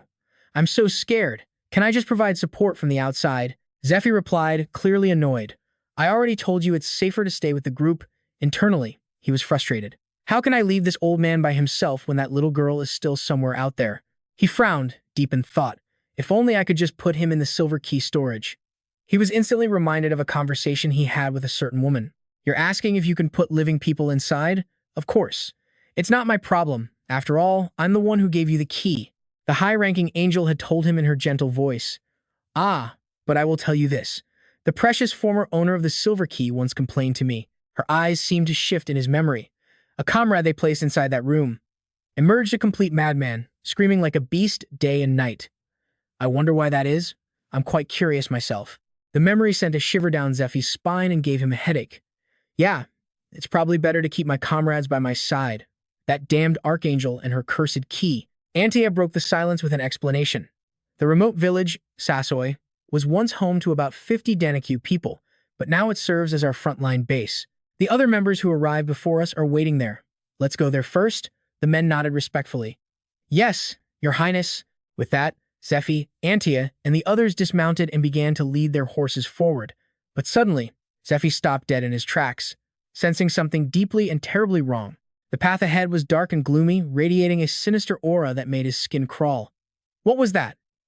It was just for a split second, a fleeting moment, but he was sure of it. He felt a pair of eyes watching him from deep within the forest. Antia noticed his strange reaction. What is it? Zephyr's face was grim, his eyes narrowed into slits. Princess, I need to confirm something. The last contact from this forest. Antia paused. The last time was from the remote village? That would be 2 days ago. A carrier pigeon arrived when we were at the aid station. One of the mages spoke up. Yes, the mage tower set up a spell. It was designed so that if any problems arose, the village would release a plume of red smoke. This is my first time here, but that's what I was told. Another man spoke up. I've checked with my vision skill, but I don't see any signs of an ambush or concealment skills in this area. Even Regulus let out a sigh of relief. With so many strong people here, I'm sure there's nothing to worry about. But Zephyr's mind was racing. What I know about this place, about the Great Elf Forest. He remembered the scene from that incident, a memory flashing before his very eyes. My homeland. Not every story from there is a happy one. You still want to hear it. But now, it's nothing more than a meaningless old fairy tale. Geffy's voice was cold. If you're talking in your sleep, how could any of it be meaningless? Meaningless or not, it doesn't matter. Just keep talking. The fire crackled, a constant, flickering flame. And so, whenever we were trapped in a hopeless situation, he would tell me those stories about the forest, right by a campfire like this, as if the words themselves could push back the darkness. That's how I understood it so clearly. This place, despite its breathtaking beauty, was a demonic forest, the kind that devours anyone foolish enough to be mesmerized by it. His sharp eyes scanned our surroundings. Net, protect the guild master. We could be attacked at any moment. Net gave a slight nod. Understood. Just then, Auntie spotted something ahead, a terrifying scene where the green canopy twisted into a horrifying vortex. Realizing what it was, Auntie gasped in shock. The gate of the forest. It's a device created to stop outsiders from entering. Her eyes went wide with disbelief. This is supposed to be much deeper in the forest, way past the far village. We haven't even reached the village yet, so why is it here? The canopy and vines all coiled together, distorting the very air around them, pressing in like a relentless, suffocating wave. And then, a face began to form in the chaos, its voice a low rumble. Turn back. This is not your land. Suddenly, in Geffy's hand, a key materialized. He asked, the last message we received was 2 days ago, right? In the next instant, he summoned his sword and charged. That's more than enough time for the enemy to have taken our base. His eyes were ice, his expression grim and unforgiving. Hey, what have you done to the people of the far village? The grotesque face didn't answer. At that moment, Auntie dismounted her horse, her voice ringing with authority. Everyone, Halt! She addressed the forest itself. I am Auntie, a princess of the human race. I have come to speak with you. The monster's face seemed to gape in pure astonishment. Speak! You arrive with an armed force and you want to talk? It doesn't matter if it's the past or the present. Your kind's jokes are always so pathetic. Human princess, we already sent a carrier pigeon declaring our intentions. Any and all peaceful solutions were rejected by your brother. That's right. This river was meant to be the border between the people of the forest and the humans. A hand gestured towards a map, explaining the broken deal. The young man had laid out the terms. Each side would build a watchtower and a village on their respective sides of the river, and absolutely no one was allowed to cross. No interfering in the other's affairs. We were supposed to enter an era of silence, no war, no meddling, and no more conversations. Holding a precious item, the young man had announced, "With this, we agree to a ceasefire. Since you've shown such sincerity with a valuable gift, we have no reason to refuse. You should be happy. After all, this is an excellent deal for you. I hope you elves, the nobles of the forest, are pleased." The man on the other side had trembled with suppressed rage at the insult. Back in the present, the monstrous forest unleashed its fury. Vines and roots erupted from the ground, attacking relentlessly, sending horses and men flying into the air. Ah, the tree roots are moving. These farmlands, they belong to us. You uncivilized humans. The elves were on the brink of achieving their goal when the appearance of Prince Polaris shattered all their plans. He raised his holy scepter high. With his help, the land was protected from the elves' invasion. Acting under the title of Cardinal, Prince Polaris led his holy knights and overpowered them, saving the land from being stolen. As he speaks, Edwin flicks a chess piece. Geffy's brow furrowed. The elves, a race with long ears, lifespans several times longer than humans, and a deep connection to mana. They were a people who built their own kingdom in the great elven forest, a civilization that has existed for millennia. For over 2,000 years, they developed their own unique magic, shaping the very plants of the forest into a comfortable home. They even used the forest's vibrant life to transform it into an impenetrable fortress. The monster's face spoke again, its voice low and final. Go back. The only thing you will find here is death. The roots kept coming, a brutal assault from all directions. Ah, don't be afraid. Just do as you were trained.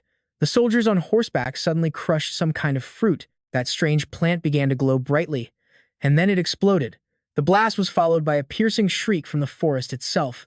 Auntie watched, her expression serious. Unfortunately for you, it seems you've made a miscalculation. Her cloak billowed around her as her eyes began to glow. A massive gate of blinding light materialized, shining brilliantly. The dazzling light shot forward, creating a long, straight path. It led to a watchtower, the very place where the elf gatekeepers observe the border and control the magic trees. Seeing this path, the elves inside celebrated. All right, did you get a lock on them yet? One of the elves just laughed. Haha, the princess is no match for us. Another elf started to gloat. All who dare enter the land of the elves will be when a third one shouted, You idiot! Don't take your hand off the spirit stone. Instantly, the image in their glowing viewing orb went blurry. In that same moment, Geffy had already moved, shielding Auntie with his own body. He was wearing the dragon-slaying cloak, which reduces magic damage from every element. Alongside it, he used Holy Barrier, a skill that channels sacred power to block attacks, its strength dependent entirely on the user. The soldiers watched in awe. The Holy Barrier is that effective, as expected of the head healer. Geffy leaned down to Auntie and asked, Are you hurt? Auntie smiled. Thanks to you, I'm fine. The elf gatekeepers weren't special troops, just normal infantry. But they were still giving it everything they had. What? How are they not even injured? Even with equipment that good. It's not enough to stop me, Geffy thought with a confident smirk. A dangerous glint flashed in his eyes. Open the gate, you weaklings. He activated dragon language, a unique skill of the dragons where immense power lies within the words themselves, a limited ability, much like a dragon's breath. The light from the gate began to pulse violently, ready to burst. So that's the source of the presence I felt earlier, the watchtower at the center of that tree. On the other side, the elves could only stare in terror. The gate of the forest is opening. What the hell is happening? In the next instant, a powerful shockwave blasted the elves backwards. Kiara found herself dangling in the air, held by the collar by Geffy. AAA. His voice was ice cold. You look young, but you're probably over 100. I'm only going to hit you once. He lifted her higher. After that, you and I are going to have a little talk. Kiara struggled desperately. Hey, let go. Let me go. But as he held her, Geffy's eyes widened. He felt something different. Huh? What is this? This elf felt slightly different from the ones he knew. But as he stared into Kiara's two different colored eyes, he couldn't help but wonder. Without warning, a sharp object flew towards them at impossible speed. It hit its mark, and then, boom, a massive explosion. Auntie screamed in pure horror. Sir Geffy, Kiara was sent flying through the air. What are you trying to kill? Controlling it was difficult. You should have dodged, another voice shot back, annoyed. You're so much trouble. I'm sending you the new coordinates. This time, make sure you kill him. That technique, that skill, that power. There's no doubt in my mind. It has to be him. One of the 10 strongest people on the entire continent, a master of both offense and defense who would one day become a legend in humanity's army, making demons tremble at the mere mention of his name. The saint of offense and defense, Dariel. From 1,015 kilometers away, Dariel took aim and whispered, I'll finish him with this one arrow. Without a moment's hesitation, he let the arrow fly. It shot through the air like a laser, emitting a brilliant blue light and a terrifying power that would make anyone's blood run cold. Meanwhile, far from there, deep within a dense forest shrouded by a thick canopy of leaves and tangled roots, a different scene was unfolding. The air was tense and eerily silent, but then, hearing the chaos erupt in the distance, a group hiding there began to panic. An enemy attack? Where did it come from? It's impossible to get your bearings in this forest. Just then, a young female mage in the group raised her staff high. At her command, strange, winged eyeballs rose into the air, ready for orders. This spell was called the Eyes of Gorgora Axe, long-range flying golems that share video and audio data with each other. The maximum number she could summon was 3. The girl began giving commands. I'll find him. One eye to Commander Zephyr, the other, track the source of that attack. Instantly, the golem eye shot upwards on its mission, the girl's consciousness linked directly to it, but she felt a knot of anxiety in her stomach. The trees were so tall, and the golem's maximum range was only 200 meters. But then, she saw it. Her eyes flew wide open in pure, undiluted shock as a single thought crossed her mind. Found it. The golem eye was feeding her the image of Dariel's arrow, which was tearing through the sky at a blinding speed. Its raw power was so immense that the trees below were shaking violently from the shockwave alone. She tried to push the golem in for a closer look, but before she could get any deeper, a wave of pure energy from the arrow blasted her construct far away. The more she processed what she was seeing, the more stunned she became. Is that magic? No, it's an arrow. That distance is just ridiculous. It came from over a kilometer away, and that unbelievably powerful arrow was heading straight for Zephyr. But he just stood there, gripping his sword tightly, with no intention of dodging. He was going to face it head-on. His whole body shifted into a combat stance, sword pulled back, his gaze becoming incredibly sharp and serious. The exact moment the arrow was about to hit, he swung his sword to intercept it. But he didn't block it, he deflected it, sending it veering off its path. He had successfully stopped the attack. Seeing him standing there completely unharmed, Kiara's face twisted with pure astonishment and rage, her pupils contracting fiercely in her furious eyes. She gritted her teeth, unable to believe Zephyr had actually managed to deflect such a dangerous attack. His teammates were just as shocked, watching the entire situation unfold through the golem eye's projection. Someone held the image up for the mage to see, her face lighting up with absolute joy and excitement. As for Zephyr himself, deflecting that arrow wasn't easy. Blood was now seeping from his arms, trickling through the joints of his armor. He wiped a bead of sweat from his chin and couldn't help but let out a small, impressed sigh. Heh, not bad. Kiara, hiding behind a tree far away, still couldn't shake her disbelief, her eyes filled with confusion and utter shock. She thought to herself, he deflected my arrow? Impossible. It must have been a coincidence, that's all. Kiara's eyes then locked onto his sword arm, noticing the heavy damage he'd taken. His armor was covered in cracks, and blood was now flowing in streams, dripping onto the ground. No, coincidence or not, his arm is injured now. Seeing her chance while he was wounded, she immediately pointed a finger towards Zephyr, her eyes blazing with cold, hard determination. Her voice was firm as she gave her next command to Dariel. He won't last much longer. Dariel, hit him with a stronger skill. I'll provide support. Hearing this, Dariel knocked 3 arrows at once. A blazing red light enveloped them as his expression turned deadly serious. He took aim, his brow furrowed, and replied in a low voice, Understood, Sister Kiara. The 3 arrows instantly transformed into 3 massive, burning fireballs that soared into the sky. This was his signature move. Red Arrow Meteor, a skill so powerful no ordinary person could ever hope to survive it. Zephyr tilted his head up towards the sky, completely fearless and defiant. 3 blinding points of light began to descend right on top of his position, and once again, he had no intention of dodging. A hint of excitement, even a smirk, touched his lips. He knew this skill arrows that were 3 times faster and stronger than normal, the Red Arrow Meteor. But then his eyes shifted to his teammates, who were watching intently from not too far away and were now directly inside the attack's massive blast radius. His mind raced, calculating his options. The arrows were too fast to deflect this time, and if he dodged, the shockwave would completely wipe out his squad. There was only one way out of this. Zephyr gripped his sword with both hands as sparks of black and gold light began to dance around the blade. He whispered to himself, "It has to be this way. In that case, I will also." In a single heartbeat, his entire aura shifted.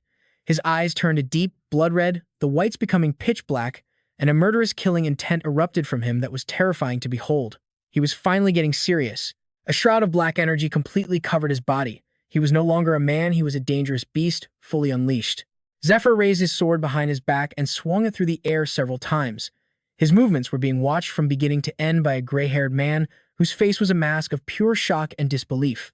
He thought to himself, watching closely, his movements. They seem so slow. The arc of the blade looks like it's in slow motion, but in reality, it all happened in less than a second. Zephyr gripped his sword, and as he looked up, the slashes he'd left in the air converged, forming a majestic, glowing golden dragon of pure power. It roared to life, charging straight for the three deadly arrows. In the next second, the slashes became a dragon and soared into the sky. The resulting explosion was massive, sending a thunderous boom that shook the heavens as a brilliant light spread across the entire forest, illuminating everything. Staring at that unbelievable technique, the gray-haired observer was left speechless, the Dragon King style. Just like its name implies, this skill mimics a dragon. But that's only because the flow of mana and swordsmanship looks like a dragon. From what I know, it has nothing to do with actual dragon magic. I had no idea a level like this even existed. With his sword resting on his shoulder, Zephyr put a hand on his hip and stood there defiantly, like a hero who had just achieved a glorious victory. Green leaves, caught in the aftermath of the Dragon King style, fluttered down around him like a gentle rain. This time, Kiara's confidence was completely gone, replaced by pure terror and horror. Her face darkened as she clenched her jaw, cold sweat pouring down her face. Is that even a human? Or is it a dragon wearing human skin? How are we supposed to fight a monster like that? Realizing that even with all their power, they couldn't defeat him, she bit her lip, her mind in turmoil. We've already lost so many people just to get to the blue dragon. If this keeps up, then we'll. Kiara's mind flashes back to the day her mother died, her body lying still behind a curtain decorated with white flowers. She collapses beside her mother's cold corpse, letting out a soft, choked cry. Her struggle was a failure. She slumps to the ground, knees and palms pressing into the grass, her spirit completely broken. The only path left is surrender to prevent even greater loss. Filled with bitterness and defiance, she forces herself to kneel. We've lost, she spits out through gritted teeth. We won't attack you again. Zephyr looks down at the girl kneeling before him, listening intently to her terms. He thinks to himself, a superior human or something else? I don't know what you are, but if you tell us what to do, we will obey. In return, she then looks up at him, tears welling in her eyes, her face a mask of misery and despair. In a truly pitiful voice, she begs, "Please, help us."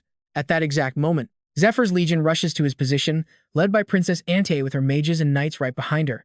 And that's not all. The spirits from the battle emerge from the dense roots of the trees, their faces etched with anxiety and shock. Standing between the two opposing sides, between humans and spirits, he remains perfectly calm. His response is simple and direct. Of course, with peace quickly established, the spirits guide Zephyr's legion to their home, a place completely covered in the vibrant green of nature. Their homes are intricately designed, shaped like spindles and built close together, creating a cozy and peaceful village that seems perfectly one with the forest. Inside the Spirit Elder's workshop, Elder Huron gently touches Knight Grimm's wrist, checking his physical condition. Surrounded by both his spirit folk and Zephyr's legionaries, the old man makes his diagnosis. It's true, he says. He's recovering from the blue dragon's poison. The venom is still inside him, but I've never seen anything suppress it to this degree. He remembers the scene from the past, when Knight Grimm was still suffering from the severe poisoning. Wrapped in white bandages stained by the spreading poison, he lay fading on a bed, his body growing thinner and paler by the day. But even then, he refused to surrender, tightly gripping Zephyr's hand, determined to continue the journey with him. Thinking of this, Regulus Danacu's face fills with unmistakable pride and joy. He thinks to himself, Sir Grimm is not only recovering, but if he moves too much, the remaining poison could spread faster. Yet, he still followed us here as living proof of the antidote. He truly is the model of a knight. With a warm and gentle expression, the elder gestures behind him, introducing each person one by one. I am one of the high-ranking elf elders, Herend. These are the elves who fought you, Dariel and a guard, Kiara. At the mention of a high-ranking elf, Zephyr's expression turns serious as he's lost in thought, picturing the distinct look of these spirits, blessed with superior power by creation itself. Deep within their eyes lies a special symbol, shaped like a cross. A high elf, the ruling class of elves, possessing immense strength. Their unique pupils are the very mark of their special, innate power. As he considers this, his eyes shift sideways, filled with suspicion and doubt. Just then, Kiara looks towards him, and their eyes lock. He was staring right at her. Her face shows confusion and suspicion, but Zephyr is thinking, Kiara. She's very different from before. When I met her in my past life, she was a bit more mature.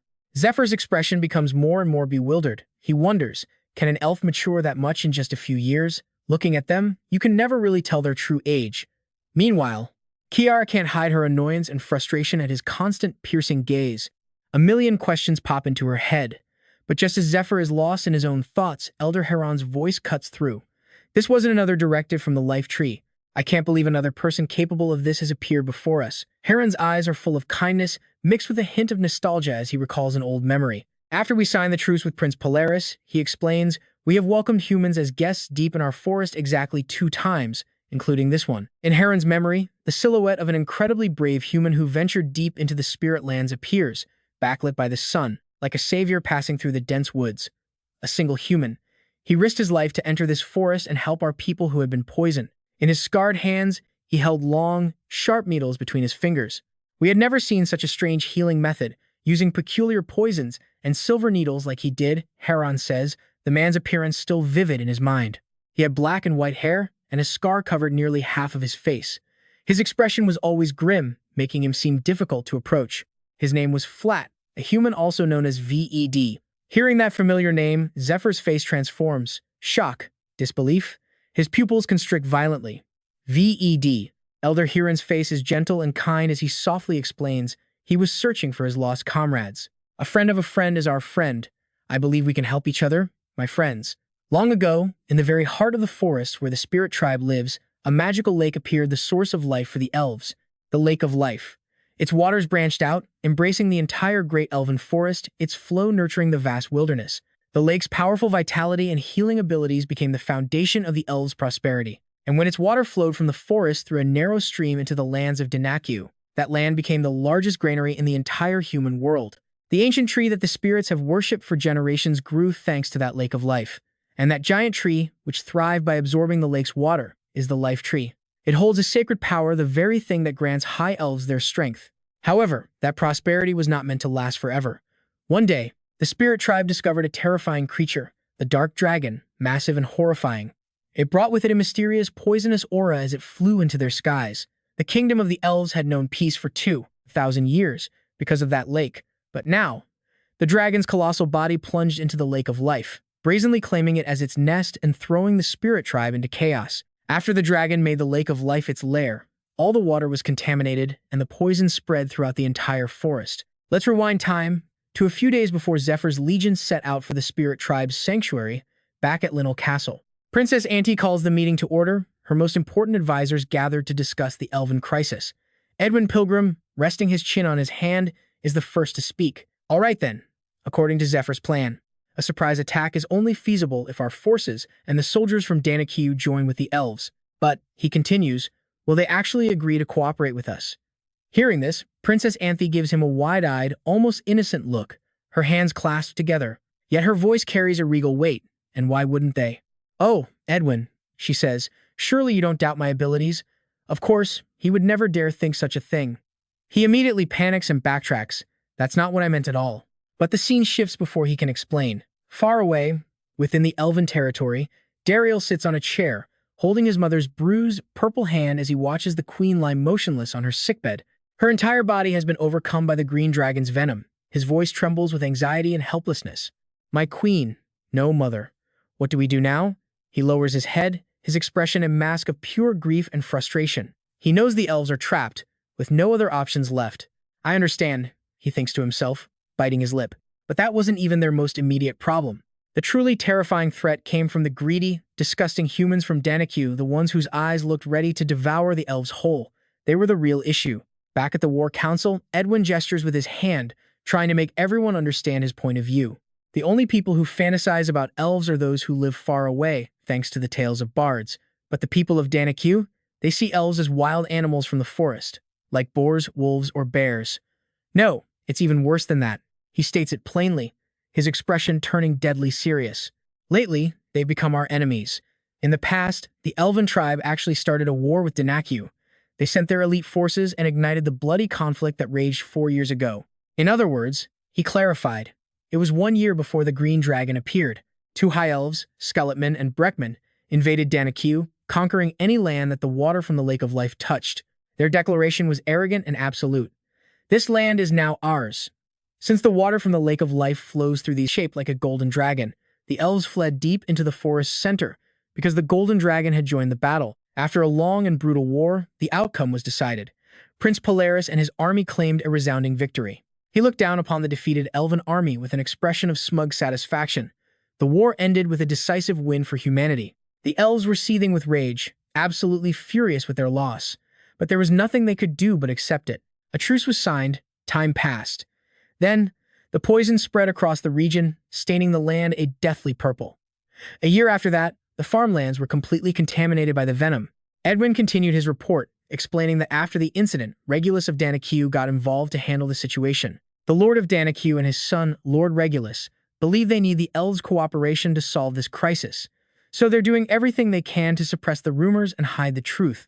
But, he warned, the people believe the elves spread the poison across the fields as a form of revenge. Edwin held his ground, insisting, executing this plan will be incredibly difficult. We'll be too busy worrying about our own members stabbing each other in the back during the entire operation. After listening to all of Edwin's carefully presented difficulties, Princess Anthe just closed her eyes and let out a soft chuckle. Fufu, that's where you're mistaken, Edwin. A mysterious, sharp, and almost frightening smile spread across her lips. Holding a queen chess piece, her eyes locked onto him. That is precisely why this is the perfect time. He couldn't believe what he was hearing, his face a perfect picture of shock. What? Her gaze was sharp and unwavering as she began to explain. Danger will soon become an opportunity. It seems difficult to handle right now, but we need to have a broader vision. Our purpose is. And the scene shifts back to the present, where Zephyr's legion is hidden near the Elven tribe's sanctuary. This is the story our main character is telling now. And I became his apprentice to learn about poison and acupuncture. His face is completely serious as he carefully treats an elf whose body is ravaged by the poison. Under the watchful eyes of Heron and Kiara, they, along with Dariel, start to show a little goodwill towards him. He glances at Dariel, who is observing his every move from behind with a guarded expression. Zephyr thinks to himself, although they're still wary of me to a certain degree. Wherever the needles are placed, the poison slowly withdraws. After a moment, the elf's arm begins to return to its normal color. Seeing this, Kiara can't hide her amazement and blurts out, incredible, you're even better than Fet. The effect was much faster this time. Zephyr smirks with satisfaction. Well, the poison I use is of a much higher grade, after all. A small smile appears on his lips, a hint of pride in his expression. The formula is everything in this kind of poison. It's never been done before. I was the first one to create it, since no one else could even acquire the ingredients. Truthfully, even with the formula, Fet would probably need a few years to develop it. Suddenly, Zephyr notices the way she says Fet's name. His mind races with suspicion. Kiara, she calls Fet by such a familiar name. Could she be? At that moment, she cuts through his thoughts with a question. I think Fet would want to meet you. Who is your master? Of course, Zephyr wasn't about to reveal anything. He flatly refuses. I can't tell you that. A challenging, cold smile forms on his face, his tone icy. My master, Gildemar, and this Fet person. Their organization was torn apart by internal conflict, instigated by a traitor. I can't tell you anything more until I confirm with my own eyes whether he can be trusted. So where is he now? Kiara wasn't backing down. Her demeanor suddenly changed, becoming terrifyingly intense as a bewitching smile curved her lips. Her voice dropped. I'm not so sure anymore. I don't think I can tell you for the same reason. But Kiara's arrogance didn't last long. Dariel stepped forward, his eyes shut tight with a hint of powerlessness, and laid everything bare. He revealed that the man they were looking for wasn't here anymore. It had been a full year since he'd passed through, and rumors were spreading that this land had been tainted by poison. He had come to investigate whether his old comrades were involved, but when Kiara not only refused to cooperate but betrayed him, he absolutely lost it. She shrieked, "Hey, Dario!" Dariel snatched her by the collar, lifting her off her feet as she thrashed wildly, desperate to escape. Rage and frustration twisted Kiara's face as she spat at him. Why did you suddenly spill everything? Dariel, however, wasn't letting go. He was ready to teach her a lesson. Just moments ago, she was on her knees begging for help, and now she's not so sure anymore. He growled, Are you out of your mind? Stop struggling and behave. But Kira wasn't giving up. She screamed bloody murder. Let me go. Watching this whole chaotic scene unfold, the old elf Hiran clasped his hands behind his back. His face couldn't hide his utter helplessness and disappointment, he thought wearily. What a complete mess.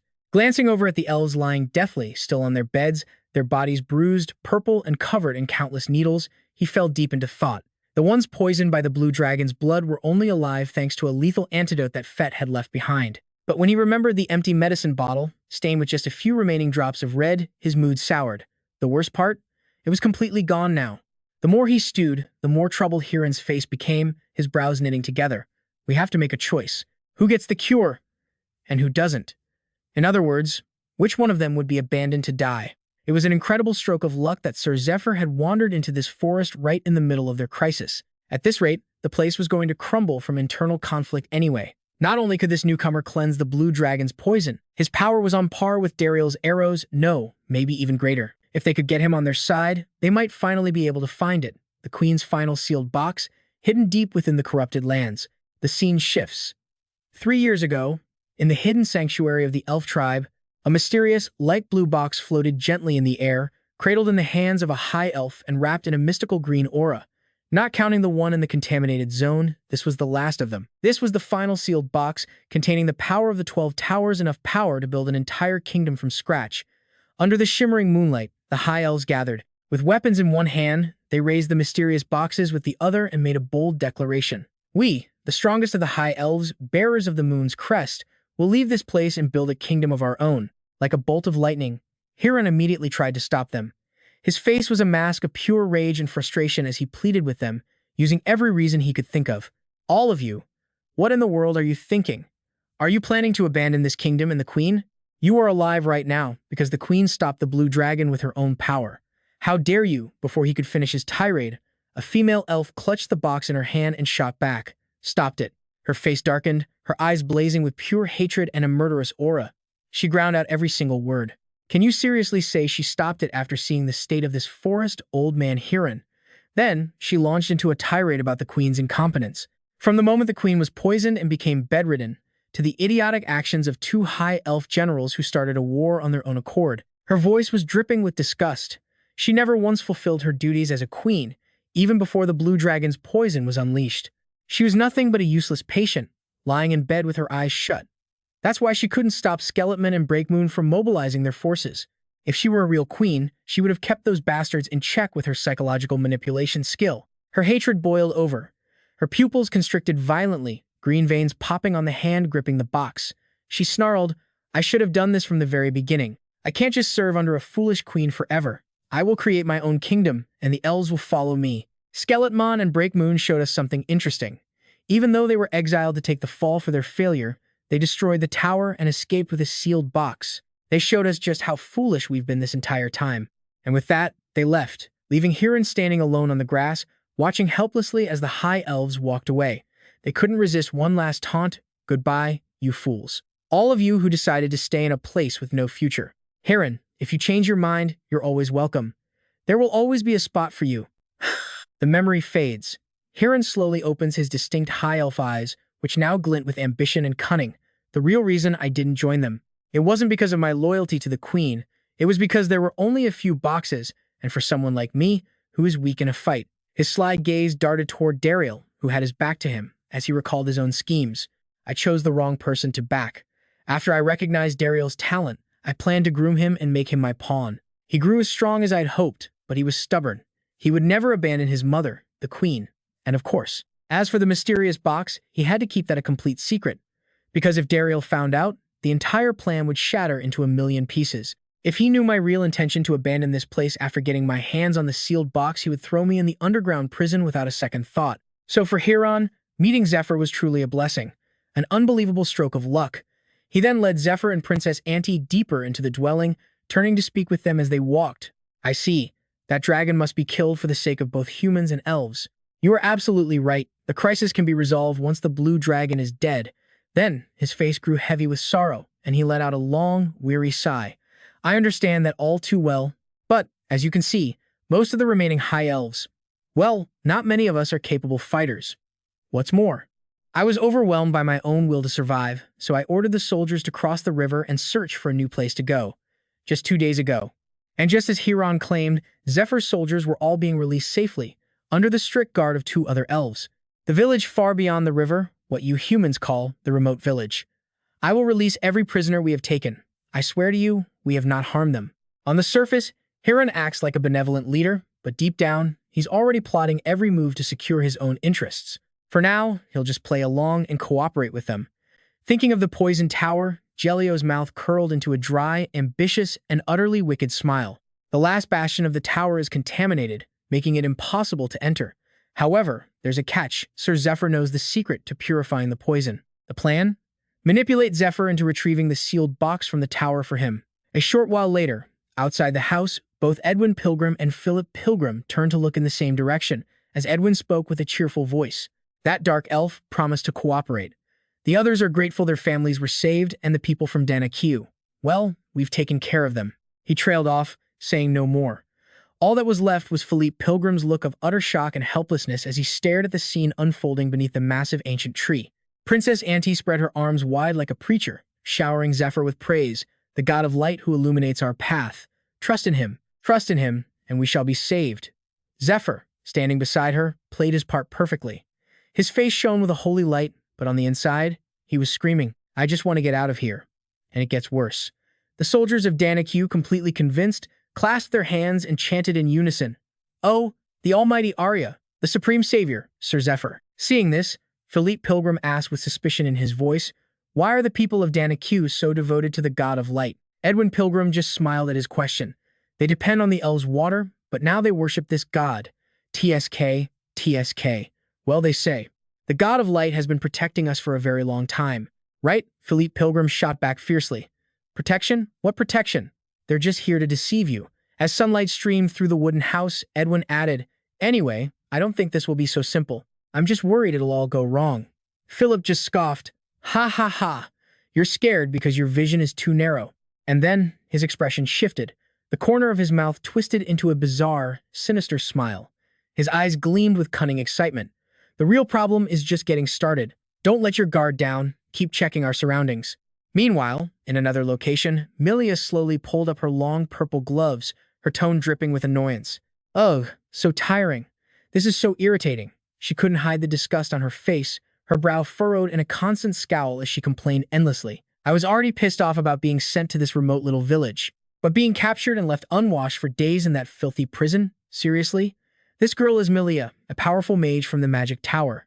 Beside her stood another young woman, Daisy, also a mage from the tower. She had been silently listening to Milia's non-stop complaints. Milia's hateful gaze slowly drifted to the side, her eyes filled with contempt and irritation.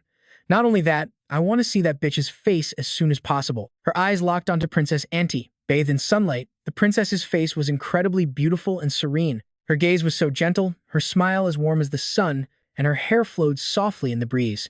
Seeing this, Milia's expression turned even more terrifying. Her pupils constricted as an excited, crazed smile spread across her face, her eyes glinting with a chilling madness. Should I just kill her? Hey, Daisy, you've been with her this whole time. Found any weaknesses yet? Daisy didn't answer.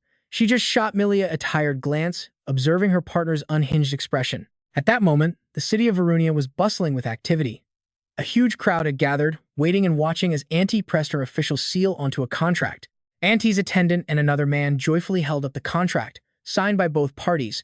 They were celebrating their new partnership in front of the massive crowd. The man announced with pure excitement, Thank you, everyone. Princess Auntie has decided to proceed with the Thorn Mountain Clearing Project with us, the Southern Architecture Guild. Our guild considers this a great honor. But here's the twist. The person signing the contract wasn't Princess Auntie at all. It was her servant, the demon girl, Kethy, disguised as the princess. She stood before the crowd, putting on a flawless performance with a bright smile, waving and speaking to the people. Everyone, you must have had a hard time due to the crop failures in Danaque. If we clear that mountain, we can turn it into new farmland. Please contact my assistant if you want to ask about land prices. That is all I have to say. Thank you for listening. And while they were forging this alliance, Auntie's demon underlings were speeding up their own plan to clear the mountain. As the fake princess was giving her speech, a member of the Demon King's faction watched from the shadows, sneering, Foolish princess. Go ahead, waste your efforts creating new farmland. We evil god worshippers only need to contaminate it afterward. She's throwing money into a bottomless pit, a perfect cover for our true objective, just as planned. Back with Zephyr, he was starting to worry. If they investigate too closely, they'll realize the auntie in the south is an imposter. But he remembered the image of Demas. Right now, with an empty seat among the 12 disciples and suspicion stirring in the west, the evil god's cult was swamped with internal affairs. And that chaos? That's their window of opportunity. The scene shifts to the early morning light in a dense forest. A group consisting of Milia, Kiara, Ophelia, and Net were huddled together, peering through a spyglass. Kiara spoke up. "See those letters over there?" Through the lens, they were searching for a strange type of flower deep within the woods. This was a magic flower, a magical plant that could create food and water, with the output depending entirely on what you fed it. Looking at the blossoms, Kiara explained, "We created these flowers for convenience. They're called mana flowers. Their roots reach the river to draw up life-giving water, and they release that mana into the air." But they quickly got to the real problem. The flowers were no longer vibrant. Instead, they were withered and dying. Because they're now absorbing polluted water, they said. The consequences were becoming terrifyingly clear. The air itself was becoming toxic, and horrific monsters were being born from the corruption. "So now the mana flower spews poisonous gas," one of them explained, "and the plant has become a literal monster factory." Visions of grotesque, nightmarish creatures flashed before their eyes. Knights were already deployed to fight them off. Dario, thinking of the monsters, stated their demand. "Above all else, our first priority is to protect this village from the creatures coming out of that forest." Looking at a map, Dario thought, "We're being cornered here. The poison keeps pushing us back from the center. If we're pushed back any further, there won't be any villages left to hold our people." As he thought this, an image of his mother, Siowa, flashed in his mind, lying sick in bed. He thought, "And it's not just her. Many of us have stabilized thanks to Sir Zephyr's treatment. But Mom, her poisoning is far worse than anyone else's. She's been like this for 3 whole years," he explains. "She doesn't even have the strength to move anymore. We have to stop here." Understanding the situation, Zephyr immediately starts assigning tasks. The mission is clear: decipher the text while simultaneously gathering magic stones. And of course, production materials. On one side, the team dives straight into the forest, launching a fierce assault against the vicious monsters born from flowers. They unleash fire, scorching everything in their path. Then it's Ophelia's turn. She powers up, slamming a powerful kick into the earth that makes the very ground explode. Next up, Net takes his stance, channeling raw magic into a single, devastating punch. With all his might, he thrusts it forward, unleashing an incredibly powerful stream of red magic. And with that one blow, Net completely obliterates the giant poison flower. The attack is so strong, its trajectory leaves a blazing red arc of light across the sky. Meanwhile, Zephy and Dariel are having a serious talk. Dariel begins with complete sincerity. "First, please allow me to express my gratitude for helping protect our village and for curing the queen and the other elves." Dariel says this with a heavy heart, his words full of honesty. "Even the high elves abandon us. It's hard to believe we're receiving help from a human. I don't know how I can ever thank you enough." He then looks up. "I'm ashamed to say this, but..." He brings up 2 sacred items, a branch from the Tree of Life, pulsing with mana, and a flask of water drawn from the Lake of Life itself. These 2 artifacts are the only things keeping the village from being corrupted. "I cannot give them to you," Dariel says. "I hope you can understand." But before he can finish, Zephyr cuts him off with a sharp, decisive no. Dariel is completely baffled as Zephy runs a hand through his hair in frustration. "I am so sick of this." "Hey, I'm begging you," Zephy says, his anger starting to boil. "Before you spit out words like 'I can't give them to you' or 'I hope you understand,' just tell me what you really need. Say it, loud and clear." Dariel is completely flustered. "Huh?" Zephy snaps back, furious. "You won't say it? Fine, I'll say it for you. 1. A perfect cure to save the Elven Queen. 2. Restore the tree and the lake. 3. Kill the dragon." He lays it all out. But for number 1, the Tree of Life is the main ingredient. And for number 2, they'll recover on their own once the dragon is dead, thanks to the lake's power. "Got it?" he asks, his tone leaving no room for argument. That just leaves number 3. Zephy is practically fuming. "I said I'll kill it. What more do you want? Should I set you up with a girlfriend too?" Hearing this, Dariel tenses, his brow furrowed with doubt. "Are you 100% certain you can kill it?" he challenges. "The village will be instantly poisoned without those 2 items. I will give you anything else, but I cannot give you those, not unless you are absolutely certain." He stands his ground. "Of the 4 elves left, I'm the only one who can fight. I have a duty to protect them." Seeing that Dariel is completely missing the point, Zephy's rage explodes. "Don't you misunderstand me. There won't be a next time." Zephy grabs him, absolutely furious. "So if not now, then when? When will you be ready? Who's going to wait for you?" The dragon, the queen's sickness, or the humans, just waiting for you to fail so they can swoop in. Every single day I have to draw my own blood for a poison inhibitor. How much longer do I have to do this? Am I just a blood bag to you people? He loses it completely, storming toward Dariel. Snap out of it, Dariel. The two are now locked in a tense standoff. Zephyr is beyond furious. This needs to be solved now, by wringing out every last drop of our power. This isn't something we can just wait and see about. At that, Dariel's blood boils. He glares at Zephyr, his eyes radiating pure killing intent. It seems you still don't understand. Fine, if you want them so badly, let our skills decide. And just like that, the fight is on. The power that erupts from them is so immense, it bathes the entire sky in a blinding light. Blue and yellow energy clashes between them, creating a massive, earth-shattering shockwave. From a distance, Auntie watches in disbelief. I can't believe it. He's actually using his skills here. After the blast, a massive dust cloud kicks up, completely hiding them from her sight. She stares into the smoke, desperately searching. What happened to them? Through the haze, Dariel fires a powerful arrow right at Zephyr, thinking he's won. I'm sure you understand now, he says. You said you'd let me be the main attacker against the dragon. But as the arrow flies towards Zephyr, he doesn't even move a muscle. It has no effect. Dariel's confidence shatters. It can't even pierce your scales. A dragonouts, let alone a real dragon's. This is my limit. He clenches his fist in despair. I want to kill that dragon more than anything. I'd do it right now, if I could. Dariel is overwhelmed by helplessness, tears streaming down his face as he grits his teeth. But this is reality. Even if I want to, even if I have to, it's impossible. So what do you want from me? And that's when Zephyr finally understands. Get up. I'll tell you why you're so weak. He suddenly walks over and crushes Dariel's bow in his bare hand. First off, your equipment is trash. Seeing the bow destroyed, both Ante and Dariel are completely speechless. Dariel screams, my bow. Zephyr just smirks. We have the best materials right here, so I'll make you something new. Stop crying. But Kiara, clutching the remains of the bowstring, is furious to the point of tears. How could you just destroy something like this? I'm grateful you're making a new one, but you should have let another archer use this bow. We're in a crisis. Every little thing makes a difference. Kiara shouts in frustration. By human standards, this bow is a hero-grade item. It's incredibly expensive. Philippe Pilgrim snatches the broken pieces, his eyes wide. What? Hero-grade? Elise, appraise this now. Is it really hero-grade? Elise frantically pulls out her appraisal tool, her hands shaking. One moment, yes. It's definitely hero-grade, and considering its famous user, Dariel, it would sell for at least 50,000 gold at the Lauren auction house. The moment she says it, someone in the crowd gasps. 50,000. Ugh.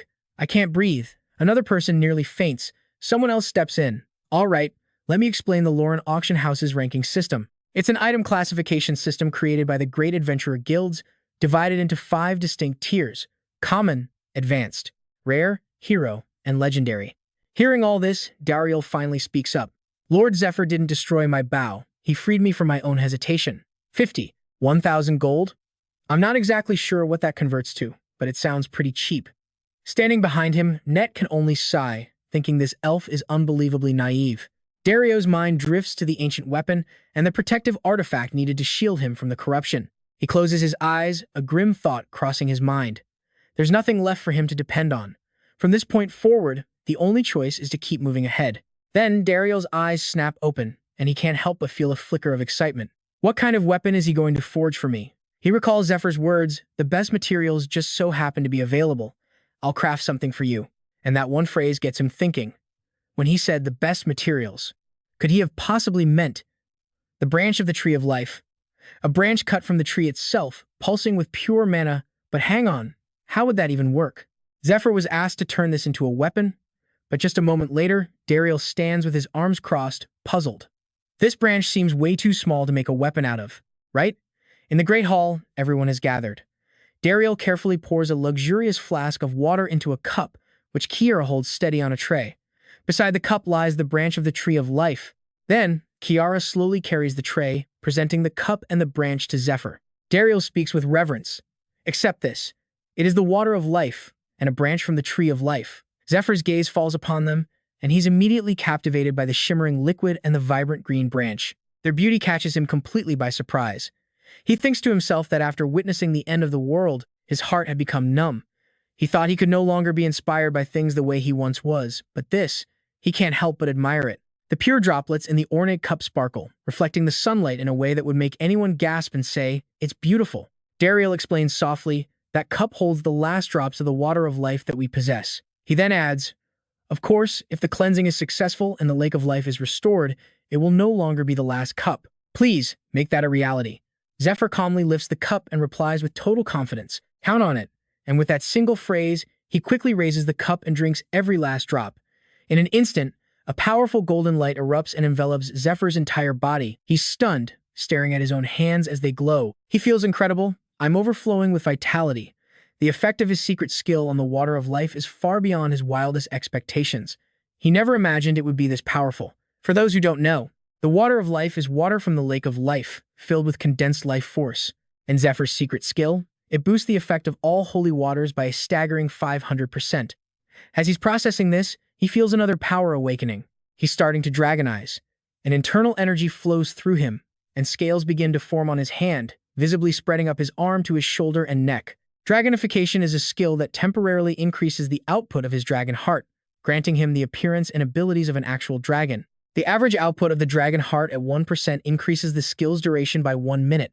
Right now, he has 3 minutes of use, and his dragonification power is boosted by 9%. As for the internal energy flow, it's a type of cultivation, an Eastern martial arts technique for practicing with mana, used to circulate it through meridians the pathways mana travels to increase the absorption of internal energy. One can control the flow of mana to heal internal injuries and increase their mana capacity through constant training. But Zephyr is thinking about something else entirely, the conditions required to defeat the blue dragon. It's a task far more difficult than defeating Odin or raiding the princess's dungeon to get the dragon heart. The land poisoned by the blue dragon suffers from a level of pollution that cannot be purified. That area extends for 10 kilometers around the Lake of Life. Then, Zephyr immediately pictures the creature's terrifying eyes as he continues his thoughts. And at the very center of it all is a creature that has risen to the pinnacle of all legendary beings. A dragon. Zephyr's massive, scaled hand grips his own thigh as the pressure sinks in. This is not a battle a human body can possibly handle. I need to increase the duration and rank of my dragonification skill. The only way to do that in such a short time is by using the power of the water of life to unleash the power of the dragon heart. Auntie witnesses this scene and thinks to herself, considering the burden that the one with the dragon heart must endure. It would take a huge amount of time to slowly extract and get used to the dragon heart's power, but we don't have that kind of time. Immediately, Auntie joins in on the transformation with Zephyr. Auntie uses her mediation skill, the 3 goddesses of life. The mediation skill is an ancient magic of media. It's meant to regulate a subject's mana. Auntie skillfully uses her own hands to connect the powers and thinks. Luckily, all the conditions have been met. The dense mana of the great elf forest, the overflowing life force from the water of life, and the draconic power amplified by dragonification. She'll use her mediation skill to arrange them all. Finally, Auntie directs all those powers into the dragon heart. She pushes with all her might, thinking. And now, channel it all into the dragon heart. Auntie's support hits Zephyr with a surprising, agonizing pain. Instantly, Zephyr spits up blood. Seeing this, Elise rushes to join the effort. She calls out, "I will heal you right away." And Elise chants the spell. Oh, area. Zephyr feels that the average output of his dragon heart is now at 5%. 5.2%. The pain is unbearable. 5.8%. Then 100% no Ante is losing strength. She thinks the backlash is too strong. The powers are clashing violently against each other. They refuse to be mixed. At the same time, Zephyr anxiously feels his own power wavering. 6.1%. 6.2. 5.5. No, the output is dropping. 5%. 4.7%. He thinks desperately. Please, not now. Just then, a hand burning with fire joins the effort, lending support to everyone. It's Net. He supports Zephyr from behind and warns him, "Your breathing is chaotic." Net's appearance startles Zephyr. Net thinks with confidence, the one who can best support a master of the Dragon King cultivation style is another master of the Dragon King style. An extremely large stream of power flows from Nate's palm into Zephyr. Nate even offers words of encouragement, "I will guide you. So endure the violent power of the dragon heart." In this desperate power-up, it's not just Zephyr who is at his limit, but Elise as well. Auntie and Net are also worried sick. Suddenly, Zephyr opens his crimson-red eyes. Then, a blinding light erupts from him, forcing even Dariel to shield his eyes with his arm. Dariel's eyes shot wide open in pure disbelief. Staring at the figure before him, he could only think one thing, that form. The one Dariel was seeing was none other than Zephyr, who had successfully transformed into a full-fledged dragon. Someone in the exhausted party finally cried out in joy. We actually did it. Net and Elise, completely drained, slumped to the floor, gasping for every breath. Damn, I seriously thought I was a goner. Leaning on her staff, Auntie let out a long sigh of relief. She looked up with a gentle smile, her voice filled with admiration as she praised him. You were truly magnificent. Zephyr managed to smile back at her as a system notification popped up. Dragonheart average output increased by 10.1%. Skill unlocked. Dragonization Form 2. This skill temporarily boosts his Dragonheart's output once a day, granting him the appearance and power of a real dragon for 10 minutes, with the post-boost output hitting 19%. Once the average output reaches 10%, the skill's duration increases by 2 minutes for every additional 1% gained. Zephyr felt the power in his sturdy new wings, thinking to himself that he was still a far cry from the strength he had in his past life. But, he thought, I finally feel a sense of freedom. Being this powerless for so long has been frustrating. He looked over at his tired friends, all breathing heavily. They all worked this hard for me. I can't waste a single second. He then called out, Dariel, get me a towel. Dariel immediately answered, Yes, sir. Let me wipe your sweat for you. But Zephyr stopped him. No need. But when Zephyr took the towel, he didn't use it for sweat. Instead, he clenched it tightly between his teeth and declared, Starting now, I'm harvesting the materials for my new weapon. And then, immediately after, Zephyr dug his own sharp claws into his body, tearing away his own scales until they bled. Pain flashed in his eyes, but it was overshadowed by sheer, unyielding determination as he let out a sharp, ragged breath. The bloody scene left Dariel completely frozen in shock. He was speechless. What? The only thing Dariel could think was, he's ripping off his own scales. But Zephyr calmly continued, explaining as he tore away another piece. Ordinary metal can't pierce dragon scales. But what if the weapon is made from the very same material? My output is still under 20%, but these are scales inherited from the most powerful dragon. We can definitely land some effective attacks with a bow and arrows made from these. It seems Zephyr was determined to rip them all off to create a complete set, his very first dragon armament in this new life. At the forgery, a massive crucible was glowing, smelting something inside. The head elven blacksmith, a close attendant of the Elf Queen, spoke up. A dragon armament, you say? I've never had the opportunity to try this before, but for an item of this tier, the secondary materials must be chosen with extreme care. The wrong ingredients could lower the quality by a factor of 10. He then presented a shimmering magic alloy, proudly announcing, the finest magic alloy our elven race boasts, Astral Gold. With this, I'm certain it can synergize with the Black Dragon's power. Dariel stared at it, analyzing every detail. Astral Gold, my own scales, the ancient artifact from Eurydica's tomb, red jade ore, and a branch from the moon tree. Nearly every necessary ingredient was gathered. Now, just one more thing remained, and after a moment's hesitation, he knew what it was. A magic circle. Media's ancient skill creates a circular amplification field, increasing the power and duration of all spells within it by 100%. Not only that, but the materials also included Zephyr's draconic blood. You heard that right, blood from his dragon form. This would forge a bow with overwhelming power, while the artifact created the arrowheads. And finally, it was reborn.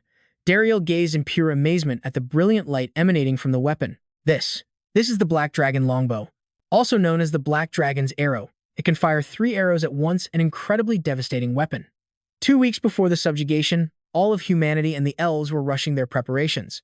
The warriors were divided into 2 teams, alternating daily between hunting and training.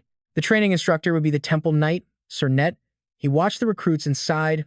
A crash course in just 2 weeks. Ha! This brings back memories. These 2 weeks are going to feel like a whole month. The hunting team's job was to clear a path while wiping out any monsters in their way. Their objective, a 1.5-kilometer path east of the Tree of Life. It had to be done within 10 days. The daily hunts continued, causing the amount of magic stones they gathered to skyrocket like crazy. And then, they all vanished in the blink of an eye while everyone was working tirelessly. A mage from the magic tower reported the situation to the commander. Dripping with sweat and clearly exhausted, she stated, For now, the golems we've created have met the required quota. Commander, the magic stones, crystallized mana have been incredibly useful for various purposes, like golem cores, building and fortifying our base camp, and even setting up magic circles. A magic trap to defend the base, a magic circle to protect and heal our allies, and the most important one, a magic circle to create a safe zone. Over on another side, Ketty was also busy, instructing Kiara and Mia on how to create that very zone. If we set up the safe zone using these branches from the Tree of Life as catalysts, the poisonous mist won't be able to harm them. We'll place it along the path the hunting team has cleared. We will mobilize every available mage to assist. Beside her, Kiera and Malia were furiously taking notes, though Malia seemed less than pleased, grumbling internally about the magic circle's difficulty. This is ridiculously hard. I've never even seen a magic circle like this before, or one that becomes a raw material in a mana forge to craft items. No one stared at the records the commander gave him, practically wanting to cry a river. All of this, and you want me to create another one just like it? He let out a dry, exhausted laugh, knowing he had no choice but to push through. He clenched the documents in his hand, his determination hardening. This challenge, it's really firing me up. He declared, I am Noel. In the name of the greatest elven craftsman, will prove to you that there is nothing I can't create. Meanwhile, Zephyr was training tirelessly, all by himself. He was drenched in sweat but had absolutely no intention of taking a break. Currently, my Dragon Heart's average limit is 10.5%. I've also just achieved the second form of dragonization. But the battle will be over before it even starts with that 10-minute time limit. The power of the Dragon Heart slowly but surely spread throughout his body. But the more he uses his power, the faster it spreads and the higher his average limit grows. And here's the breakdown of the stats. Average limit, from 1 to 9%, the dragonization limit is 9%, and the duration increases by 1 minute for every 1% gained. For 10 to 19%, the post-dragonization limit is 19%, and the duration increases by 2 minutes for every 1% gained. And finally, for an average limit of 20 to 29%. The new limit for his dragonization would be 29%. For every single percent he gained, the transformation would last an extra 3 minutes. With grim determination, he knew he had to push that limit as high as possible while he still could. The ideal goal, 19%, holding the form for 28 minutes straight. But he'd settle for 17% in 24 minutes. The training was hell, an absolute grind, but it couldn't even scratch his iron will. If he could just reach that level, their chances of taking down the blue dragon were real. No, if he couldn't reach that level, they wouldn't have a shred of hope left. He kept pushing his power time and time again, straining everything to its absolute breaking point and then shattering it. And just like that, the night before the subjugation arrived, at the military camp, every squad leader reported in. The frontline fortress, just 1.4 kilometers from the beast's lair, was complete. No abnormalities, troop numbers were solid, everyone was well fed and well rested. They had to be in peak condition for tomorrow's campaign. While some soldiers chatted over a lively dinner, the food seems extra good tonight, isn't it always? Others were so exhausted they had to lean on each other just to stumble back to their tents. I'm dead, one groaned. 2 weeks felt like 2 months. At the dinner table, Zephyr was eating like a man possessed. Needing to refuel after a brutal day, he devoured his entire steak in just 2 or 3 bites. Net was rambling on about Zephyr's mission when he suddenly noticed his plate. My mission wasn't even that tough, but, where'd all your food go? After chowing down, Zephyr excused himself. It's been a while since I've had a proper rest. I'm going to get some sleep, and with a quick goodbye, he turned and left. Auntie watched him go, lost in thought. After a moment's hesitation, she decided to leave as well. My skin is a wreck after all this. I should probably turn in early too. Good night, everyone, she said.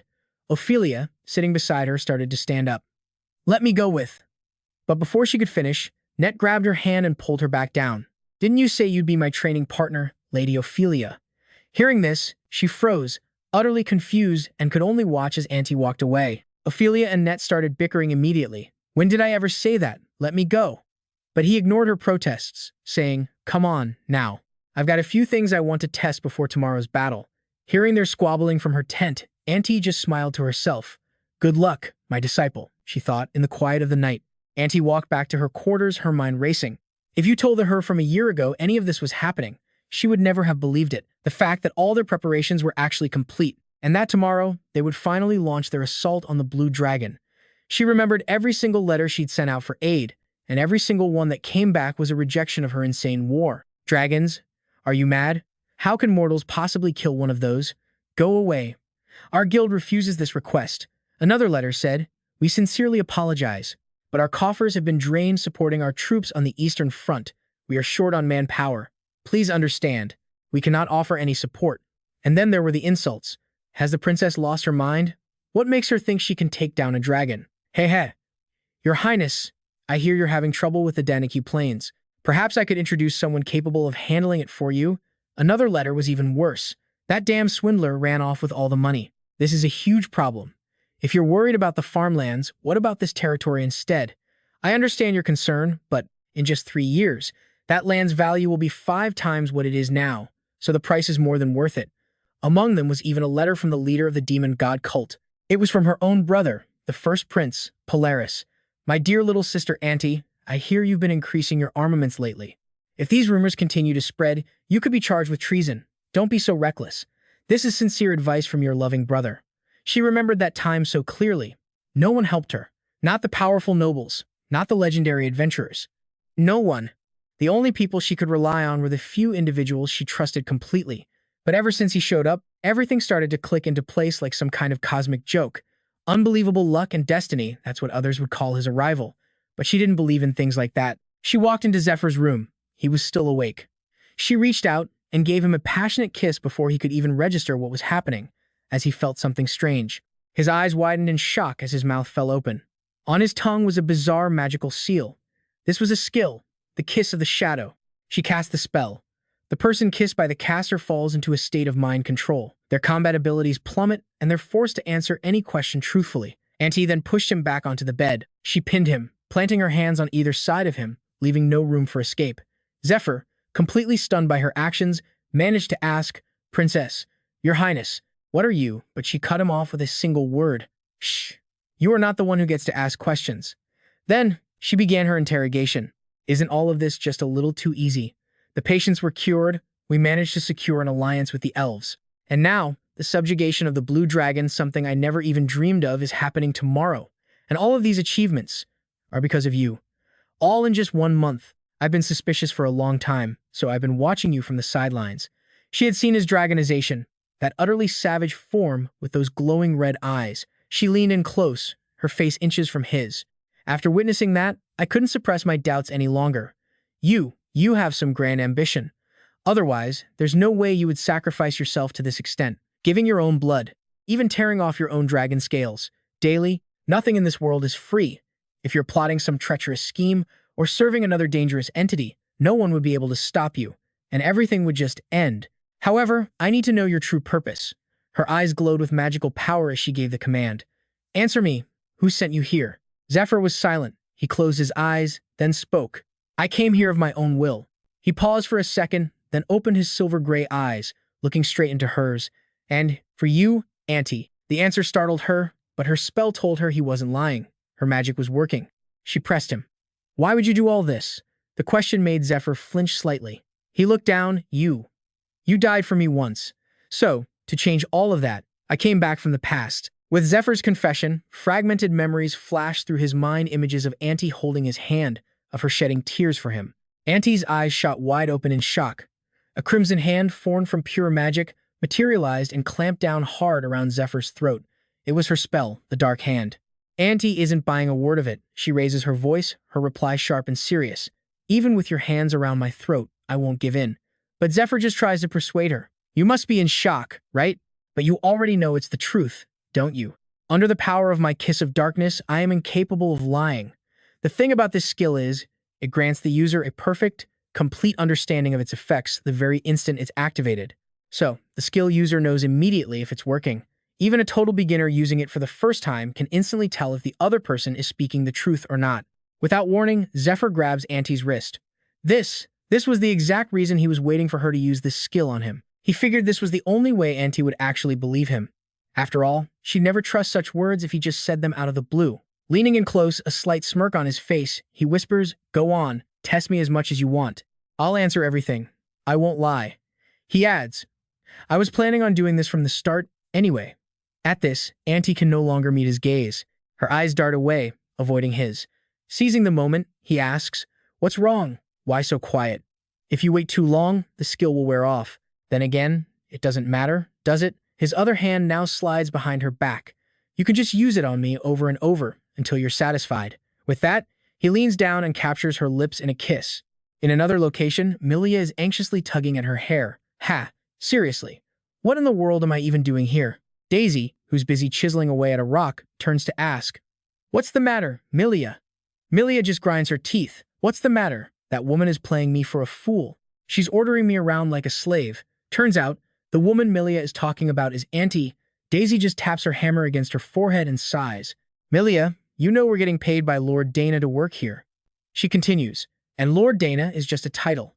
The one funding this entire war effort is Princess Ante. She's our client. Milia explodes. I know. That's exactly why it's so infuriating having to take orders from her. Daisy patiently tries to reason with her. You must know that if we don't follow orders, we could die, right? This is met with another one of Milia's piercing screams. I said, I know. I've been mad at her ever since our academy days. I wanted to be strong, so I pushed myself like crazy, sometimes not even sleeping at all. Milia's mind flashes back to a memory of Auntie talking with a professor. The professor was warning Auntie, if you slack off, you could fail. But Princess Auntie just casually replied, but I visit you all the time, Professor. Besides, your class is a little boring. Oh, how about we have a magic duel? If I win, I don't have to attend anymore. And you can guess how that turned out. Milia's voice rises with fury. She just plays around all day and still gets everything she wants. Money, power. Does she have any idea what it's like for people who try their absolute hardest? I can't stand people like her. Daisy cautiously backs away to her spot. She thinks to herself, if she keeps this up, I'm worried she'll destroy the entire plan we've built so far. She's been doing great work. The only problem is her inferiority complex. That's right, we were assigned this job. I have to cheer her up so our work can be effective. After a moment, Daisy speaks up again. By the way, Milia, this is a secret, but I'll let you in on it. Daisy leans in and whispers into Milia's ear. If we do a good job on this mission, you could be recommended as a private mage in the capital. I believe it's for either Duke Jonetti or Marquise Lean. Hearing this, Milia instantly shoots up, stammering, Really? Is that true? Daisy gestures with her hands, explaining, the Duke and Marquis asked me to find a combat mage. However, their requirements are a bit complex. They have high standards for age and ability.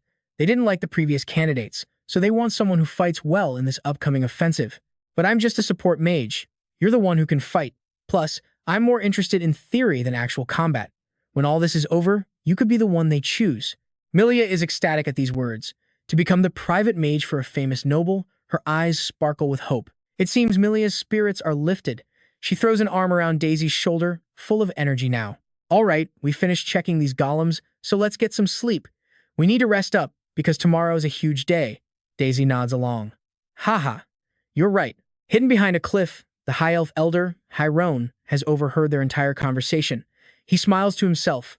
Finally, these nosy people are leaving. Hyrone then turns back to carving some kind of runes onto a rock. He thinks, golems move based on the characters carved on their bodies.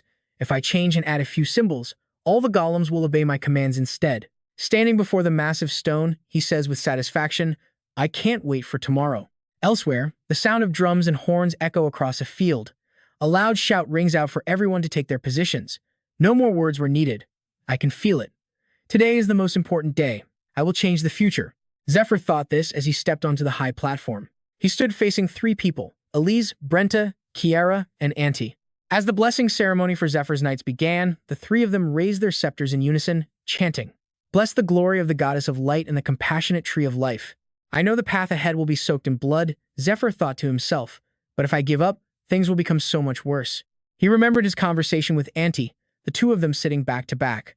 Zephyr had placed his hand over hers, telling her, When you asked me how I could walk that treacherous path again, it really shook me. But with this level of preparation, the future won't play out the same way. I can do this. I'll be by your side until the very end. We'll overcome these challenges together. Back in the present, Auntie raises her scepter high, her voice ringing out, Oh, constellations and stars, grant these heroes your strength. Remove all obstacles from the path they must walk. Help them defeat all their enemies. This was her blessing for him. Zephyr recalled kissing her hand, solemnly vowing, I will bring you everything. When the time comes, let me be your king, my queen. A blinding white light erupts. Mighty black wings sprout from Zephyr's back as 2 horns appear on his head, his arms transforming with the distinct features of his demonic race. And the first quest to fulfill his promise to Auntie, the official subjugation of the Blue Dragon, has now begun. To conquer the Blue Dragon, Zephyr has assembled a massive force, totaling 225 members. The rear guard alone includes a rear attack team, responsible for long-range assaults, and a rear support team, in charge of healing, buffs, debuffs, and all-around support for their comrades. The plan was simple. Golem controllers and defenders would form the rear guard, protecting the runners and allies behind them. But here's the crazy part, out of 225 people, 224 joined the rear guard, leaving just 1 man for the vanguard. Zephyr. Before charging in, Zephyr glanced back. And right there, Auntie met his gaze with eyes brimming with absolute trust. That was all the fuel he needed. Zephyr shot into the sky. He knew the battle formation he designed was insane. The distance between a one-man vanguard and a massive support team was just too great. To anyone else, this would look like a ridiculously stupid idea. But for Zephyr, it was the only way to guarantee a successful surprise attack. And here's why. The closer you get to the 5 dragons, the thicker the poison mist becomes. Other members could only last 5 minutes, tops. And that's even with every buff they could get. But Zephyr was different. Turns out, he was holding 3 golden tier items, a secret elixir made by crushing a branch of the Tree of Life with dragon tears. Found in the Tomb of Eurykida, a single dose grants the user total immunity to all negative effects for 2 minutes, fueled by a colossal amount of energy. But that's not all. He also had a secret skill that boosted the effects of all elixirs by a massive 500%. On top of that, his own draconic body gave him powerful, built-in poison resistance. He was literally the only one who could fight effectively in the poison lake of life. Simply put, this environment was a battlefield only he could enter. To save every precious second in the fight against the 5 dragons, he activated his lightning-fast acceleration and blasted toward the Forest of Life. From a distance, Zephyr saw strange, towering demonic trees clawing at the sky. The closer he got, the more bizarre and massive the monsters became. But Zephyr wasn't scared in the slightest. He just casually drew his sword and, with a single slash, obliterated them all. Flying high above the poison-shrouded land near the Lake of Life, he was surrounded by monstrous, giant plants. Zephyr decided this was the spot to use the special item in his left hand. Going any further would just waste time clearing out more of these monster trees. From high above, he dropped enormous, stone tablet-shaped golems to the ground. Thanks to their unique shape, these tablet golems could disperse any mana waves within a 70-meter radius. By placing them 100 meters apart in a straight line, their fields would overlap, resonate, and create a mana road. Magic cast from the base would then travel along this path to its final point, but because of the huge distance, the spells would arrive with only half their power. Back at the rear guard, Daisy was directing everyone to continue expanding the mana road. She announced that all combat golems placed in the forest were still operating normally and ordered the mages to start casting reinforcement magic on them. A secret smile played on Daisy's lips. She remembered when Auntie asked her to complete a design from her thesis, a project the Magic Tower had rejected for being too expensive. And now, that ambitious dream was becoming a reality right before her eyes. A dream that had been buried as a mere blueprint was now real. That masterpiece would now become their eyes on the battlefield. Turns out, Daisy's dream project was a gigantic camera golem, the Cyclops. The Cyclops could transmit all images and sounds it collected within a 500-meter radius to 16 smaller models, the Re-E. These smaller receivers could be up to a kilometer away, and right now, the Cyclops was feeding information to 16 of them. Dariel and Kiara were holding one of those receivers, and Dariel confirmed, "I've got eyes on Zephyr, he's airborne." Beside him, Kiara was marveling at the amazing creation, immediately understanding just how critical it was. "With this much information," she said, "we can perfectly calculate coordinated attacks." It was a true testament to human ingenuity. Elsewhere, Ante stared into her own receiver, her face etched with worry. Before her was the image of the polluted Lake of Life, the dying Tree of Life, and the blue dragon soaking itself in the water. Kiara was puzzled. The dragon was so different from the one she'd seen 300 years ago. Back then, it would start roaring the second an enemy came within a kilometer radius, but now it was completely silent. She recalled a conversation with Zephyr. He'd asked her why the elves never questioned the blue dragon's strange behavior, considering it was a highly territorial creature. Its territory was vast, the entire Great Elf Forest was like a mere bedroom to it. So how had the elves survived for so long, hiding right on its doorstep? Honestly, the elves had never thought about it. They were too busy just trying to survive. But now, Kiara was starting to understand the real reason, the blue dragon had come to the Lake of Life. Deep in the Forest of Life, Zephyr was hiding where the blue dragon would have a hard time spotting him. Just as he predicted, he got close without the dragon noticing him at all. It didn't seem to care he was there. But Zephyr was worried about something else, his timer. He could only operate in the poison mist for a maximum of 28 minutes, but setting up the golems and moving into position had already taken 2 minutes. That meant he now had only 26 minutes left to move freely in the toxic fog. He knew he had to start now. Zephyr pulled out a special weapon, the Black Dragon Chain, forged by the blacksmith Noel from Zephyr's own scales. He swung one end of the chain, snagging a branch of the Tree of Life, and launched himself toward the blue dragon, running through all the intel he had on it one last time. The blue dragon wasn't actually a poison dragon. The world had simply forgotten what kind of creature it truly was. After all, the average lifespan of an elf is only 300 years, with even high-ranking elves maxing out at 500. The last time a blue dragon was seen was over 600 years ago, and the Lake of Life possessed incredibly powerful healing effects far beyond what even a priest's prayers could achieve. The reason the blue dragon was here, battered and broken. Just then, the dragon's golden eyes snapped open. It saw him. It lunged, mouth wide open, and without hesitation, swallowed its prey whole. The soldiers in the rear guard watched in horror, their hearts sinking for Zephyr. You'd think getting eaten by a dragon would be a problem, but not for Zephyr. He effortlessly used his raw strength to pry the monster's jaws open from the inside, and as he did, he finished his thought. The reason the blue dragon came to the Lake of Life was because it had been poisoned by a demon, and it was slowly dying. The beast was soaking in the lake trying to recover, but the demonic poison was still coursing through it, eating away at its life force day by day. And that was precisely why Zephyr had chosen it as his first target, because right now, it was the only dragon he actually had a chance of killing. Though exhausted from forcing the dragon's mouth open, Zephyr used all his remaining strength to drive the black dragon chain straight through the monster's body, making it howl in agony. With its jaws now bound tight, Zephyr had succeeded. His role as bait was a perfect success. The black dragon chain, forged from Zephyr's own scales, would now combine with the dragon gate to create the single most indestructible material in existence. And just as planned, before the blue dragon's disbelieving eyes, Zephyr's raw power rips it right out of the water. The beast is finally dragged to the surface. And here's the twist. The blue dragon was never venomous to begin with. It had been poisoned by demonic venom, trapped in this lake of life, which only amplified its suffering. That's exactly why Zephyr is pulling it out. Away from the lake's healing properties, the demon poison will surge through its body, stopping it from regenerating. And it's working. As it's dragged further from the water, the beast lets out a horrifying, agonizing scream. But this colossal dragon isn't giving up. Not by a long shot. It thrashes wildly, fighting Zephyr's pull with every ounce of its being. Zephyr tightens his grip on the chain, knowing if he lets go for even a second, all this effort will be for nothing. The dragon's power is no joke. Zephyr is already using 19% of his dragon heart's energy. And somehow, he's still losing this tug of war, even with the monster in a critically weakened state. But Zephyr isn't backing down. He refuses to be outmatched. He pours even more power into the pull, a sudden jerk that inflicts another wave of pain on the beast. With a brutal yank, Zephyr successfully rips the monster's tongue clean out. He knew compared to its impenetrable scales, the inside of its mouth was its biggest weak point. It's a critical hit, right where major blood vessels and nerves converge. Zephyr knows he has to stay close and keep pressing the attack. But then Zephyr's eyes flash with alarm. Something's wrong. The blue dragon opens its massive jaws, aiming to swallow him whole.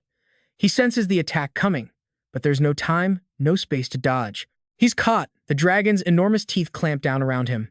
But it's not just a bite attack. A terrifying blue light begins to glow from deep within its throat. Zephyr hears a strange, horrifying rumble. Oh no. The blue dragon is about to unleash its ultimate weapon, the dragon's breath. Watching that blue flame build inside the monster's maw, Kiara and Dariel completely lose their composure. The color drains from their faces. Kiara lets out a scream. Dariel's usual stoic mask shatters. That blue flame, that's the very fire that incinerated their entire elven forest. Just then, Auntie orders everyone to prepare for the next wave of attacks. She's realized something Zephyr is safe, but Auntie isn't the only one. Even through the haze of poison and agony, the dragon realizes it too. It knows. The thing it just clamped down on is gone. A sharp, stinging pain hits its teeth. Just as it's about to unleash its fire, its prey, the man it just had in its jaws, vanished without a trace. The secret? A magical item in Zephyr's left hand, a silver key, capable of opening a door to a room in a forgotten castle. This silver key grants its owner the power to freely enter and exit a pocket dimension, taking anything or anyone with them. He'd actually used this very item before to transport the golems onto the battlefield. Classic Zephyr. He let himself get caught on purpose, using it as the perfect opportunity to activate the key from inside the dragon's mouth. By dodging the surprise attack, he created the perfect opening to counterattack from the inside. And now, it's time to strike. From within the beast's mouth, he unleashes another of his signature skills, Lightning Palm. The attack sends excruciating pain through the monster's entire body, forcing a pained shriek from its lungs. But the beast isn't done yet. In its mouth, Zephyr can feel it. The fire sac in its throat is starting to glow again. He knows exactly what that means. But Zephyr won't let it happen. He prepares to use a similar skill, his own dragon's breath. A torrent of crimson flame erupts from his mouth, incinerating the monster from the inside out. The blue flame, just beginning to form, is instantly snuffed out. Another agonizing roar echoes across the lake as black smoke pours from its jaws. Without a doubt, its insides are now completely scorched. That's right, he just blew up its fire sac. Even with the blue dragon's insane regeneration, it won't be breathing fire for at least the next 10 minutes. This is it. The opening Zephyr was waiting for. He roars out the command, now. At his signal, the rear guard unleashes hell. Mages launch powerful spells, magic thorns, and waves of frost bombarding the beast. And now, the true purpose of those golems from the start of the fight is revealed. They've been acting as relays, channeling the magical attacks across the toxic battlefield where the party members couldn't possibly stand. And that's not all. Dariel, the master archer, notches arrows dipped in potent poisons. From 1,000 paces away, he draws his bowstring taut and lets fly. The arrow finds its mark, its immense power adding another layer of agony to the dragon's suffering. The soldiers watching are stunned by his impossible accuracy. Cheers erupt as they witness his god-tier archery skills. Even Kiara gasps, shocked by the power of his perfectly aimed shot. But Dariel isn't celebrating. He shows no joy, no pride. Instead, he's perfectly calm, a storm brewing behind his eyes. His face is lost in thought, remembering a conversation he had with Zephyr. Zephyr had told him straight up why he wasn't truly powerful. He had almost zero real combat experience. Dariel and his people had never faced an enemy that could push them to their absolute limits, an enemy that could force them to awaken the true power sleeping inside. Zephyr's words had hit him hard, leaving him wondering, questioning everything. He remembers talking to Kiara about it afterward. Unlike him, Kiara had just laughed it off, calling Zephyr a ridiculous, arrogant human. After all, Zephyr was younger than her, yet he spoke like a seasoned veteran of 100 wars. She thought he was just spouting baseless nonsense. He'd said this fight against the dragon would change them, that it was the perfect opponent to awaken their true strength. But now, she could only let out a weary sigh. It's not that she didn't believe him anymore. The truth was, she'd lost all motivation. This was the beast that had stolen everything from them, driving them from their forest home 3 years ago. What was the point in fighting now? But Dariel, he was different. He had a feeling they were both about to find out exactly what Zephyr meant. Hearing this, Kiara seemed completely taken aback, confused by the strange conviction in Dariel's words. He went on, explaining that even if he didn't fully understand it yet, he had a gut feeling this battle and whatever came after was tied to his own personal destiny. And now, his resolve was absolute. The blue dragon wasn't the final boss. It was just a roadblock, a stepping stone they had to overcome. Dariel's grip on his weapon tightened. He raised his bow once more, and this time, his eyes burned with an unstoppable will. Seeing that look on his face, Kiara felt like she was seeing a ghost, the ghost of the boy Dariel used to be, so different from the one she knew growing up.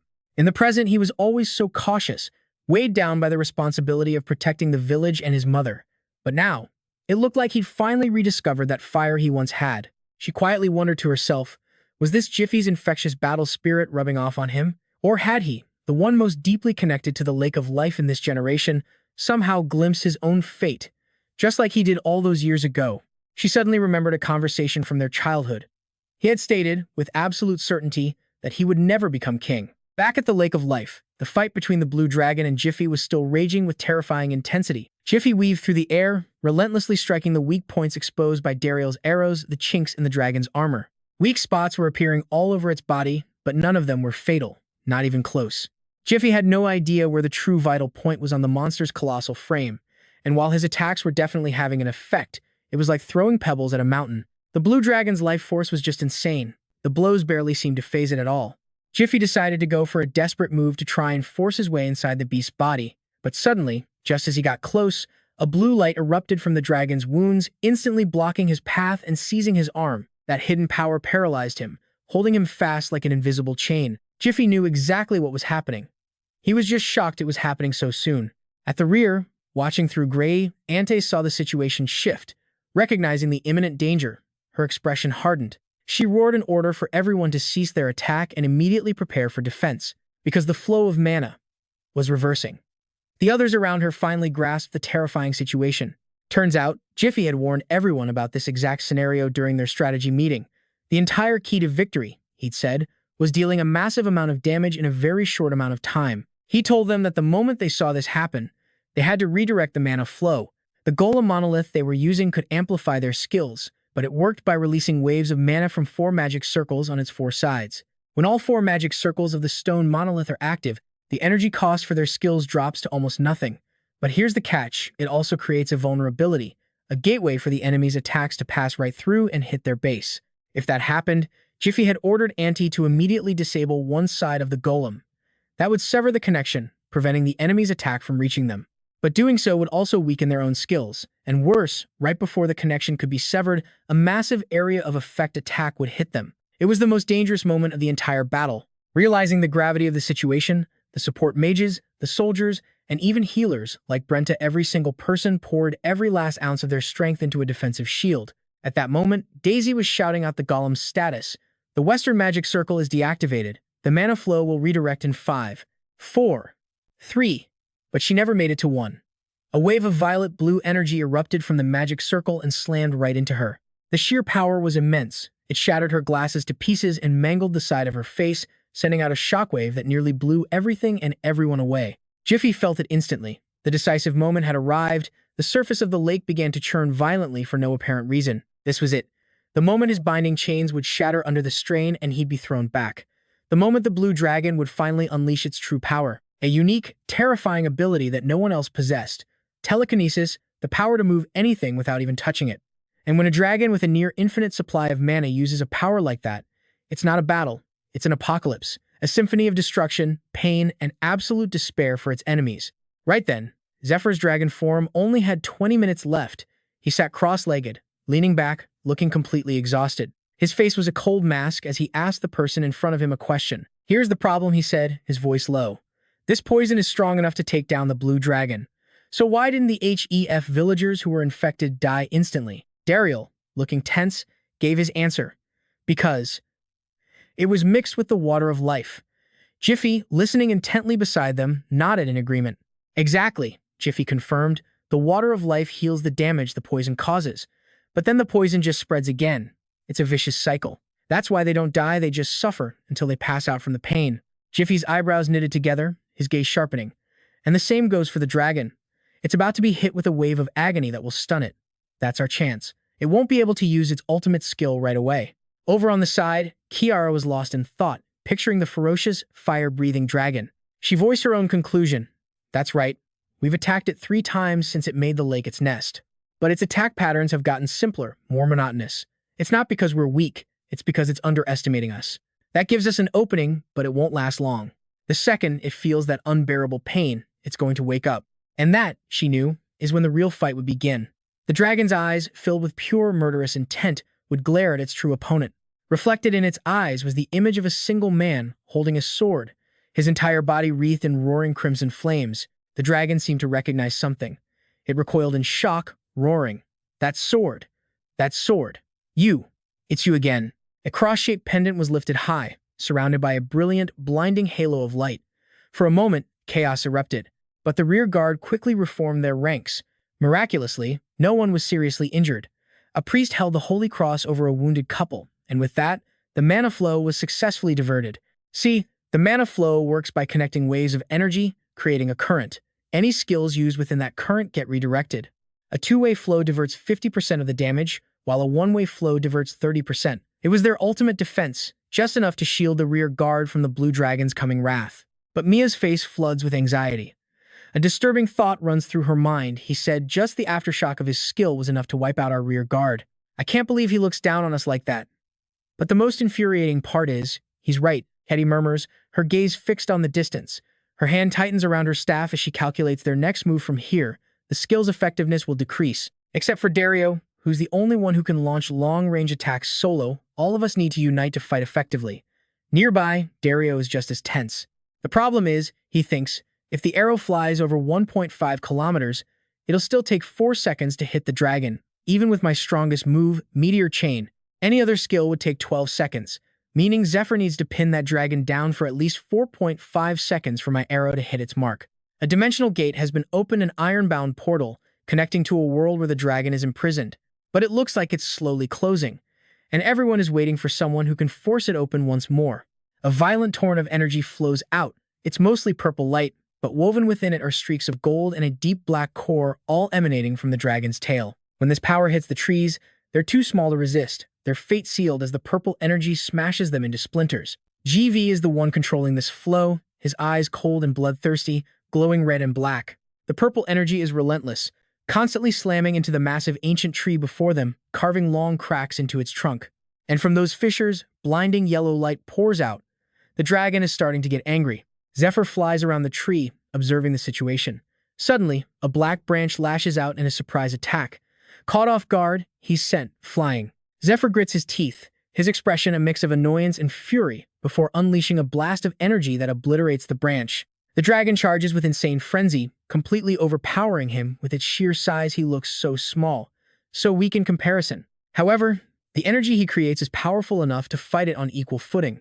Activating lightning speed, he zips past the dragon, draws his sword, and lands a clean strike on its body, causing it to let out a massive, pained roar.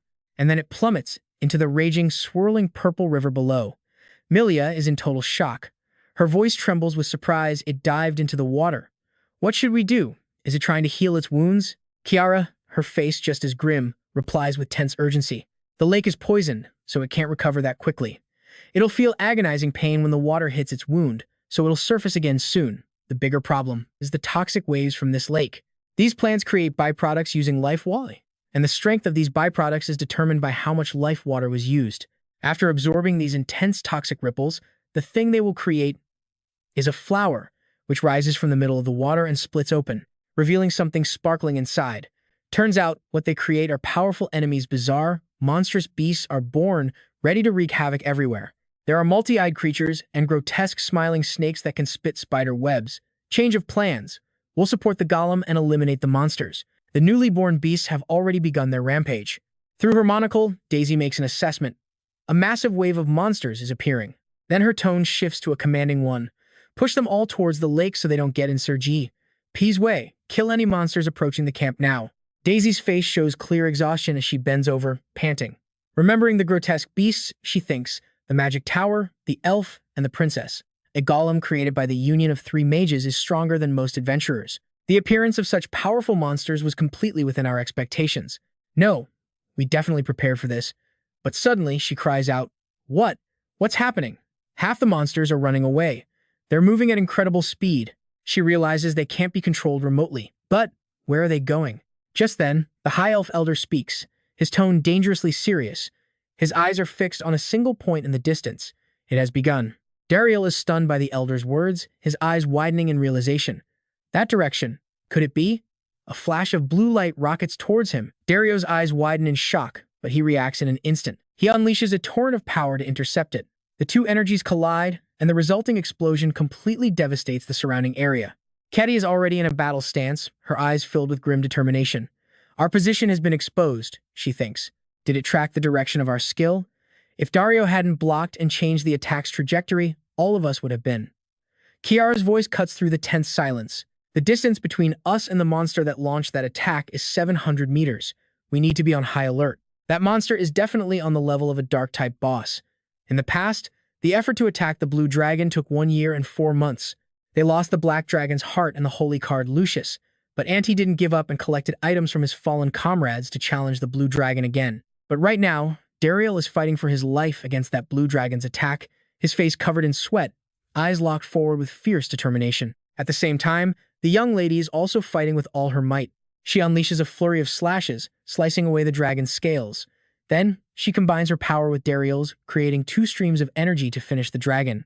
But when the Blue Dragon died, due to one massive mistake, they couldn't retrieve its dragon heart. Dynachia was poisoned beyond saving, leading to failure, the only word to describe the result. Meanwhile, after leaving the lair to return to the Holy See and struggling to blend in, Jeffy recalls one of his enemies, Andean, from the Third Parish. To get my chance for revenge, I have to become a Knight of the Holy See and get close to him. This is what Jeffy thinks to himself, listening intently from outside, his expression tense. I need to find his weaknesses, he thinks. The more information, the better. Suddenly, his eyes flash, he's utterly shocked by what he hears from inside. So the princess failed, just as expected, didn't she? Haha, excellent. Inside the room, Baron Hugo and Andean are laughing together. Baron Hugo speaks up. You didn't send any of your subordinates to the fairy forest, did you? How wonderful of you, sir. The man across from him replies cheerfully. That's right, but it wasn't my idea alone. The tension in Zephyr's body tightened. He had to know what the hell did he mean by that. Across from him, Andean calmly set his teacup down on the table. He explained that because of the incident, the princess had lost everything, her army, her money, and her reputation. Now, even when she joins the Allied mission to subjugate the Ice Dragon, she will have absolutely no say in the matter. The hearts of both the Black Dragon and the Blue Dragon were already in the church's possession. I sat beside them, listening intently, but I could feel Andean's words completely brainwashing my holy light. He held a book in his hand, a deeply satisfied smile spreading across his face, the look of a man who held the entire world in the palm of his hand. He continued, Once we obtain the Ice Dragon's heart, the church's greatest desire will become reality. Your rewards will be magnificent. Just you wait. Then, a pitch-black hand with razor-sharp claws touched the floor, oozing a thick, disgusting purple slime. The image of a man with a bizarre, dragon-like form materialized, as if he had just landed on the ground. But inside the silver key, things were different this time. I know what kind of trap they've set. I know everything. The world they desire so much, it's not going to happen. Cut to the laboratory. Potions were scattered all over the floor, healing potions for wounds, elixirs to restore mana, and even golden tears, which protect the user from any and all harmful effects. Its effects last anywhere from 2 to 10 minutes, a duration greatly increased by some secret technique. He snapped his fingers, thinking to himself, all right, recovery complete. Now, let's see. There stood Zephyr, in his half-human, half-dragon form, his eyes glowing a menacing red as he clutched a glowing orb in his hand. The grease system connected via video, allowing the golems to transmit visual information to one another. While the main golem relays its situation to the others, I need to use Gree to check on the state of the camp. An image of a tower appeared. He analyzed it and thought, just as I predicted, I can't connect from in here. I'll cut the transmission. So, what were the others doing? Absolute chaos.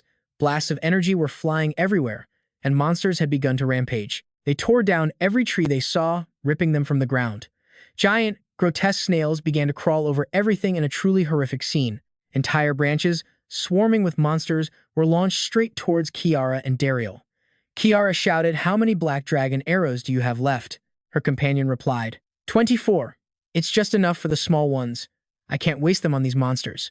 With that, he drew his bow, preparing to fire a hippogriff feather arrow. On the other side, Kiara raised her hands, summoning sacred vines to lash out. Attached to their tips were gleaming jewels, known as insect gems. The arrow, now wrapped in the gem-laced vines, shot forward. As it flew, flowers bloomed along the vines, and the gems began to dissolve, unleashing a blue leopard and a firebird that incinerated the monsters. Watching it all, he thought to himself, Dariel and Kiara's teamwork is flawless, and the others are holding their own. But the problem is, there are just too many monsters. Over on his side, Dariel's face was tense with focus as he fired off his divine arrows, a single thought in his mind. Bring it on! Whether it's dozens or hundreds of monsters, I will shoot down every last one with my arrows. But right then, an enormous, unbelievably ferocious beast appeared before them. It was surrounded by a shimmering blue light. But then, suddenly, everything just vanished. For a second, everyone thought the battle was over, but they were wrong. Instantly, another horde of monsters charged from a different direction. They're here! The monsters are here, people screamed. They're inside the camp. The surprise attack was devastating, leaving no time for anyone to defend themselves. Countless people lost their lives. A monster riding a massive horse trampled everyone in its path. It crushed everything underfoot. Until a lone woman stopped its charge, blocking a massive hoof with just one leg. A soldier gasped, "Lady Ophelia." The woman's eyes were as sharp as blades. "That's a bit of a high horse for a monster, don't you think? Sit down." With those words, she launched her attack against the beast, and a chaotic battle exploded. Screams echoed through the chaos. "Hold them back. We can't let them take the camp." The air filled with thunderous roars and desperate cries for help. Just outside the battle, 3 men stood watching, fully aware of just how critical the situation had become. Rigolo's Daniku gritted his teeth, a curse escaping his lips. Damn it! He then recalled Auntie's words. "Legolas, your mission is to protect the fragment of the Tree of Life. This small fragment is the core of the magic circle, which means, if we lose it..." Rigolus Daniku let out a heavy, weary breath. Exactly. The protective barrier will disappear in 10 minutes, and a poisonous fog will flood the area. He knew this was a critical mission, but he couldn't believe he had to just stand here while the knights were screaming for their lives. This felt so damn cruel. The man beside him spoke up. "I know it's hard, but you have to endure it." Hearing that, he immediately shot back. "I know." But his face was a mask of pure resentment, a burning mix of anger and frustration. A notification window appeared. Invincible Fortress, a skill unique to the Danakil clan. It deploys a powerful barrier capable of protecting an entire building, but the caster cannot leave the skill's range. This defensive skill had been passed down through his family for generations. The smaller the area, the stronger the barrier. If focused on a single warehouse, it could even block an attack from an epic-grade weapon. Rigolus Daniku looked ready for a fight, his eyes filled with fierce determination as a thought solidified in his mind. Most importantly, unless I open it myself, no one can get inside. There is no one more perfect for this mission than me. He gripped his sword tightly, and a red flame erupted around his hand, perfectly mirroring the fire burning in his spirit. And that's why, as the screams for help echoed all around him, he had to keep going. Help me, please. Help us. He affirmed to himself that he had to endure this, no matter how painful it was. Suddenly, a frantic banging came from the door, as if someone was trying to break it down. A voice shouted, "Legolas, please open the door. I'm injured." He froze. He recognized that voice. The princess? From the other side, the voice pleaded again. "Please, let me in for treatment." One of his two companions, Grim, immediately warned him. "Don't do it, Legolas. It could be one of the monster's tricks." He quickly replied, "I know that, Grim," but he gritted his teeth, completely torn. The cries outside grew more intense. "Hurry! The monsters are getting closer. Open this door right now." "That is an order, Legolas." The relentless screaming finally made him snap. He let out a cry of pure frustration. Damn it all. Unable to take it anymore, he rushed to the door and threw it open. "If I let the princess die, all the knights will be executed." He burst outside, calling her name, Princess. However, the person standing before him was the elf elder. For a moment, he couldn't understand what was happening. The elder stared right into his eyes, and in that instant, he realized the horrifying truth. It was a trap. He had perfectly mimicked the princess's voice. He's holding a chestnut in his mouth. But this is no ordinary nut, it's a mimic chestnut. When held, it can memorize another person's voice, and when bitten, it can perfectly replicate any sound it's learned. The old man points the glowing staff towards him, closes his eyes, and utters a single word. Flash! Instantly, a blinding light throws Legolas into agony. He clutches his face, screaming, "Ugh, my eyes." The elder walks right past him, casually remarking, "The light will only blind them for 3 seconds. 3 seconds. That's all he needs." "My speed's been enhanced," he thinks, raising a hand. A yellow light appears as he locks onto his stationary target. Meanwhile, Lady Ophelia is fighting for her life when she suddenly hears a piercing alarm. "Emergency! The core of the magic circle has been stolen. We succeeded. Let's move out," a voice yells. "Full speed. We've got 10 minutes until the protective barrier is destroyed." An elf hears this and turns to his companion. "Did you hear that, Zephyr?" "Yeah," Zephyr replies. "Looks like we're in for some serious trouble. I'll restore the magic circle with the spare core I have stored, but things would be a lot safer if that dragon was dead, wouldn't they?" Hearing this, Zephyr just smirks. "You want to kill it in 10 minutes? That's a tight schedule, princess. Of course, things could be different if there was a reward." The princess closes her eyes, considering it. "A reward? A reward, you say?" She places her hand on the crystal orb in front of her, looking completely at ease. "All right. If you kill it in 10 minutes, she says with a sly smile, we can continue what we left, unfinished, from yesterday." Zephyr is floored by her words. "What?" he stammers, and with the deal sealed, he perches on a dark tree branch, holding the orb, the healed dragon heart now safe in his possession. The plan: once he's in the water, the healed wound will allow him to use his ultimate attack. And right on cue, his target gets distracted, freezing in place. A perfect opening. He launches a massive holy cross straight at the dragon's head, shouting its name, Cuddy. A golden notification window pops up. It reads, "Epic grade item, Cross of Faith, an unbreakable holy artifact belonging to the current pope. Rented from Lucius for 10,000 gold for 1 year, with a deposit of 10,000 gold. The overdue fee is 1 month's interest."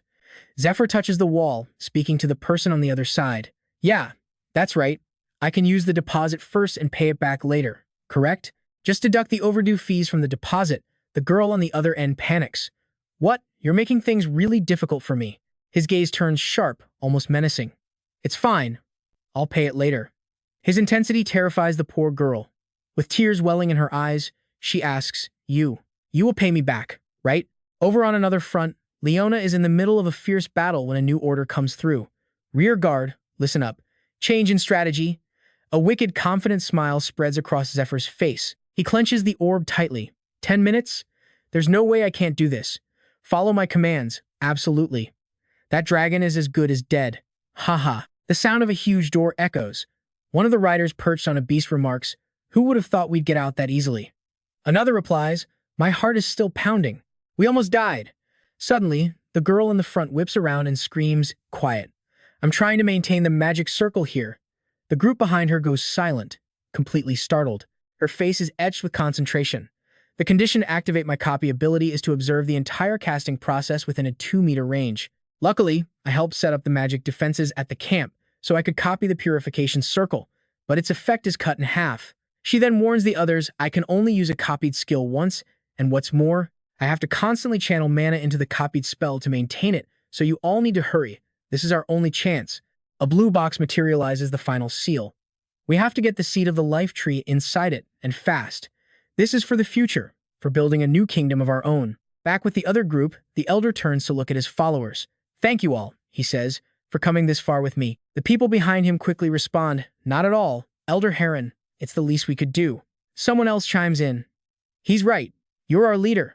We're honored to be with you. Hearing their words, the elder remains silent, just watching them. All around, beasts are tearing through the elves, and the painful screams of the elders who tried to flee echo through the air. From inside a bunker protected by divine power, a voice reports, the elven soldiers are starting to lose ground. There's nothing we can do to help. A man looking through binoculars replies, but we were well prepared. At least no one has starved to death yet. And we have Ophelia, one of the 10 strongest, raining down blows on that monster. We have Leona focusing her energy, a truly reliable supporter. And we have Zephyr, the dragon heart possessor. Even the powerful princess is protecting the Fata battlefield. With a team like that, they could probably take on the heavens themselves. He continues, compared to them, the elven elders just ran, so it's no wonder their warriors' morale is shattered. A young man sitting beside him looks confused. I don't get it. The elders fleeing hit them that hard? Isn't Dariel a decent leader? Haha, your observation skills are still lacking, my boy. The man replies, then begins to explain, Dariel is strong, no doubt. It's why he ranks higher than Lady Ophelia in the top 10. He's also the queen's son. But right now, the center of power in the elven kingdom isn't Dariel. The ones the elves truly rely on are the elders. The true king of the elves is the head priest, the partner of the life tree. The life tree is the one who chooses the king. Only high elves who have undergone harsh training and can receive the tree's energy are even qualified to be candidates. The king connects to all elves in the forest through the life tree, dominating their minds and forcing their loyalty. That's the secret that has maintained the elven kingdom for 2,000 years. The current queen is Sylvestia, also known as the New Moon. She was born blind and unable to walk, but she was a wise and loving queen, until she became completely paralyzed after giving birth to Kiara. Hearing this, Edwin Pilgrim looks utterly shocked. He speaks up, if she was completely paralyzed after giving birth to Kiara, how could she have possibly given birth to Dariel later? The observer answers him, his eyes never leaving the battle. There are rumors that Kiara is a half-elf, born from an affair the queen had. That's why she's not treated like a true high elf. Compared to her, Dariel was born perfect, without any flaws, and loved by everyone. But, ever since he was a child, Dariel only ever wanted to be the queen's beau, not the king. For someone with a set destiny like his, that was the only path he saw. When elven society was peaceful, Dariel's humility wasn't a problem. But now that their kingdom is threatened by disaster after disaster, the elves need a commander who can take charge of the situation. Even so, Dariel wasn't ready to take the throne, and he couldn't even handle being a village chief. He claims it's not his place, which only makes the old man's face grow tighter with stress. After the other elven lines abandoned them, the only thing their people had left was a leader who was a chief in name only. Deep within the forest, the group that deserted the cult presses on, their faces etched with tension, every one of them on edge. Annoyed, she thinks to herself, this was the right thing to do. There's no need to feel guilty for leaving the other elves behind. There was no way they could have beaten a dragon, they didn't all have to die together. She grips her staff tighter. We did what we could, especially after Lord Dariel abandoned us during the Red Moon and Black Moon incident 4 years ago. That was when they invaded human territory and sparked a war. A time when they lost their most sacred artifact, had their forest lands stolen, and when a forest dragon claimed their lake as its den, poisoning the woods 3 years back. She remembers the dark images from the past, a female master holding a blue box, her voice filled with conviction as she spoke. Hear me, you two great lines. We of the Crescent Moon, by our honor, shall depart from this place and forge a new kingdom. Farewell to the fools who choose to stay in a land with no future. From a distance, the elder had heard every word. Her thoughts continued. Her elven comrades left because they couldn't stand the worsening pollution, while Dariel did nothing and just let it all fall apart. And this is the result of it all. Human armies storming into their sacred forest. Allies? Sounds nice, but that's it. We're not even strong enough to be their equals. Tears of pure frustration streamed down her face. Whether they beat the dragon or are forced to flee, our kingdom is already finished. She squeezed her eyes shut, refusing to accept this reality. Biting her lip, she thinks, Lord Dariel abandoned us. No, from the very beginning, he was completely oblivious to our reality, and we were stupid enough to put our faith in him until the very end. An echo rang out from the past. Forgive us, Queen Sylvestia. We can't endure this any longer. We must find a new hope. And with that, they were gone. Before them stands an ancient tower. The elder stares at it, a plan forming in his mind. That's it. At the very top of that tower lies the seed of the Tree of Life. I'll plant the seed after we find a land far from here. I will be the only one the new tree can choose. I will finally become king." Suddenly, a voice from behind cries out, "Wait, what is that?" Jolting the elder from his thoughts. He looks straight ahead, and there, on the tower, stands a monstrous red beast. Its razor-sharp claws dig into the stone as it reveals its true form. A mouth packed with fangs, two furious eyes burning with rage.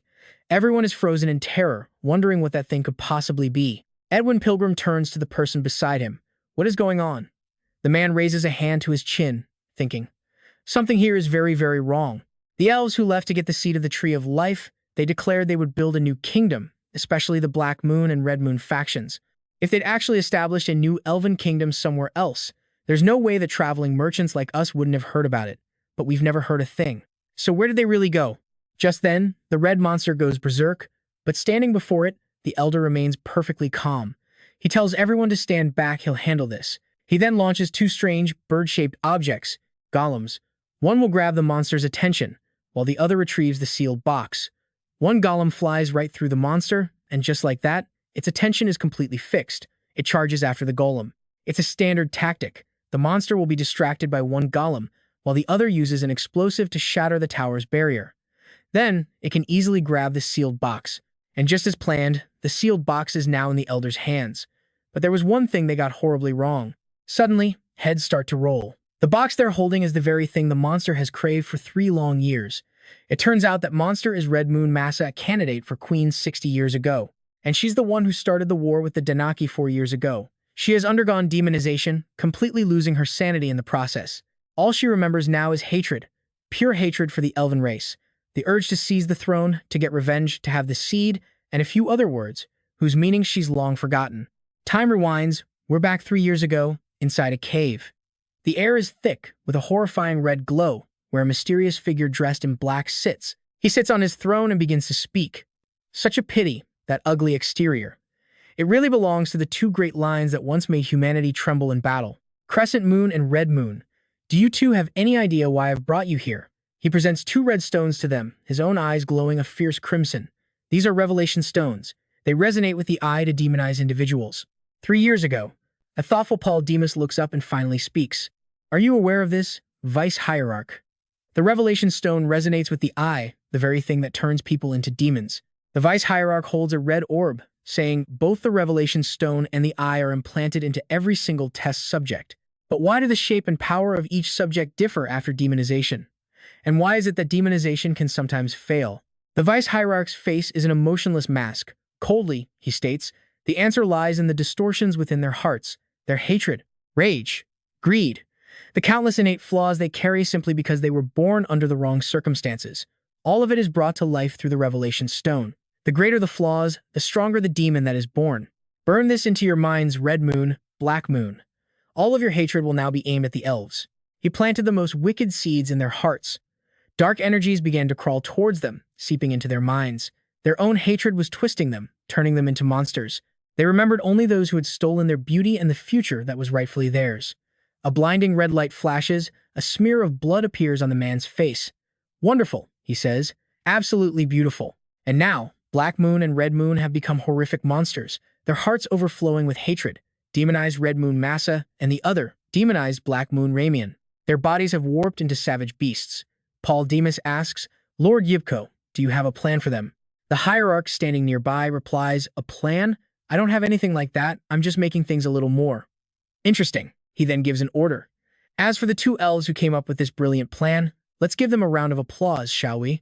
With a snap of his fingers, 2 figures appear, also wearing strange uniforms.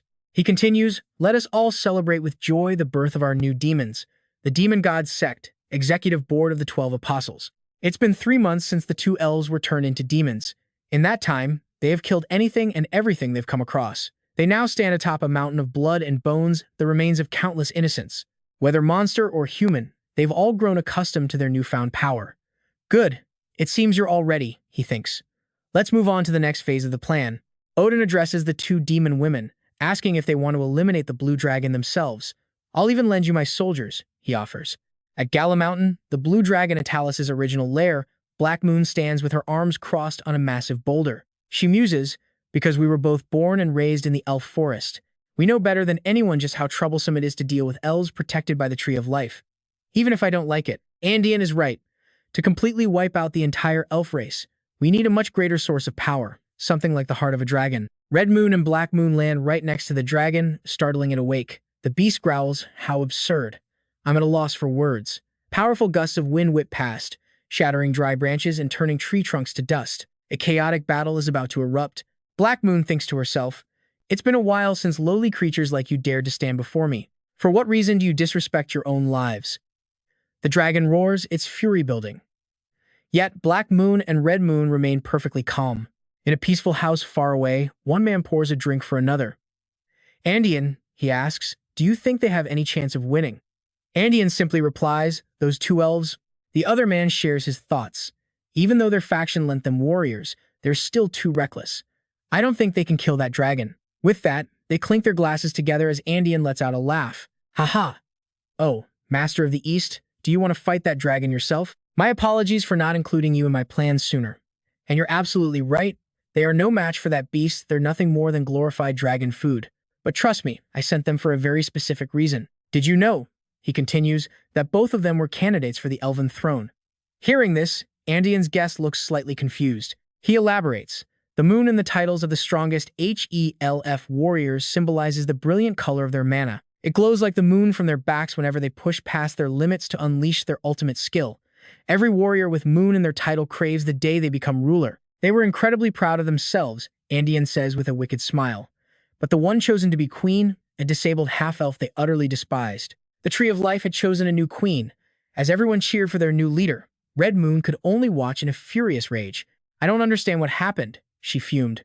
"Sylvesteria was chosen over us?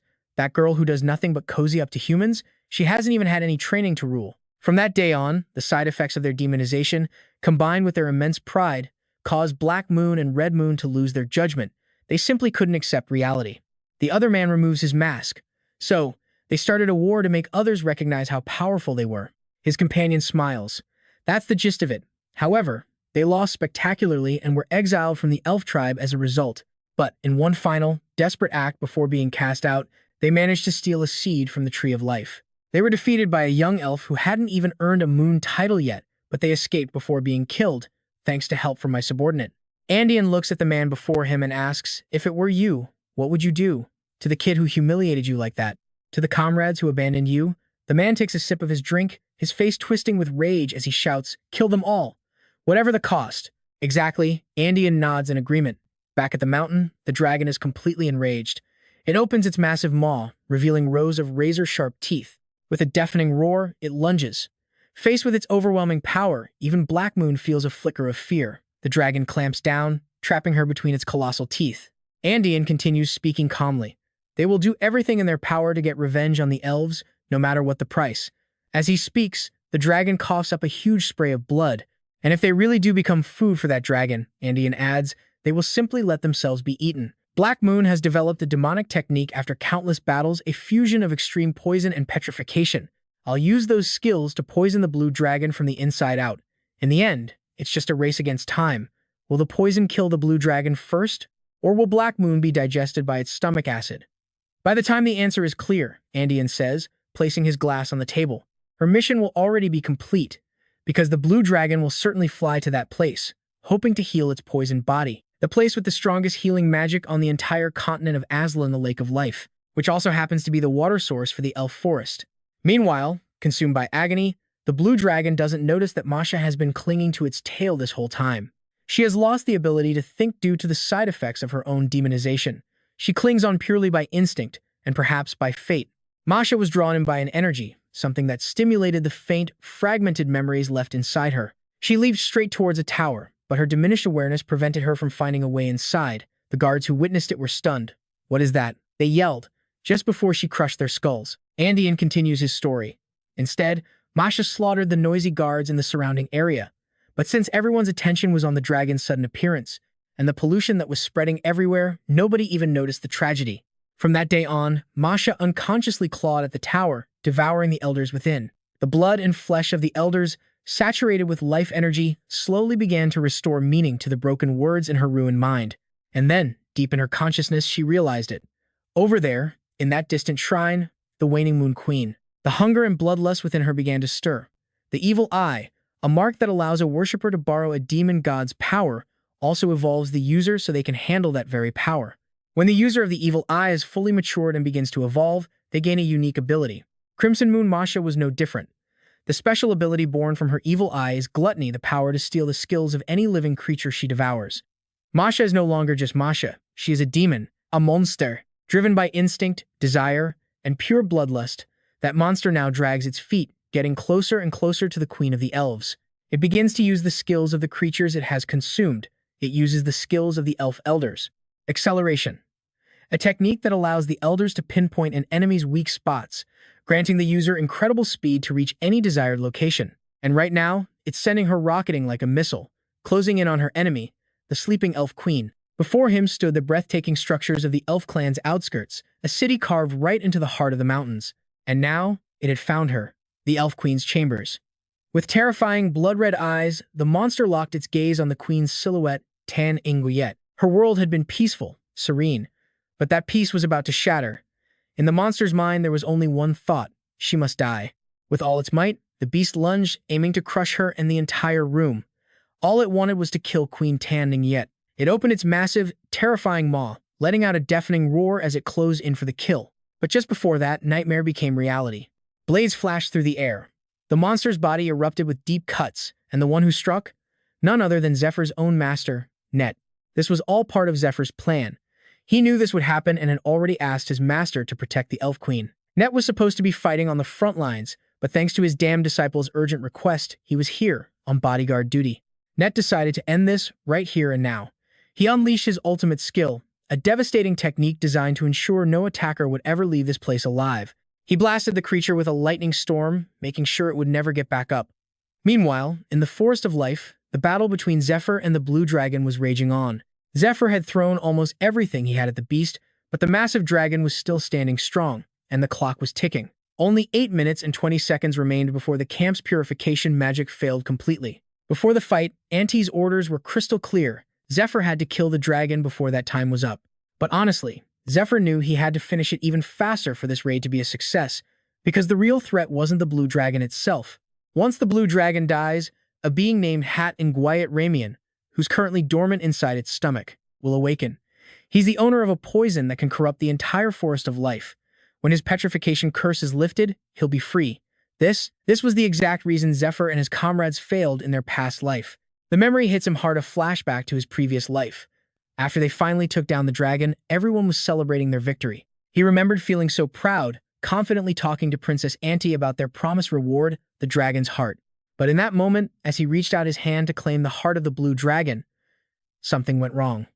A shocking situation unfolded instantly. He couldn't touch the dragon's heart. Zephyr felt a powerful force pushing him back, and of course, he had no idea what was happening. I mean, they'd already dealt with the dragon, so where did this barrier around the beast's corpse come from? No one knew the horrifying truth. A demon was hiding inside. Right before his eyes, Hat Inguyet Ramian's petrification curse shattered, and a hand punched its way right through the giant dragon's corpse. And that wasn't all. In its grasp was the very dragon's heart that Zephyr was after. The sudden appearance of this demon left everyone frozen in shock, terrified of this unknown entity. Zephyr was completely stunned by Hat Inguyet Ramian's appearance. He had no clue what this thing even was. His eyes locked onto the dragon's heart in its hand, the prize that should have belonged to him. In contrast to Zephyr's shock and horror, Ramian just offered a twisted, insane smile. And then, he thanked them all for helping him kill the blue dragon. With no one left to stop him, it was time for Ramian to fulfill his true purpose. He channeled the dragon heart's power, combining it with his own venom, reveling in the colossal energy surging through his body. Seeing this, Zephyr didn't hesitate. He drew his sword to strike the wicked demon down, but he was stopped, pulled back from such a foolish, suicidal action. Just in time, an immense explosion of power erupted from Ramian. His poison, now amplified 1,000 times over by the dragon's heart, became infinitely stronger. That horrifying poison spread out like a bomb, blanketing the entire Forest of Life in an instant. Realizing the situation was beyond hopeless, Auntie quickly ordered everyone to retreat, trying to minimize the casualties as much as possible.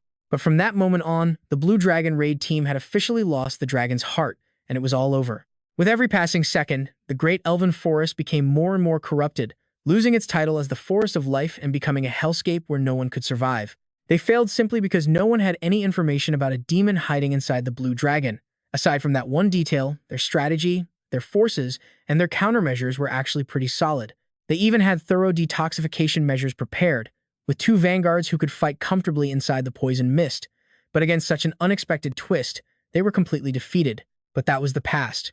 Right now, the only thing that mattered was figuring out how to beat the blue dragon. Zephyr suddenly recalled a conversation he'd had with his past self, asking him how he managed to defeat the blue dragon. He'd said the beast actually has a fatal weak spot. Any wound on that spot will last for a very long time because it has no regenerative ability there. If you just keep attacking that one area, it will gradually weaken, making victory easy.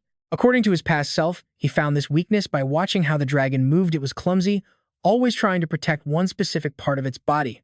The place it was deliberately protecting was the weak spot. But now, as Zephyr fought the beast himself, he couldn't find that weakness at all.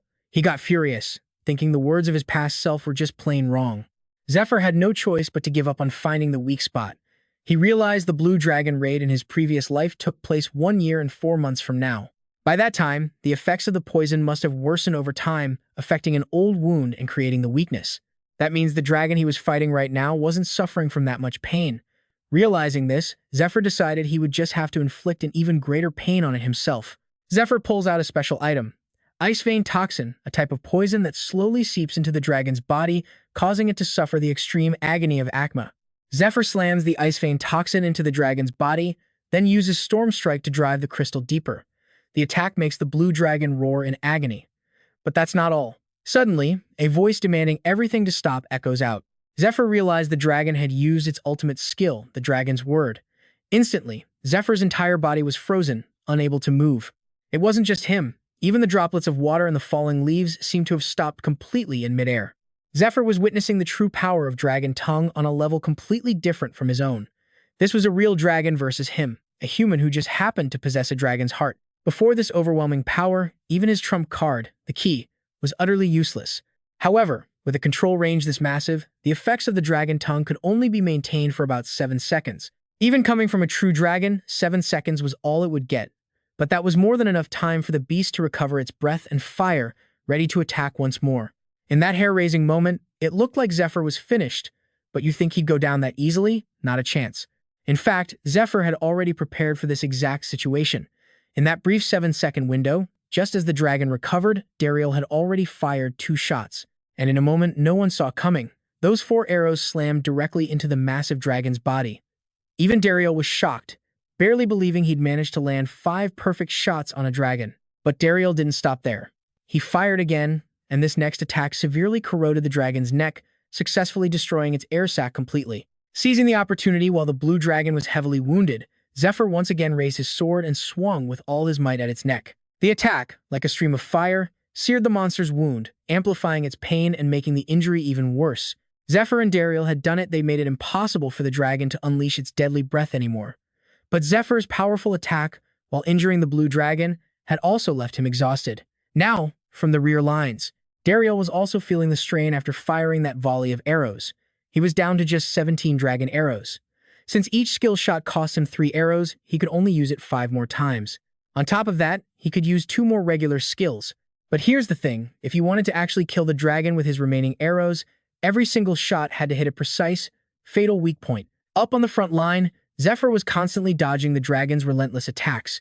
In that moment, memories from before his regression came flooding back. This wasn't his first time fighting the blue dragon. He had fought it once before in his past life. Back then, after its dragon heart was stolen and absorbed by the evil sect, the blue dragon had seized control of its body within the cult's ritual space and fought his entire party. It took them a whole month to end that battle, but because of that, he'd grown accustomed to its attack patterns over that month and had nearly defeated it before losing consciousness. He realized he had been fighting it based on memories from when the blue dragon was in its absolute prime, and that gave him confidence.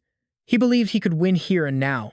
Because this version of the dragon wasn't in its best condition, its power was nothing compared to what it used to be. The intense battle between man and beast raged on. Zephyr landed a slash, and the dragon returned the favor with a crushing fist. It was a clear stalemate. Zephyr decided to pull back and try a different tactic, using his item recall skill. The scattered fragments of the red dragon's wrath lying at the bottom of the lake of life were summoned. Incredibly, they instantly reformed, becoming Zephyr's weapon once more. With his familiar weapon back in hand, Zephyr felt a surge of new strength. Suddenly, the blue dragon's claws appeared right in front of him, lunging as if to crush him completely. But Zephyr wasn't about to let that happen.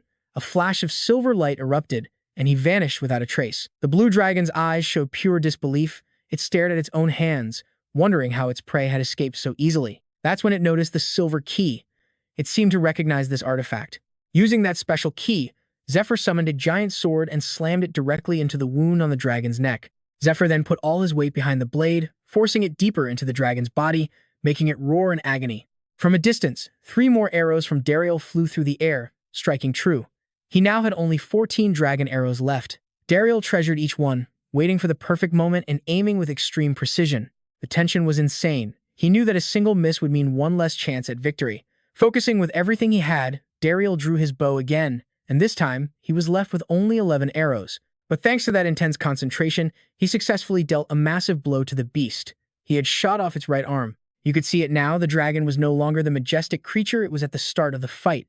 Before it stood the figure of Zephyr, who, in its eyes, looked like a demon wielding a colossal sword. And then, the dragon's gaze locked onto the sword in Zephyr's right hand. Seeing that blade seemed to stir up ancient, long-forgotten memories. It remembered its master, Lord Kaisa Rose, a mighty dragon. And within that distant memory, another figure appeared, the man it remembered as Eudicula's husband, George Ios. The sword in Zephyr's hand was Graham, the dragon-slaying sword, a weapon George Ios had cherished. 1,000 years ago, it seems, a man and a dragon were once old friends. It had been 1,000 years since the blue dragon last saw George Ios the day he killed Kaisa Rose. On that day, the blue dragon had offered its thanks, which were also its words of farewell, to the man. The blue dragon thanked him for breaking the curse on its lord. But it couldn't leave that place, and so it couldn't personally escort Kaisa Rose to the heavens. Hearing those heartfelt words, George Ios looked at it with sad eyes and gently called its name, Atalis. In the past, Atalis had demanded that George Ios leave, because, as a vassal of Lord Kaisa Rose, it could not forgive him. Because he had killed Kaisa Rose, and Atalis saw it as its duty to seek vengeance. With that thought, despite the sadness on its face, despite the tears streaming down, and despite truly considering George Ios a friend, it still ordered him to get out. It warned him that if he ever appeared again, it would kill him. These deep memories within the dragon had been reawakened. It was starting to remember the story from 1,000 years ago. Kiara saw Atalis' sudden change and was completely baffled, questioning its abrupt actions. She told her teammate, Dariel, to coordinate an attack, but he refused. It seemed he had noticed something. He warned her that the situation was now extremely dangerous. With his extraordinary senses, he could feel the tree of life itself beginning to tremble, and he was right. On the battlefield, the blue dragon was preparing some kind of skill, radiating a massive amount of energy. It looked at Zephyr, but it seemed to see the image of George Ios instead, the dragon slayer, the one it had sworn to kill on sight. It was confusing the two men. Zephyr had no idea what was happening. He couldn't understand what Atalis' words even meant. Slowly, agonizingly, the blue dragon pulls the sword from its own skull. Ancient memories, sharp and painful, flood its mind. After 1,000 years, its eyes open once more, filled with a sorrowful duty. Staring at the phantom of his old friend, he repeats the old vow he can never forgive him. Not ever, Georgius.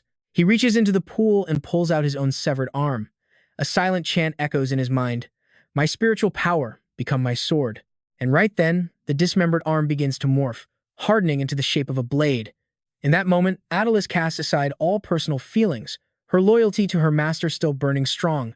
Kaisa Rose. He is resolved. It is time to fulfill his duty. The blue dragon, Atalis, is now fully committed to destroying the enemy before him. Zephyr sees it all happening. He recognizes the dragon tongue, the ancient art of turning pure life force into raw power. He knows the dragon intends to end this right here, right now. But Zephyr isn't afraid.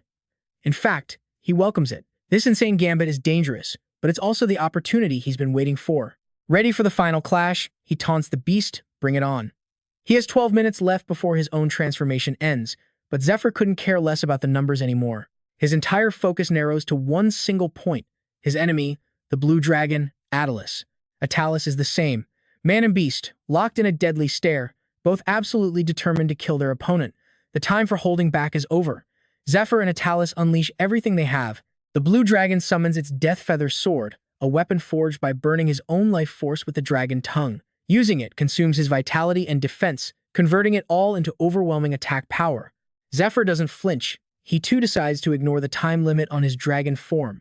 All that matters is matching the terrifying power in front of him. He activates his own ultimate skill, Berserk Dragon Mode. It's a technique that devours an insane amount of mana to sustain his dragon state. In exchange, his physical abilities are boosted by 200% for the remainder of his transformation. But the cost is steep. Once the mode ends, Zephyr will be forced into a deep, temporary slumber. The moment he activates it, his transformation timer plummets to just 3 minutes. Both Atalis and Zephyr are playing a final, desperate gambit, a strategy of mutual destruction. Because if the skill ends before the fight is over, and their opponent is still standing, the result will be absolute, crushing defeat. Atalis wastes no time.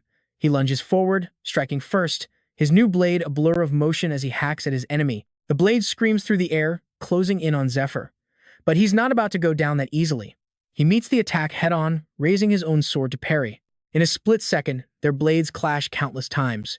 But the blue dragon has the upper hand. You can see it clearly. Zephyr is being pushed back, step by agonizing step, by the sheer force of the impacts. Seizing the opening, the blue dragon, with its massive yet agile body, unleashes a devastating technique. Its sword glows with a fierce blue light. Zephyr manages to dodge the attack, but the tree of life behind him isn't so lucky. It's sliced clean in two. Through the gray eye, the elves watch in horror. Absolute shock and terror spread across their faces. Facing this desperate situation, Zephyr suddenly remembers the teachings of his master. Net had drilled into him the core principle of their martial art. It wasn't about finding flashy techniques, but about understanding the very flow of power and mastering it. Net taught him that once he truly engraved that lesson onto his body, he could turn a tiny bit of power into something immense.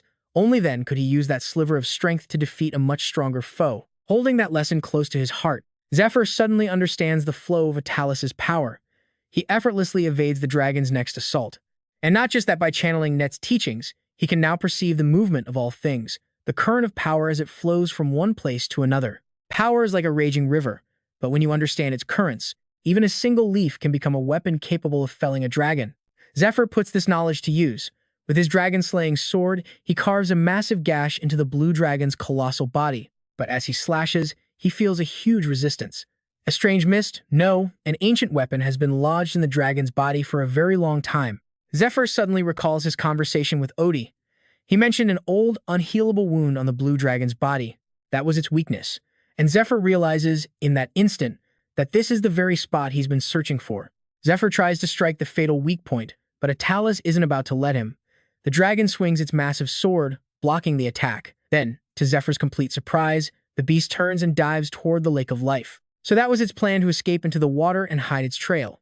To stop that from happening, Zephyr throws his dragon-binding chain, hooking it onto the blue dragon's tail. He's immediately yanked off his feet and dragged down into the depths of the lake by the giant beast. Even underwater, their battle rages on, becoming even more intense. Zephyr strikes at Atalis with his sword, but the dragon simply whips its powerful tail, dragging him in the chain along, smashing him violently against the lake bed.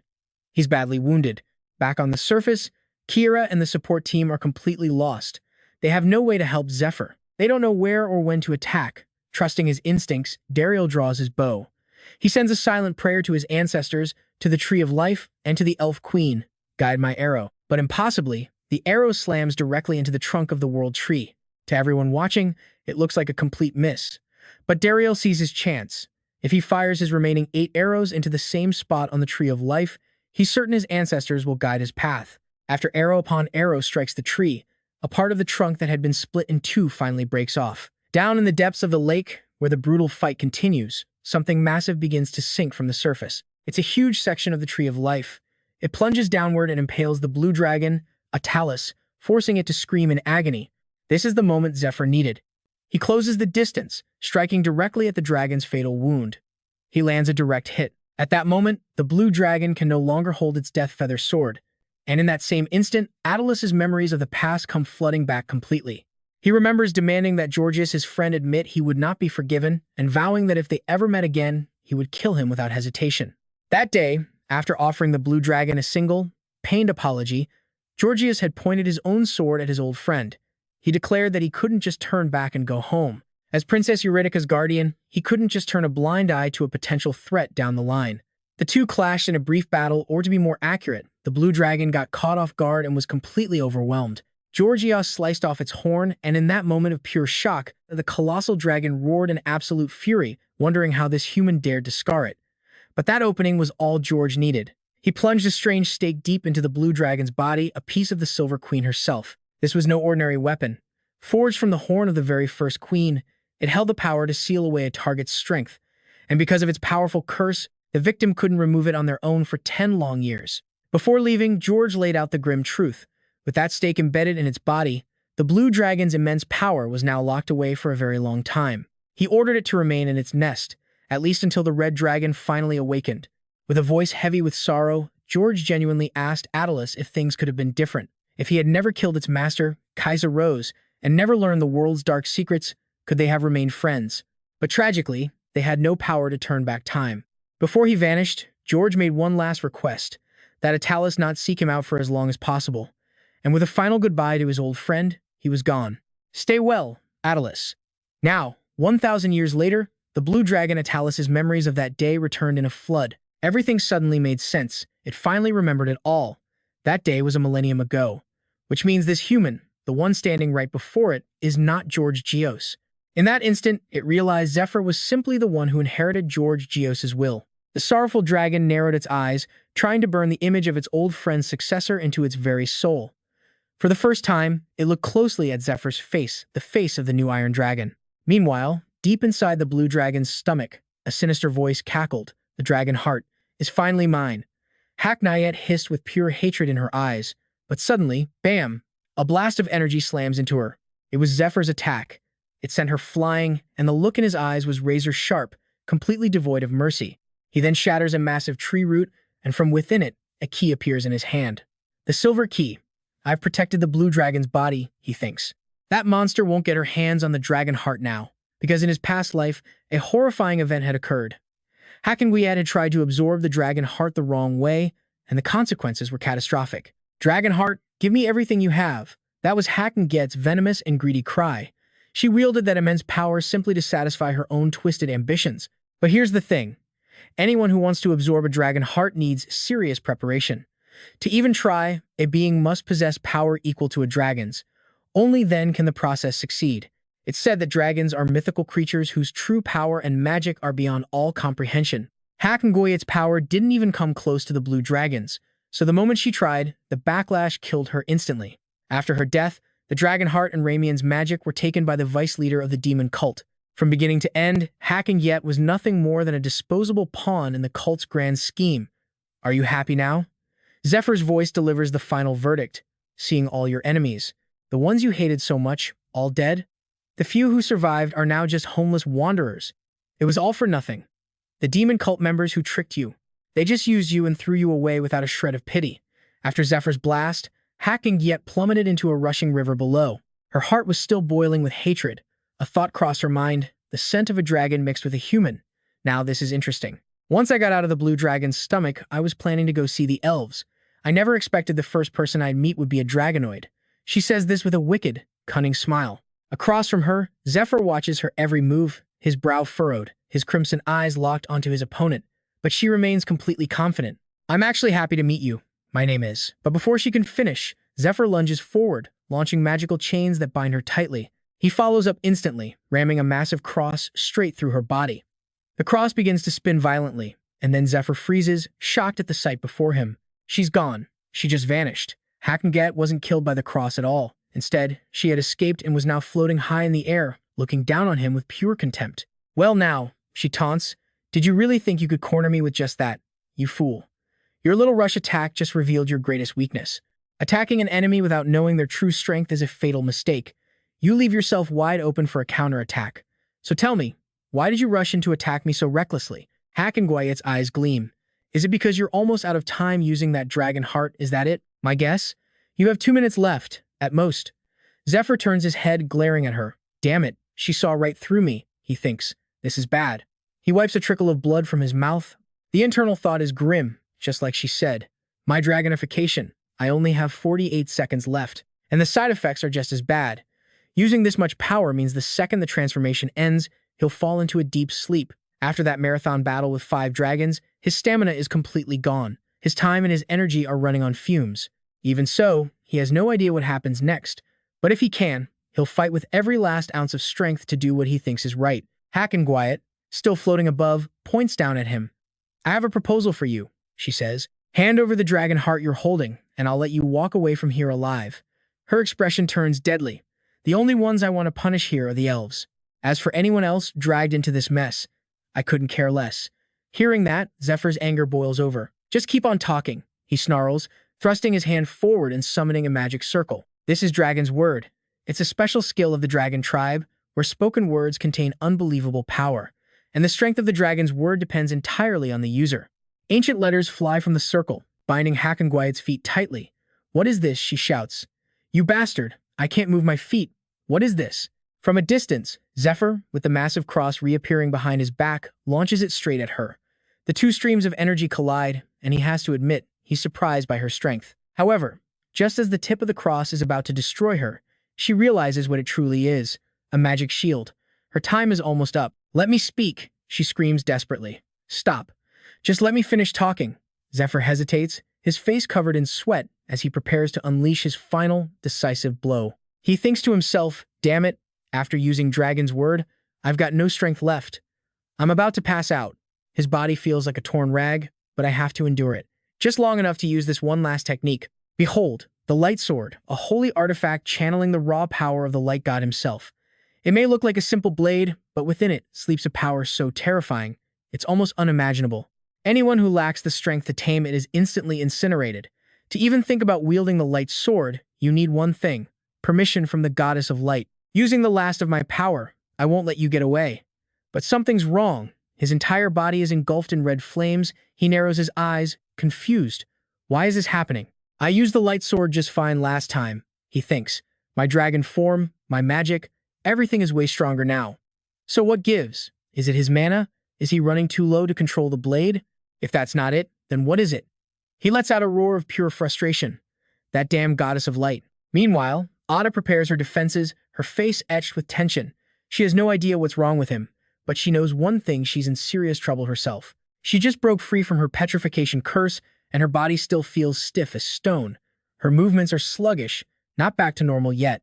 Rushing in blind right now, that's a death sentence. She has to buy time, just a little more, to get back to peak condition. The plan? Distract him with some good old-fashioned trash talk. But then, she raises her hand. A swirling black aura coalesces into a sphere of pure demonic energy. Your biggest mistake was only tying my feet, she screams. I might be stuck, but I can still crush you. Taste my poisoned soul. This is one of Ada's signature skills, an ability she perfected back when she was still a high-ranking elf.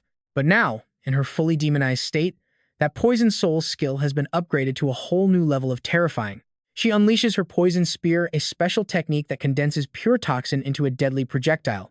It's solid, razor-sharp, and can punch right through dragon scales.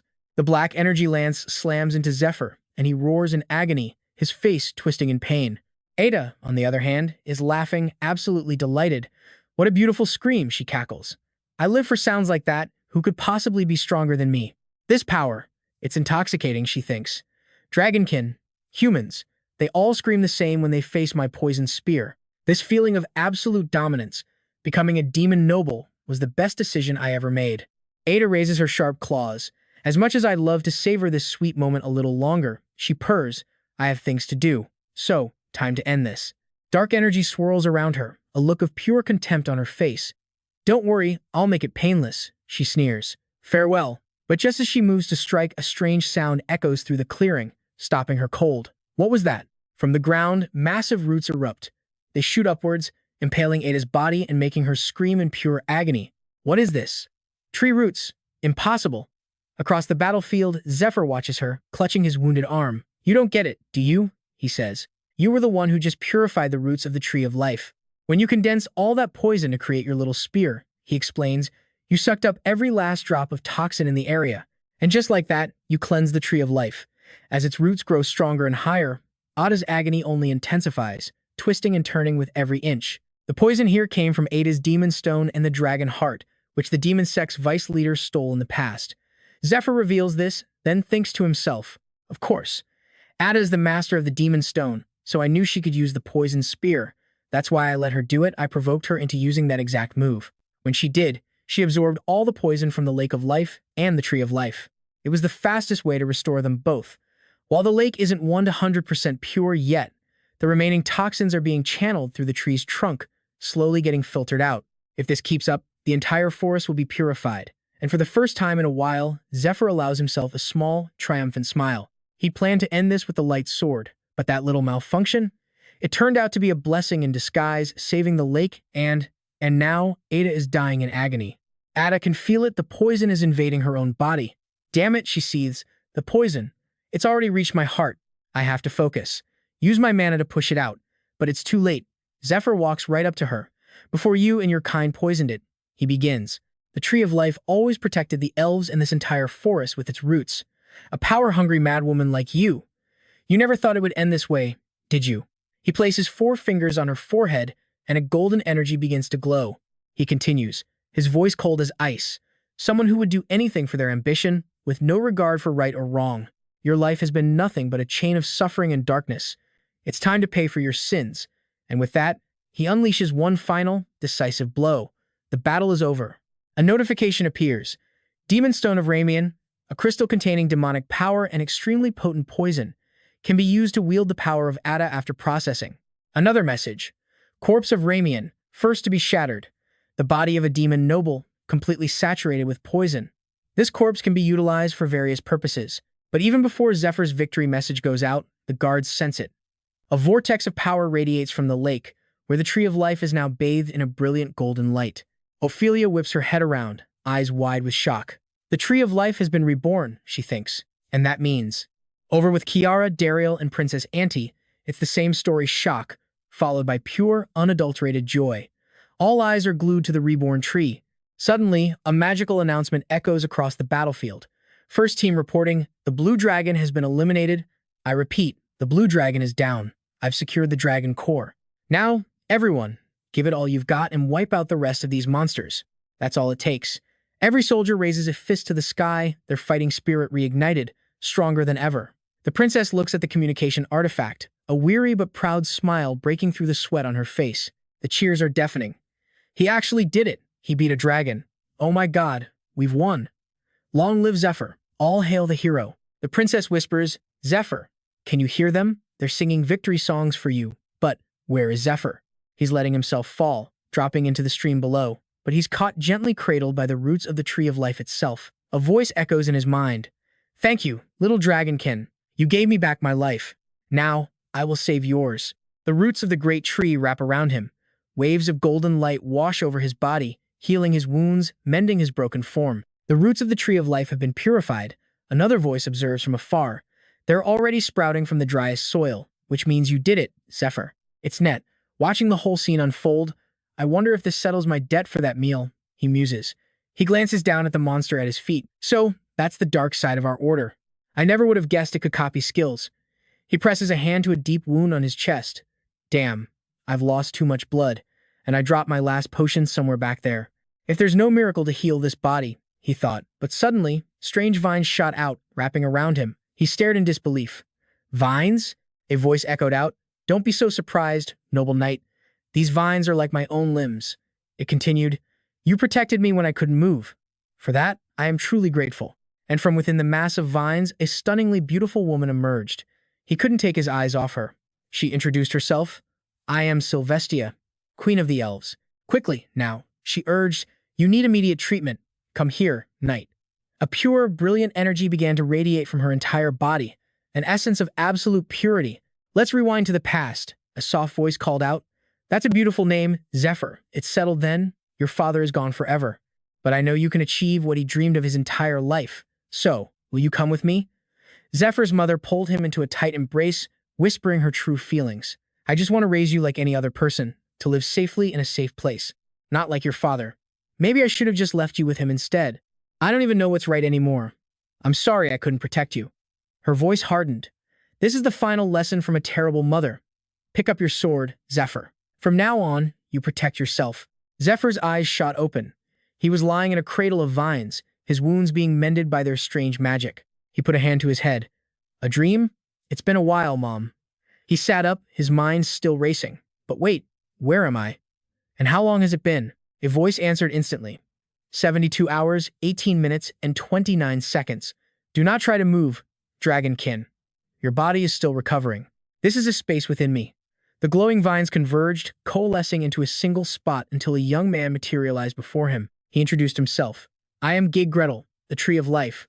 This form, you could say, is an avatar I use to communicate with humans like you. The Tree of Life's eyes glowed, staring right at him. Zephyr was floored. The Tree of Life? In his past life, the raid had failed. He'd heard the tree and the Elf Queen didn't survive. That's why he'd never seen this avatar before. He decided, all right, I'll have to get more information from Dariel later. Just then, the Tree of Life spoke again. Only my wife is able to see this form. An avatar of this size cannot exist outside my main body, so I'm certain the children outside have never seen it. A tense look crossed Zephyr's face. Can you read people's thoughts? He asked. The tree replied, I am simply interpreting the signals of doubt radiating from your body. It's one of my abilities. If it makes you uncomfortable, I can pretend I know nothing. Zephyr thought to himself, this is bizarrely terrifying. Those eyes, they don't belong to any normal creature. I can't read his emotions at all. Across from him, the Tree of Life raised a hand, summoning a circle of light. You feel a mix of things, with a hint of anxiety. Then there's no need for you to feel it out. I have no intention of harming you. In fact, I am deeply grateful. Suddenly, a vine extended, offering him a cluster of fruit. He asked, surprised, fruit, before taking it. The Tree of Life urged him, eat. My fruit is of the highest quality. It will speed up your recovery even more. Originally, I predicted you'd be in a coma for a week, and yet, you woke up after just 24 hours of treatment. I was bound by the blue dragon's curse, poisoned, and unable to move. But through my children, I saw you. You helped me, and you helped them. You even kept my wife safe. This is a reciprocal relationship. What one receives, one must give back. That is the foundation of social order, and I am the one who tries to teach it. Zephyr just stared, completely lost. He didn't understand a thing. Teach who? So, basically, because I saved you, you feel grateful. Is that it? His expression grew tense as he calculated his next move. Okay, he definitely doesn't seem hostile. Besides, Dariel said it himself in my past life. The Tree of Life is a demigod, an entity that's almost a god, but not quite there. A golden light erupted from his body, revealing a powerful physique and piercing blue eyes. Zephyr felt it. I'm playing with fire here. He managed to smile, thinking, I never believed such a being actually existed. This could be useful if I play my cards right and make a deal, one where I have the advantage. He spoke up. A reciprocal relationship, you say? I like the way you think, but isn't just treating me a little insufficient? The tree tilted its head. I don't understand. I did more than just wake you. The dragon core inside you, it pointed at his chest. You're not suffering any side effects after forcibly transplanting it into this flawed body, are you? Hearing that, Zephyr's eyes blazed red. Damn it, he saw everything? The Tree of Life answered calmly. It is my ability.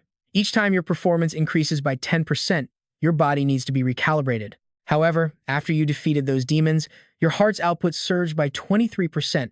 It's no wonder your body was torn to shreds. That is why, for the past 72 hours, I have been completely rebuilding your body from the ground up. He looked down at his own hands. It is now strong enough to properly house the blue dragon core. Zephyr was stunned, speechless. The Tree of Life then extended a hand. I believe that is a worthy price. Instead, let's make a new deal, little dragonkin.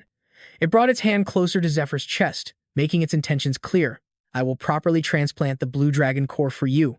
In return, you will listen to my request. 9,995,827 days, 12 hours, 11 minutes, and 59 seconds ago, a single seed began to sprout. The first time my sprout broke through its shell, I understood the meaning of those words. Be prepared. The Tree of Life's voice echoed with ancient power. I understood its meaning. I knew it was my mission, the very reason I was born, to prepare for that day. The first step was to change the air quality and circulate mana. I absorbed and purified the water of this world, which was filled with malice. My kin on other continents did the same. Countless people came to see the Tree of Life as their god, kneeling at its roots to pray for peace. Thousands of years passed. This world was completely transformed. It became a place where all creatures could thrive. I even created a race to become my followers. Everything was going according to plan. I had fulfilled my mission. All that was left was to wait for that day. But then, Sylvestia cradled their newborn child in her arms. What do we do? She whispered. This tiny, warm baby, our precious child. She looked up, tears streaming down her face. Thank you, she sobbed. I am the happiest person in the world. In that single moment, I made a vow to my very soul. The Tree of Life embraced Sylvestia and their child. I will betray my mission, no matter what price I have to pay. Back in the present, the Tree of Life and Zephyr sat in silence beneath its massive branches. The World Tree looked at Zephyr and made its offer. I will graft the blue dragon's heart to you. Just agree to help me. But Zephy's mind was racing. What's the catch? What is this being really trying to get from me? A deal this good meant the favor would be anything but easy. The world tree kept pressing. And not just that, during the grafting process, I will be completely defenseless. That's something I can't entrust to someone I don't have faith in. But Zephy was still suspicious. He had to figure out what this ancient being was planning. The world tree hesitated, then asked a question that changed everything. How? How will I die in the future? Zephy's eyes went wide with shock. What? The world tree had been doing things Zephy knew nothing about. Based on his actions so far, it seemed like that was all I could find out on my own. So, to find more clues, I entered your dreams. And from those dreams, the world tree found a hint of the truth. At first, I suspected it was related to that girl. But I was wrong. You and her merely crossed paths a long, long time ago. A deep, desperate look filled the world tree's eyes. So from her, I couldn't find any direct clues leading to what I truly want to know. But the vision of the apocalypse, it was so vivid. And there was a face in that vision I recognized in an instant. The world tree stared at Zephy, hanging on his answer. It has to be. A prophecy or a prophetic dream. Somehow, you know the future, don't you? And you know it in great detail. Zephy paused, thinking it through. Analyzing body signals to read thoughts or dreams. That's a lot like the empathic abilities of Andean or Eurydica. Making excuses would be useless. He finally nodded. That's right. My future, comrade, will blast this forest to dust, calling it the apocalypse. Because I couldn't cure the poison, I was unconscious and, well, obliterated along with it. But even while telling the world tree the truth, Zephy kept a few critical secrets to himself. There was no need to reveal he was actually from the future. Returning from the future and seeing the future are similar, they both reveal what's to come. But the weight they carry is completely different. It's better if fewer people know the whole story. The world tree, of course, sensed that Zephy was holding something back. You're still hiding the most important part. But I suppose that level of caution is necessary. It continued, yes, that's it then.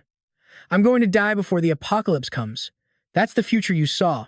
The world tree raised its arm, and as it spoke, intricate patterns on its skin began to glow and crawl. If, in the future you see, I somehow survive until that final day, the patterns formed a perfect circle on its arm. Then you must not let me live. Zephy's eyes locked onto the pattern, a cold dread washing over him. He recognized it instantly, a contract circle. After his battle with the cult leader, a similar vow was carved into his hand to force him to keep a secret. This one was clearly the same kind of seal. It looked similar, but he could feel that this one's power was on a whole other level. Zephy nearly exploded with rage, gritting his teeth. You bastard! The world tree covered the pattern on its arm. We shouldn't talk for too long. Your mind can't handle it right now. It explained to Zephy. This power has a few binding effects, and one of them is enforcing secrecy. Please, try to understand my situation. I physically cannot speak about it directly. Even an ancient being like this had its own burdens. The Seven Hearts and I, we are beings bound together by an absolute mission. Because of this seal, I can't escape that mission, even in death. Zephy stared, finally understanding. I get it now, he said. You can't resist your mission? That's the reason you can't kill the blue dragon yourself. The world tree confessed its darkest fear. If those dragons are still alive on the day of the apocalypse, my mission will be rewritten. I'll lose my mind and become a force of pure destruction. I will become a demon that consumes this world. That is the future I have seen. Zephy had to ask, if that happens, will you become my enemy just like the dragons? The world tree closed its eyes, a deep sorrow emanating from it. I have never once doubted my mission. I never felt I was some special existence in this world. I only did what I had to do. But you know, it's strange. The world tree's voice was full of longing, as if scolding someone long gone. Why did you hesitate, Legao? I was always waiting for that day. Then, it seemed to speak to itself. I understand. If she had a child, her body wouldn't have been able to endure it. He was thinking of the gentle woman standing before him in a memory, her body so frail, her power to hear the hearts of others so overwhelming. Before she appeared, he had always been alone. Inside, Legao was also carrying so much pain. A memory of him and her. That's why in that dream, where we lived together, I wasn't sad, because that dream had already become my reality. The girl, Nikon, made a plea. Just one thing, can I be a little more selfish? Don't use that chalice with me. Let's create a child another way. The chalice she mentioned was the conception chalice, a special cup reserved for the elf king and queen. Drinking the water held within it could create a new life.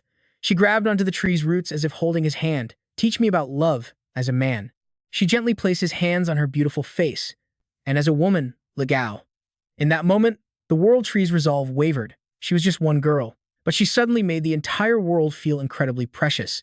The World Tree looked back at Zephy, its voice full of emotion. If it's you, you can understand how I feel. Zephy's mind flashed to Justina Cayenne. He closed his eyes, trying to push the thought away. A glowing stone appeared, radiating immense power. The World Tree was controlling it. I will give you the power you need to face the apocalypse. I will help you with everything I have. Its eyes were filled with a profound sadness as it made its final condition. In exchange, when that day comes, you will kill me, so that because of this mission, I don't end up murdering my own wife and child with these very hands. And just like that, the World Tree granted Zephy's wish. This is my request to you. It was done. Zephy let out a long breath. If I hadn't heard all that, he thought, I was planning to threaten him with Raymil's magic stone and the dragon heart. Looks like I don't have to play the villain after all. He sighed, looking up at the sky. It made sense. If he had any ill intentions towards the World Tree, it could have done anything to his body while he was asleep, but it didn't. At this point, he had to trust it, and from his perspective, this deal was perfect.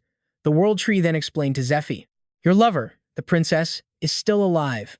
If we were to graft the blue dragon's heart to her, we'd have to wait for her to mature, which would take far too long. Grafting it to you now allows my plan to move forward much faster. Zephy nodded, I see. In that case, I'll entrust X-Ray with saving the princess. He gripped the blazing sword forming in his hand. Now, I have to pay my own price. He stared forward with hardened resolve. This is my own mental space, my consciousness. If I can't defeat the remnant of the blue dragon in here, then even if the heart transplant succeeds physically, my body will either be destroyed or I'll lose control of it completely. Countless worries still swirled in his mind. The last time I fought in this space, it was for 1 month. I wonder how long it'll take this time. His eyes sharpened, a clear challenge in them. Come on out. The sight makes him stare in disbelief. Oh, you're in your perfect state, are you? He decides to watch calmly, curious to see what happens next. This might actually be worth seeing. But then, something makes his eyes go wide with shock. A voice rings out, surprised, you better fight with everything you've got. Those eyes are still locked onto Zephyr. Aha. So you find this form of mine strange, the blue dragon Atalis says, lounging casually in mid-air with her legs crossed. Come here, Dragon Slayer. We've done enough slashing and stabbing. Come on over and pour Atalis a cup of tea. Zephyr is stunned, unable to believe what he's seeing. A blue dragon? A man? No. Wait, is she a girl? A quick tip. X. Traso's smaller incarnations, its human form avatars only appear within the tree, but its small animal forms sometimes show up in the forest. The largest known incarnation is X Traso appearing as a deer, and the smallest is a butterfly. And unlike the current kings and queens, Sylvestia could hear the voices of these incarnations even when she was just a child. Because of this, she became the incarnation's only friend. Back in the throne room, Dariel tries to calm the nobles. Everyone, please, rest assured. Zephyr is with the Father King, but the crowd is still buzzing with worried whispers. A knight asks, if it's the Father King, does he mean the Tree of Life? Mia, just as anxious, chimes in, it's not that flesh-eating tree, is it? That's the only thing I saw there. But Dariel immediately shuts her down. A flesh-eating tree? How could it possibly make a sound that terrifying? He turns, glancing at Kiara. Perhaps Zephyr is being healed. Philippe Pilgrim, who has been silent this whole time, quietly wonders to himself, is that really possible? If the Tree of Life has taken Zephyr hostage, this is about to get very complicated. But Dariel himself senses something is off. It's not Zephyr's power, it's something else. There's another presence inside the Father King. Could it be a dragon's core? If that's the case. Dariel's eyes narrow with suspicion. When Zephyr reappears, he can only imagine the scene. It would be completely different from anything they'd seen before. Back with the blue dragon, Zephyr says, it's an honor for a great dragon to show me its polymorph form. Polymorph, the ability to transform into another creature. He honestly can't believe it. In his past life, he never saw this form. Any living being is most comfortable in its original shape. To change one's appearance for another implies one of 3 things. 1, you see the other person as your superior. 2, you respect them as an equal or even a lesser being. Or 3, you're trying to deceive them to get what you want. J.V. studies the blue dragon Atalis closely and concludes it's definitely not the third option. Her hair looks weird, but she doesn't seem like the deceptive type. Atalis calmly sips her tea. Consider it a compliment. The poison weakened me, that's the only reason you won. She sets the cup down, her expression still perfectly serene. Besides, this space is filled with the aura of Monarch Cairo. It makes me feel comfortable. She looks up at Zephyr. As the one who inherited the monarch's power, there's no reason for me not to be close to you. Suddenly, a ray of light pierces the dark sky above, then another, and another, until they are everywhere. With them come voices in dialogue. It seems our monarch is injured. Yes, my lord. I see. There's no way the monarch would acknowledge a mere human, so this is why you revived Atalis. Ha ha ha. Atalis bursts into laughter. Ha ha ha, how cute. Zephyr just gets angrier, gritting his teeth. You find this amusing? Damn it, I can't adapt to this. How did things turn out like this? He remembers it all so clearly. In his past life, when he fought her in this mental space, he had grown stronger from another opportunity, but the situation back then was critical. The only reason he won was because of this dragon's unpredictable nature. This dragon shows immense respect for its enemies. In fact, she held back countless times, giving him chance after chance to win. This fight was refreshing. You're a rare talent, it would be a waste to kill you. I'll let you recover. Rest up, then come at me again. The memory is a nightmare. After that, she relentlessly threw him back and forth between life and death, like kneading dough, until he finally beat her. Thanks to that, his combat abilities skyrocketed after he woke up. In a way, you could call her a teacher. But still, he had to swear vengeance because of this dragon's teaching methods. Damn it, what kind of messed up training was that? She attacked so relentlessly he couldn't even block. Too slow. Again, she never stopped, constantly attacking and threatening him. If you don't master this technique, I'll slice you up and make you into beef jerky. Until you're more valuable than jerky, your name is Jerky. All of this makes Zephyr suspicious. Are all of you just completely insane? She grits her teeth, fuming. I hate humans. Seeing Zephyr scowl, Atalis asks, what's wrong? You look miserable. Zephyr snaps back. With you saying things like that, what's there to be happy about? Atalis just rests her chin on her hand, completely unbothered. Of course not. This body has now been freed from that boring mission by death. Compared to the other dragons, I joined the Monarch's campaign first. From now on, my only job is to sit back and comfortably watch your talent bloom. She holds her head high with pride. Most importantly, I had a magnificent battle at the end of my life.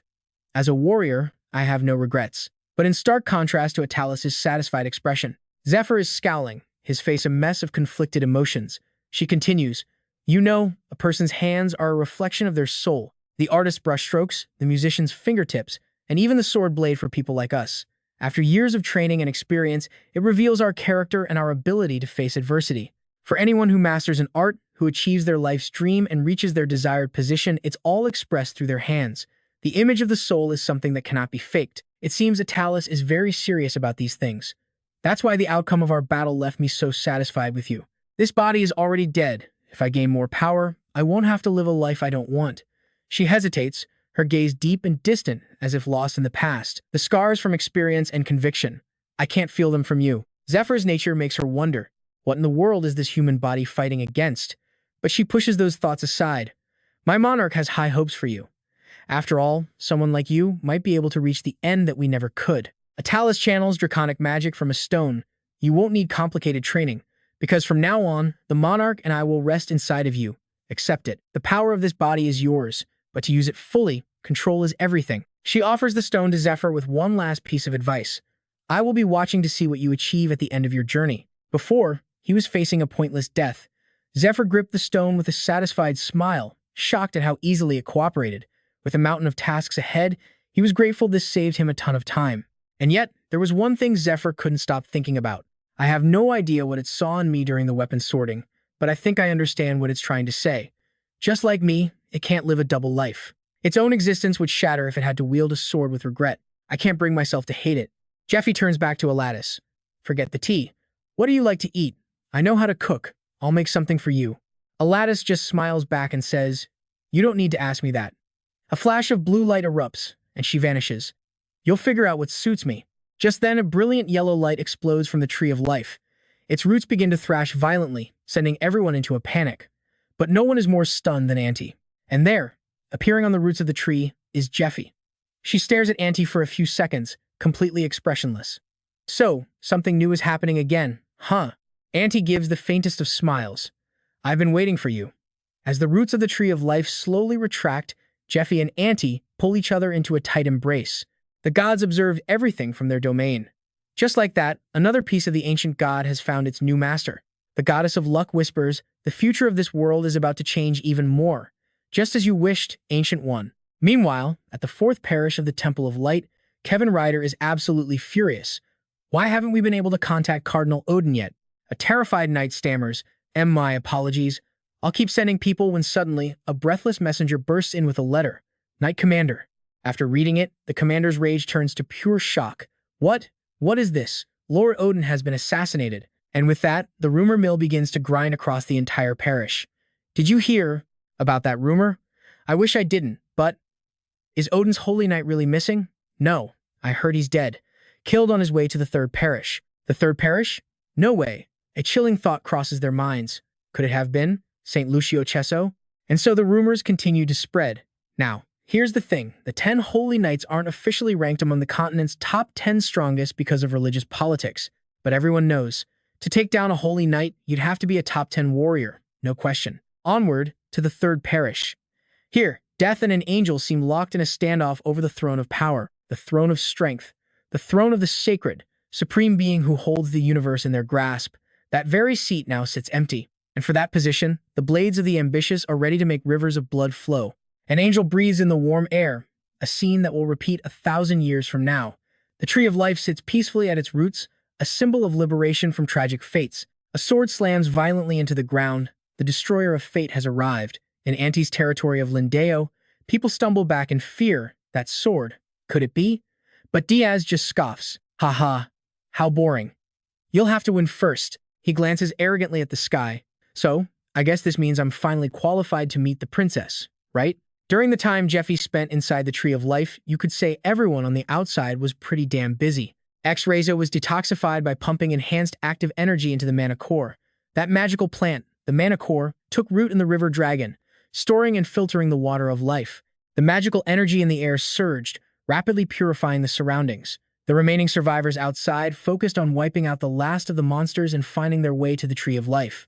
The princess's eyes widened in disbelief. This is the capital of the elf kingdom, El Penem. Overcome with emotion, everyone burst into tears of joy, hugging and cheering. I can't believe it. We actually made it back here again. Thank you, everyone. Thank you so much. But right then a voice cut through the celebration, stopping the joyous elves in their tracks. They turned with confused faces. It's too early to celebrate. Shock and utter disbelief. The elves' faces were a picture of stunned silence, mouths wide open as they turned toward the source of the voice. The voice spoke one more time. Queen, you were mistaken. And just like that, the mood exploded, turning from shock to a joy 10 times greater than before as everyone erupted in cheers. The queen! The queen! The queen is awake. From a distance, two elves, overwhelmed with emotion, couldn't hold back their tears. Their eyes streamed as they looked at her and screamed, "Mother!" Both of them sprinted towards the queen. The three embraced, the two elf children sobbing with happiness in their mother's arms. With that, the search began for those who went missing or were left behind during the marches and battles, tending to the wounded, burying the dead, and clearing the debris of war. Everyone was incredibly busy pitching in to help. After all, they couldn't leave everything to X-Drazel. Besides, he was occupied with purifying his entire body. And for everyone else, physical labor was a way to work through the pain of the war. The elven soldiers stood looking over the ruins left by the conflict, their hearts heavy as they spoke quietly amongst themselves. The sadness was plain on their faces. They hugged and cried together, trying to comfort one another. This was our home. How did it end up like this? Even though the threat of the blue dragon was gone and hope had returned, the sudden peace only made the horrific losses they'd suffered feel that much sharper. Countless lives were sacrificed for this final victory. Now, they had to face it, bury the fallen, and get used to the aftermath. Accept the sorrow, and slowly, let the pain fade. The sight of rows upon rows of graves for those lost in the war was both heartbreaking and somber. But inside the Manhwa palace, the declaration was made, the war against the blue dragon was over. The queen of the elves sat on her throne, Princess Anti at her side. With solemn dignity, the queen's voice rang out. Thank you, Princess Anti, the Temple of Light, and the Danakyu domain, and a special thanks to the dragon slayer, Zephyr. Thank you all for saving the elven people from this disaster, a representative announced solemnly. The Tree of Life and our people will remember this act for all eternity. As a direct descendant of the Tree of Life, we will always maintain this partnership. We will repay what our kingdom has received. The queen extended her hand, and as she shook the princesses, the elven leader sealed the pact. As an ally to Princess Ante and Danakyu, we will face hardships and joys together, and forge an unbreakable pact. As the queen's words ended, a thunderous round of applause erupted, mixed with roaring cheers. The atmosphere was absolutely electric. Gentle smiles appeared on the faces of those present. One of them said, "Yes, this is it. When we started preparing for the war, this is the outcome I was hoping for. But humans and elves have always been enemies, Fighting together wasn't just difficult on the battlefield. We constantly had to worry about them betraying us, Edwin said, looking at the princess with a worried and serious expression. Isn't it too early to be forming an alliance? The princess just smiled calmly back at him, her very presence radiating beauty. Ha ha, I don't know about that either, Edwin. That's why this is for the best. But then, her eyes turned sharp, her expression deadly serious. The princess continued, there's a saying, danger is an opportunity. It seems this painful situation is exactly that. We have to look further ahead. Our goal is to get our hands in and take control of both the Elf Kingdom and the Danakyu domain. Edwin looked utterly horrified, as if he couldn't believe what he was hearing. You can't mean, while they're weak, you plan to conquer them? But another name was on their lips, not some kid's, Polaris. He was revered as a great hero in Danakyu. During the war 4 years ago, he fought against the Dark Moon and the Red Moon. The princess's eyes darkened as she continued, but when Danakyu began to be poisoned, Polaris did nothing to help. He claimed he didn't have the ability. He sold all his shares related to Danakyu and even its territorial bonds. It meant Polaris was admitting he couldn't solve the situation. Danakyu was abandoned. It was a desperate situation, no matter who came to help. But the elves' plight was even more severe. After cutting diplomatic ties with humans for nearly 100 years, would any alliance truly aid them? Here, the princess's voice grew powerful, her gaze sharp and decisive. And that is our opportunity. The one to save them wouldn't be humans or the royal family, it would be Princess Auntie. This was her chance to erase Polaris's influence over the elves and prepare for the long war to come. And with that, they would have the elves' power in their grasp, the abundant food from the Danakyu grain belt, and the infinite healing of the Lake of Life. That was Auntie's ultimate goal. Things are going even better than I thought. ID Graysoul and the Elf Queen had the same goals as us from the start, someone noted.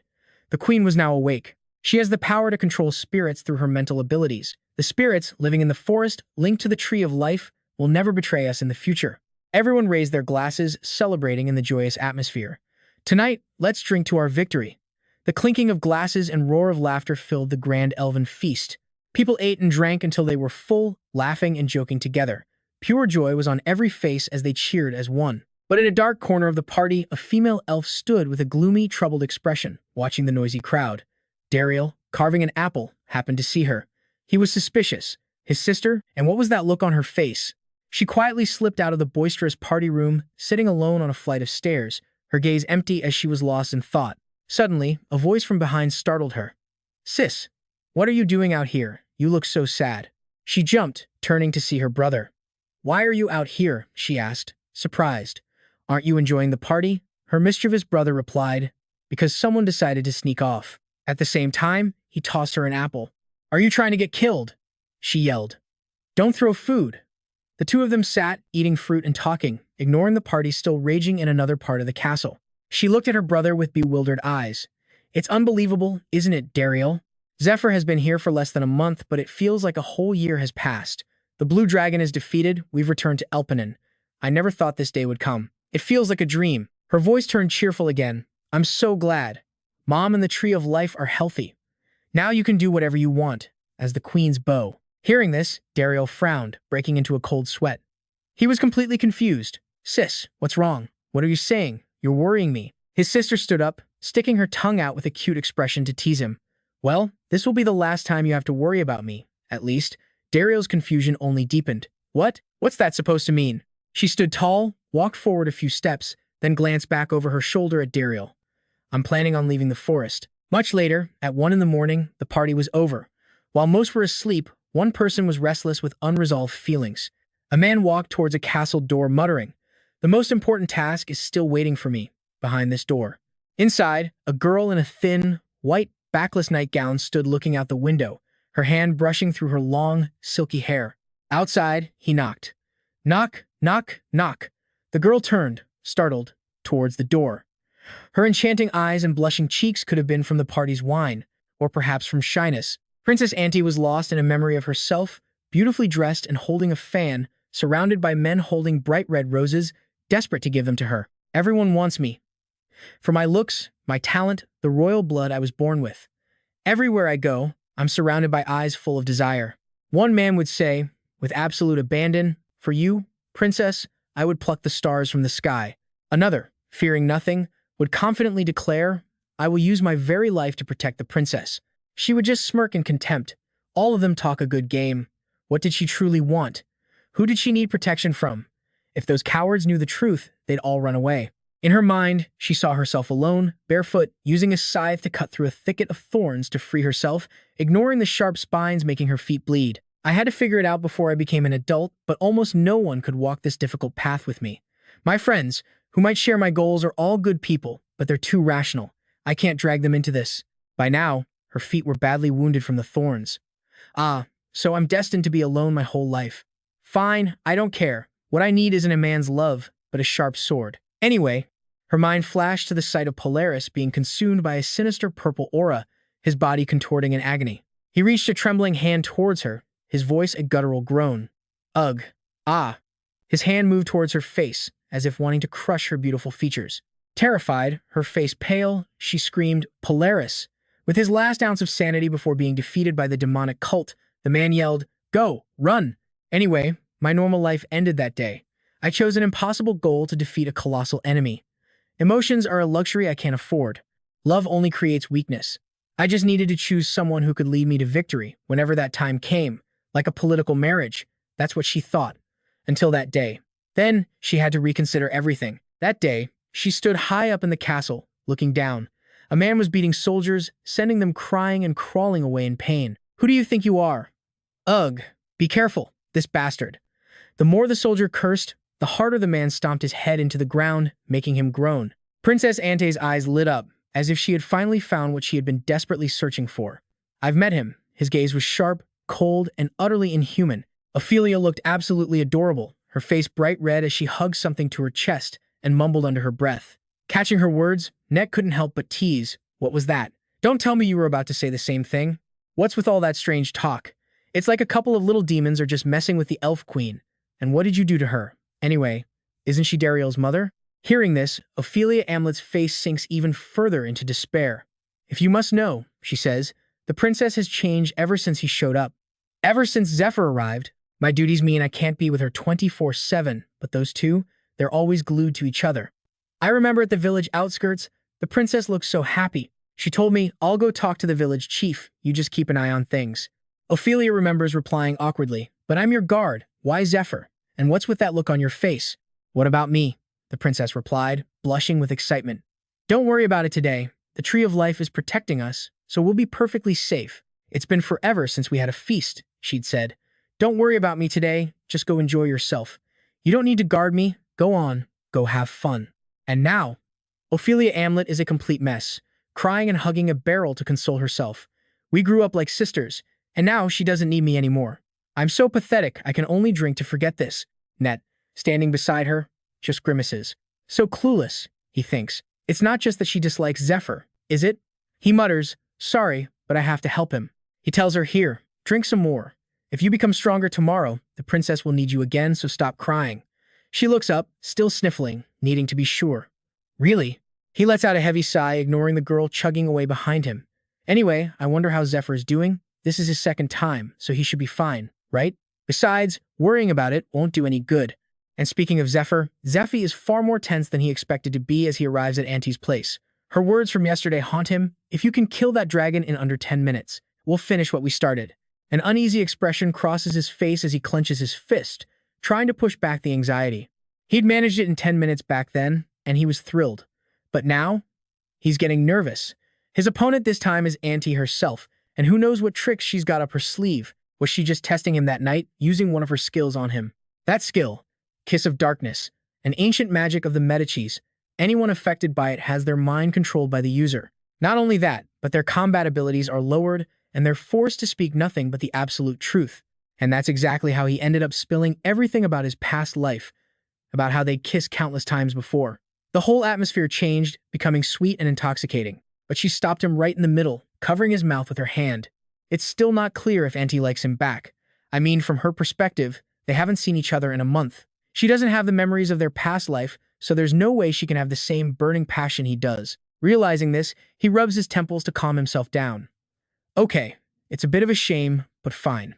I'll let her cute little flirting attempts slide for now. But later, I'm collecting on that debt with interest. Right now, I'm here to plan our strategy and check on the dragon's heart. That's what's important, he tells himself. Priorities first. Stealing his nerves, he finally knocks on her door. Knock, knock, knock. The door creaks open, and he freezes on the spot. His face goes rigid, a bead of sweat trickles down his forehead as his eyes lock onto the person inside. Auntie steps out, her face slightly flushed. She's wearing a white nightgown that's a dangerous combination of delicate and incredibly seductive. The design is exquisite, with thin straps and a hemline that just barely skims her thighs. It plunges deep at the chest, decorated with soft lace details that are both feminine and alluring. But here's the kicker. The fabric is so thin, it's practically see-through. She blushes, tucking her hair back and looking away, but her eyes are a blazing mix of shyness and pure invitation. Zephyr swallows hard, thinking, everything I hoped for is actually happening right now. She nervously clasps her hands in front of her, pushing her chest up even more. Her voice comes out as a soft, apologetic whisper. What do I do? I thought so much about what I'd say, but I'm so nervous I've forgotten everything. She looks up, her eyes meeting his. They're standing so close, the space between them is charged with a tense, romantic energy. Her face is completely red with embarrassment. The soft, warm light of the room creates a spark, making the atmosphere incredibly intimate just for the two of them.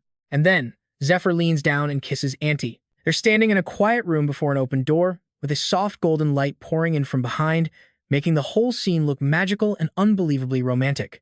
The two of them share a deep kiss. Zephyr is leading, while Auntie seems to be savoring every single moment. The air in the room is just thick with warmth and romance. Every gesture, from their eyes to their expressions, shows a deep intimacy and affection. Overwhelmed with emotion and a bit shy, she lets out a soft moan. Ah, so hot. The heat between them flares even more. Her hands rest on his shoulders, their bodies pressed together in a tense and sensual embrace. Passion takes over. He lifts her onto the bed, his body covering hers as he kisses his way down the column of her neck, fiercely and passionately.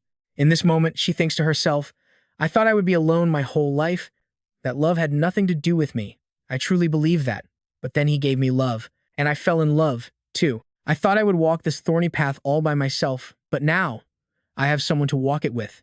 Their hands lock together on the bed, and soft sounds fill the space between them. That night, she thinks, when he told me about our past life, I realized I've just been running away. The truth is, I've been in so much pain, suffering from this loneliness. If that's true, then everyone he ever knew died, leaving him all alone. Can you imagine the pain? The regret and heartbreak must have been unbearable. I couldn't stop thinking about it. I couldn't even sleep.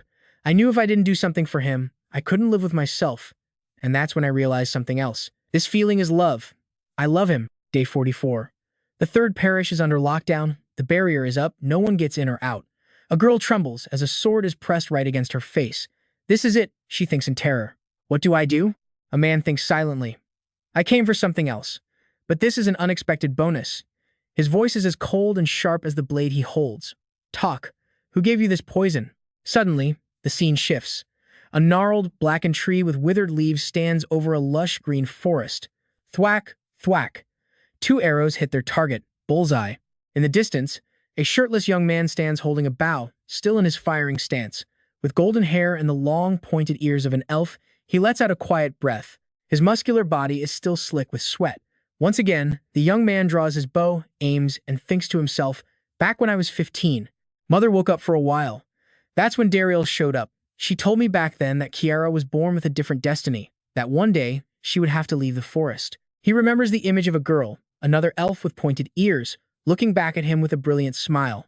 He recalls her saying, this is great. Going out alone is kind of boring, but following Zephyr would be so exciting, don't you think? Who knows, if I go out, I might even meet my fated one. Is that really all there is to it? Sister, he wonders, his face clouded with worry. Then why did you look so sad during the feast? The truth is, you still care what the other elves are whispering about you, don't you? Those eyes. That mix of human blood in her hair. It was undeniable proof. She was born with a human bloodline, and for the queen's sin, the entire forest was cursed to slowly wither away. A child like that, they said, could not be allowed to stay. And so, Kiara's childhood was a miserable one, spent enduring endless criticism. Arrow after arrow flies, each one splitting the last right in the bullseye. Then, a voice suddenly speaks from behind him. Impressive. Dariel spins around and instantly recognizes the visitor. Mother, he says, why are you out here? It's freezing. The small bird on her shoulder lets out a chirp, and Dariel quickly adds to his thought, ah, and father, too. His mother, a beautiful elf, replies, I felt your presence. Am I disturbing you? Oh no, not at all. I was just finishing up. His mother smiles. Your father tells me you're out here training every single day from the crack of dawn. I wanted to see and hear our sons practice for myself. And what did she think? Honestly, it was the most wonderful sound in the world to her. She pictured a younger Dariel, hugging her leg and whining for her to wake up, years before his father took on his current form. Being together like this is the best, the mother thinks to herself. Thank you, Giffy. Dariel looks down at his mother, who just playfully poked him in the stomach. But aren't you a little tense when you shoot, she asks. Me? He replies, surprised. Yes, it seems the flow of your mana is a bit scattered. Your accuracy is perfect, but if you relax just a little. No, just shoot, however you feel is right. Dariel's mother corrects herself. She offers a gentle smile, looking up at him as she raises her hand. You're not fighting alone, you know. Trust in those around you. The moment his mother's warm hand touches him, a flood of countless images flashes through Dariel's mind. The little bird, his father's current form, also moves closer, comforting him. So, relax as you shoot. You still have a job to do. Dariel, his mother says, her voice suddenly serious. I want you to leave the forest with Kiara. Dariel's face freezes in absolute shock. Suddenly, the thump-thump of hurried footsteps echoes through the trees. A man with glasses and his hair tied back frantically knocks on a door. Princess. An urgent letter. Princess. The door creaks open, but the person behind it is a tall, handsome, white-haired man. None other than GP himself. What is it? He asks coolly. What's this about an urgent letter? The man flinches, stuttering, no, Sir GP. Why are you here? Oh, I see. Congratulations, sir. This isn't important, really. He holds out 2 letters with a serious expression, instructing, when the princess awakens, please give this to her. It's about an emergency meeting. GP. Sharp eyes, however, are immediately drawn to the official seal on the letter. The scene shifts to a long table filled with people. Everyone is here, someone announces. A dark-skinned girl sitting next to Elise Brenta rests her head on her hand, looking unwell. Still hungover. The meeting's leader speaks up. My apologies for summoning you all so early. Anthe continues, before we begin, there's something you all should know. After an agreement with Queen Sinvestia at last night's banquet, a decision has been made. Kira and Dariel will now be permanent members of our team. Please give them a warm welcome. Dariel and Kiara stand, speaking in turn. We'll be in your care. I will do my best to learn. Thank you for having us. Dariel whispers to Kiara, what? We're leaving alone? What are you talking about? What do you mean what? Didn't your mother ask what my intentions were? Kiara's thoughts drift back to that very morning when she went to see her own mother. Why? Kiara had asked. Why are you giving this to me? Why not Dariel? The woman on the throne replied, Kiara, do you remember what I told you long ago? You have a destiny different from the others. One day, you will leave this forest, and you must create life. This is the last seed of the tree of life. Plant it as the final queen of the Elpin forest. This will be your first trial, because you are destined to become the queen of a new generation. The queen continued, go, leave this forest, plant this seed in a place where no life exists, and build a new kingdom. Only by doing this can you create a new opportunity in the terrible future that is coming. It is the only way to end this cruel fate and save our people. The mother's hand clasps her daughter's right over the precious seed. You can do this. Your connection to the ego is weak. Only you, born as an empty vessel, can receive the power of a newly planted tree of life. Do you understand now? Your bond was kept weak, which is why you are so small and frail. Your father and I, we did this intentionally. Their foreheads touch. Tears stream down Kiara's face without her even noticing. I am a miracle, born from my parents' hope. I was so happy you woke up, mother. But another part of me was terrified. I was afraid to hear the truth from you now that you were lucid. I was afraid the rumors were true. That's why I planned to leave without a word. So that's how you and father truly felt about me. What was I even worried about? Thank you, mother. From now on, I won't have such foolish thoughts. A wave of relief washes over her. Back in the present, the people around them are overjoyed. It's amazing to have you two join the main assault team. We're the ones who should be asking for your help. With one of the 10 strongest among us, our power will only grow. Dariel thinks to himself, the 10 strongest? Anthe says, from now on, you are core members of this team. You will attend all meetings and carry out missions. After you review the documents, request whatever you need. We will provide full support supplies, information, manpower, advice. She pushes 2 documents forward. Now, for the main topic of today's meeting. Things are chaotic on both fronts. Honestly, I don't even know where to begin. Philippe Pilgrim raises a hand. Allow me to explain. First, this letter was sent by our merchant guild stationed near the 3rd parish. As you all know, the man named Lucius, after raiding the princess's prison, stole one of the 8 great calamities of the world. He then sealed off the entire third parish and vanished. This is just a smokescreen, designed to hide the true location of the dragon's heart, the ultimate prize. Zephyr crosses his arms, thinking to himself. Of course, no one here knows of his existence as a noble, so they would likely assume one of a few things. 1. Lucius has absorbed the dragon's heart and is recuperating. 2. He secretly sold it and is now destroying the evidence. Or 3. He never had it in the first place and is just stalling for time to gather intel. No matter which it is, the investors are going crazy. If the dragon's heart were put up for auction, it would shatter every record in history. But it's also possible he absorbed or disposed of it before anyone could appraise it. Or maybe it's just a myth from a book that never really existed. Regardless, whoever obtains the dragon's heart will trigger a brutal war that could last for years. The Temple of Light used the dragon's heart as bait to rake in massive donations and investments. Because of that, the temple cannot escape responsibility, and they certainly can't afford the compensation. Because of this, the investors' legal team expressed deep concern that their profits would be blocked. And worse, the Holy Temple would pin all the blame directly on Lucius. Turns out, the Holy Temple's own financial council are investors in Lucius's ventures. Sir Lucius had borrowed legendary artifacts, and the deadline to return them was long past. So, the temple's Holy Relic management team was dispatched with a single mission: demand Lucius return the items. They also came to confirm whether Odin was still alive, that man who had lost contact with the temple. How dare they speak of Lord Odin like that? Alden Maiden, captain of the 4th Parish's Holy Knights, had been sent to find out the truth. Was Odin the one who'd vanished, dead or alive? Rumor had it that Odin and the 2 twin knights were dead, and to fight for the now empty spots in the top 10, every adventurer was gunning for Lucius, challenging him. Now, they're all gathering at the 3rd Parish. It looks like they're about to launch a full-blown siege. The crowd roars. Open up, open the gates, pay us back, you fraud. Get that so-called saint out here, open the door now. Zephyr realized that with so many warriors lost in the catacombs, the 3rd Parish's situation was critical.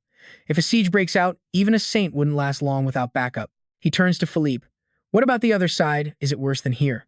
Philippe replies, the other letter is from Quan Hoa Lindell. A different knight, representing Lady Ophelia, had engaged in a marriage proposal duel. In the end, there was only one victor. But the weapon he used is famous, a weapon we have a complicated history with. Zephyr's expression darkens. Requiem, the weapon of the #1 powerhouse on the continent, the legendary sword of the man called the Sword Saint. In the city of Lindell, territory of Anti. Please wait here, Sir Zephyr. An old man with glasses and white hair spoke respectfully. Thank you for coming so quickly. Our guest is this way. Zephyr thought to himself, in my past life, Requiem was my final weapon. But now, even if I got it, I'm no sword saint. He pushed the door open. Odiaz, the final disciple of the Sword Saint. It was him. Odiaz, with his red-streaked white hair tied back, had a girl in each arm, reveling in pleasure. He looked up. Oh, not the princess? He glanced at Zephyr and asked, who are you? Looking at Odiaz, Zephyr felt a surge of irritation. This brat is the one in charge here? Maybe I should just kill him right now. The 10 strongest on the continent. This honorary title originated with a single knight. 5 years ago, at Caen Castle, a crowd was surrounding a golden-haired man. Congratulations on your victory, Prince Lucas. You finally defeated the mercenary captain, Gladys. We heard you not only commanded brilliantly, but also dominated him in a one-on-one duel. How does it feel to be the strongest on the continent? Lucas just said, I am not the strongest. This was Aaron Lucas, captain of the Lion Knights of the KN Kingdom. Lucas continued, of the countless powerhouses I've dueled so far, not counting the children of gods, or demons and monsters, no matter how strong they are, at best, I'm only number 6, and that mercenary captain? He was number 9. The crowd stared in shock, then erupted. 5 people stronger than the prince? Who are they? And who are the others below him? Just then, the king of the KN Kingdom, Leo III, spoke up. I'm also quite curious. Who are they exactly? Lucas replied, since your majesty asks, I will answer. The strongest was Sword Saint John Hong. Second is the Grand Magus, master of the Magic Tower. Third is the Holy Knight Ronren, from the Temple of Light. Fourth is the Sword King Canada of the Utsamak Sapama warrior tribe. Fifth is the Witch of the Imperial Forest, Calathea. Sixth is your humble servant. And seventh is the son of the Forest Queen, Dariel. Eighth is the Saint of Faith, Domenico, of the Temple of Light. Ninth was the mercenary captain Gladys, once called my rival. And 10th is the knightly duo of the Wago family. Back before Zephyr left Lindell, Philippe explained, Prince Lucas was an idol to many knights. So the list of powerhouses he announced spread like wildfire. Fighters from all over the continent sought them out for a challenge, and got absolutely crushed. By defeating so many challengers, they became true legends. In a flash, that list became the unofficial power ranking of the entire continent, and that is the origin of the 10 strongest. Princess Ophelia later defeated the knightly duo, claiming the 9th spot for herself. After the mercenary leader was executed for treason, the rankings haven't changed in 2 years. Dariel then said, "It's true. 7 years ago, during a border dispute, I fought a human knight who was quite strong. So he was that famous, huh?" Dariel added. "Besides, I'm the 10th strongest too. But that knight seemed weaker than you, Sir Zephyr. Is this ranking nonsense? I don't see the princess on it either." Dariel was suspicious. Zephyr explained, "That list was made 5 years ago. I was a nobody back then. Plus, we've been keeping my information quiet. Too many eyes on me makes it hard to move." Zephyr held his teacup. "No matter how it started, things are different now. To get your name on that list, you have to publicly defeat one of the 10 strongest. At the very least, you must appear with one of their artifacts. That's the unspoken rule." Zephyr's eyes narrowed. And so, in his past life, when Erdius appeared, chaos erupted. He claimed his master had passed away and left him the sword. Immediately, challengers swarmed in, all aiming to seize the Sword Saint's now empty spot. Around that same time, Zephyr was officially wanted for stealing a dragon's heart. He was forced to become a fugitive. It was painful to remember just how insane he'd become back then. Auntie held a document. "So, the one holding the sword of the Sword Saint, a legendary figure no one could defeat, has appeared, calling himself the final disciple. If what he says is true, this is more urgent than anything else. John Howe was the demon god cult leader's greatest threat, the one person most likely to shatter his plans. The Sword Saint John Howe has another name, Medosa Elbararan. An ancient title, the Silver-Robed Sword Saint. Her true form is the Silver Dragon Emni Musai, the very master who taught me grand magic." Auntie's words left everyone utterly stunned. Elise Brenta had to cover her mouth to stop from gasping. A disciple of the Silver Dragon. This is the first I've ever heard of this. So she learned the ultimate magic from a silver dragon. As expected of the princess, her connections are on another level. Dariel whispered to Kiara, "Isn't John a boy's name? Are human names different?" She replied, "I'd heard of an unbeatable human swordsman named John Howe, but I thought it was just a legend. To hear this now, it's truly shocking." Egwin raises a critical point. "The White Dragon? Wasn't he killed by the Black Dragon 1,000 years ago? That's what all the ancient books say." Anthea immediately cuts her off. "Not killed, sealed. Every 100 years, he reincarnates to find and nurture new talent. Here's the problem," Anthea continues. "The incarnation of my master who trained me 6 years ago already completed his time in a human body and returned to his true form. So how can this guy claim the Sword Saint took him as a disciple 6 years ago?" Kiara asks, her suspicion clear. "Is he an imposter?" Anthea stays silent for a moment. She thinks to herself, "Of course, I know he's not an imposter. This man named Odious is truly my master's disciple. Zephy told me all about it. But," she reasons, "if I don't act suspicious of Odious right now, it'll seem totally out of character, since some people here already know who my master is. Only Zephy, Prince Net, and I know about the future. It's too dangerous if more people find out." So Anthea knows she has to react naturally, guiding them all to the conclusion she needs. Philip breaks the silence. "The real issue is that sword. If the sword's a fake, no problem. But what if it's the real Rick William? A blade with that kind of special power. We absolutely cannot let the leader of the demon god cult get his hands on it. Why would that guy show up demanding a duel for marriage now of all times?" one of them asks. "Yeah, with so many eyes watching, how could we stop the rumors? Besides, the sword could still be a fake." Zephy suddenly speaks up. "The timing is strange." Anthea quickly chimes in, "Please, continue," Prince Zephy, while thinking to herself. "Good, it's starting." Zephy lays out his theory. Think about it from the demon god cult's perspective. Their plan to steal the dragon heart failed. Odin and the knights died in what looked like a stalemate battle between me and the cult. Even the saint's friend, Matthias, was drawn into the church and got direct info on the third apostle. So who could have possibly shattered such a carefully laid plan? They've already cast their bait, making the demon worshippers suspect each other, pointing the finger inside their own church. And the ones being suspected, they'll scramble to find the real culprit to prove their own innocence. Zephy continues, "The demon god cult doesn't believe Net could have done this alone.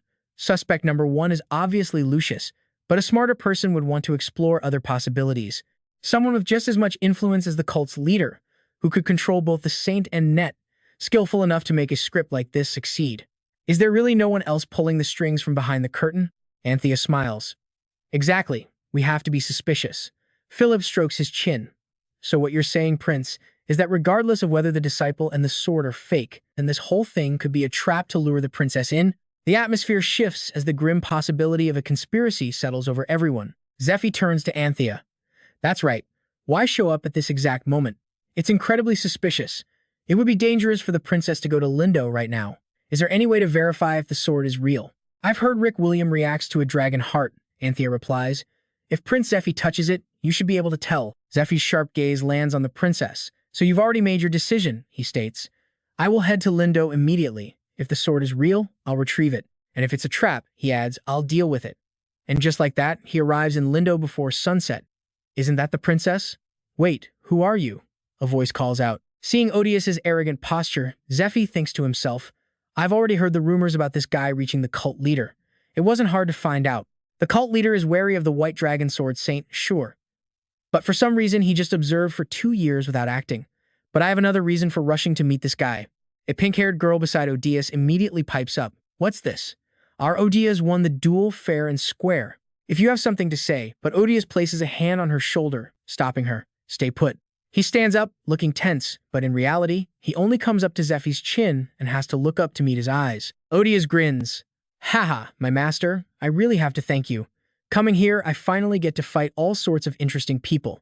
And look at this, a big fish right off the bat. Shall we take this somewhere else? I don't really care where, Odious suggests. Zephyr replies, fine by me. But a holy aura suddenly explodes from Zephyr's entire body, and his voice changes, booming with power. Crawl like a dog and follow me. This is Dragon's Word, a signature dragon skill that infuses speech with absolute power, a limited ability tied to the dragon heart. An invisible force slams Odious down to the ground. What? Damn it, what is this? His body won't obey his will. He struggles to stand, but he can't move. He's forced to accept his fate, crawling behind Zephyr like a dog. 1 second he was cool, the next he's completely humiliated. Damn it, what the hell is this guy? Zephyr leaves with Odious, leaving only the pink-haired and yellow-haired girls in the room. The pink-haired girl panics. What do we do? Odious was dragged away by some weird skill. We have to help him. Did you see that guy's eyes? He's dangerous. This girl is Nina Richard, daughter of Baron Richard. But in contrast to Nina's panic, the blonde girl is calm. No, that's not it at all. Odious went to settle a match, she says firmly. We can't get in his way. Don't you remember when he first arrived at Richard Castle? The speaker is Hadi Han, a holy temple nun dispatched to the Baron's house. The story flashes back. 1 month ago. I'm so sorry for keeping you at our castle for so long. Odious, you still have to go meet the princess to fulfill your master's last wish, Nina says to him. He just shrugs. It's fine, I can go later. How can I leave when all these juicy monsters are still hanging around here? Nina explains. He single-handedly protected Richard Castle. We were nearly wiped out by a monster wave. He might look like a delinquent, but he has a very warm heart. That's why. I fell for him, she admits, fidgeting with her hands, a deep blush on her face. The blonde nun just sighs. You're blinded by love. Hattie thinks to herself, the stronger the monsters that showed up, the more excited he got, fighting without eating or sleeping. Eventually, he ran straight into the monster's nest alone, the source of the whole disaster. After a week, he finally took down the boss. No, to be precise, he dragged the boss out, played with it for a while, and then killed it. The memory of his sheer battle-crazed madness. He was clearly doing a good thing by helping people, but that insane look on his face while fighting was terrifying. After half a year, the monsters in the 3 regions surrounding Richard Castle had been completely wiped out. Baron Richard places a hand on Odious' shoulder. Thank you, Odious, for protecting our lands. To be this strong at only 18, please marry my daughter. Behind them, Nina blushes furiously. Father, the Baron continues, I know your goal is Princess Anthea, but I promise you won't regret this. Odious suddenly snaps back to reality, realizing he'd forgotten his mission. Right, the princess, the duke. I have to go now. Farewell. Wait, the man says, let my daughter guide you there. Let's go together, Hati. You too, right? Back in the room, Nina is menacingly holding up a weapon to intimidate Hati as they huddle close together. Hati whispers, basically, he's just a meathead who only knows how to fight. Once he gets going, he turns into a total maniac. Nina bites her lip and replies, that's exactly what he's like. So what do we do? Hati asks, let's sneak out and spy on the match. I think it'll be fine. Out in the arena, the silver-haired, silver-bearded man hands Zephyr a drink. This is cold water, chilled with ice magic. Nearby, Odious is bound by magic shackles. He strains with all his might to stand, and finally, the magic chains shatter. He shouts in triumph, Ha! I finally broke free. Zephyr watches him and thinks to himself, a simple binding spell like that? A normal night would take 30 minutes. He broke it in just 12? Not bad, Zephyr muses. Then again, he is wearing a full set of mythical-grade equipment. Adius smirks. Wow, I actually fell for someone else's binding spell. Ha, this feeling. It reminds me of my master. A blue light glows from his hand. Is he related to the dragon clan, or is he the master of a dragon heart? Dimensional storage. It's a skill of the white dragon, ruler of the land. It allows the user to store any item in a subspace beneath the ground. To use it, you need the white dragon's blessing. A stunning blue and white sword materializes in Odious' hand. He pulls his helmet down, leaving only his mouth visible. Doesn't matter who you are, he declares. If my master met someone like you, he'd say one thing: show no mercy. He instantly shifts into a fighting stance. My name is Adias, disciple of the Sword Saint, John Howe. Zephyr thinks there are 3 reasons Adias is a cut above the rest: a legendary master, natural-born talent, and his mythical gear, the mithril silver lion armor, a treasure forged from the fangs of a white dragon. It's a unique defensive item that completely nullifies all negative effects like ice and hellfire. It also counters poison and curses, and on top of that, it cuts the cooldown time for all dragon-type skills by half. Thanks to that armor's resistance, Odious can fight through fire or flood. He can go toe-to-toe with a dragon without even needing a dragon heart. So with that mythical gear equipped, just how strong is he right now? A strange key-like shape appears in Zephyr's hand. He smirks. So that sword is the Requiem. I have to say, I'm impressed. And this, he says, revealing a bizarre reddish-brown sword, is called Graham, the dragon-slaying sword forged 1,000 years ago. He plunges it into the ground and it appears in his hand. I just gave it a nice bath in blue dragon blood recently. Odious' expression immediately tenses up. Zephyr points a thumb at himself and adds, oh, and by the way, there's a dragon heart embedded in here too. As for this, just plain water, nothing special. He holds the cup, ready to quench his thirst before their battle. If even a single drop of this water spills, I lose, Zephyr declares. When that happens, the sword Graham and my dragon heart, they're all yours. An unbelievably arrogant condition. Odious clenches his jaw. I understand. And if you win, I'll hand over my sword, Requiem, Zephyr scoffs. You can keep that little toy. If I win, I'll give you a new name. White dog, spotted dog, or mongrel. Pick one of the 3. Zephyr's words are beyond arrogant, designed to infuriate anyone. He keeps going. You took 12 whole minutes to break my binding spell. With that kind of power, calling you a mongrel is actually being generous. Got it? Ha! Odious is absolutely seething. He charges forward, his sword crashing against Graham. You psycho. I like it. If I lose, I'll become your little puppy. And just like that, they clash in a vicious battle. Streaks of blue and red light fill the air as the 2 incredibly powerful swords collide again and again. He's fighting with one hand. Odious thinks his swordsmanship is flawless, and his arm strength is insane. To wield a greatsword like that with one hand, he's a monster. Odious isn't a fool. He's a true warrior, analyzing the fight even as it happens. But analysis is one thing, real combat is another. Lion's Roar. The special skill of the mithril silver lion armor activates. A powerful surge of magic envelops his body, maximizing his defense temporarily and cutting all physical damage he takes by 50%. Magical or not, Zephyr's sword, Graham, swings sideways, smashing into Odious with devastating force and sending him flying. Cough. Blood sprays from Odious' mouth. That single blow was excruciatingly painful. He rockets backward, crashing into a massive boulder and shattering it to pieces. The ground itself shakes, cracking violently as the entire area is leveled by the impact. From a distance, Hattie and Nina can only cry out. The old man thinks to himself, he's gotten even stronger than the last time I saw him. But that's not enough to take Odious down. He erupts from the rubble, launching himself high into the sky. His face is a bloody mess, one eye squeezed shut. He roars, "You're pretty strong. I'm impressed. Now, try and block this." He raises his sword high, channeling a terrifying mix of blue and red light before bringing it crashing down. Zephyr simply raises his sword, Graham, horizontally to block. His other hand, still holding the cup of water perfectly steady, Odious continues to scream. This fight is exhilarating. For him, maybe. But for Zephyr, this is nothing. He's still only using one hand to fight and the other to hold a cup. Suddenly, a massive, ethereal blue hand appears behind Zephyr. Odious stares in shock. In that split second of hesitation, he's slammed back down into the earth. "What is this?" he grunts. It's too heavy. He can't escape. His mind races as he struggles. "No, I can't move. It feels like my entire body is being crushed." Zephyr still holds the cup, not a single drop spilled, his hair blowing in the wind. Dragon Soul Manifestation. It's a skill that draws power from a dragon heart to manifest a part of the original owner's true form. The recreated body inherits the primeval dragon's power and attributes. The amount of power displayed depends entirely on the user's sync rate with the dragon heart. Current dragon heart sync rate, 23.1%.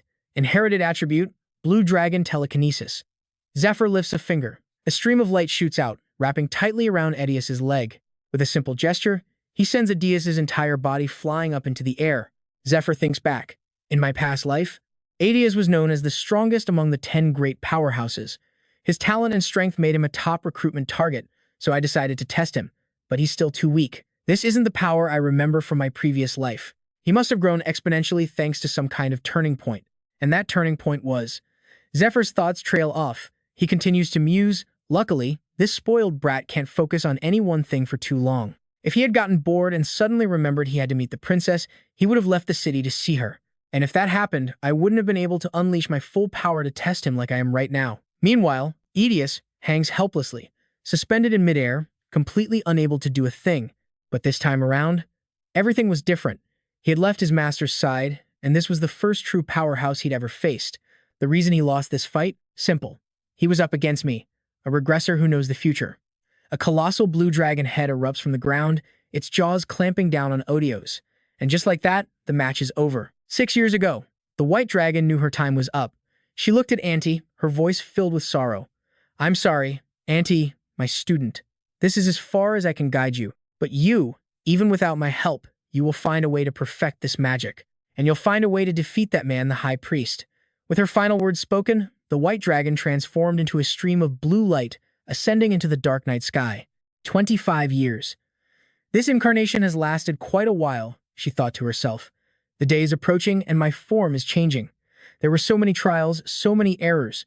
I trained countless talented children, but some gave up and others lost their way. Auntie, her spirit whispered, I'm so glad I met you at the very end. You never gave up on this world, fighting tirelessly to become everyone's hope. The white dragon departed, leaving Auntie standing all alone. But it's a shame that in the end, I couldn't soothe your wounds. I can only hope you won't be lonely when I return to my true form. I pray someone will be by your side to share your sorrow. But as the white dragon ascended, her spirit was suddenly dragged down. Huh. What was that? What's going on? My soul. Where is it being pulled?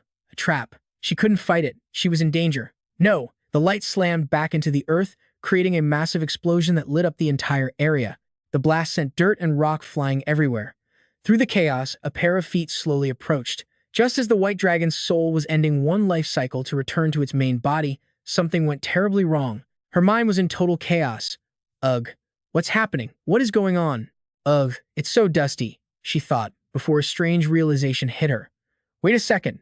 If I'm just a soul, why can I feel dust? Suddenly, a hand shot out and grabbed a small white gecko, the white dragon's current vessel. Gotcha. The person holding her was a young Odios. He held the white dragon up high, a hungry look in his eyes. Tonight's dinner. The white dragon was in shock. Somehow, I've possessed the body of a tiny gecko. Odios licked his lips greedily. Should I grill it and eat it, or maybe slice it up first? The gecko's expression was incredibly human, one of pure, abject terror. To be eaten by an orphan child. This is absurd. Back in the present, Odios explains, and yeah, thanks to that crazy encounter, I became the disciple of the Sword Saint. After that, my master taught me swordsmanship until that body's lifespan ran out. About half a year ago, she returned to her true form. Her last order was for me to take my sword and armor and go help Princess Anthe. Odios is now kneeling on one knee, respectfully bowing before Zephyr. Odios slams a fist on his chest, his face bruised and swollen, and continues, I entered the match, and I lost. A deal's a deal. From now on, I will serve you like a loyal dog. Please, command me to do anything. He sounds like a man of his word, but you can't help but feel like something's a little off with this guy. Zephyr just scoffs. He can't figure this guy out at all, but figures he has no choice but to accept. He thinks to himself, there's only one thing that motivates this man, a thirst for battle. He's a born warrior. As the White Dragon's disciple, he only ever trained in the mountains. He must have been bored to death after coming down. Odios lowers his head, lost in thought. I thought I would go crazy from the sheer boredom after leaving the mountain. Crushing monster hordes, fighting knights, even taking on bandits. They were all way too weak. Back then, Odios had thought, is this what fighting is? It's so dull. My heart should be pounding harder than this. Master is gone. Where can I find that thrill now? I sigh like that every single day. But now, I finally found my answer. The answer was the man he was looking up at right now. Odios continues to think, this guy, he was just toying with me. He hasn't shown his true strength yet. I need to know what skills he's hiding, how far his power really goes. I want a rematch, and one day, I want to win. Odios is now filled with a burning determination. He looks up and says, but hey boss, when you raise a dog, what do you do? It's not just about chasing burglars or herding sheep, you know. Zephyr raises an eyebrow. You want to play games and get snacks? Odios grins brightly. Yep. If you do that, I'll get stronger and work even harder for you, right? What a weirdo. Zephyr just sighs and waves his hand. Fine, come here. But as Odios steps forward, Zephyr flicks him hard right on the forehead. This is your snack. The force contorts Odios' face, his teeth clenched tight. The flick is so powerful it sends him flying backwards. Zephyr says with disgust, who said you could call me bro? Keep your distance. From what you said, the Sword Saint, the White Dragon, can no longer manifest an incarnation, which means her last words to you were her final will. Help Princess Anthe. Zephyr's eyes turn cold. And someone carrying their master's will is out here risking their life in random fights? It finally clicks for Odios. The old man with the white beard standing nearby thinks to himself, he's carrying his master's heart. Zephyr continues, I'm not happy with your personality, but I don't know if I can just accept you here. Even if I give you advice, I don't have the right to change the winner of the princess's marriage proposal tournament. So for now, I'll keep you around. Odios' face immediately lights up. He quickly says, yes, but Zephyr cuts him off, you'll need some safety equipment. A dangerous blue mana begins to glow from his hand. 2 days later, the heavy footsteps of an army on the march can be heard. This is the third parish of the Temple of Light, and they're preparing for battle. Netnub watches them from a distant tree branch. Interesting, he muses. Even though they're from different branches, the temple's soldiers are all gathering together. He's using a special eye drop that allows him to see the parasites inside the demon god worshippers. Netnub narrows his eyes. There are quite a lot of them mixed in with the true believers. Beside him is a figure cloaked in black. The figure speaks, the demon god cult must be behind this, egging them on. Or maybe one of your internal factions has become a front for the cult. The figure is Ophelia. She continues, with their high-ranking public positions, they can't just protest the Holy Church like the other cultists. Right now, this is just an armed demonstration. The real attack will only begin after they have a valid excuse and solid evidence, like the assassination of Cardinal Eodin or the theft of the Longtum. That's what Sir Zephyr told me. She sweeps her white hair back. These simpletons can't even fabricate evidence properly. Netnub replies, fabricating evidence requires the right timing, but for us, their incompetence is a stroke of luck. As the advance team, these two had pushed the deepest into enemy territory. Their job was simple. They were to observe the battlefield, coordinate with Lucius on the front lines, and relay enemy movements back to their forces. One of the 10 strongest warriors paired with a master of stealth and observation on paper, they were the perfect duo. But there was one problem. 2 trembling, sweaty hands were clasped tightly together, and a single thought echoed in both their minds. How long do we have to keep holding hands like this? Let's rewind to before the elven forces deployed. In the center of a magic circle stood the elf queen, Dryel's father. She let out a cry, her eyes flashing with light, as a magical chain materialized between Net and Ophelia's hands. The queen announced, it is done, you two. The power and skills of the bracelet have been enhanced. Even when split into 2, if you are holding hands, its innate ability will activate a stealth field, just as if you were wearing a complete pair. Net blurted out in embarrassment, this is the will of the Tree of Life. But do we really have to do this? Ophelia agreed, Princess. I'm more than enough for the advance team on my own. Oh please, Auntie cut in, we already settled this in the meeting. She explained, we're not just guarding against all-out war, we have to stop infiltration by individuals with special powers. Specifically, people like the Flute Girl. Only Ophelia can detect the Flute Girl, which is why you absolutely have to go. However, the third parish is currently on a high-alert defensive protocol. The entire area has been booby-trapped using magical artifacts from Lord Eurydica's tomb. It's basically as fortified as a dungeon now. Auntie then posed a question.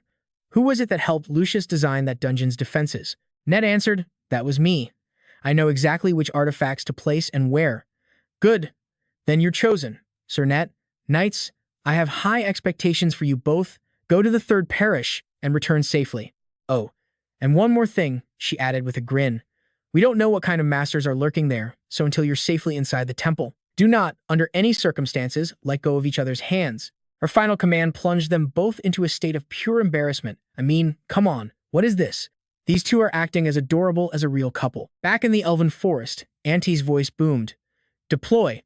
The forces from the Mage Tower and the Danakyu territory stationed themselves in the forest. Heller from the 5th Squad also stayed behind to help, flanked by soldiers in incredibly sturdy armor. This is my letter of introduction from the capital's nobility, Milia thought, her eyes gleaming. This is my chance. If I can get close to the Elf Queen, I could secure a position in the academic world, maybe even director of the academy. Milia was practically buzzing with ambition. Auntie spoke up. These magic tools will be crucial in the fight. Can you make them? Of course, Princess, Milia declared. I just had an idea. Please, let me see the blueprints. The Elf Queen added, using our production machinery and equipment will greatly increase manufacturing efficiency. The orange-haired girl pushed up her glasses, a mysterious glint in her eyes. This is it. This is my moment. She was once considered useless, looked down on by everyone at the Mage Tower. If she missed this chance, she couldn't call herself a mage. I will pledge my lifelong loyalty to you. Princess, she cried, hand on her chest as tears streamed down her face. And with the labor shortage, you better believe Milia was put to work at full capacity, all while dreaming of becoming the head of the academy. The remaining forces set out for the 3rd parish. Move out! The soldiers' reply echoed through the city of Lindell. Meanwhile, in Dios, Odios was a mess of tears and snot. On his head was a mithril silver lion circlet, the education mode of a training device. It was a gift from the White Dragon to his disciple. By reciting an incantation in the dragon tongue, the circlet could change forms. Education mode forcibly controls the wearer's actions with a remote device, appearing as a headband just like the Monkey King's. The combat mode, a much deadlier dragon's head. He stared at the sky, fuming.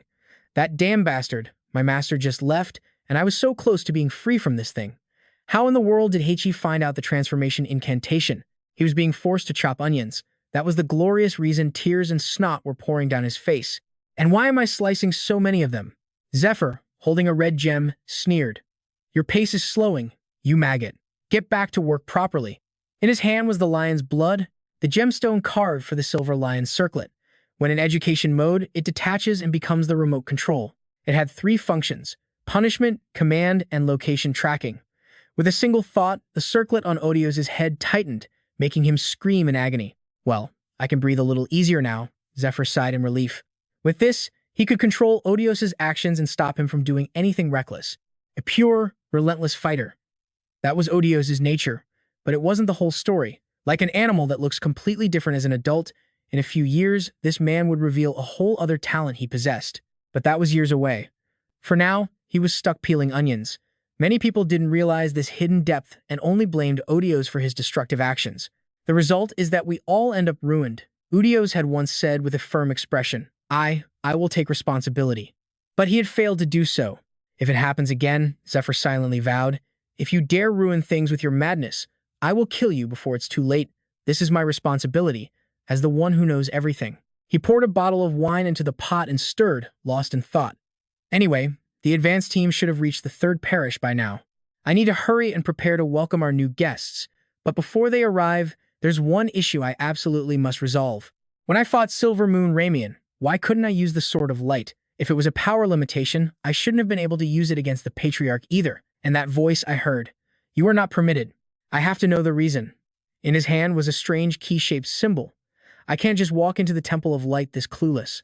2 weapons materialized before him, an axe and a hammer. The axe glowed purple, the hammer yellow, both radiating a divine light.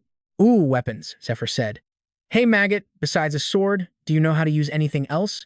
Odious' face lit up. Yes, I do. Good. Could it be? Was he finally getting a gift? Oh, he got something all right. A hammer. Straight to the face. The impact was brutal, instantly deforming his features. Then the axe came down from above, forcing him to clench his teeth as blood sprayed from his nose. He collapsed to the ground, spitting up blood. Zephyr muttered to himself, the axe is still better. Then he said aloud, all right, here you go. A toy hammer. Have fun. Zephyr glanced outside.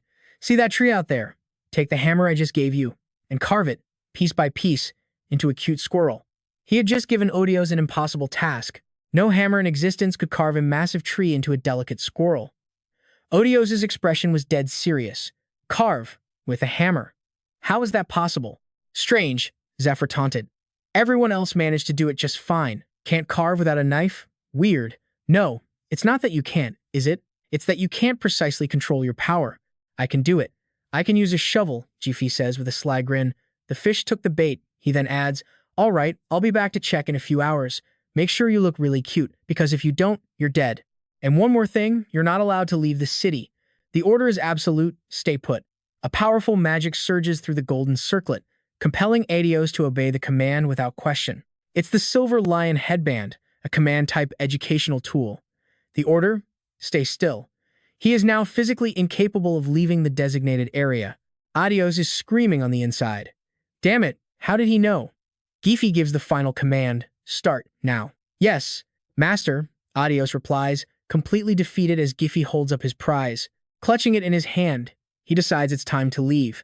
A silver artifact activates, and just like that, he vanishes into thin air. The scene shifts to the third parish, the Temple of Light, and a dark sewer entrance below. The Grand Temple of the Third Parish was built on a massive scale, truly living up to its name.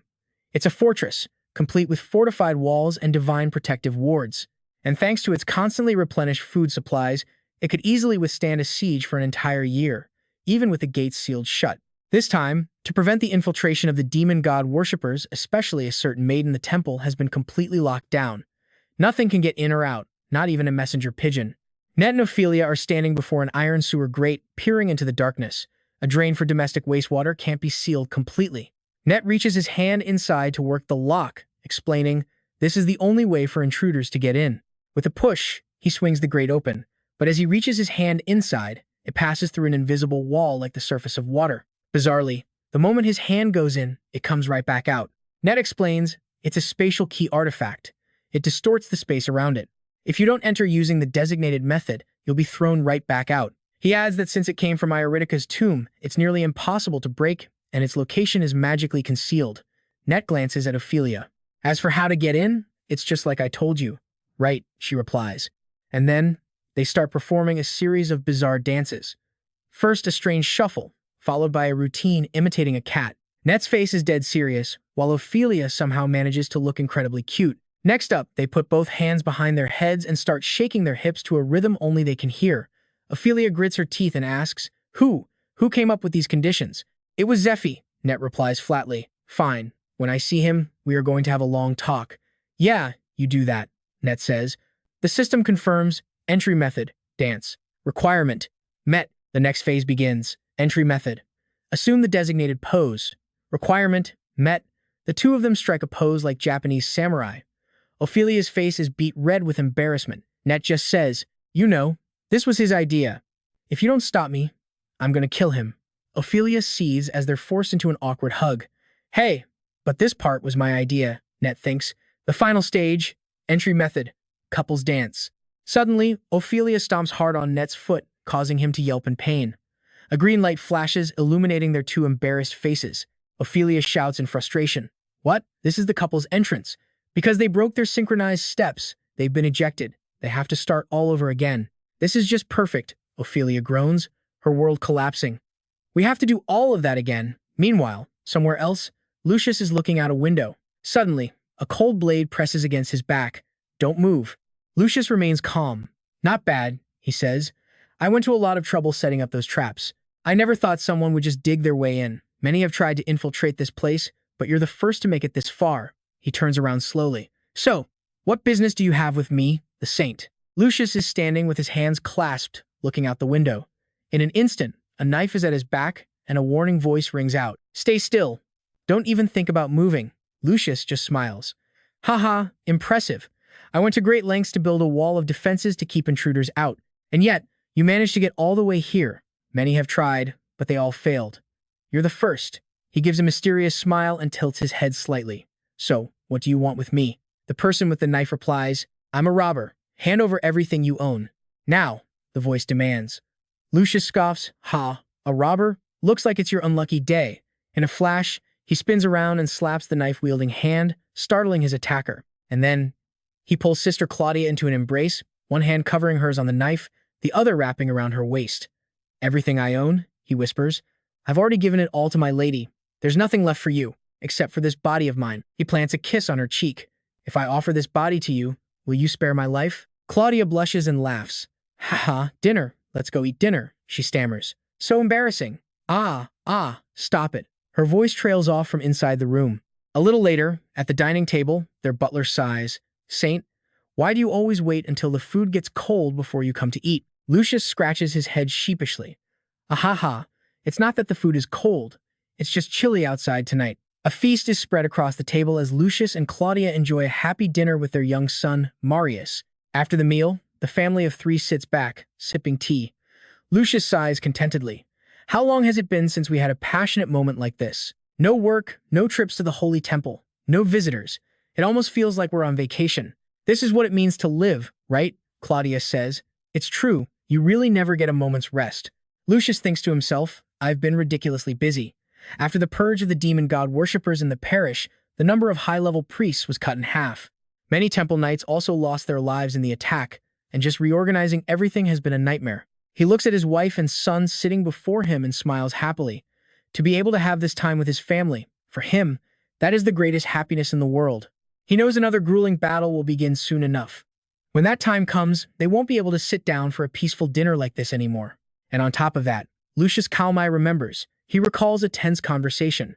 So, what's your plan, Saint? A voice had asked him. If you clear out that treacherous princess's tomb and offer all its artifacts to the temple, I will suspend the designated confinement order for the woman you brought from the Twilight Mansion. Until that is done, you will remain in the third parish and supervise her personally. The voice continued, its tone sharp. And don't you forget that I pulled a lot of strings to even make this happen for you. By all rights, she should be locked away for life in the temple's underground prison.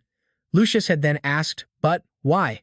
A living being that has existed there for over 100 years without aging, all while her power has multiplied many times over. Can you truly call that thing human? He thought of that woman.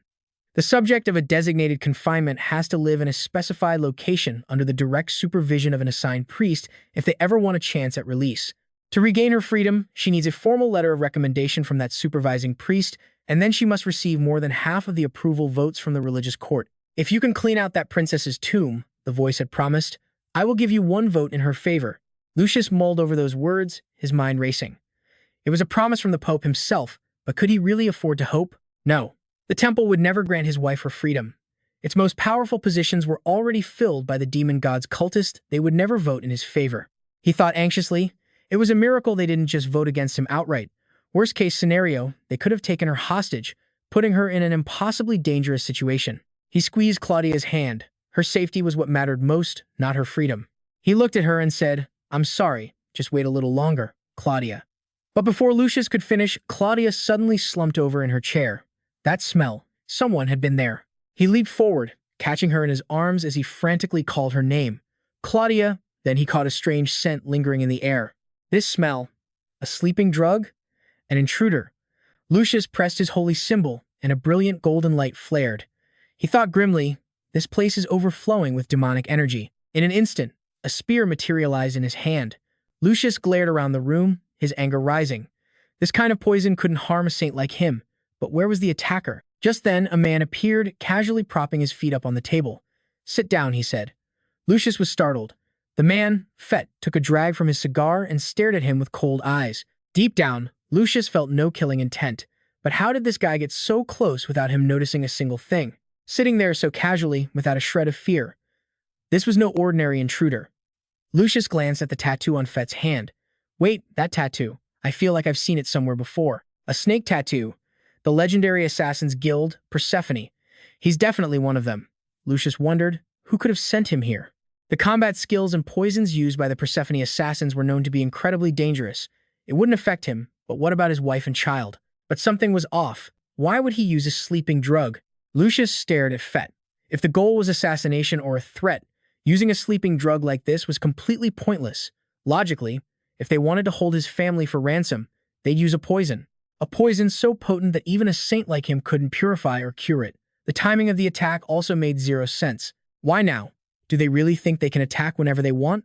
That confident, huh? A smirk spread across his face. Ah, no, I get it now. Someone is testing me, Lucius spoke, his voice firm. Did my father send you? Fett looked up. Only took you a minute to figure that out, huh? Not bad. I thought you'd been brainwashed and turned into a complete fool. Duke Cesare Ginetti, Lucius's father and the Queen's brother, was the head of the Western Alliance in the Cayenne Kingdom, a nobleman of immense wealth and power. In his mansion, there's a saying, money is secondary, but talented people are always priceless. There, the Duke was known to host dozens, even hundreds of guests. Rumor has it, they included royalty from fallen kingdoms and even elite assassins. Fett continued. I received an order from the Duke. My son suddenly fell off the grid. I want to know what happened. He exhaled a cloud of smoke.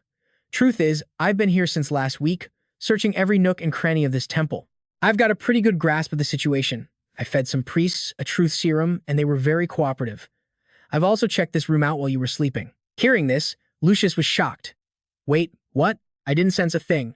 He then said, just spit it out. Tell my father I can make up for the loss of faith by investing power in the princess's faction as soon as possible. Fett nodded. Got it, I'll pass on the message. The sleeping drug only lasts for 6 hours. Your wife and child will wake up then. Don't worry. You won't even need to use your purification ability. The cigar smoke curled upwards as he continued, but that's business. Now, for a personal matter. Fett's voice grew hard. Where is that bastard?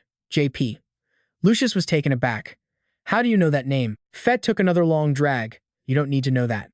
What you need to know is what happens if you don't give me a satisfactory answer. He leaned forward. Right now, in this temple, 50 priests have unknowingly ingested a slow-acting poison. There are no symptoms, so none of them have thought to purify themselves. And now, they're starting to go mad, driven by the scent of a poison I've spread everywhere. Outside, the priests were already on the ground, crawling, sniffing the floor as they followed the scent. They're heading for the underground sewer pipes to get outside. Their faces were pale, lifeless. Every single one of them looked like a walking corpse. Lucius thought in a panic. The sewer system is for wastewater. It's an unrestricted path to the outside. If even one of them gets out and tells people what happened here, their words will be the only proof. Without evidence, the outside forces could only watch me. But now, if those priests become witnesses, I'm finished. They'll use this to attack me. Oh, and one more thing, Fett said. Even if you take me down, I won't give you the antidote. If you want to cure this poison quickly, tell me everything you know about Zephyr. Every second you delay is a disaster. Now, start talking. Lucius began to explain everything. The third parish's underground waterway. It was a distorted field, a spatial warp expanded by a magic tool called a labyrinth maker. The nature of the field was asymmetrical.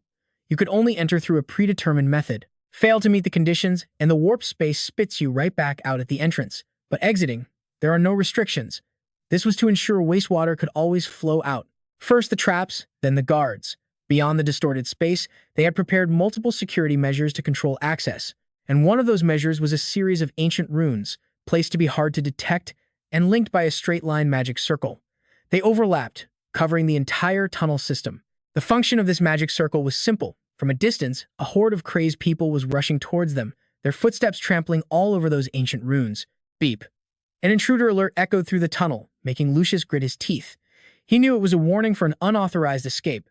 The sound grew more and more frantic, signaling a huge number of people. Lucius gripped his weapon tightly, glancing back to watch. Fett uncorked a vial of poison, its scent carried on the wind. He asked quietly, So? See? Just like I said. The beeping grew louder, closer. Fett reminded him softly, You don't have much time. They're about to break out. That's the information I was waiting for. But Lucius just scoffs and cuts him off. The traps I set. You must have been the one to destroy them. Suddenly, his eyes flare with pure killing intent. Holding Claudia close, Lucius looks up at his opponent and continues. But it seems you didn't know about the knights I stationed by the sewers, just in case of trouble. They can easily take down your poisoned, unconscious priests. The weapon in his hand shifts, ready for action. The man just keeps talking, completely unfazed.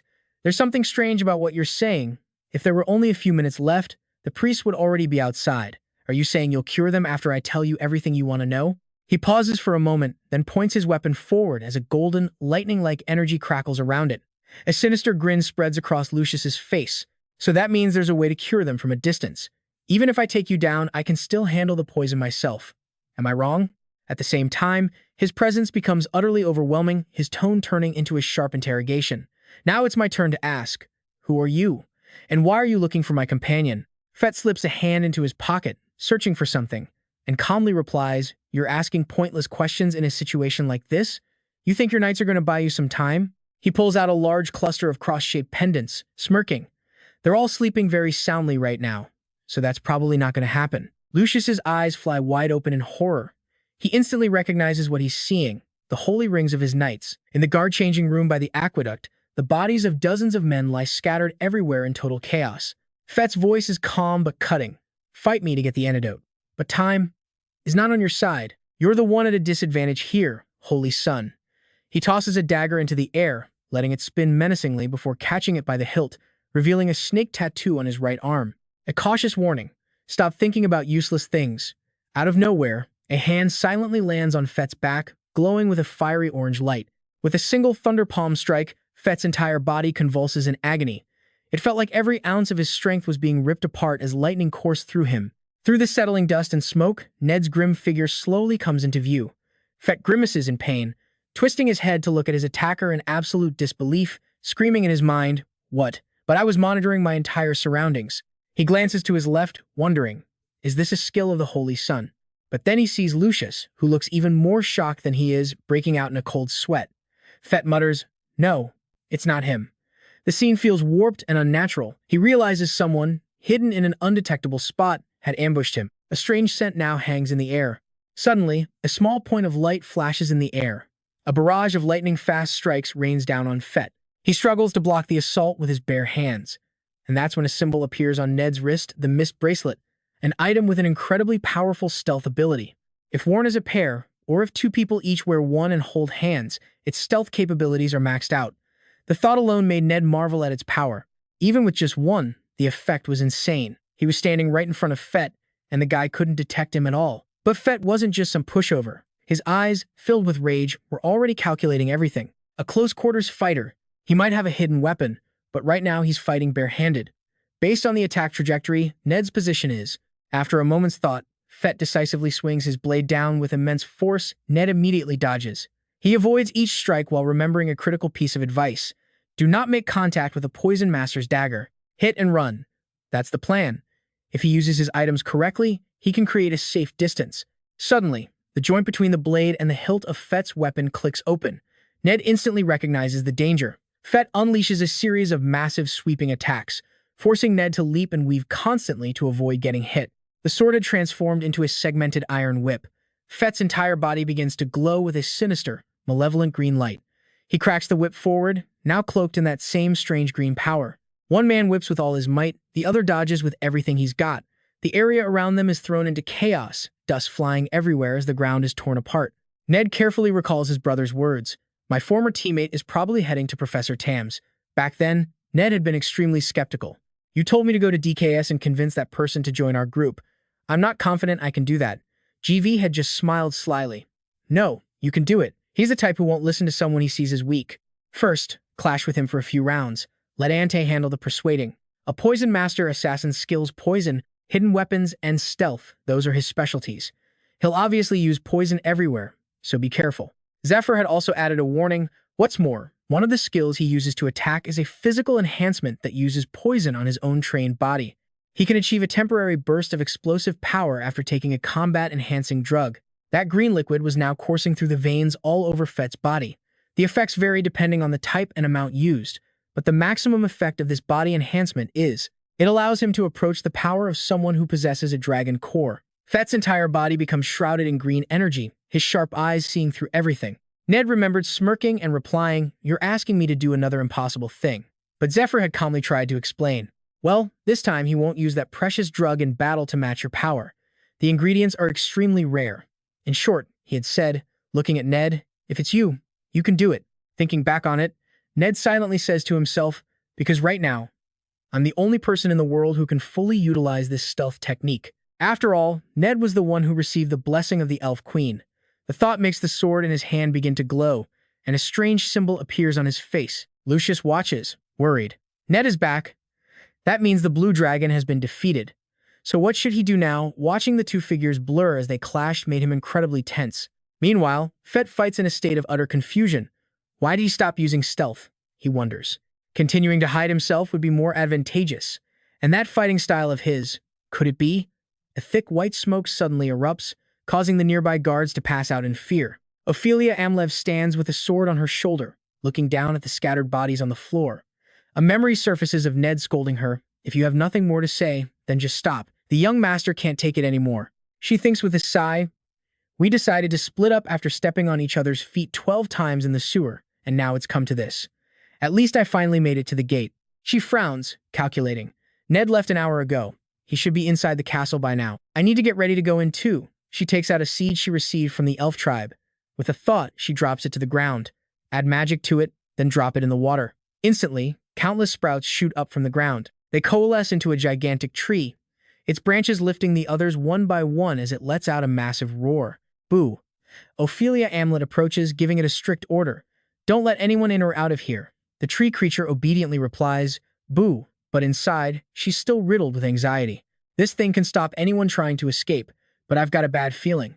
I have no idea what's happening in there. A look of pure determination crosses her face. I have to hurry. This might be a situation that requires my special eyes. Meanwhile, a terrified Maxtes sprints toward the door. She throws it open, her eyes wide with worry as she peers inside. Zephyr slams his trident on the ground.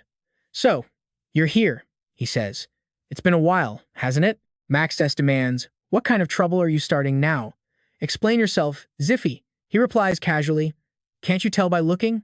The decor in here is just so dull. I thought I'd change the mood a bit. Shouldn't this place be more spacious and cozy? Then, suddenly, he smashes his trident down on a chair, roaring, get rid of this damn chair. She just stares, mouth agape in shock. And this thing too. With another slam, he shatters a table in half. Her face darkens as she grits her teeth, her breathing growing ragged. What the hell do you think you're doing? Maxtes screams in fury. I furnished this place with the best things for you out of concern. Stop this right now. Do you have any idea how valuable those things are? He just keeps rampaging, shouting, valuable, expensive. I'll destroy it all and put something better here. Suddenly, a long alarm blares from a clock. Oh, Mo, Mo. The sound rings out nonstop and he turns his head, as if remembering something. Zephyr tosses his trident to the floor and says, it's time. She just stares, completely baffled by what he's planning. He then looks over at a mixing pot, thinking to himself, I'll add the southern-style soy sauce my grandfather passed down to this grilled blue dragon rib. And with that, he pulls back a white cloth to reveal his masterpiece, a gigantic slab of ribs. Looking at the mouth-watering meat, he can't help but admire his work. At first, it was so tough a knife couldn't even pierce it, but thanks to Ramian's various poisons, the proteins broke down, making the meat unbelievably tender. The skill of Benham's peers, Ramian condenses poisons to create a toxic film on the surface. He explains the process. I used a Ramian magic stone to completely remove the poison, using its power to draw it out. Then, I used this skill to turn that toxic film back into a liquid and stored it in a jar. Slicing off a small piece of meat, he continues. When preparing meat this meticulously, there's one thing to remember. You have to grill it slowly over low heat. And if two people eat it, one of them might just die. As the rich, smoky aroma fills the air, she thinks to herself, it smells so good. But then, she immediately scolds herself. No, I can't fall into that bastard's trap. Maxtes tries to back out, making an excuse. It was so noisy in here, I just came to see what was going on. But it seems I was just overthinking things. It looks like you really love the room I prepared for you. Please, enjoy yourself. Zephyr, feel free to eat or break anything you want in this room, but... Her expression turns serious, her voice a threat. If you think you'll get some concession from me every time you throw a tantrum, you're dead wrong. Stop this pointless nonsense. Why is it pointless? He asks while cutting the meat. He casually holds out a piece for her to eat, adding, this dish could kill you, you know. In a daze, Maxtes bites into the meat. But her mind is still screaming at her. Ugh, I couldn't resist. He continues, so, how's the dragon meat? Are you satisfied? The flavor's pretty amazing, right? That's the taste of faith and trust. Suddenly, Zephyr grabs her jaw, forcing her mouth shut. He leans in close, his voice a low growl. But it seems you don't have any faith in me at all. Why is that? He narrows his eyes, gritting his teeth. That shining sword is mine now. I was planning to use it on a special occasion. Are you telling me I don't have your permission? His voice drips with contempt. Someone like you wants to be the supreme commander? Pathetic. Cold sweat trickles down her face from pure fear, but his words snap Maxtes out of it. She screams, Supreme Commander, you've misunderstood. Zephyr, there are things that we can't possibly know. Shut it, you witch! He snarls, throwing her violently to the ground. She cries out in pain. Ugh. He turns his back on her and walks away. Who's going to believe your nonsense? If you want to do something stupid, go ahead. I'll just do things my own way. Zephyr sits down in a chair, his voice booming with authority. As of today, things are changing. I'm putting an end to you people sitting back and watching others fight your battles. The time will come when the gods will pay the price, and they will feel my wrath. If a god wants to meet me, if they want me to do something, they'll have to pay 5 times the price. His eyes are blazing with fury as he growls. Do you hear me? Maxtes's face is a mask of fury. She snarls back, Shut your mouth, you insolent bastard. There's a limit to your disrespect. A golden aura erupts around her as she threatens, "I'll teach you what manners are." Suddenly, two streaks of light, one gold and one blue, shoot directly towards Max Des. The two beams of light hit with such destructive force that the floor shatters. Seeing this, Zephyr worries. What was that? She looks down, asking herself the same question. This is... again? In a flash, the two beams of light transform into two letters of corresponding colors. She grits her teeth and shouts, "This is unbelievable. How can the gods possibly accept such foolishness from you?" Then she says, "Congratulations, Zephyr. You got what you wanted." He looks back, stunned. What? Max Des holds up the two letters to explain. These are envelopes delivered personally by the gods, containing explanations and rewards. They hold the answers you've been looking for. There's just one catch. She continues, "Of these two letters, you can only open one. Once you've chosen, the other will disappear forever." So Max Des asks, "Which envelope will you open?" He hesitates, thinking the god of light and the god of the sky. Which one should I choose? The sound of metal rings out as blades clash violently. Determination is etched on Net's face. He refuses to back down an inch, clashing fiercely with his opponent. Watching the man before him, Net thinks, "This fighting style, I've never seen anything like it before." And then, a memory of his last encounter with Zephyr flashes through his mind. He stabbed himself with poison needles just to boost his combat abilities. His name is Zephyr. He thinks, "I really don't get it. That was the last time I saw him, when he joined the Saints' raid party to hunt a dragon. Damn it. It took so much effort to build up this trust." Taking a drag from his cigarette, he reflects, "That white-haired guy, GPT, him and that red-haired Net. I've fought both of them before, so I'm no stranger to their backgrounds or their power."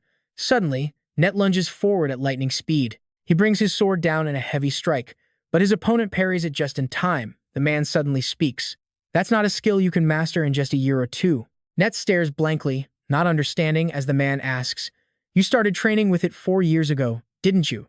Fett asks suspiciously, "The guy who fought you, he used some kind of oriental martial art, didn't he?" He continued his assault, his weapon grazing just over the kid's head. With eyes burning like fire, he unleashed a threatening technique, taunting, "Well, why don't you let me beat you to a pulp? Then you'll find out." But with reflexes as swift as the wind, the boy easily dodged the attack. Fett then pulled out a small vial, dropping its contents into his pipe, and just like that, he blew a cloud of toxic smoke right at Net. Net simply clapped his hands together, activating his own technique to block it. The powerful force generated from the clap was so immense, the poisonous smoke completely vanished. Fett couldn't believe his eyes. "An attack generated by the force of two palms hitting each other?" he yelled. "He used that to push back my poison smoke?" Suddenly, an odd sound from behind made him whip his head around. Seeing the door slam shut, Fett panicked, thinking, "The saint." He escaped. Holding his pipe, he seethed. "So that's it? You just showed up to give the saint an escape route? What a pathetic coward. In a 2-on-1 fight, he just runs away." Meanwhile, Net was thinking to himself, the saint running was the right call, even though he's incredibly strong, with insane attack speed and tons of support skills. Fighting this guy brings no real benefit. The smart move is to protect his family and get them to safety. He frowned, realizing, this guy's combat power is way higher than I expected. Looks like I'll have to use that to win. But in a one-on-one fight like this, it's hard to activate. I'll have to buy time until reinforcements arrive. Fett pointed his blade at him, demanding, "Are you here for revenge? Who sent you? The Jin Wang school or an order from the Dongfang clan?"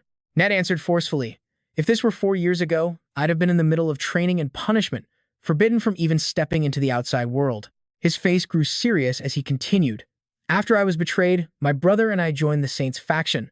If you have the same goal as me, shouldn't we be sharing information instead of trying to kill each other?" Fett scoffed. "You really think I'd fall for that? If what you're saying is true, then you've been tricked." The man now living under the name Zephyr. "Back then, everyone sacrificed for the war, but I was just a pawn struggling to survive," he explained. "To him, I meant absolutely nothing. That's why he could just throw me away." His voice filled with pain as he went on. The position he once promised, he gave it up, even if it meant betraying the comrades he'd faced life and death with. 4 years ago on that day, he turned his back on us and joined forces with the Dongfang clan. That's when I finally saw his true colors. And just like that, he made the organization called Persephone vanish from this world, Fett added. Ever since, I've roamed the world searching for him, chasing rumors of a rare poison or whispers about the Dongfang clan. Whenever I heard the smallest scrap of information, I would chase it down, no matter how slim the hope was. He steeled his resolve. I've finally found a real clue. There's no way I'm letting this opportunity slip through my fingers. Just then, a strange transformation began to occur on Fett's arm. A burst of flame appeared, and Fett saw right through Net's plan. Trying to stall for time until your backup arrives? Useless. I'll drag you to a deserted place and torture you until you beg for death. Then, I'll extract every piece of information you have. A bizarre weapon materialized on his left hand. Fett charged forward, thinking, this is the punishment for a traitor. The final mission of Persephone. Seeing the weapon he now held, Net's face was a mask of pure shock. What is that? He shouted. That weapon. That strange hidden blade inside his arm. It's making it hard to breathe. I'm getting dizzy. The weapon shot towards him like a hurricane, and Net stood frozen in fear. Suddenly, a memory flashed through Net's mind. Ah, that's right. I've felt this once before. A monstrous thing that corrupts the human spirit, a biological weapon of the demon god cult. As he watched the scene unfold, the memory became vivid. This feeling was exactly the same, a wave of pure terror washing over him. Then, a brilliant blue light erupted from nowhere. Ophelia Amnest appeared, landing a devastating kick on Fett. He staggered back in pain, staring at her. Oh, the silver-haired woman. She can use stealth magic too? She looked down on him with arrogance, her eyes slowly turning crimson, burning like fire. Suddenly, she let out a piercing scream. A bizarre sound wave, glowing red, enveloped the entire area. Fett flinched in shock as she held the note. He trembled, thinking, my left arm. It's completely stiff, I can't move it. No, it's like my entire left side has been paralyzed. What just happened? Is my body reacting to that sound? Looking up at Ophelia Amnest, a thought struck him. That woman, don't tell me she's the same as me? One after another, golden chains shot out. Using both a prison skill and a paralysis skill, Fett was bound completely immobile. And then, the saint reappeared, casually saying, I wanted to try throwing some chains at him, too. The two beside him cheered. That was amazing, Saint. Now, Sir Net, please step aside for a moment. Net walked over to the captured Fett, placing his hand, now glowing with power, right in front of his face. He recalled a conversation with the Queen. Your Majesty, you wish to grant me a blessing. How could I possibly be worthy of such a great honor? He had asked. She had replied, Zephyr insisted that I grant it to you. Please, consider it a reward for saving A's life. The Queen then explained the conditions. You must maintain contact with the target for over 30 seconds, and you must be facing them directly. She continued, this skill has a gentle power, but it is also quite dangerous. Around 600 years ago, humans ventured deep into the forest to claim this power, but not a single one succeeded. The Queen made him promise, swear to me, you will never abuse this power for evil. I'm only doing this because of Zephyr's request. He said to only use it when recruiting allies to protect the very survival of humanity. And with that, he placed his hand on Fett, activating the skill. This was the blessing of the Fairy Queen. Using the Queen's authority, it seizes control of the target's mind. Those affected lose all will to fight and begin to trust the user unconditionally. At the same time, a notification appeared. Uses remaining 1. The scene shifts to about a month ago, on a moonlit night.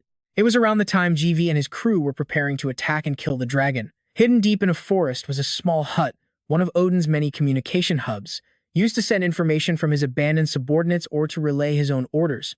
Compared to the other 12 apostles, Odin's combat abilities were lacking.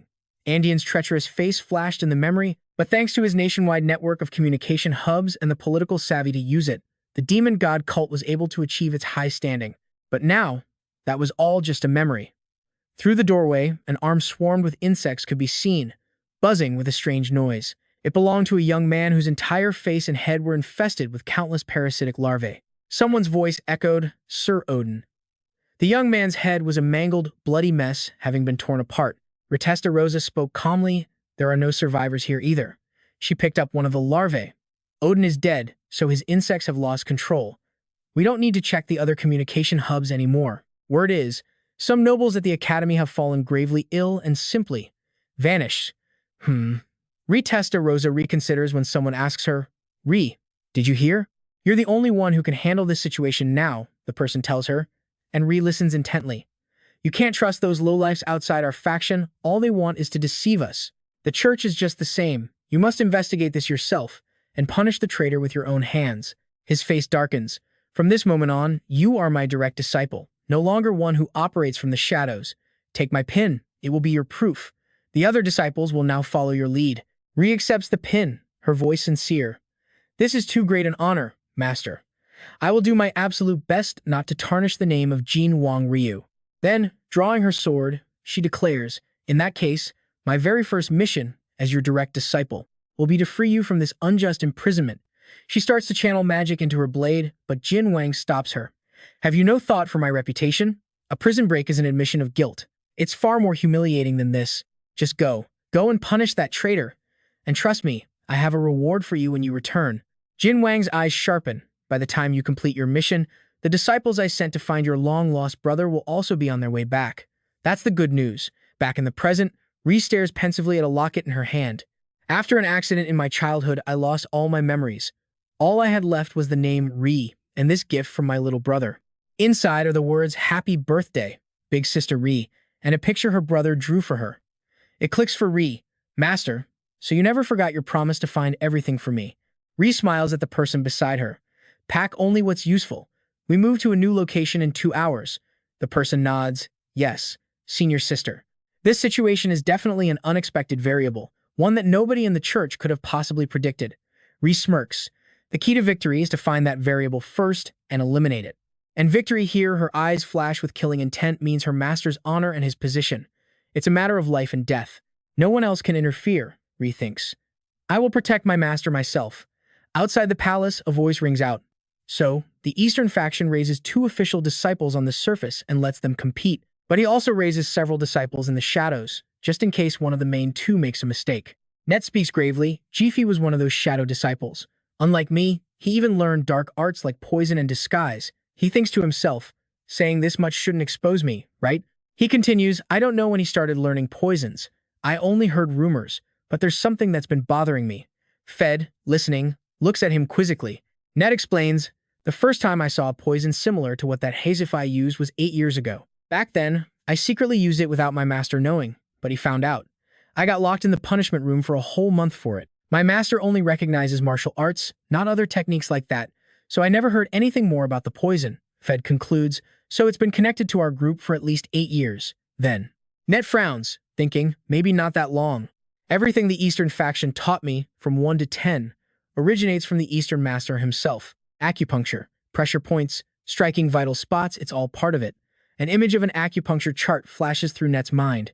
But why does Persephone use acupuncture just like our sect? When did the relationship between our 2 sides even begin, and how deep does it go?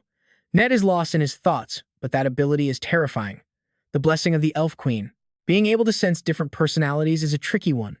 I don't know when we started having to meet in secret like this, or started accepting requests for help from Su Sung Ji. E.O. no Nyo Chu. Net is startled out of his thoughts. Huh?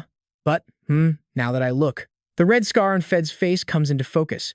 It seems like it's spread wider than when we fought before. Or am I just imagining things? Net wonders. Meanwhile, an army stands under the sun, the standoff with the enemy outside the city walls dragging on for days. Ophelia has kept watch day and night. High atop a tower, Ophelia Amlet stands guard. They're showing no signs of preparing an attack or readying any siege weapons. We're stuck with this boring watch duty. Below, soldiers train relentlessly. Besides drilling the troops, there's nothing else to do. Lucius thinks, we've even caught the attention of the Blue Dragon. We have to use this situation. Preparations for the attack have already begun. But to set up the perfect situation for the next assault, there's still one final piece missing. And the enemy is in the same boat. All they can do is wait anxiously. Then, at the moment everyone's nerves are frayed, the soldiers suddenly turn. One of them shouts, Inspector, sir, look over there. The inspector looks stunned. Huh, what? Why is H.E. here? The first thing to break the stalemate is the sound of footsteps that draws everyone's gaze. Lucius sees him through the window, his face a mask of shock, sweat beading on his brow. No, it can't be. Ha, ha, ha, phew. Greetings, junior disciples, nobles, lawyers, and esteemed representatives. The figure's shadow looms large as he continues. At last, we are all gathered. He is the heretic diplomat of Diocese 3, from the Temple of Light. The tall, long black-haired man announces himself. He's also the vanguard of the Holy Sun's shock troops and a 20-year confidant of the Holy Sun himself, Matthias Grimmer. A soldier thinks, Matthias? He was clearly removed from the list of Holy Sun candidates as a kid. He just followed Lucius around to ride his coattails. A blonde-haired man thinks nervously, the boy Odin was taking care of recently was a fake. A vision of Matthias transforming into a demon flashes in his mind. Matthias became a demon in the dungeon back then and died by my hand. Lucius shot the demonized Matthias. He just turned to ash. Lucius yells in a panic. No one ever found his body. Ophelia, arms crossed, looks out the gate and scoffs. A fake. Of course he's a fake. The story about not being able to recover Matthias's body was just a sick joke by those villains. Her face hardens as she continues. He might be able to fool the others, but to my eyes, it's painfully obvious. The secret weapon the Eastern faction hid from the Church, a master of the disguise arts who can become anyone, commonly known by the name Smiling Angel, Retesta Rosa, reappears in the body of Matthias. A thought flashes through someone's mind. Don't tell me. She disguised herself as Matthias and showed up here. As Matthias addresses the soldiers. My junior disciples and I are members of the Holy Sun's assault team, but we were abandoned. The Holy Sun's evil plan was discovered, and to silence us all, he attacked his own team, threw us in prison, and fled. That evil plan? It was to steal the dragon's heart, the highest reward from the dungeon, to pocket all the profits meant for the investors. He clenches his fist, his voice ringing with conviction. And to get his hands on the dragon's heart, he'd made a deal with the devil, a demon god worshipper named Nestrier. Matthias raises his sword, his voice booming with righteous fury. I, Matthias Grimo, as a former inquisitor of heresy, hereby make my accusation. The target is the holy saint, Lucius G. Ironity, and the third parish that has been covering for him. His crime is blasphemy against the gods. You can just feel the shock on St. Lucius's face, the cold glare from Ophelia, and the disbelief from Fett, all of them staring at this perfect imitation of Matthias. But beneath that flawless disguise, Rhee is smiling. The plan was flawless, exposing the saint for what he really is. A holy man in league with a demon cult. And as for the third parish that protected him, Rhee plans to report every last sin to the church and see them all brought to justice. This insane confrontation leaves Net completely frozen on the sidelines, utter confusion written all over her face. She can't help but think, how did things get so chaotic? All she can focus on is Matthias. Net hesitates, unable to believe her eyes. Is that really her sister? Standing there accusing someone of colluding with a demon cult? Her mind flashes back to a late-night conversation with Zephyr. Zephyr had told her everything about her past. How an accident when she was young wiped her memory clean, so clean, she couldn't even remember her own name. A wave of pure anxiety washes over Net. No, sister. At that exact moment, on the battlefield where Rhee is standing, a nearby church official scoffs. The son of the god of light, accused of conspiring with a demon apostle? Seriously, now, this is just unbelievable, Lord Matthias. Rhee, still hidden behind Matthias's face, simply raises an eyebrow, silent, letting the old priest drone on about the rules. He explains that while an inquisitor can hunt heretics, not even a high-ranking one has the authority to arrest the holy saint himself. Your power here ends at the accusation, the priest continues. After that, you must wait for the church to pass its judgment.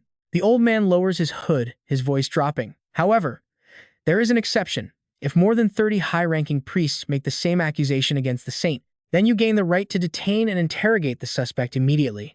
And it turns out this guy is Benjamin, a key member managing the Holy City's relics, flanked by Bishop Goachwood on his right, the head of the church's fourth parish, and on his left, Conwell, a senior investigator from the Financial Council of the Temple of Light.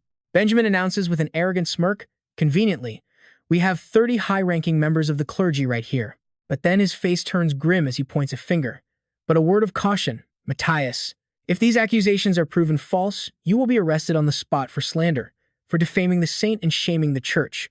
As he says this, he holds up his hand, showing off a ring with a blue gemstone pulsing with power. Rye's eyes widen. A space ring?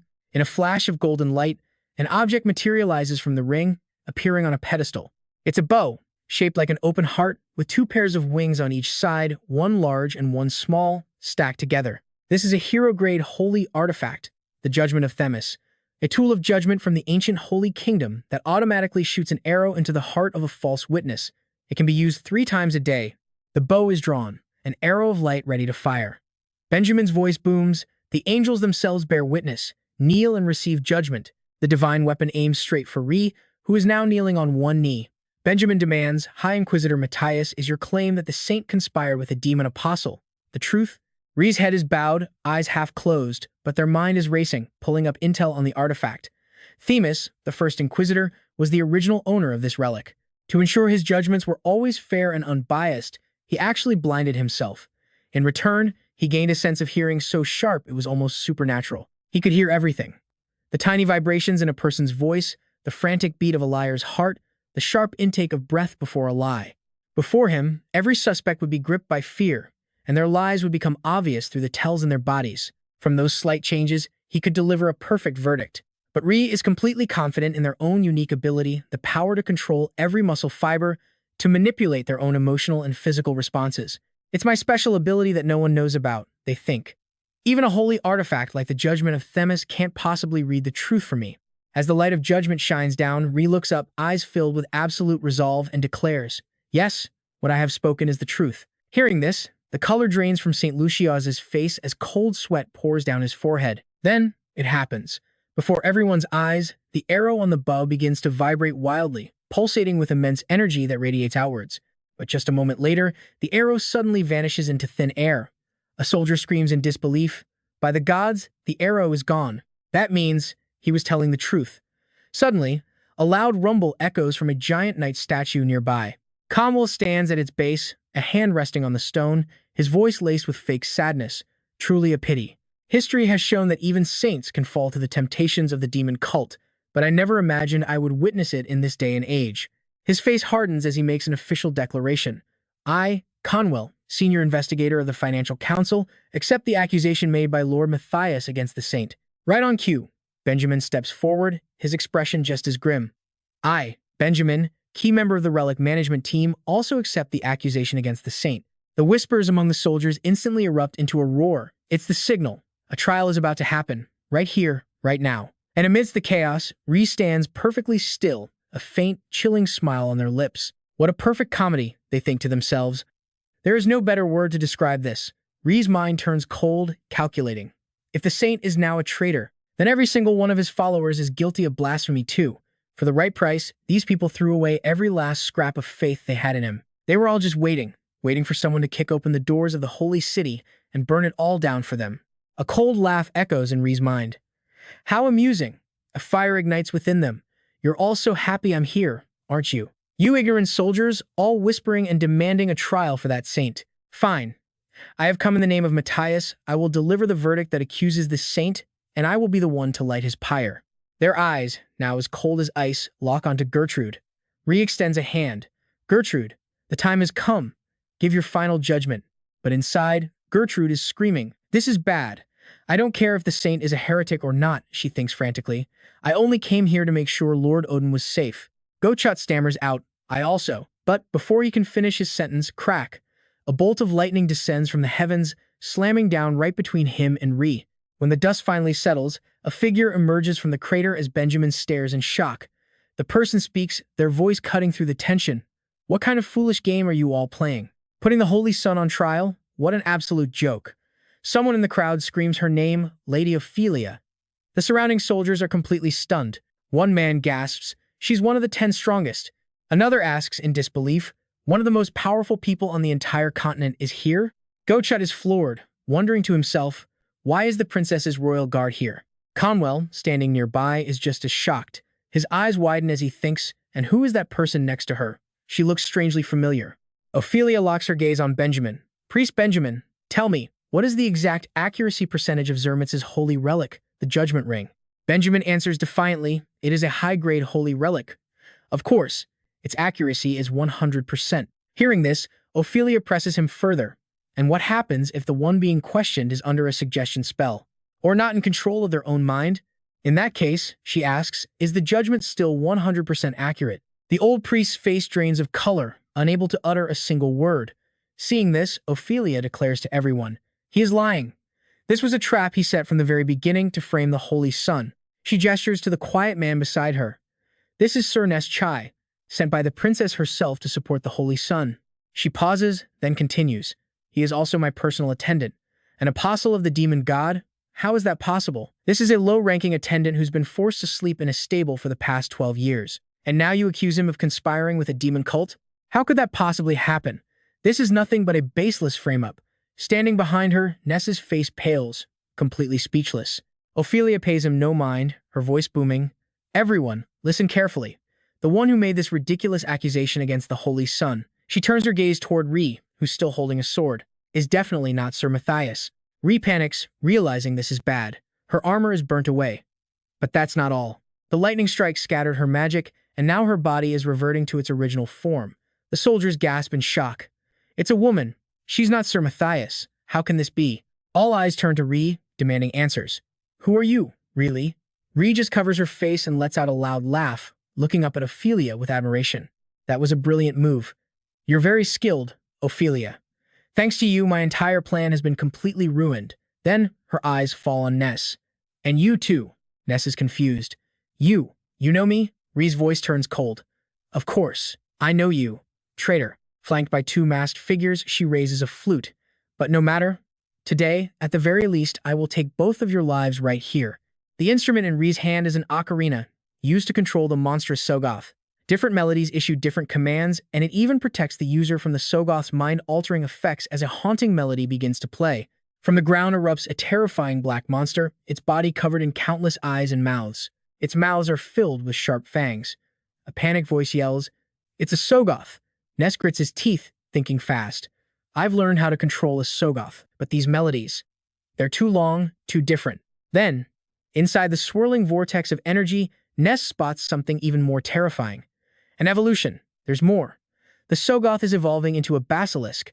A long, two-headed monstrosity appears, its body covered in eyes, mouths, and sharp spines running down its back. It opens its massive jaws, preparing to descend upon the soldiers below. Ree stands on its back, her face an icy mask, looking down on them like they're insects. She rips off the Matthias mask and sneers. It's showtime. Now, come and join me in a dance with death. Faced with the sheer size and immense power of the basilisk, screams of terror echo across the field. A shockwave of energy from the monster's roar spreads for miles, causing anyone with low magic resistance to become violently dizzy. A soldier rushes to support a pale-faced nobleman. My lord, don't worry. We mercenaries will secure a retreat path. But the old noble's eyes are wide with pure terror. It seems everyone has realized what kind of ability this is as the ground begins to rumble violently. From the distant forest, tiny black dots swarm towards them at blinding speed. On the ground, in the air, it's a horde of monsters, roaring and trampling over each other as they charge the battlefield. Desperate screams fill the air. Monsters! The monsters are coming. A sinister whisper echoes in the chaos. Control the monsters. The name Basiliskos means Little King, and this power is certainly worthy of that title. The soldiers don't even have time to think. They panic and scatter in every direction, screaming for their lives. Priest Benjamin roars in fury. You fools! Whatever happens, you must not break formation. But it's already too late. The nobleman and his mercenary escort are suddenly engulfed by a massive shadow. They look up, their faces frozen in horror. Hundreds, no, thousands of eyes are staring down at the fleeing soldiers. And one look into those cursed burning eyes is enough to turn anyone to stone. But in that critical moment, a staff bearing a cross and two wings appears, emitting a brilliant rainbow light as a chant rings out. Repel the darkness. That staff is a rare-grade holy relic, the Staff of Compassion. When planted in the ground, it creates a spreading purification barrier. Planting more staffs amplifies the effect, expanding the safe zone. A wave of purifying magic washes over the battlefield. The stone statues crack and shatter, revealing the terrified soldiers trapped within. Priest Benjamin, holding the staff, addresses the survivors. The purification barrier has spread. Its cleansing effect will be continuous inside this area. First, we must capture that basilisk. I have a way to catch it, so just buy me some time, Disciple Conwell. Hearing this, Conwell grins. Of course, Benjamin. Leave the attack to me, he replies, already casting a spell. The old man thinks to himself, I originally brought this to break through the castle gates in a siege. He was talking about the statue of the goddess holding a spear. It's a worshipped statue of a holy knight. By channeling divine power into it, the statue animates and attacks the enemy. Under Conwell's command, the giant stone knight charges forward, spear leveled at the basilisk. The spear glows with immense energy, then shoots from the knight's hand, flying straight through the basilisk's wide-open mouth. The monster roars in agony and rage. It lunges at the stone knight but is instantly blocked by a massive shield. The knight lowers its stance and unleashes a barrage of punches that create massive explosions against the monster's body. Then, it quickly leaps back, catching its returning spear, and prepares for the next attack. The evolved Sockboard, now a basiliscus. This monster's abilities are the stuff of nightmares. First, its skills attack the mind with a spiritual corruption. It induces pure terror, creates crippling illusions, and drives its victims into a berserker rage. Once that corruption hits 100%, you lose all reason and start slaughtering your own allies. And get this, it's completely immune to physical attacks. Only elemental or magic damage can hurt it. It even devours people, converting their life force into its own mana. But the basiliscus adds a new terror to the mix. A petrifying beam from its eyes, a beam that only affects living creatures. Priest Benjamin surveys the battlefield, his mind racing. He thinks, most of this can be countered by the sanctuary's purification skills. Our attacks are light-based, so we can damage it. But there's one thing, the real threat. What truly worries Benjamin is the one feature that always appears when a basiliscus evolves that second mouth on its tail. After charging its power for a minimum of 5 minutes, up to an hour, it can unleash its ultimate skills.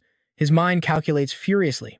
If that second mouth uses its ability, the fatality rate for its target skyrockets to a terrifying 80%. Worse, each basiliscus can have different skills, making them almost impossible to predict and defend against.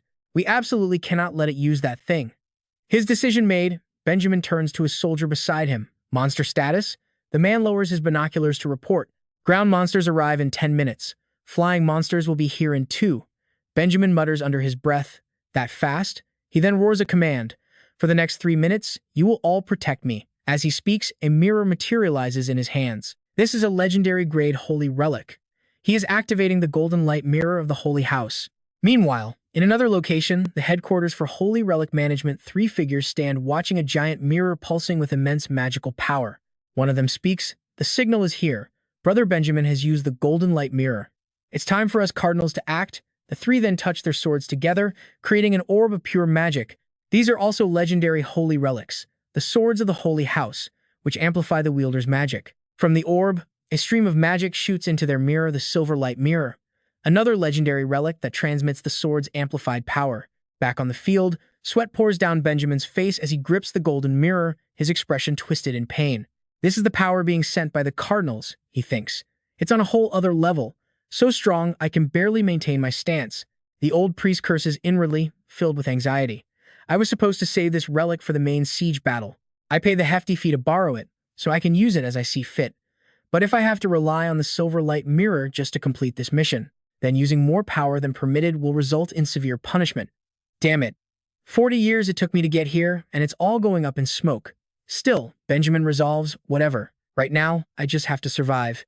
But what Benjamin doesn't know is the true nature of this mission. From behind, the massive figure of Gochit approaches and clamps a hand on the old priest's head. Gochit looks down, his voice cold as ice. Follow the regulations, Benjamin. You are to aim it at the city gate. Lord Gochit. Benjamin cries out in shock. But Gochit grabs the priest's hands, forcing the mirror to turn. A colossal beam of magic erupts, blasting towards the sealed city gate. Back at a dark temple, a woman named Van, the 5th-ranked apostle of the demon god worshippers, watches the silver light mirror and whispers, the preparations are complete. Even if the situation there got a little complicated, our brothers have already infiltrated, and Gochit's obsession with Odin will turn our vision into reality. Beside her, the 8th-ranked apostle clicks his tongue in annoyance. Teach, I wanted to crush them myself, he complains. Van replies, patience. All-out war is a last resort. The man's face darkens as he adds with a cold smile. It's all about establishing a pretext. Declare war, negotiate multiple times. The higher-ups orchestrate the talks to fail. That final failure is what allows an all-out war to erupt, justifying our actions. Van sighs wistfully. Justification. Based on following the official rules of war, we gain the aid of other powerful beings. Most importantly, we avoid punishment from the kingdom's guardian dragon. The 8th apostle scoffs. We'll be bled dry by the holy sun. He only cares about protecting his own status. A woman named Hemina smiles. Such is life in high society. And to bypass those rules, my disciples have climbed to very high positions within the holy land of light. Now, apostles, let us gather our strength once more. The 3 raise their swords in unison, creating a second magical orb. A scream rings out from the battlefield. Leave it here, a woman named Well turns in horror. What are you doing? Benjamin, Gochit. A third blast of energy erupts from the golden light mirror. In the distance, the thunder of hooves grows louder and louder. An eye-shaped orb floats in the sky, observing from afar. A voice reports, estimated 30 minutes until reinforcements from the 3rd parish arrive. Near the 3rd parish, a cavalry unit is charging at full speed.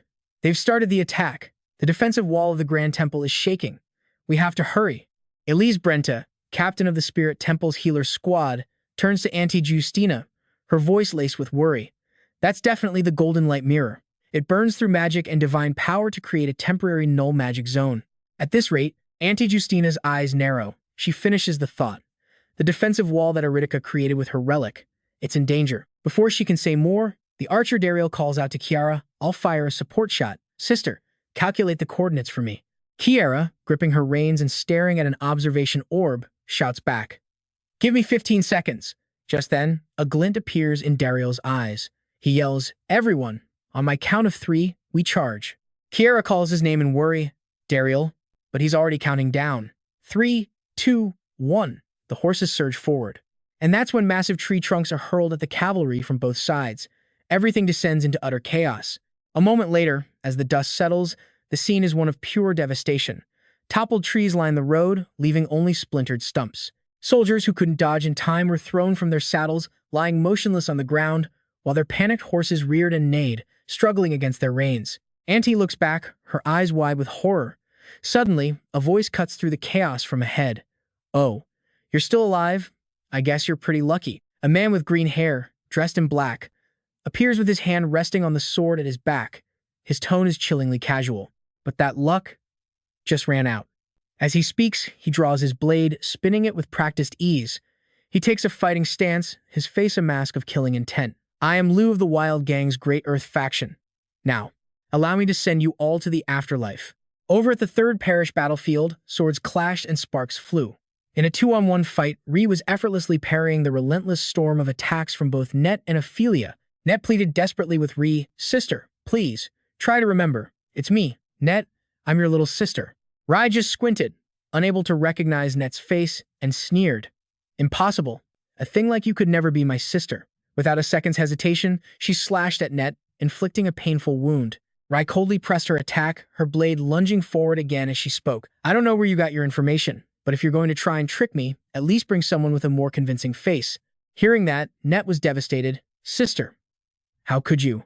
But just then, a massive crash echoed across the battlefield. The main gate, it collapsed. Both Net and Ophelia whipped their heads around in shock. Rye just smirked. Electric acceleration. She vanished in a blur of speed. Ophelia immediately gave chase, screaming, "Get back to the temple. Stop right there." The two mysterious figures watched Ree go. The one with the strawberry hat quickly said, "My junior, leave this to me. I'll handle things here." His partner drew his sword and replied, "Yes, senior." The strawberry-hatted man raised an ocarina to his lips. As he played, he thought to himself, "Our role is to support our junior's mission, which means the thing we need to do right now is this." The monster, Basiliscos, heard the sound. Its second mouth gaped wide open, a terrifying signal that something truly awful was about to be unleashed.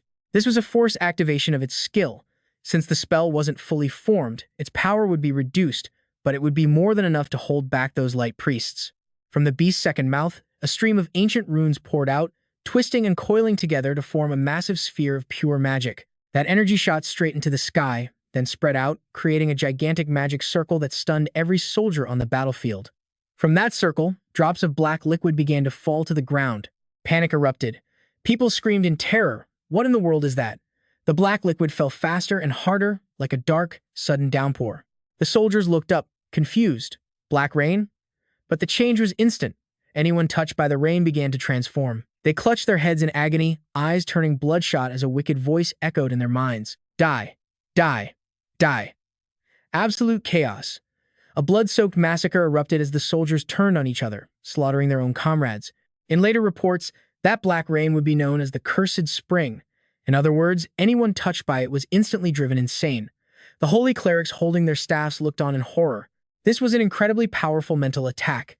Even with their purification barriers up, it was almost impossible to withstand. Another cleric shouted frantically, "Quick, get over here, get closer to the staff. The purification field is stronger on this side." But before he could finish, a monster with a lion's body, bird wings, and a human face snatched him up and crushed him in midair. And they weren't alone. Giant green monsters with mouths full of razor-sharp fangs and swarms of venomous spiders poured onto the battlefield, filling the air with the stench of blood. A desperate cry rang out across the lines. 3 of the 4 staffs have been stolen. The purification field's range has shrunk. Use the purification skill. Now. That command was drowned out by screams of agony and the sickening thud of bodies hitting the dirt. Net raced across the battlefield, gritting her teeth. In this cursed rain, the only ones who could move freely were herself, the demon god's followers with their ocarinas, and Ophelia, who was immune. Net thought with dread, "So many people are going to die. Should I just ignore them and go after my sister?" Her mind drifted to Zephyr. If it were Zephyr, he'd say to eliminate those who deserve to die, of course. But beyond that, we have to save as many people as we can. The more allies we have, the more we can accomplish. Yes, from a broad perspective, that's the plan, Zephyr had told her. But the specifics, you have to judge the situation as it happens. I'll respect your judgment. With that memory in mind, Net turned to Ophelia. "I need to ask a favor of you. If I use illusion magic to change my face, nobody will recognize me. I'm going to stay here and fight these monsters." Ophelia just nodded. "I understand." Net thought to herself, "I have to catch up to my sister. I need to restrain her and use the Elven Queen's blessing to get through to her. And since she's a powerful enemy, taking her out is strategically the right move." Meanwhile, Ophelia and Rhea were still locked in combat. The demon god cultist with the ocarina was controlling the basiliscos, supporting the attack and trying to pin Ophelia down. In that moment, Rhea smirked and vanished. Ophelia's brow furrowed as she scanned the area. "She's gone. Where did she go?" Suddenly, Rhea reappeared high above, sword raised to strike down at the trapped Ophelia. Her blade crackled with arcs of lightning as she roared, her face a mask of killing intent. Thunderfall. But at that exact moment, a long whip shot out of nowhere, shattering Rhea's attack. Rhea's face twisted in pure astonishment. Over on the side, a figure calmly took a drag from his pipe, squinting one eye as he casually retracted the whip. Elsewhere, Net held her sword, her resolve hardening. "I'm fighting alongside incredibly strong allies now.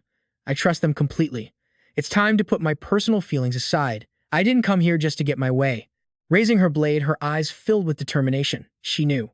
"My job is to open the path forward for Zephyr." She lunged, sword first, clashing with the basiliscos, her new purpose burning inside her.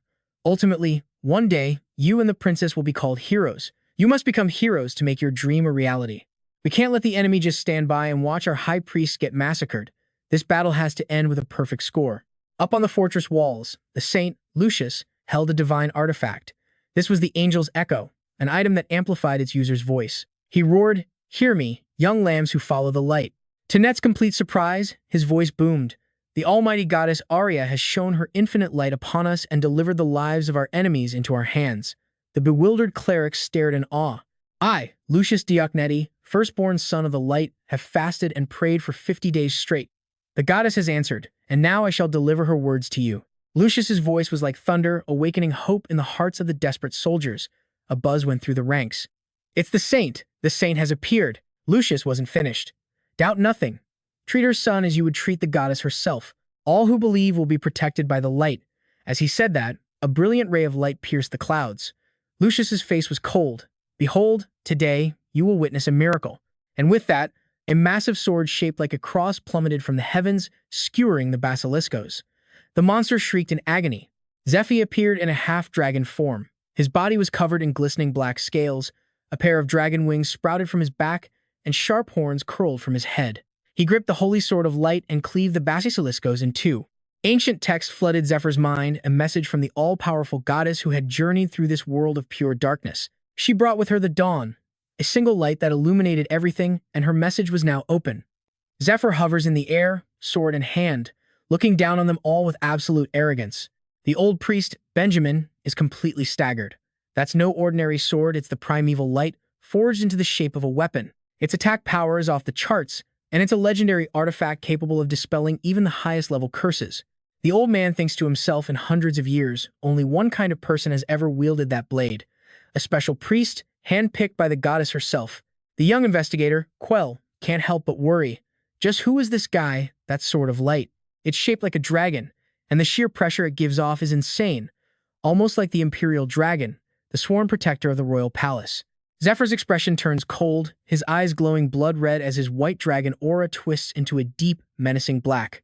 He thinks back to his previous life. For years, he was completely ignored while the world fawned over a rising star named Odios, but that became his greatest opportunity. While all his enemies were busy chasing Odios, no one paid any attention to a nobody like him. And while their guards were down, he found opportunities here and there, growing stronger in the shadows. A smirk plays on Zephyr's lips. This time around, his plan had been to hide behind big names like Lucius or Dariel until he was powerful enough to make a move. But now, he doesn't need to do that anymore. In fact, now is the perfect chance to step into the spotlight. He recalls the message from the goddess of light, delivered by the high-ranking angel, Maxtes. Maxtes had explained, "The voice that stopped you from wielding the sword wasn't Lady Arya's. Someone who isn't a saint, like yourself, can't hear a divine voice so directly." Zephyr remembers her words. She told him to wait, that she would show him something very interesting. Then, she relayed a message from a completely different source. "You truly are a fascinating human. My apologies for having you hold such dregs. I failed to recognize your power. This sword is now yours, and I will grant you something far better for my treasury." Maxtus had simply explained, "He asked me to pass that along to you." At the time, Zephyr thought it was just another angel relaying a message, not a direct divine voice. He always believed only Arya could inhabit the Sword of Light. He didn't even know what Arya's voice sounded like. But then, as if reading his mind, Maxtus dropped a bombshell. The one who spoke to you was the Sword of Light itself. Clutching the sword now, Zephyr recalls Maxtus's final words. You met all the conditions to wield the blade, but the sword itself rejected you. Lady Arya felt pity for the trouble you faced. So, she granted you a reward, and with it, a second request. The quest from the Goddess of Light was simple. Protector of the innocent. Protect your designated target for 10 months. The reward for success? Access to the first floor of Arya's personal armory, where he could choose any single item for himself. Zephyr thinks it through. So, for 10 months, he can use the Sword of Light as he pleases. The reward is nice, but the quest itself is the real prize. Because during the mission, the sword is forced to obey him. He calculates that once the 10 months are up, it will probably go back to rejecting him. But it doesn't matter. His plan to capture Iridaka and the 4 dragons is set for 4 months and 2 weeks from now. 10 months is more than enough time. With his strategy set, Zephyr coldly raises an index finger, now transformed into a menacing dragon's claw, and a magic circle erupts with ancient text. All humans kneel. All monsters stop where you stand. This is Long One, a dragon's unique skill. It infuses his words with absolute authority, a power he can only use because he possesses a dragon's heart. The cultists collapse in confusion, their bodies moving against their will. What's happening? Even Net and Ophelia can't resist the command and are forced to their knees. The horde of monsters pouring from the forest freezes instantly, like statues. A moment later, Zephyr raises his blade, its killing intent almost visible, and charges into the frozen masses, effortlessly slicing them in two. Against such overwhelming power, resistance is impossible. Watching the massacre, Ree can't believe her eyes. This is all wrong. That man, he isn't the Holy Son. The one who truly received the dragon's heart, she realizes with dawning horror, is him. The man currently butchering everything in his path. Panic sets in. This is bad, really bad, Ree thinks. Realizing no transformation can save her now, retreat is the only option. She silently thanks her luck in the chaos. She'd changed her appearance and gotten away from Ophelia's side. But before she can finish her thought, an arrow strikes her from behind. Cold sweat drips down her back as her body goes numb. Poison, she gasps. From behind her, a voice calls out from atop a pile of monster corpses. It's Fet. He gives her a mocking look. Now that's a neat trick you've got, to snatch someone's robe and completely change your aura in that short time. You became a totally different person. Honestly, if I were only using my eyes to track you, I would have lost you for good. Fet smirks to himself. During their earlier clash, he deliberately coated his weapon with a unique scented poison. Microparticles had clung to Ree's clothes and hair. All he had to do was follow the scent to find her. Hey, of course, he muses. You need a sense of smell as good as mine to pull that off. Ree forces a strained smile. You've got some incredible skills yourself. And with that, she collapses to the ground. Meanwhile, Zephyr is lost in thought. For at least 10 months, the Sword of Light is his. He remembers when Iridaka initially refused to implant the dragon heart. His own power level was just too low, making the procedure too dangerous. But thanks to Extraso's help, his abilities have grown exponentially. Now, his body can stably contain 2 dragon hearts. The black dragon's heart, his original core, and the newly implanted blue dragon's heart. The second heart acts as a support, synchronizing with his core. His current operational capacity? A stable 24.5%. He thinks with cold determination. With this much power, there's no more need to hide. In fact, it's the opposite. Now that everything is ready, he will finally seize the one piece he couldn't obtain in his past life. He remembers it all too clearly. In his last life, no matter how powerful he became, the nobles refused to follow him. One had pointed at him, his voice dripping with contempt. His origin, a slave, impossible. A true noble like me will never follow someone so lowborn. They gave his opportunity away, whispering amongst themselves, that other man is the disciple of someone famous. Let him lead. A common soldier learns to despise 2 things. Tradition says the experienced get first dibs on power, but never to this extent. 2 horrible words made my official connection with Ante a complete joke. Status and bloodline. How ridiculous. I'm the only one who can save them right now. But those fools with their petty little crowns, they would rather die than ever acknowledge me. And the ones with nothing, who started from the same place I did, they hate anyone who manages to climb up. If we don't work together, we are all going to die. I can't believe so many people would risk their lives and sabotage others just for a little bit of pride. So I stopped trying to deal with the trash that hates me. But even so, I desperately need people on my side. Zephyr knew they were in deep trouble. The enemy was too strong, and there were just too many of them. His small number of elite soldiers could never win a large-scale war. This meant that only someone with real power, someone with official recognition, could rally enough people to turn the tide in the right direction. Zephyr resolved himself. The Sword of Light was the one and only key that could instantly elevate his status. It was the ultimate proof that a person was chosen by the goddess. As the sun set in a blaze of fire, Zephyr landed gracefully upon the fortress wall. The holy knight, Lucius, knelt low before him. "My lord, welcome. I have been waiting for your return." In response, Zephyr just smiled. "It took a little time, but I finished the job you gave me, holy knight." He raised his left hand, and hovering over his palm was a glowing blue key of light. "Now," he said, "you won't have to." And then, a colossal dragon's head appeared behind him. Zephyr finished with confidence to worry about Danaku's corruption problem anymore. Priest Benjamin and investigator Conwell cried out in sheer terror. The head of a dragon lich. That day, Lucius stood before countless priests and advocates and began to pray. Like a white dove taking flight, his prayer spread across the entire continent in an instant. "Listen, the goddess has sent this man to us, and he has achieved a great miracle. Behold, the relic in his hand is the very light the goddess bestows whenever the world sinks into chaos." Heeding her prayer, he came to us to save the people from their suffering. Offering the dragon's heart to the goddess's messenger is the same as offering it to the goddess herself. You who harbor doubts, listen. How can you possibly value money more than the will of the goddess? The prosecutor in charge clutched his staff, a cold sweat running down his back. This is bad. Legally speaking, this is blatant corruption. But the moment the Holy Sun invokes the goddess, this stops being a legal matter. This is going to be a mess. Worse, he knew it was already over. Several priests had witnessed the miracle with their own eyes. Now, whether it was the court or the investors, anyone who dared to complain about the loss of the dragon's heart would be branded a heretic. The prosecutor sighed in defeat. As expected of the son of Duke Gionetti, the Holy Sun, this is your total victory. There's nothing left for us advocates to do. Congratulations, you silver-haired young man. The image of that sword of light flashed in his mind, and he could only marvel. From this moment on, you have become the main character of this world. Everything was unfolding according to the goddess's plan. Her will carried mercy. Obey, and prepare for the coming chaos. The light will guide you. Oh, almighty goddess Arya, save us with your eternal light. Looking at the power in his hands, Dian Kang smirked to himself. I am the absolute best among Jin Wang Ryu's disciples. Even when fighting blindfolded, he always won with ease. He was a natural, born from a legendary martial arts bloodline, a prodigy who mastered secret techniques in a flash. Dian Kang couldn't help but think back. Even after being infected with the imprint worm, he made it grow faster, drawing out even greater power. Strength of a dragon, power of steel. Dian Kang felt a surge of pride. That name suited him perfectly. He was stronger and more precise than anyone else. The image of his father appeared in his mind, always turning his back to him, constantly mumbling about returning to the east to reclaim his throne. Dian Kang sneered inwardly. That fool. So obsessed with the West, he stubbornly refused to use the power of the imprint worm. Besides me, all of them were wrong. His blade began to glow with a silver light as he thought, this world is about to break. What meaning does a human throne even have anymore? What's the point of being proud of power you gained without embracing the imprint worm? At that moment, the killing intent around him became so thick it was almost solid.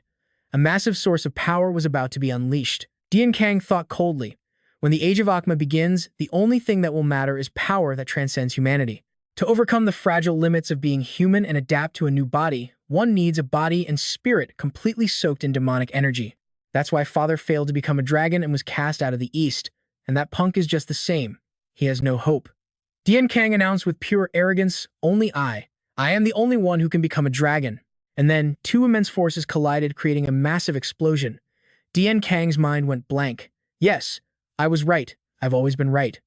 But why is this happening? Dian Kang had lost. He was wrapped tightly in thick, powerful vines, facing an army that was ready for another attack.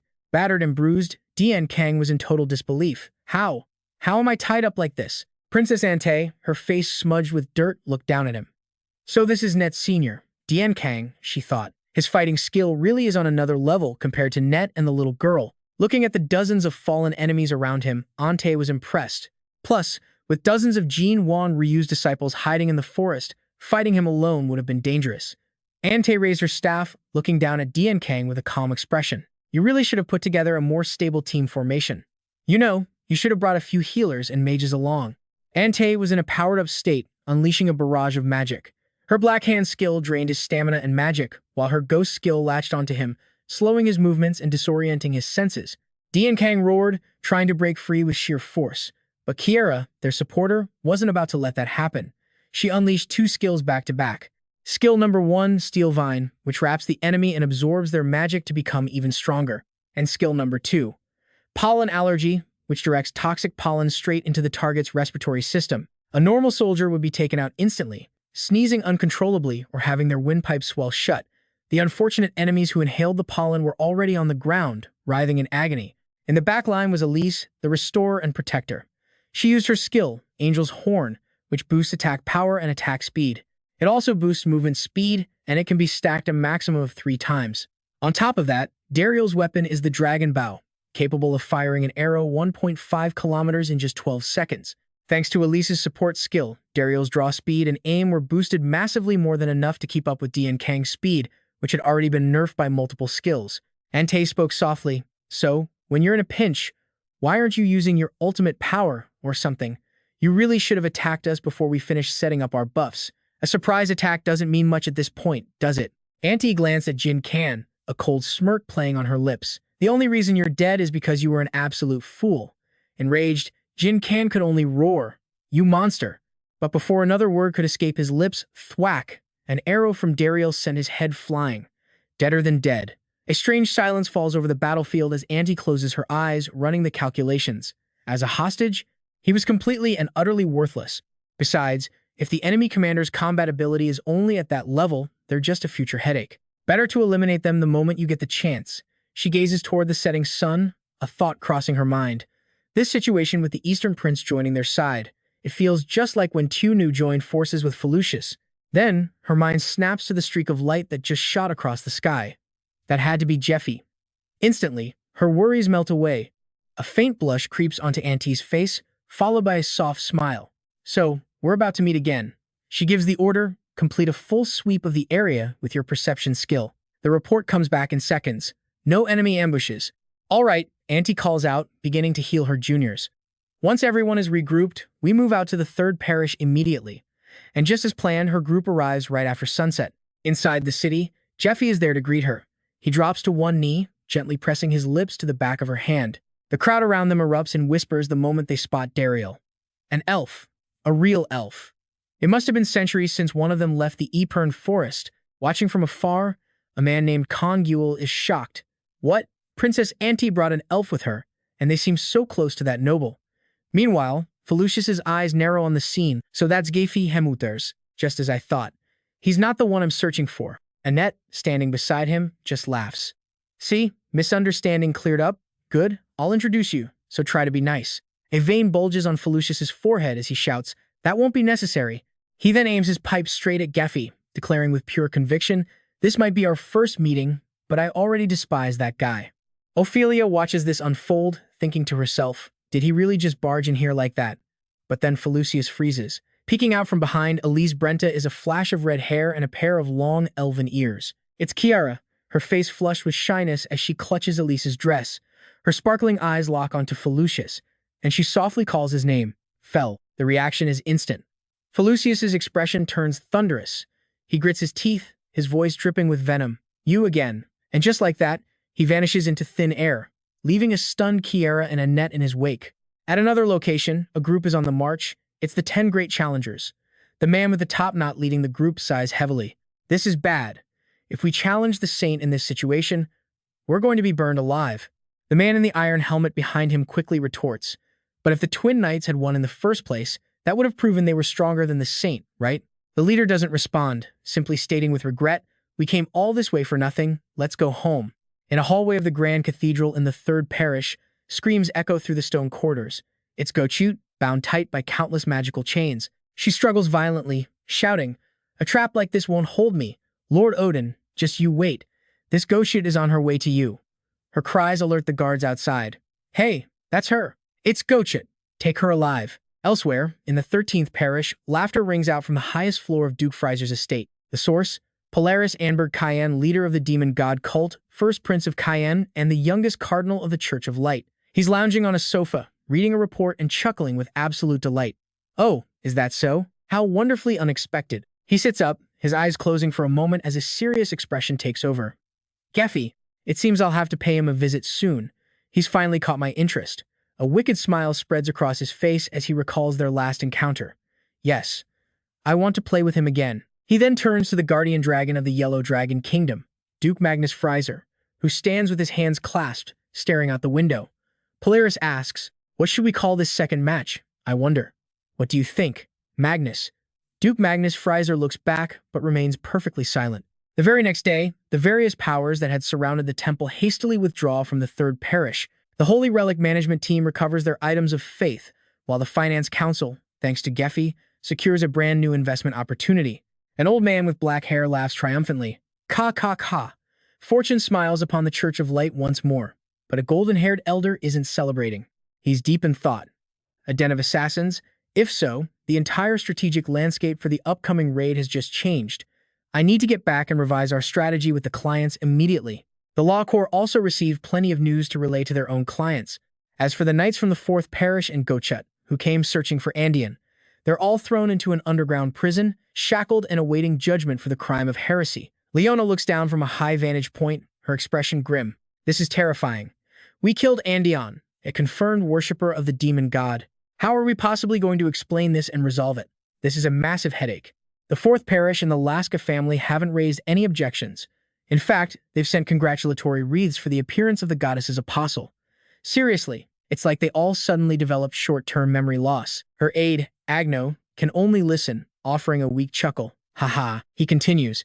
It would be a huge problem if evidence got out that they provoked us, not to mention the fact that Andean was a demon worshipper. Even without that, we can now easily remove the Fourth Parish's role in the upcoming raid. For now, until we're certain of the cards we hold, let's just pretend we know nothing. We'll take a step back and observe. Leona's frustration finally boils over. Arg, this is so infuriating, she yells. It feels like we settled everything, but at the same time, it feels like absolutely nothing has been resolved at all. Agno just offers a faint smile. I understand completely. Suddenly, a voice speaks from behind them. It's the lawyer, Lucius. Your lives, your honor, and even your finances have been secured. This was no ordinary victory. Startled, they both spin around. Commander, Lucius thinks to himself that this is truly a rare occurrence. The moment Tu and her lover appeared, things became far more dangerous. It's been so long since an angel last appeared. The angel's words to him were simple. Lucius, accept this letter. As the angel departed, its final words were, the goddess is always watching over you, so do not forget to offer your thanks and praise. Hee hee. Now those pork ribs are all mine. He barely caught that last part, thinking the angel said something strange, but he brushed it off as a hallucination. In short, the moment he read the letter, Lucius knew something monumental was about to happen. A messenger of the goddess would descend from the heavens bearing a divine artifact, a direct message and guidance from the goddess herself, confirming that Zephyr was indeed the chosen one she had sent, and through him, the goddess would fulfill her will. Lucius knew he had to do everything in his power to escort this man. However, there's one crucial truth that Lucius is completely unaware of. The High Goddess, Max Hades, has just returned, and she's talking to someone while casually munching on some pork ribs. All right, fine. I'll pass your letter to Lucius's guardian angel. Just this once, got it? Don't get used to buying me off with meat. Next to her is the bribe, a box of grilled pork ribs as she writes with a deep scowl. Max discontinues, or rather, complains, your writing is just so crude. Give me 3 more portions, and I'll fix the wording for you. I'm serious. I'll make it sound exactly like a letter from a goddess. Jeffy worries, thinking the guy probably has no idea, even in his wildest dreams, that the letter the angel gave him was a total fake. From across the way, the group calls for him to hurry up. He can only offer a silent apology to Lucius in his heart. I'm sorry, Lucius. I swear. I'll repay your loyalty somehow. But right now, deciding our next move is what's most important. Fett holds a piece of paper, his face scrunched up in disgust. It's the Duke's reply saying he'll be visiting the Third Parish soon. Lucius is stunned. He's coming here? Fett confirms it. That's right. He even asked if there's anything he can do to help. Lucius can hardly believe it. He's offering to help? If we could borrow his strength for the Ice Dragon raid, we'd be in a much stronger position. Fett's expression is anything but friendly as he warns him. Let me be clear. I am not the Duke's subordinate. This is just an exchange of goodwill, and I don't take orders. My own goals come first. There's zero reason for me to get tangled up in whatever dangerous business you people are planning. As they argue, the tension thick in the air. A voice suddenly cuts in. The little maiden already gave you useful information, didn't she? Apparently not. If you'd actually gotten the spy's information, you would have been gone at dawn without a word. Fett remains on guard, silent, absolutely still. Behind him, Ned observes Jeffy was right. there's a problem. For some unknown reason, the blessing of the Elven Queen didn't take. But she's not under the influence of the demon god's curse, either. They had no choice but to use a truth serum, but even the spy herself doesn't know where the poison is. Net grows more anxious. The only thing Fett knows is the location of the master, Jinwang Ryu. Beyond that, he only has information about Jinwang Ryu himself. He has absolutely no memory of anyone being called the spy. If they're dealing with a secret army like the Disciples of Shadow, finding them is going to be incredibly difficult. And now that Senior Jin Kang is dead, the only people who might have any real information are probably Dongfang, Zai, and Jeffy. Suddenly, Jeffy speaks up, shattering Nate's thoughts. Let's make a deal. You help us with this raid, and we'll help you catch your enemy. You can refuse, but I strongly advise against it. Because, in that instant, Fett lunges at Jeffy. He pauses for a moment, then says, I understand. For now, I'll try it your way. In the meeting room, everyone is gathered. All right, before we start the meeting, let's introduce our newest member. A man with platinum hair, streaked with red, stands before them. I am the disciple of the White Dragon, M.N. Mozai. I am also the Sword Saint, Jian Hao, ranked first among the 10 great strongest. My name is Odias. For proof, I present Requiem, my master's sword. Everyone sits in silence, listening. Before Master Ohuj left, he instructed me to assist Princess Auntie in her great cause. The guy seems sharp and energetic. After finishing his introduction, he flashes a bright smile. I came here on his orders, and I hope I can be of service. Auntie turns to praise him. Well said, Odious. We are fellow disciples, both having received our master's teachings. Then, turning to the room, she announces, Everyone, please give him a warm round of applause. She then turns back to Odias. Duke Odias, since this is your first time working with us, there will be much you don't know. So for now, please accompany Duke Jeffy to get yourself situated. Is that acceptable? Odias bows his head. Yes, as you command. He's all smiles on the outside, but his thoughts are a different story. Situated, is she telling me not to get arrogant and to learn my place? If I had arrived just a little sooner for the Shadow Dragon raid, I could have made a truly grand entrance. As it is, he'll have little say in this meeting for the time being. Still, he thinks it's better than nothing. If I had just been a little bit earlier, I could have killed that dragon with my own 2 hands. He recalls his master's warning. Remember this, Odious. On the day the demon god descends, all dragons will become its servants and destroy the world. Before that day arrives, you must eliminate every last dragon. Do not forget my words, he's conflicted. If he follows that order, does that mean he has to kill his own master's sleeping body? Odious reflects, I don't want that. The goal isn't to kill dragons, it's to stop the demon god's descent. If that's the case, the princess's plan could succeed, and they could coexist with the dragons after all. He looks over at Auntie. Besides, if we join forces with the dragons, our efficiency would skyrocket. The demon god's followers would be no match for us. The princess was with my master for so long. How can she not see that? It's obvious. She's just afraid. Everyone at this table has gathered to kill dragons, kill the worshippers, and fight the demon god. In reality, their fear is preventing them from making a rational judgment. He sits with his hand on his face, thinking, I'm not happy about this, but for now, I'll just observe. I need to see if these members are even worth understanding. Jeffy, watching Odias, feels a pang of suspicion. That guy, the Angel's Embrace. It's a skill that checks the target's physical traits and health condition through a sensation that radiates from the user's back. It's also the most hated skill in the group because it feels like a nasty electric shock.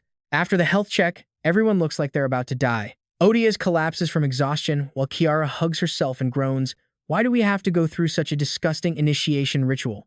Elise Brenta, seeing everyone worn out from her test, tries to cheer them up with a face that just makes everyone more uncomfortable.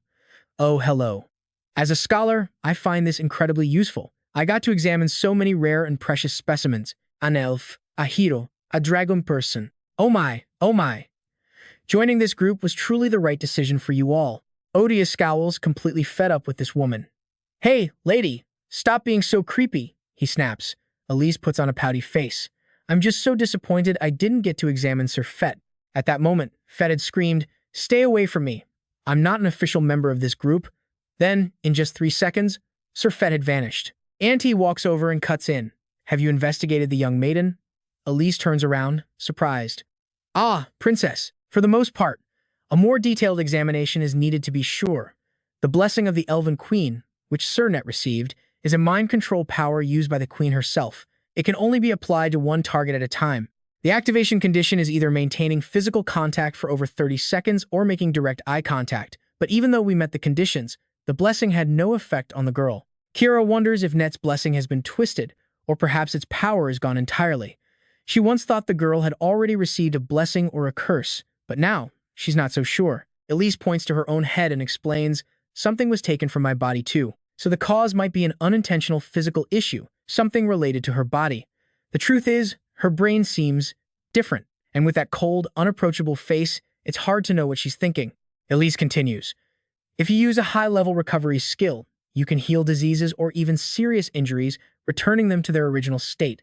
For example, if a finger was just severed, magic could reattach it instantly. But if that finger was lost years ago, even she couldn't do a thing about it. As a child, the girl was in a shipwreck. She likely suffered some kind of head trauma back then, missing the crucial window for treatment, and has lived with it ever since.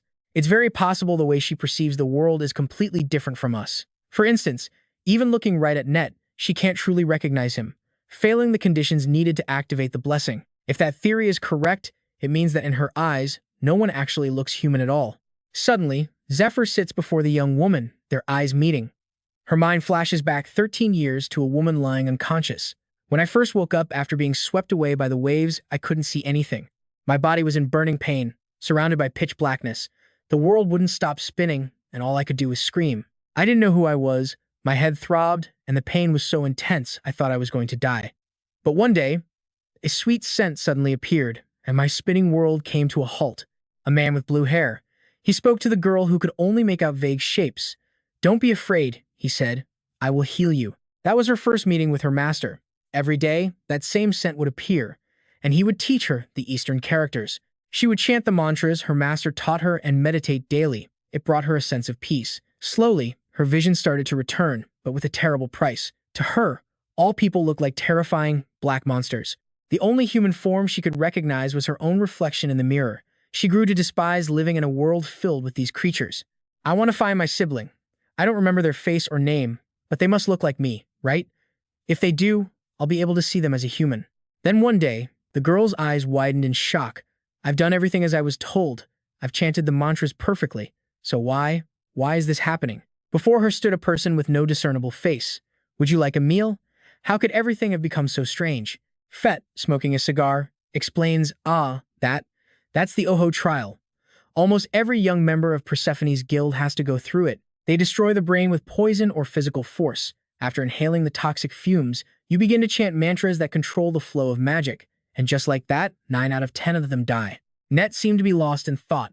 Fet continued, the one survivor no longer perceives sensations normally, all thanks to their rewired brain. The faceless figure called out, sparkling. The girl thinks to herself, cheekbone. From the outside in 5 centimeters. At the 8 o'clock direction. Fet puffs on his cigar, his face indifferent. Those unique sensations you mentioned could be abnormally keen senses of smell, taste, or sight.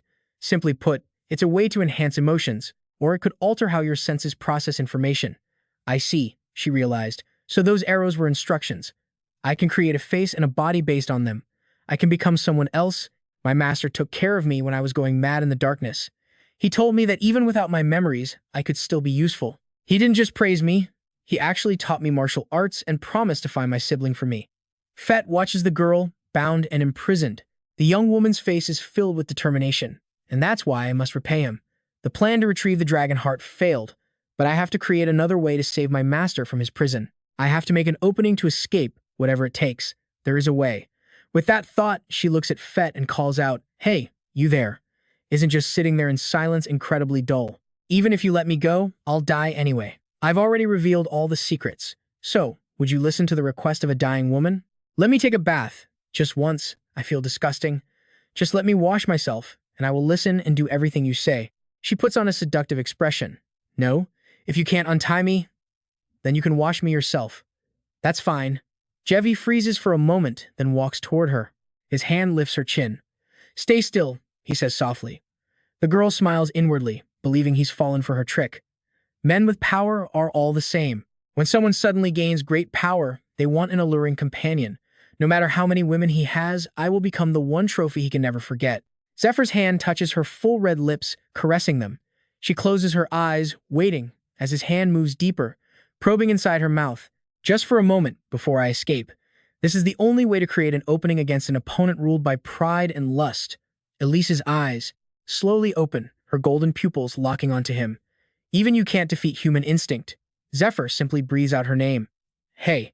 And in an instant, his demeanor shatters. He loses control, his grip tightening on her chin like a vice, as if he wants to crush it into dust. His red eyes blaze with rage, his voice dripping with authority. Stop the act. Spit out the carved seal. Now. Her eyes fly open and meet his icy gaze. She's horrified. She never imagined she would have to face him in a situation like this. The centipede inside her is activated. A searing pain rips through her stomach, and cold sweat pours down her face. It feels like 1,000 insects are crawling all over her body. He knows exactly what she's enduring, but he doesn't care. His grip gets even stronger, forcing her head back. Veins bulge on her neck as she chokes out a few garbled noises. The sound grows louder. Her throat feels like it's being torn apart. She lets out a long, guttural scream and blood erupts from her mouth. Only then does he finally release her chin, not wanting to get her blood on him. She retches in agony on the floor. Her entire body aches from the ropes binding her. He just stands to the side, coldly looking away, not a hint of concern on his face, only satisfaction. He lets out a breath, his mouth curling into a slight smile as he remembers a time before, when things between them weren't so damn difficult. LEA. Even if I go back in time and meet you again, why haven't you changed at all back then, you? Under the moonlight, two figures, one large, one small, stand pressed close together, sharing words of love. LEA gently touches her lips to Zephyr's. It's almost over. Once this is done, we can finally be together, Zephyr. She looked at him with those eyes so full of warmth, you'd almost believe it was real. The kind of look designed to make any man's heart ache, to haunt his every waking thought. She asked him, Trang, will you trust me? And do as I say. For him, the truth was a bitter pill to swallow. He knew exactly what she was. A user. Someone who only wanted to take advantage of him and toss him aside. Back in the present, he remembered her words. A creature was suddenly expelled from her stomach, the very thing that had been tormenting her. But the second it hit the ground, Zephyr stomped on it without a shred of mercy, crushing it instantly. He crouched down, his voice low and dangerous. Honestly, I really want to just kill you. But for Net's sake, I'll give you one chance. Her eyes burned with pure hatred, but her body, it was trembling under his power. He stood, extending his hand as a blue light enveloped her. Whether I spare you or not, he said, will depend entirely on what you do from now on. Zephyr grabbed her head, a numbness spreading through her scalp as her eyes welled up with tears. He yanked her head up, forcing her to meet his gaze as he roared, Open your eyes. After a moment, the heavy iron door creaked open, and rays of light finally spilled into the dark space. Zephyr stepped outside, ascending a seemingly endless staircase lined with burning torches that lit his way out of the darkness. Auntie was already waiting for him. Her long, black hair cascaded down her back, her flowing black dress brushing the floor, accented only by 2 flowers on her shoulder. Her eyes, sharp and piercing, met his as she asked softly, Is it all done? Seeing the woman he loved waiting there, Zephyr quickened his pace to reach her side. I used the dragon's word on her, he explained. It'll bring her back to normal slowly. If we rush the transformation, there's a serious risk of side effects. It's going to take a lot of time, he continued, for her to completely regain her senses and find her memories again. She walked ahead, listening and nodding in understanding. Slowing her pace, she turned to him and asked, This is taking more time than I thought. Zephyr nodded in agreement. Yeah, if we want to minimize the side effects, it's going to take a while. As they walked, the sound of their footsteps echoed in rhythm. Zephyr finally said, I thought you'd object more strongly to this, to healing her. I mean, you and Ophelia wanted to kill her, didn't you? He pressed. Auntie hesitated before replying, but her eyes shifted. The voice was the same, but her entire demeanor had changed in an instant. To be honest, she confessed, I wanted to make things difficult for her. But this is an opportunity. A chance to use a talent like her is too good to pass up. I'm going to use her, exactly the way she made us all suffer. Besides, she added, she's the one the Marnet family has been searching for all this time. So of course, I'm going to help her. Zephyr listened to every word, a little surprised. But that feeling vanished as quickly as it came, replaced by his absolute, unwavering faith in her. You're so two-faced, he teased. Anyway, she's unconscious and sleeping now. While she is, we can create some protective gear. I'll use that time to focus on other things. The truth is, I never wanted to see her again. At first, I just wanted to kill her. But because she's Net's sister, I couldn't do it. But not killing her leaves me feeling completely on edge. I have no idea what she'll do next, so it's better if we never meet. Now that I've seen her again, I know I can't control this rage and this hatred. I'll carry it with me until the day I die. And maybe not even then. Even if I die and come back to life, she muttered, I'll never understand why you chose to stay with the demon god cult after finding out the truth. In the end, What was I to you? And now, I can never ask, Zephyr thought to himself. That future will only exist in my memories. As he was lost in his thoughts, a shoe suddenly flew past his cheek. He was stunned, watching the shoe tumble down the stairs. A shoe? Why was there a random shoe? Too absorbed in his thoughts, he hadn't realized Ant had already climbed higher. Hey, what's wrong with you? She called down. My shoe slipped off. The sight of her lounging on the steps with eyes that seemed to invite him closer. Under the flickering torchlight, something was burning hotter than the flames, and that something was Auntie. It was impossible for him not to be captivated by her beauty, this whole scene. It felt unreal, like something out of a dream.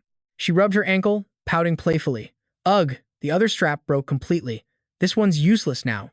In the dark, chilly hall, her pale skin seemed to glow.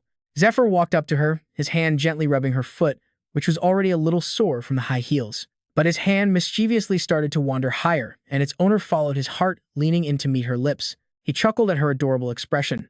Jealous? You're so cute when you're jealous. Her eyes met his as she gently lifted his chin to answer. Jealous of what? Her words were pure temptation, and her stunning beauty pulled them both under, into a sea of passion. Her lips trembled slightly. I'm bewitching you, that's what. In my past life, I'd known both good and bad relationships. I was deceived, used. I was hurt so badly I was on the brink of death, refusing to trust anyone ever again. I really thought the whole world was built on nothing but lies. But in that world of deceit, only Auntie showed me true sincerity. Not with empty promises, but with her actions. For that reason, no matter how many times I have to start over, the person I'll choose will always be you, Auntie. He reached out and took her hand. They shared a look filled with deep affection, knowing they had both carved out a special place in the other's heart. The grand shrine of the third parish was no longer sealed off. A large-scale, official announcement was made. The tomb raid had concluded. During the after-party, Auntie announced that she would be participating in the Dragon faction's next attack.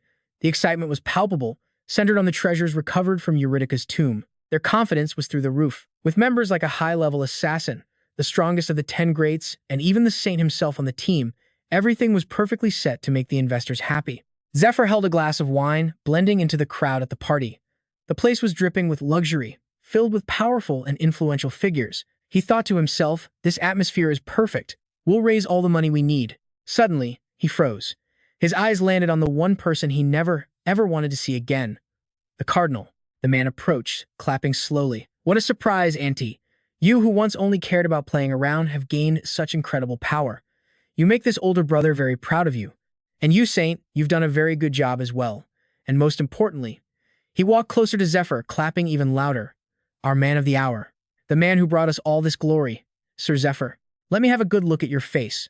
Zephyr was screaming on the inside. The Cardinal? What in the hell is He doing here? Polarith Anbekhayan, the first prince of the Kayan kingdom and the youngest cardinal of the Church of Light. Unlike his sickly younger brother who rarely appeared in public, he had been the shining star of Aslan since childhood, thanks to his stunning looks and brilliant mind. The look Zephyr gave him wasn't just cold, it was pure, unadulterated killing intent. But Zephyr knew it was all just an act, that piece of trash. The leader of the demon god cult, what was he doing here? Polarith returned his glare with a triumphant smirk, a look of pure mockery, as if to spit in his face. After all, his power here was absolute. As the first prince, his arrogance was a given, and not a single person dared to stand up to him. Lucio stepped forward, breaking the tension. Welcome, Your Eminence, Cardinal Polarith. We are honored that you would grace our humble gathering despite your busy schedule. Thank you. On the surface, he wore a bright, welcoming smile. But inside, he was on high alert. The man before him was impossible to read, and he knew Polarith could be plotting an ambush or some devious scheme at any moment. Zephyr couldn't figure out this guy's angle, but he knew one thing for sure, it was nothing good. He barely knew the man, he couldn't let himself be fooled. As the host of this party, he had to do something. Polaris smirked, his eyes scanning the three of them, Lucius, Zephyr, and Ante. Each one was giving him a look that could kill. No need to be so tense. I'm just an ordinary priest, he said, his voice laced with a mesmerizing, demonic charm, his crimson eyes glowing. If you don't like looking at me, then how about this? He snapped his fingers. The closed iron doors slowly creaked open, and the sound of many frantic footsteps echoed from inside. Instantly, everyone's attention was drawn to the entrance. A crowd of children burst through the now open doors, their innocent faces beaming with smiles. Innocent faces. Everyone was stunned. Children? Polaris stood up, his soft, charming tone gone completely. He spoke to the kids with a doting voice. All right, kids, just like we practiced. The children seemed to adore him, their eyes sparkling as they nodded eagerly. They formed a line, closed their eyes, and a pure, melodious song filled the air as they clasped their hands in prayer, circling around Zephyr. The room was filled with nothing but the sound of their sweet singing. Zephyr was completely stunned, unsure of what to do. What the hell is this? He thought. Polaris, no. Archbishop Unbacked stepped forward, presenting a young boy wearing a flower crown to the crowd. This child is a refugee from Danikyu. He lost his entire family to the dragon's poison. He then pointed to two other small children. This little girl lost her family to the undead monsters from the wicked princess's tomb, and these two are the only survivors from their village. Finally, he gestured towards Zephyr. I was powerless, only able to rescue and care for these orphans. But you, sir, you stopped these tragedies, you made them end. On behalf of all these children, I thank you. Sir Zephyr. With that, he bowed his head, feigning deep reverence. But his eyes didn't match his actions at all. They say words can lie, but the eyes? Never. The room erupted with cheers. A blessing from St. Arya, long live Sir Zephyr. But Auntie, who should have been proud, felt a cold dread instead. Her gaze, sharp as a blade, was fixed on Archbishop Polaris Unbacked.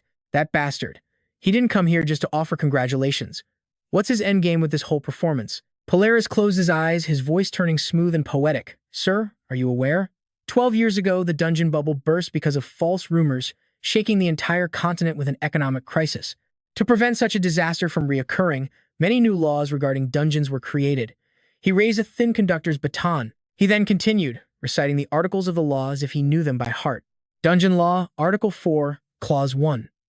All valuable equipment, items, and spoils of war obtained during a raid must be appraised by a state-certified official and reported to investors, and to the king. The report goes to the local lord or the dungeon management authority under them. Seeing all eyes fixed on him, he pressed on. Article 4, Clause 2. The valuation must be based on the current market price. Fraudulent reporting is punishable by up to 3 years in prison, or a fine of up to 5,000 gold. But when I checked, Polaris's voice suddenly grew louder, more frantic, laced with anger. He was practically shouting now, trying to intimidate the three of them. Article 4, Clause 3. A guild has no right to dispose of any item obtained from a dungeon before fulfilling Clause 1. Disposal includes selling, trading, or using it. And in the unavoidable circumstance of using a consumable item, the guild must use its own profits to pay for the value of the item used. The price of the dragon's heart is 0 gold. Therefore, the price to be paid for using it is also 0. This is, without a doubt, a fraudulent report. Lucius exploded. Archbishop, but before he could finish his sentence, Polaris cut him off with a triumphant, wicked laugh. Ah, someone was about to say that, weren't they? But it wouldn't be me. It would be the world. Ha ha ha. He threw his arms wide, his voice booming for everyone to hear and burn into their memory. For anyone thinking that, listen closely. How could mere money be held higher than the will of the goddess?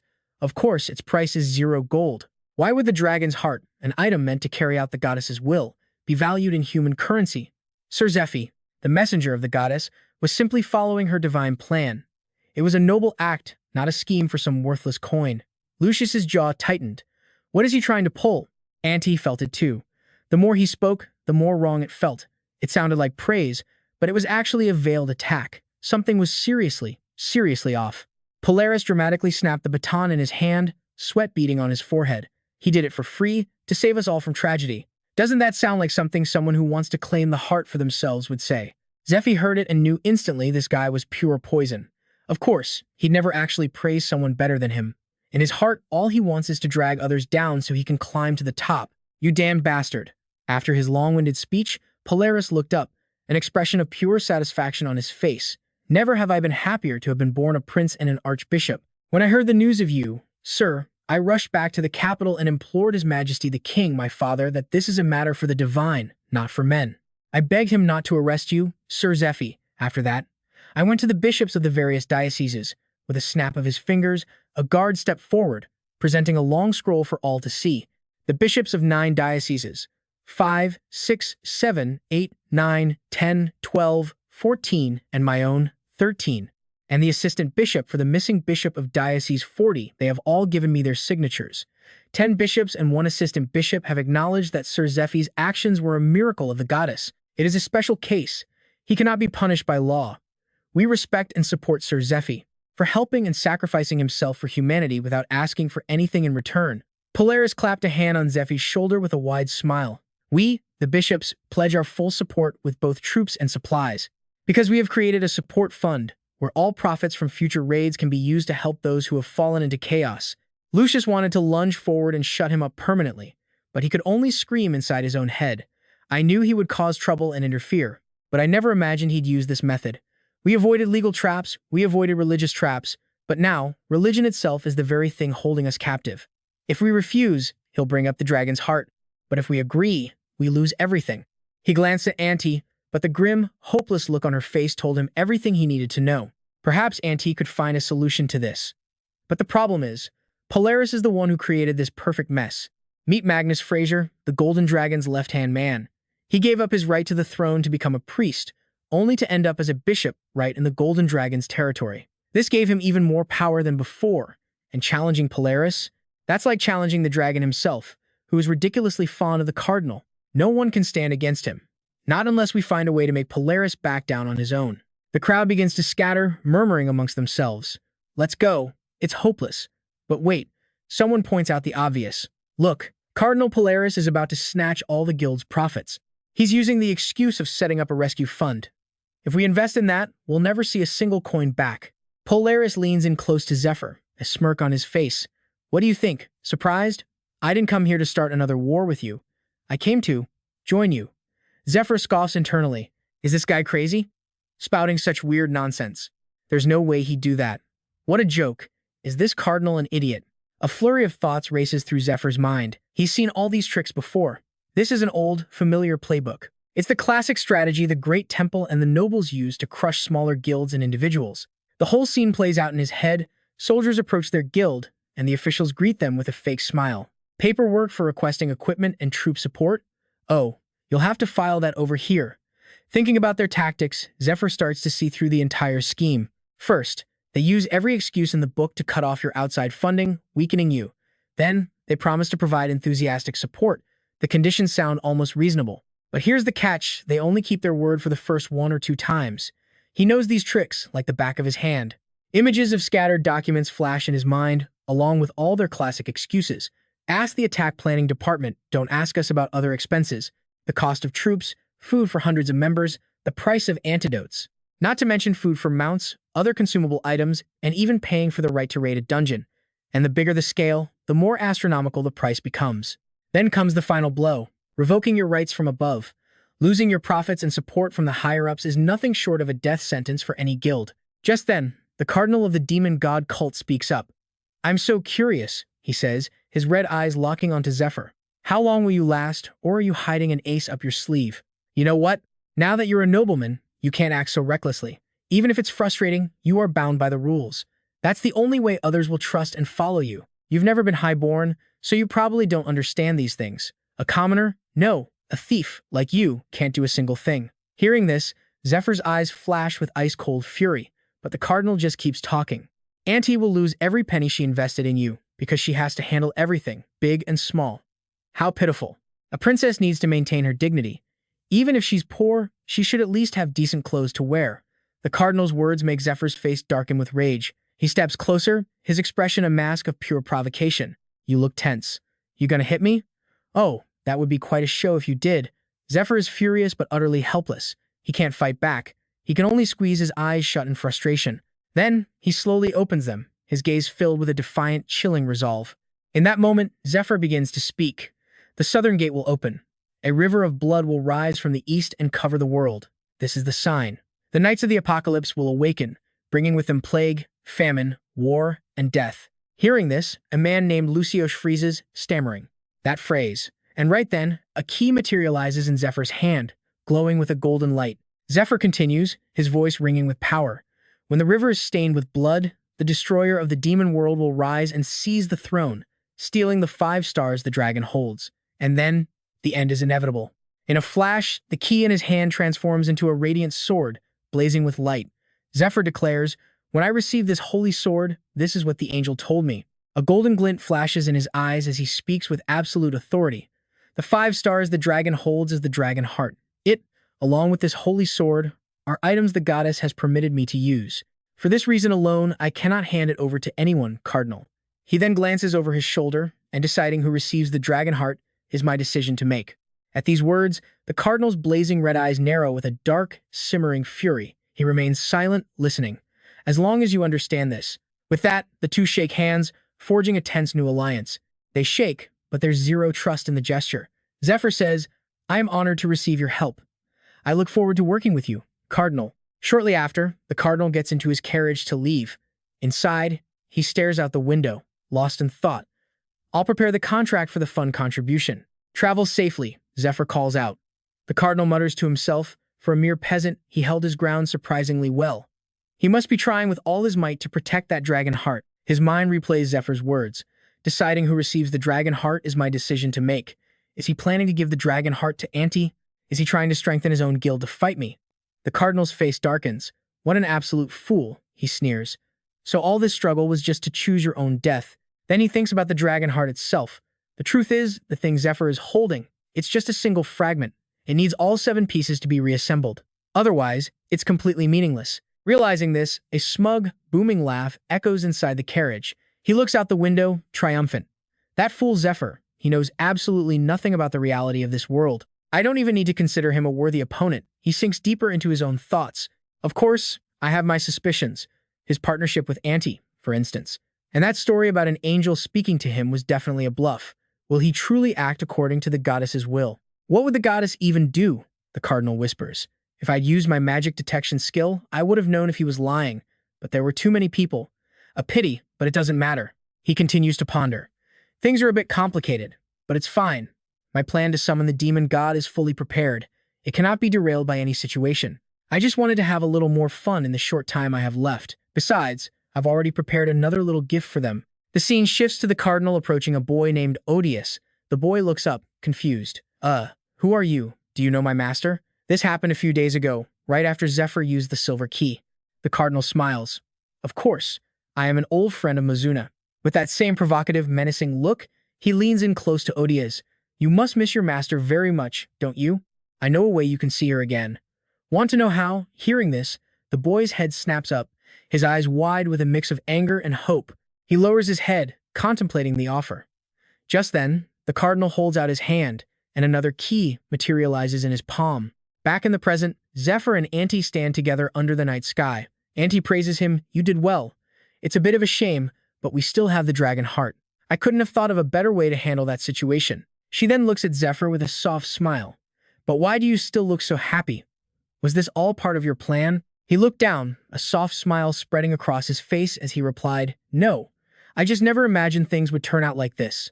I'm smiling because I thought it would be so much worse. It also explains why the high priests in my past life did what they did. He began to replay everything in his mind, thinking to himself, back then, I always wondered, why did that happen? But I got a hint from Auntie's words and formed a theory. Maybe he wanted to see if the white dragon was connected to Undian's sudden death. But if that's true, then why did he spend 2 whole years in my past life blocking the white dragon from getting Aedes' divine protection? An image of Odious appeared in his mind, saying, Oh, you must be new. It's a pleasure. I'm Adarios, but you can just call me AED. And this is. His thoughts trailed off as the answer clicked into place. The memory shifted to Odious, cheerfully carrying Marenia on his back. This is the ice dragon Marenia, our guild's guardian deity. Snapping back to the present, the high priest's calculating face filled his thoughts. That kid definitely hasn't collected enough dragon hearts. The high priest was still brooding in his carriage, which allowed Zephyr a quiet sigh of relief. He thought, we'll never get the power we need to win this long war. Thinking this, Zephyr began to explain, so I put on a little act. I pretended I didn't know how to use the dragon hearts. That way, he wouldn't think I was trying to monopolize them for myself. Haha. Zephyr let out a triumphant laugh, proud he'd completely fooled the high priest. That bastard, to think he actually fell for it. Thinking he'd won a political victory, trying to pressure me with money, that's just how humans fight, you idiot, he continued smugly. He must still think I'm just a human. The two began sharing everything, and Zephyr admitted, if the high priest had attacked for real, I'd probably be dead right now. If he had stood in our way, our guild would be worried about simple survival, not money. And even then, knowing I existed, he left me alone. He lost the game, and because of the rules, he couldn't reveal my identity to the demon god's cultists. That's the rule of the game, even now that he's a VIP in the Temple of Light. All he had to do was expose me as a threat to the kingdom and use the golden dragon's power to eliminate me, causing chaos within the temple's ranks. Zephyr pictured the high priest's insidious face. He didn't just underestimate me, he got complacent, drunk on his own power after years of toying with humans. He thought victory was guaranteed. Honestly, I couldn't help but laugh. That was his golden opportunity to crush me, and he missed it. Just then, Zephyr wrapped his arms around Ante's waist from behind. It'll be a long time before the High Priest realizes his mistake, and he will regret missing this chance. I took one step back. Under the bright moonlight, they held each other tenderly as he whispered, so we could leap even further forward. On the table before them sat a magnificent feast, featuring a rich Borgin-style dragon heart stew. Next to it was a sizzling blue dragon ribeye steak, and to top it all off, flasks of the water of life. At the head of the table, Zephyr wiped his hands and addressed the group. Attacking the ice dragon is different from the fire dragon. We'll be fighting in a snow desert. First things first, we need to boost our stats. It was a lavish spread, and the entire party was gathered. With a welcoming smile, Zephyr announced, "Everyone, eat up." Auntie and Ophelia's eyes widened at the sight of the food. Auntie whispered in awe, "Dragon meat. It's the ultimate elixir for raising all attributes." Beside her, Ophelia was practically drooling. It looked so delicious. Across the table, Net and the man next to him eagerly dug in. Auntie continued her explanation. "It boosts magic, stamina, muscle strength, even your senses." On the other side, Arno saw the feast and enthusiastically piled food onto Lucius's plate. The water of life has amazing recovery effects, purifies magic, and can even extend your life a little. "Captain, please, take my portion too." Faced with Arno's insistence, Lucius was momentarily speechless. Someone at the table then shouted, "We're about to be crazy busy, so let's eat well and boost our fortunes." Seeing the incredible spread, Auntie shot a surprised look at Zephyr. "When did you learn to cook?" He casually replied, "My grandfather taught me when I was a kid. He owned a restaurant." She asked, stunned, "Really?" Then she propped her chin on her hand, smiling as she started to tease him. "You knew everyone would force you to cook if they found out how good you were, so you kept it a secret, didn't you?" He played dumb, shrugging. "Is that so?" She answered with a sly grin. "Yep, I'm sure of it." Zephyr just laughed. Then her eyes fell on the only empty seat at the table. Her expression softened. "But is everything okay, Zephyr?" He didn't quite catch her meaning and looked back, confused. "What's not okay?" she replied with concern. "It's EDI. He's the only one not here today." They all remembered Odius's awkward refusal earlier. "Ah, dragon meat? In that case, I'll have to pass. My stomach feels a bit upset." Recalling his pained expression, she said, "Hunting a dragon is one thing, but eating it? He didn't show it, but it seems like he finds the act completely repulsive." Auntie's gaze grew distant with worry as she looked at Zephyr. "We haven't made him resent us, have we?"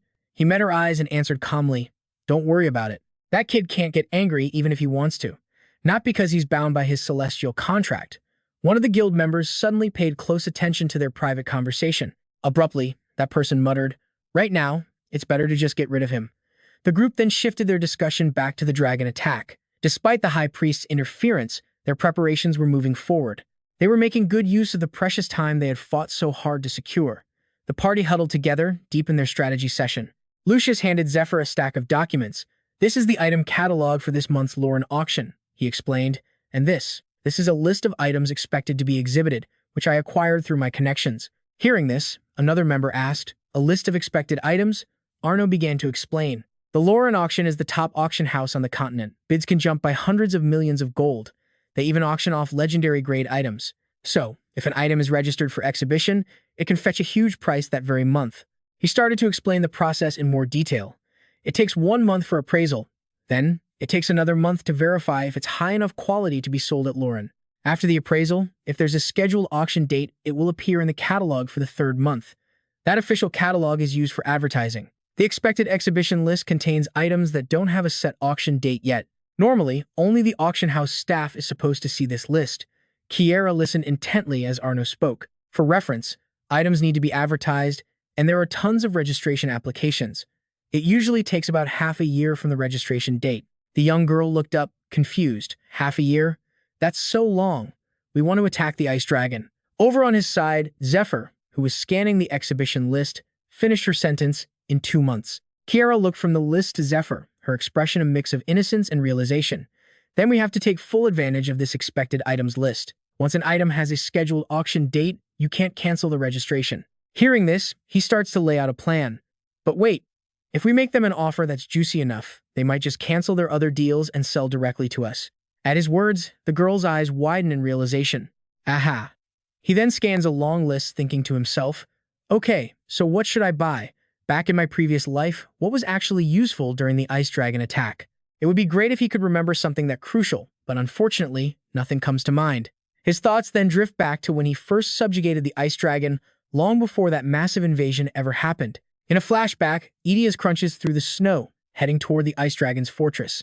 Decked out in his armor, he shouts with pure, unadulterated excitement.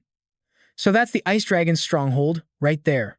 He stands tall, sword slung over his shoulder, staring down the massive ice castle ahead. Behind him lies a trail of defeated monster corpses. And while Edius was visiting Lindell, Anthe and several other factions had already left the city, hunting down the culprit who stole the dragon heart and fled.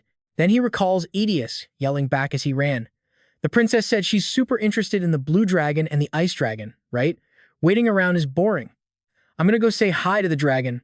His companions immediately start shouting, wait, Sir Idias, wait for us. Zephyr thinks to himself. He said that as he ran out of Lindell, but the real reason he's heading to the port is to see if he can actually talk to the dragon, isn't it? And with that, Idias begins his advance, heading straight into the ice palace. As he steps inside, he tells himself, there's no need for killing, not if the other party is willing to listen. I have to make contact before the princess makes her move. He pushes open the massive doors. Back in the present, Zephyr wonders, did some incredible luck fall into OD's lap? And in that memory, he steps inside. As he enters the throne room, the ice dragon is sitting on a throne made of pure ice, looking down at him. Who are you, she asks, her voice cold. Why do you enter another's home uninvited? She lounges on her ice throne, casually remarking how rude. Then a confident, smug smile spreads across her face as she looks at him. Idias just stares back, completely shocked. He's frozen, unable to believe his eyes. His mind is racing. A woman, and those horns, that aura. But while he's lost in thought, the castle itself begins to tremble and crumble around them. In a flash, the ice dragon is right in front of Idias so fast he can't even react. He just stands there, stunned, so fast. She gives him a strange look and says, you have my sister's scent on you. Are you one of her prisoners too? S key. I told you that would be a waste of effort, she says, as magical energy begins to gather in the palm of her hand. With her power activated, she asks, so, what do you want? Now that you have power, you want to test it out? Or maybe you want the title of Dragon Slayer? Then, she summons 2 swords made of ice into her hands, a smirk on her face. Whatever it is you desire, you'll have to defeat me to get it. Seeing this, Idias suddenly breaks into a grin. What an unexpected stroke of luck. Idias gets into his fighting stance too. Both of them are ready to clash. What Idias wants is to protect his master and his people, but risking his life in a fight like this, that's an instinct carved deep into his very soul. And then, the ice dragon and Idias, both absolutely buzzing with excitement, charge at each other. And yeah, she was just as thrilled as he was. The sheer power of their battle was so immense it completely blew apart a section of the ice palace. Inside, the ice dragon is clearly dominating the fight. She laughs. Not bad, you blocked 5 hits. I even held back for you. Try to hang on a little longer, okay? Then, a barrage of sharp ice spikes materializes behind her. If you're really a disciple of Mosu or my sister, try and counter this. She soars into the air. The ice spikes she summoned behind her shoot down, aimed directly at him. But in a single instant, he slices through every single one of them, shattering them into dust. Next, it's her turn. She dives down from above, and Idias stands his ground, ready to meet her head-on. The ice dragon's face is pure satisfaction, a massive grin plastered on it. What are the odds, she thinks? The chance of meeting someone so perfectly in sync with you. It's like finding another version of yourself in a mirror. Idias is just as hyped, his blood pumping as he laughs. Just once in a lifetime, what are the odds of that? From high in the air, the two clash again, unleashing a chaotic flurry of strikes. They fought so hard the entire chamber became a storm of attacks, with everything else utterly obliterated. From this giant, deserted island to the vast ocean beyond, the ice dragon's breath froze it all solid. It was already winter outside, but now the two of them have taken their battle outdoors. And there, the ice dragon finally brings Idias down. Haha, is that all you've got? And you thought you could defeat me? Didn't you come here to do just that? Ah, I see. What's your name? Unaware of the tragic end that awaits them, a magical winter begins just for these two. In that moment, Idias plants his feet once more, readying his stance. He throws a powerful, determined punch at the ice dragon, and she braces herself to counter. But before Idias can do anything, he's sent flying to the side. The ice dragon knocked him away with a single, effortless blow. Finally, he collapses at her feet. She looks down at him smugly and says, "Don't be so conceited, human. Did you really think the body of a supreme being like me would be weaker than that weapon of yours?" He's furious but can only answer helplessly. Damn it, she continues. In a fistfight, you couldn't catch up to me in 100 years. The ice dragon snaps her fingers. Since we're on the topic, let me finish. You want to fight me? Just then, under his hand, the ice on the ground begins to crack. He sits defeated on the floor, swords scattered around him. She says condescendingly, you'd probably need about 7 magic swords. Yeah, use all of them to attack me at once. You can sing your own funeral song then. Hearing this, a slow grin spreads across his face. Edius begins to laugh, a sound that echoes through the entire ice castle. He shouts, you look down on me? Fine. I'll give you exactly what you wish for. This is it. This is living true to your instincts. A fight with no holds barred. At this point, they decide to rest when they're hungry, eat, and then fight again. Suddenly, Edius starts a fire on the ground. The ice dragon looks at the flame in surprise. What is that? It looks like a key, he replies. It's a flint stone my grandfather gave me when I was a kid. She muses, oh. The ancients used much more primitive tools than this. Things really have changed. And just like that, the two of them are sitting together, roasting and eating fish, as cheerful as if nothing had ever happened. They've been fighting for nights on end, so exhausted they eventually just passed out, sleeping like the dead. The ice dragon looks at him, completely baffled. This human is so weird. Just show a human a little bit of the dragon clan's power, and most of them instantly realize their limits and back down, she thinks to herself. Then again, any of my sister's disciples would be strange. There was that one. Even at 12 years old, she was just an empty shell. The knight protecting that child, he didn't seem human. He was more like a creature that had peeled off its skin and draped a human's over its body. Just thinking about that kid I saw 20-something years ago gives me chills. Natural strength and reflexes, agility, the ability to learn, spatial awareness, sensory perception. Just then, she casually catches one of his attacks with her bare hand. The courage to face fear head-on. He has so many of the talents needed to become stronger. All the best ones, in fact. The two clashed again. While Odious was pouring every last bit of his strength into the fight, Bang Long remained completely at ease, casually blocking every single one of his attacks. She threw a punch straight into his face, drawing blood, but he just flashed an excited, almost crazed smile. That's right. Pure exhilaration. Even while getting pummeled, he was loving it, thinking, damn it, so close. Just a little more, and I would have hit her. Unable to land a single good hit, Odious started questioning himself, but his fighting spirit was still burning hot. Why isn't it working? What am I missing here? He replayed every exchange with Bang Long in his mind. Should I adjust my center of gravity? What was the angle of my fingers just now? What about the timing for gathering and releasing my magic? What are her habits? I have to create an opening that seems real but isn't. Just a little bit more. With newfound determination, he planted his feet to try again, thinking, she really is on another level, so powerful it feels impossible. And then ODS raised his sword, channeling magic into the blade once more as an exhilarating thought crossed his mind. But charging against an opponent this strong, getting better bit by bit. This is actually really fun. I can handle this. With that, he leaped into the air, unleashing an incredibly powerful slash. But his attacks were tiny compared to Bang Long's true form. Exhausted, Odious finally called out, let's take a break. He collapsed onto the floor, looking up at the sky. The moon's full again. Just like that, 3 months have passed. He stared up with quiet resolve. In that time, I've gotten a lot stronger. Now I can actually land some powerful hits on Marinia in her dragon form. Then a thought suddenly struck him. Wait a minute, that old fortress manager. He said he'd be back in 2 months. The memory hit him and he shot up in a panic. I totally forgot. Has the princess already returned? Just then, Bang Long rushed over, her face lit up with excitement, shouting, Odie, Odie. Confused, he followed her out of the ice cavern and saw her staring up at the sky. And when he looked up, his eyes went wide in pure disbelief. She was beaming, completely lost in the beauty of the aurora. Isn't it beautiful? She said, sitting down with a joyful smile. Then she invited him, sit here.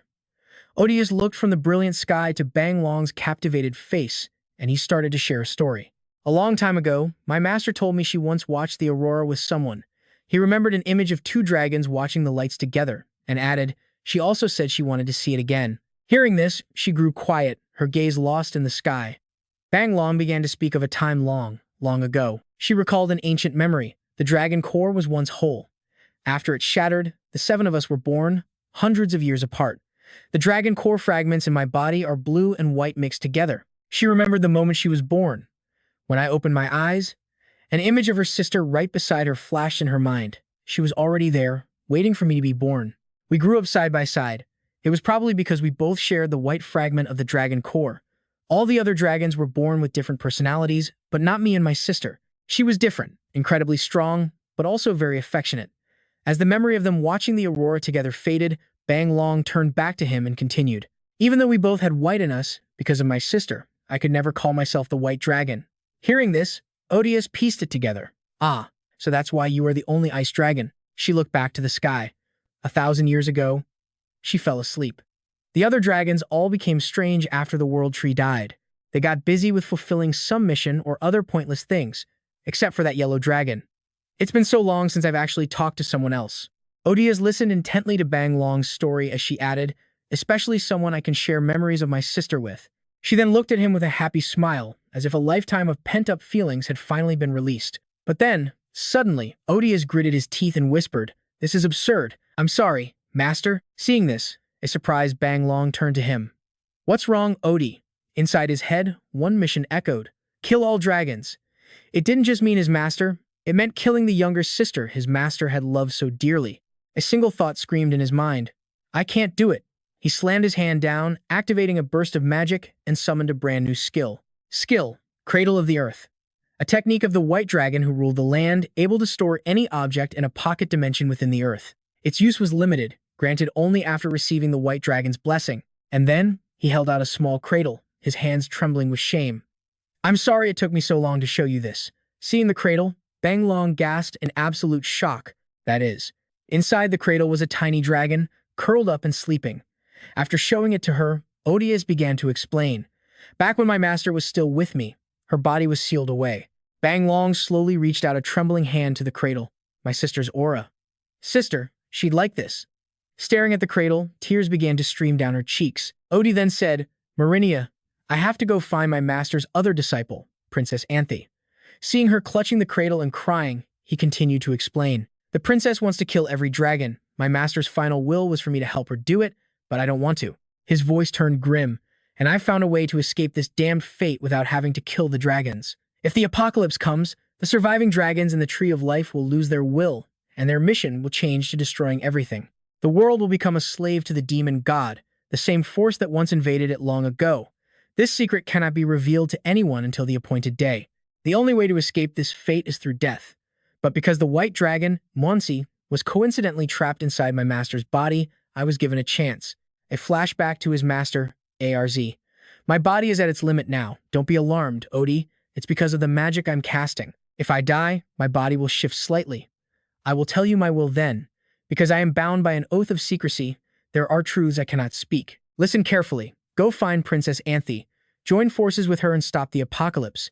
Due to the limits of my mission, I can only tell Anthe to kill all the dragons. She will definitely succeed because her goal and her will are crystal clear. But you, Odie, you're too kind. If you knew the whole secret, you might be able to do what's necessary and kill the 2 dragons required, me and Melania. I'm begging you. Odie, save the world and my kin, and try to survive. The memory ends, the rain falling as if in mourning for such a noble soul. Bring the sun home safely.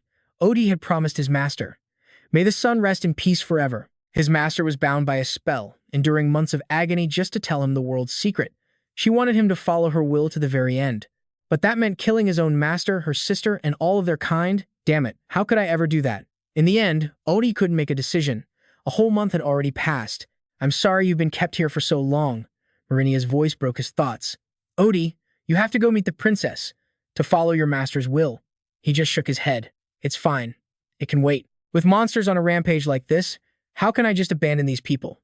The roar of the beasts completely drowned out any conversation. He used the chaos as the perfect excuse, a way to keep stalling, to avoid giving an answer. Then one day, inside a dungeon near Nina's territory, they found it. A flicker of recognition. That symbol.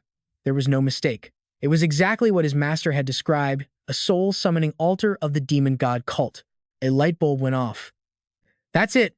If I can find all of their summoning altars and destroy them, I can stop the demon god from ever being resurrected. This was a much better plan. He wouldn't even have to kill the dragon, but his companions shot it down. Impossible. Do you have any idea how long the demon god cult has existed? They've built thousands of these altars and hidden them in places no one can reach. More importantly, she added, relying on the strength of this body alone, that's just a pipe dream. This plan is completely unfeasible. If you want me to acknowledge you as a true ally, then prove you're worthy. You and that princess head to the Lindeo castle in Ante's domain. The princess wants to capture the dragon Octalus. It's the perfect opportunity. Kill Octalus or persuade him, I don't care which. But you have to prove you can handle a problem of that magnitude. Only then will I recognize you as a comrade. This is my senior, Odious. Let's welcome him. Whoa, Odious thought, snapping himself out of it. I'm a man too. I can't just shamelessly stare at Melania like this. After that, for one insane, non-stop year, Odious conquered every single dungeon, gathering all the items they would need to raid the dragon's lair. Unfortunately, he thought, I can't just go meet the blue dragon quietly. According to Melania, if they were poisoned, things would get extremely dangerous. If he wasn't careful and the poison spread, it would cause massive damage to the human territories. Just in case things went south, going with a party was a lot safer. So, his plan was simple. For now, he'd pretend to help the princess with her dungeon raid. If he could persuade the blue dragon to become an ally, the princess would lose her stubborn resolve and finally listen to his plan. More investors are backing the blue dragon raid now. Sir Odious, it's all thanks to you. Haha, all I did was diligently clear dungeons like I always do. No need to be so humble. Specifically, the number of supporters for our party has grown because of you. A massive man spoke up. I'm the mercenary, Raph. That kid is part of this party. I lost a duel to him, so I'm here to help as my penalty. This mercenary was so tall, everyone had to crane their necks to look at him. A nearby priest, who only came up to the man's armpit, looked up in awe, sniffing the air. Whoa, he's way taller than me. I am Phase, sent by Duke Jonetti. Who will be leading this attack? With all preparations flawlessly in place, the doors swung open. Hey, Phase over there, get in here. After a long, drawn-out trumpet blast, a loud cry echoed. The raid on the blue dragon begins. Forward, to the Lake of Life. Hey kid, stay out of my way, Raph grumbled. Just focus on doing your job properly. He figured going alone was fine, but tagging along with this kid wasn't so bad either. When it was time to fight the dragon, he knew the boy wouldn't know what hit him. First things first, if I can just get close, I'll have a chance. I have to heal the blue dragon before we can even talk. But the demonic sword, sacrifice, a blade forged from the feathers of a fallen demon, came with a cost. The more you healed an opponent, the more the sword's durability dropped. Reality was never going to be that easy. One man, one dragon, facing off with an overwhelming, heavenly aura. Using the massive stash of healing items Odious had collected, Octalus regained his sanity for a brief moment. On the fiery battlefield, the dragon's eyes reflected the image of a single human, swinging his sword with unbreakable determination. And the only thing he remembered was the legend. Only the one who possessed a dragon's heart could wield the true power of the divine sword. This sword will be our tomb and our funeral, the dragon roared. If anyone ever comes to me wielding this blade again, I will teach them a lesson they'll never forget. Octalus, you, White Queen, you're the one who drove a wedge between me and my master. I have no reason to listen to a single word you say.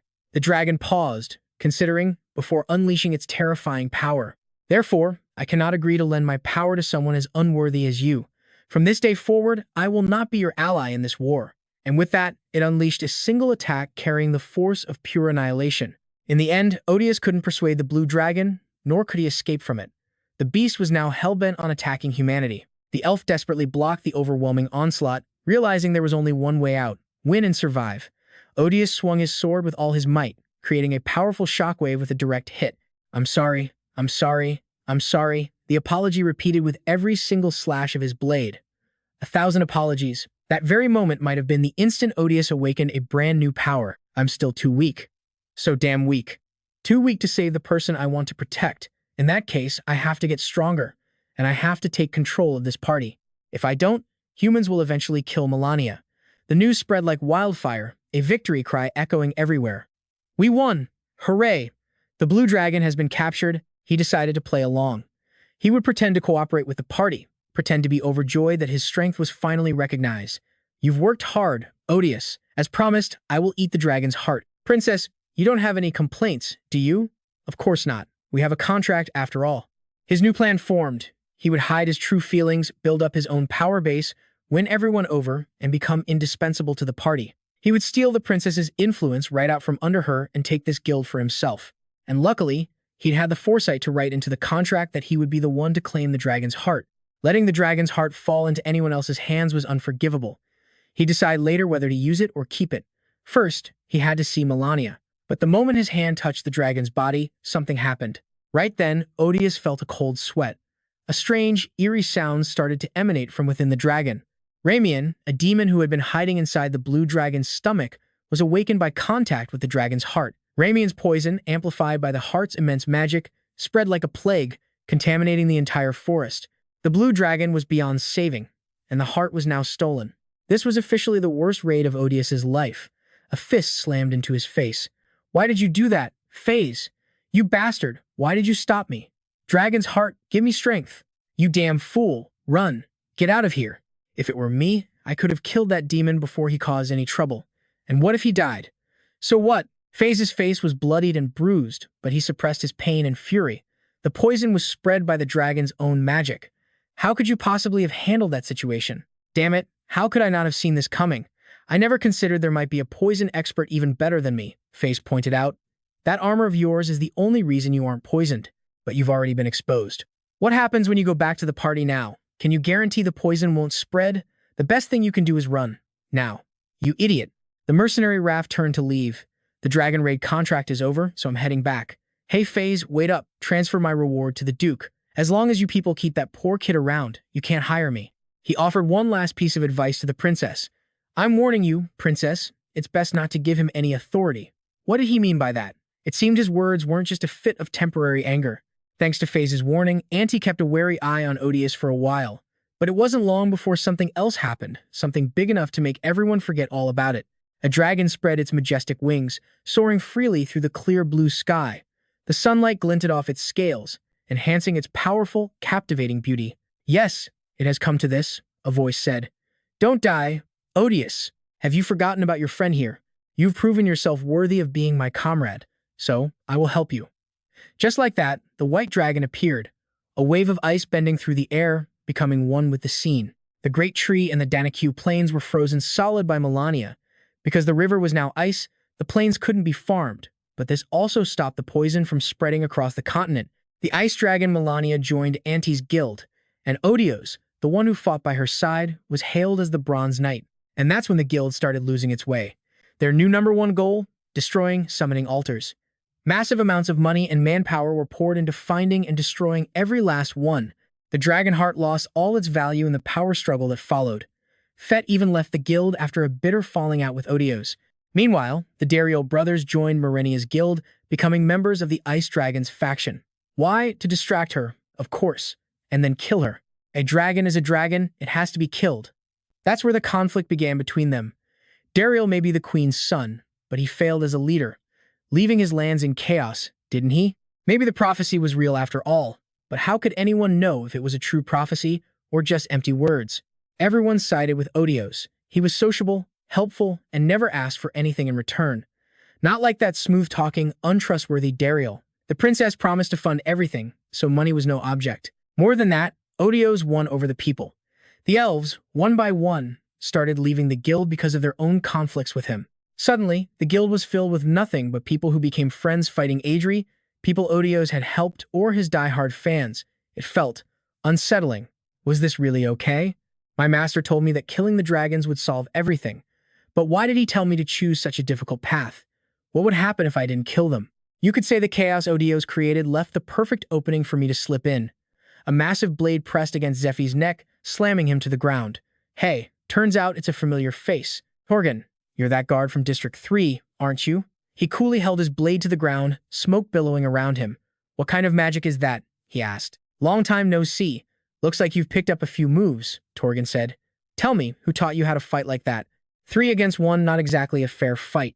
Fett's group surrounded Zephyr menacingly. His new teammates and the new master of the Blue Dragon's heart. What a surprise. This was her backup plan, just in case Odious failed.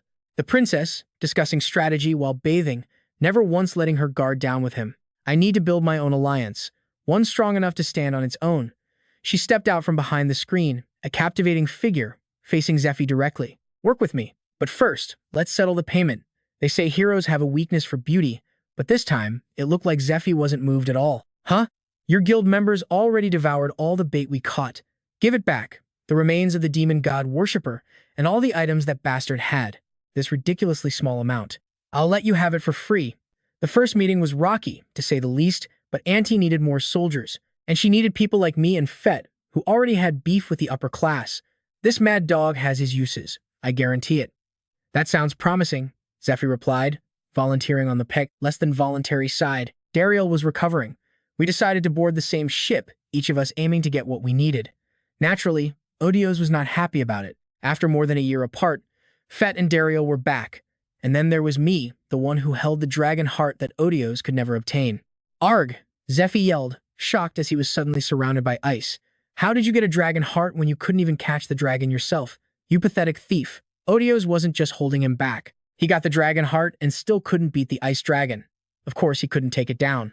Luckily, the ice dragon is on our side now, but he's still using me to manipulate public opinion.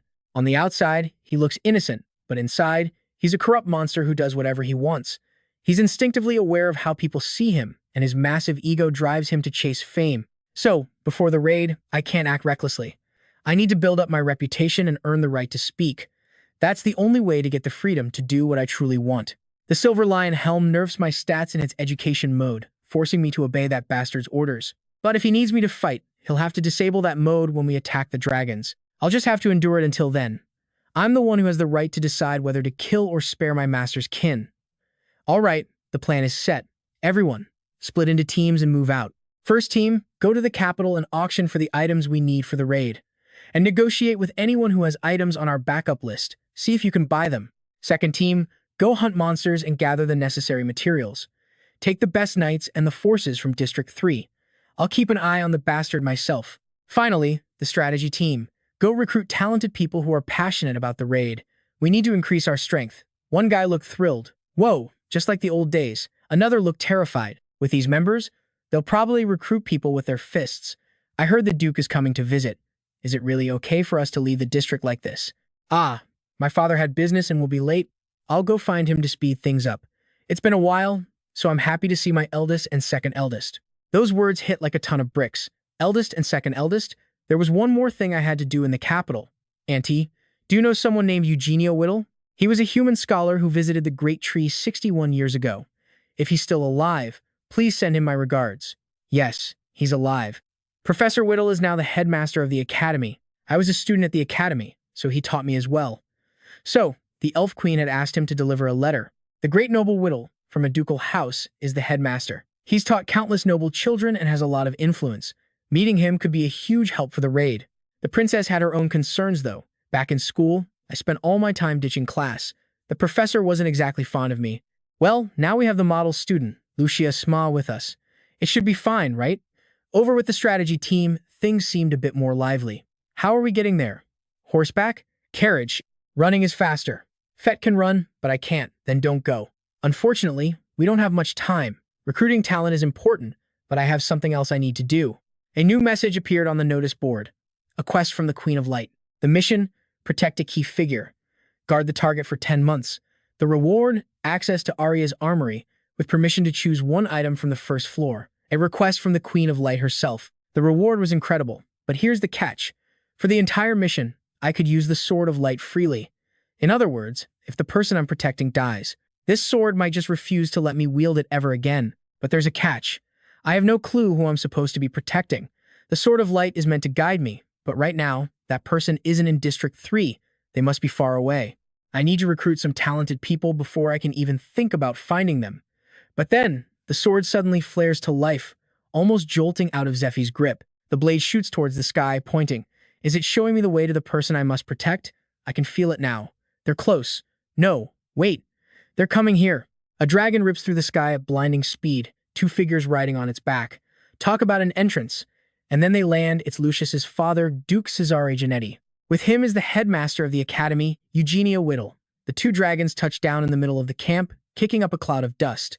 It's been a while, everyone. I hope you're all well, says Philippe Pilgrim, the leader of the Pilgrim Merchant Guild. I'd left him behind in the forest for his own safety when we went to attack the dragon. I told him I'd sent a carrier pigeon with a message and that he should stay put for the time being. Why'd you leave us in the middle of nowhere? He jokes. Ah, Guild leader Philippe, you captured the young lady? I left the forest the moment I got your letter. It seems you're all short on supplies and food. So I stopped by the capital and brought someone with me. And there they are, Duke Cesare Giannetti and the Academy's headmaster, Professor Eugenio Vittel. That man, Duke Giannetti, he's worse than the profiteers from the Great Dungeon Bubble collapse. In fact, he's one of the masterminds responsible for the continent's instability today. If it wasn't for his idea of investing in demon subjugation and dungeon clearing, the economic crisis 12 years ago would never have gotten so massive. The direct cause of my family's ruin was Odin's scam, sure. But this Duke was the one who ignited the whole dungeon bubble in the first place, creating the perfect playground for scammers like him. So yeah, I have zero reason to respect the guy. Besides, even putting my personal feelings aside, he's the villain who caused the worst economic disaster in this continent's history. But who could have possibly predicted this? That this villain, who only cared about his family's profits, would one day pour everything he had into supporting humanity's resistance against the demon god and the dragon race. It's unbelievable. The princess breaks out in a sweat. I was already planning to seek the Duke's help. I never imagined he'd come to us first. We aren't ready. In the future, Zephyr told me about, the Duke only helped us because Odin had brainwashed Lucius. His business connections were stolen, his son was murdered, and his beloved grandson was taken hostage. From the very beginning, Odin let him go to District 3 to seek help from the Holy Order. The reason Odin and Matthias were close was because they thought alike. And besides, the Duke always looked down on Odin. Odin never showed his hatred openly, instead secretly plotting his own schemes. He eventually made huge achievements, like brainwashing the Holy Sun and stealing the dragon heart, and was rewarded with a powerful artifact by the Pontifex. In the East, the Pontifex couldn't manage all his disciples, and from there, Odin somehow built up a power base so massive that even the Duke couldn't touch him. In this timeline, Zephyr interfered and stopped that future from happening. The problem is, everything has gone off the rails now. The Duke has no idea what a huge accomplishment it was for us to eliminate Odin, so he probably won't be thanking us for it. In fact, it's highly likely he's here to make some ridiculous demands. Suddenly, the Duke speaks up. Guild leader, you spoke with such passion that I made time in my busy schedule to come. So this is the savior you mentioned? Seeing him in person, he just looks like a normal guy. Ha! Zephyr is taken aback by the Duke's blunt statement. The guild leader immediately jumps in to smooth things over. Haha, your grace, he may be young, but Zephyr's abilities are astonishing. He's the brave knight who stood alone on the front lines during the Blue Dragon raid. And in the Tomb of the Ugly Princess, he and Ned defeated the tomb's final boss by themselves. This makes the Duke flinch. So only those two made it into the boss room. The letter was in there. There are still so many clues I haven't uncovered.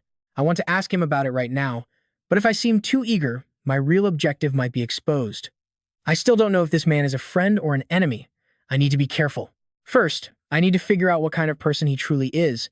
After a moment's thought, the Duke speaks. Let's skip the pleasantries and get straight to the point. First, I have no intention of giving you a single coin. Second, on the contrary, you will be paying me. That is, if you want to use my intelligence and my connections across the continent to solve your problems. The Duke's words sent a shockwave through the crowd. His handsome son is stunned. Father, you can't talk like that. These are the friends who saved my life. We only succeeded in the dragon attack because of him. Holy son, be quiet. Does he have to call me Holy Son at a time like this? It's so cringy. Your life is your own. If you owe them a debt, you can repay it yourself. As for the Blue Dragon raid, the Alliance has been fully prepared for 2 years. We were ready to launch it at any moment. For me, this just means I have more options, since I can add more skilled fighters from across the continent to the cause. Now, for my third and final condition, with all due respect, Your Grace, a third demand is just going too far. What? The Duke is stunned by the direct defiance. Whatever you were about to say, it would only increase the benefits I'd have to provide you. Saying anything more would just be pure greed. A wave of power rocks the very earth. Zephyr has officially snapped. A normal person like you looks no different from a demon in my eyes. I have wielded the sword of light and taken an oath. I am the one sent by the goddess of light. I don't know what's so special about people like you, but the goddess has ordered me to protect you, and I will do it. However, if you want to live peacefully, then stop talking nonsense. Get rid of that despicable, greedy heart of yours, and don't you dare move more than 10 meters away from me, or I can't guarantee your life. A sacred vow wraps around the Duke. After he officially joined our group, we all split up to handle our own missions. The item-finding team, full of vigor, meets a newcomer. I am the guild master of the Galliano Guild, backed by the princess. She told me to join you all here. The two shake hands warmly. I'm Ned, former Temple Knight of District 3. It's a pleasure to work with you. Meanwhile, the scouting team, led by the Merchant Guild leader, heads to the capital. But the exploration team's mood plummets. Why did they suddenly take Zephyr from our team? Does this mean we have to do everything ourselves now? I'm so anxious. And why is that guy going with them too? He's pointing at the main character from that absurd Tintin novel, the man who claims to be my real father, Eugenio Vittel. Just being involved with him and that ridiculous story was a massive headache. If I'd met him in the past, I'd have had a few choice words for him. But he's just an old man now. What's the point? Still, Why can't I shake this awful feeling? The hoofbeats slow to a halt. Peering around, the Duke speaks up. Looks like we're almost there. In the distance, a corner of the sky is burning a furious red. A forest is on fire, and the searing heat washes over them like a wave. Beyond it rises the colossal Shinla mountain range, a land of endless snow. Even though it's located in the center of the continent, the peaks are so high that the snow never melts, blanketing everything in white. Only two figures advance through the snow, Zephyr and the Duke. Zephyr finally asks, I have to know, why are we doing this alone? We're short on time, and there's something I absolutely must retrieve from this place, the Duke explains. Besides, with just the two of us, it's easier to watch over each other. Zephyr can tell the Duke is trying to figure him out.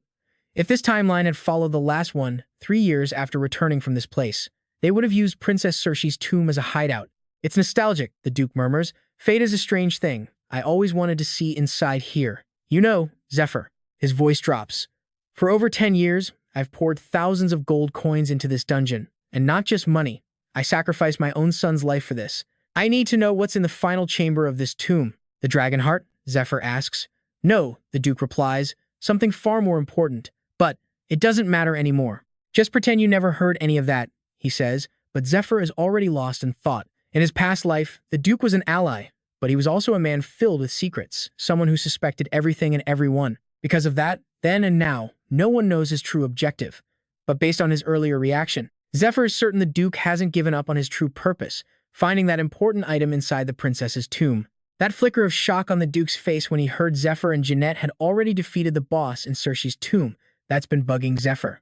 If he helps the Duke get what he wants, he could turn him into a powerful ally. But if the Duke's goal threatens the party, he'll have to be stopped. Either way, Zephyr has to find out the truth. Meanwhile, in the Apostle's office, Pabin is in a meeting. Across from him are Apostles Behelmina and Ocello. Pabin leans back, covering his face as he lets out a dry, mocking laugh. How ridiculous. A messenger from the goddess of light. Suddenly, bam, his fist slams the table. Pabin grinds his teeth, trembling with rage as he asks, how is it that after all this time, not a single one of us has ever heard the name Zephyr? Behelmina calmly responds, isn't it obvious? Someone must have deliberately hidden the truth about him. I've investigated him, but his past is suspiciously clean. A man that powerful should have been famous long ago. Then she changes her tone, getting serious. But one thing is certain. He appeared in District 3 right when Odin and Dongfangzi were trying to steal the Black Dragon's heart. It's possible he infiltrated their group by posing as a slave. Hearing such an unbelievable piece of information, Ocello turns to her, stunned. What? Odin and Dongfangzi teaming up to leech off the saint? That's insane. Odin is dead, and so is Dongfangzi's son. Behelmina fires back, dead, you say? And who exactly was it that confirmed the body? Her words are so convincing that Ocello grits his teeth and falls silent. Behelmina continues laying out her suspicions. And Dongfangzi's disciple getting captured? That was also part of the plan. He intentionally fought the saint's subordinate, faked his capture, and then surrendered. If you look at it that way, all the complicated pieces fall into place quite naturally. Her face turns grim. No matter how you slice it, Odin and Dongfangzi were probably bought out by Princess Auntie a long time ago. Ocello just digs a finger into his ear, looking annoyed. All right, fine. So all the intel we got from the archive Odin managed was fake. What a mess. The simplest explanation is that Odin was useless and got what was coming to him. He then lets out a smug laugh. All right, that's the story we'll go with. His nonchalant attitude leaves Behelmina speechless with frustration. At that moment, Pabin's voice cuts in, making a final declaration. Bottom line, we cannot let the dragon's heart fall into Princess Auntie's hands. Not for the prosperity of the Eastern Alliance, and not if we want to carry out the High Priest's plan of destruction. Behelmina responds, leave it to me. The High Priest's orders forbid us from killing royalty, but we know the princess's weaknesses. Her eyes narrow with calculation. We just have to make it impossible for her party to get near the Blue Dragon. The scene shifts to the royal capital of the Cayenne Kingdom. A grand voice echoes through the hall, announcing, presenting Her Highness Auntie, first princess of the Cayenne Kingdom, and the son of the Duke, from the Temple of Light, St. Lucia's Jeanette Giotto. The princess and the Duke's son bow before the king and queen. King Leo III speaks first. We heard you two defeated the Blue Dragon and raided the tomb of Princess Cersei. The princess and the saint have worked hard. Queen Lucia Egia, beside him, adds with a smile, I always thought of you as my little girl, but you've accomplished something so incredible. As your mother, I am so very proud. Princess Auntie gestures to the tributes behind her. I prepared a gift for you both. Please accept it. It is the horn of the Blue Dragon. Lucia Egia lets out a gasp. Oh my, A dragon's horn? She and King Leo descend from the throne. One takes Auntie's hand, while the other places a hand on her shoulder. Leo praises her with a joyful smile. You are brilliant, Auntie, and I wish to reward you for saving so many of our people. Lucia adds, Princess, your safe return is the greatest gift a mother could ask for. Faced with their honeyed words, Auntie simply offers a polite smile. Your Majesties, I am honored. She might be smiling, but inside, her mind is racing. Her innate talent allows her to sense a person's intentions through touch, warmth, or coldness. The hand the king has placed on her shoulder feels warm. She stares intently at them. This is how she tells friend from foe. My father, my mother, right now. Before her stand two utterly alien and malevolent shadows, their eyes burning with cold, calculating ambition. The king then turns to Lucius. The saint has also worked hard these past 10 years. 2 of the world's 8 great calamities have been resolved. We must hold a magnificent feast and a grand medal ceremony to celebrate. He makes a lavish promise. If there is anything you desire, just tell me. Jewels or land, I will give you anything you wish. This was the opening she was waiting for. Auntie tilts her head, her smile radiant. Oh, really, father? In that case, later, at the banquet, everyone is buzzing about the princess and the request she made to the king. Can you believe it? Our princess has finally grown up, one person whispers. Another replies, it's true. The troublemaker who only cared about playing around actually defeated a blue dragon. They say she's had some kind of awakening. Another person chimed in, saying she'd even cared for the children suffering through famine and poison back in Danikyu. Let's rewind to that moment. Auntie had placed a hand over her heart, tears welling in her eyes as she pleaded with the king. The people of the port are still suffering, frozen by the ice dragon. As a member of the royal family, I cannot simply stand by and watch. Please, postpone the medal ceremony until after I have dealt with the ice dragon. And the funds for the banquet? Use them to buy homes and bread for the poor victims. Then her expression hardened. And one more thing. This concerns the Ice Dragon raid. Meanwhile, at the capital's headquarters of the Adventurers Guild Alliance, Guildmaster Zerbit Kevin Reuter was absolutely furious. We're joining the Dragon Raid as a rescue team. The king actually agreed to that demand. Rackberry, from the Shooting Star Guild and the team's main damage dealer, pushed up his dark glasses and confirmed. Yes, the decree is on its way. Reg explained the situation. According to dungeon law, there's a clause protecting a guild's freedom. As long as we follow the rules, no outsider can just change our roster. But a rescue team is different. Our job is to provide support in case the main assault team runs into trouble. We gather supplies, stay in the rear, and wait. Even if the dungeon raid succeeds, we only get mobilization pay. In principle, we're not even allowed to participate in direct combat. But, he continued, if the assault team falls into danger, they'll fire a signal flare for reinforcements. If more than 50% of them are killed in action, we are authorized to join the battle to secure their numbers. At that, the Vice Master Killy, who was lounging on a chair, flipped her hair and chimed in. So what's the problem? 50% casualties, with our skills, taking down that ice dragon would be a piece of cake. It's a good thing if we get to intervene in the fight. Killy then sat up, smiling slyly with an idea. So what if we spend a little money to hire a dragon slayer? There's nothing wrong with that, is there? But Kevin shot the idea down, his face twisting in anger. No, absolutely not. Isn't that guy, Zephyr, joining this battle? Haven't you heard the rumors? He doesn't take gold, he only takes the dragon's heart. He suddenly roared. What happens if we end up having to fight that guy for it? The Temple of Light will definitely demand we hand over the dragon heart we find, you know that. You really are an idiot, Killy shot back, craning her neck to argue. What? Are you scared? We have plenty of close-range damage dealers. If you're not confident enough, then just get lost. Sitting between the two of them, Ray could only grit his teeth in frustration, thinking to himself, their tempers are the real problem here. Killy and Kevin were both incredible fighters, but neither knew the meaning of patience. This guild only managed to stay together because he was always there to play mediator. Finally, Reg slammed his golden staff on the ground, shattering the tense atmosphere. All right, that's enough. Let's find a solution. He stood up, resting the staff on his shoulder. Bottom line is, we need to stay calm. Hearing this, Kevin's glare shifted to him. Let's be clear. Who is the reason young adventurers like us are in charge of a huge organization like the Guild Alliance? Killy also fell silent, watching Reg as he continued in a low voice. It's a royal command, so we have no choice but to follow the princess as a rescue team. But our supporters don't want the princess to be too successful. Finally, he pushed his glasses up again, a sly grin spreading across his face as he revealed his plan. First, let's pretend to cooperate with her. Killy, I need you to steal something from one of the princess's teammates. Can you do that for me? Just then, inside a luxurious carriage, Auntie sat with her arms crossed, lost in thought. So, they've decided to join the dragon raid, but almost no one knows about the island where the ice dragon lives. If we're going to lead the charge, it's 100% necessary to scout the terrain first. The only remaining problem was, she recalled the king's words, "Auntie, you're going to be very busy. According to my sources, the ice dragon raid will happen in just 2 years." She frowned, trying to figure out a way. "I have to find a way to make it happen in 2 months. The Guild Alliance doesn't have enough troops for a dragon raid yet. They only have a temporary contract with the port city. So, Zephyr and Lucio were originally supposed to negotiate with investors. The plan was to raise funds for more troops and equipment. But if they're pressured into a high-risk investment like this, they'll cancel that temporary contract and join forces with us instead." She brought a hand to her forehead, biting her lip in frustration as she screamed internally. "I could do it, but that damned archbishop." Just then, Ophelia, who was sitting beside her, broke the silence. "Princess, we've arrived."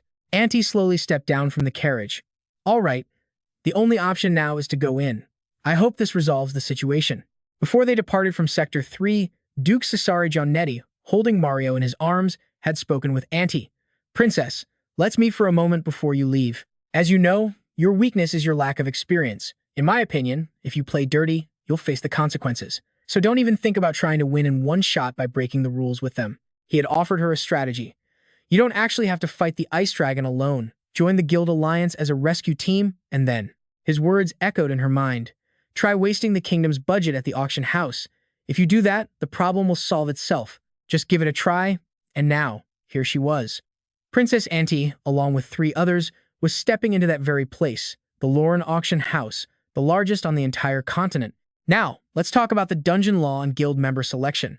These days, lords and royals have been interfering more and more in who gets picked for a guild. The goal was to stop guilds from committing fraud to get dungeon investment money, which had led to a dungeon bubble bursting. Before, deep interference in dungeon raids turned into a mess of illegal grants, forcing the laws to change yet again. Currently, to forcibly interfere with a guild's member selection, certain conditions must be met.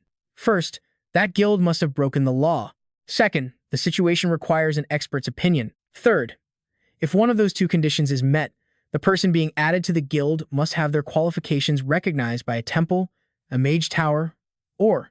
However, the current system is riddled with loopholes to exploit for personal gain, and many people are demanding the law be reformed.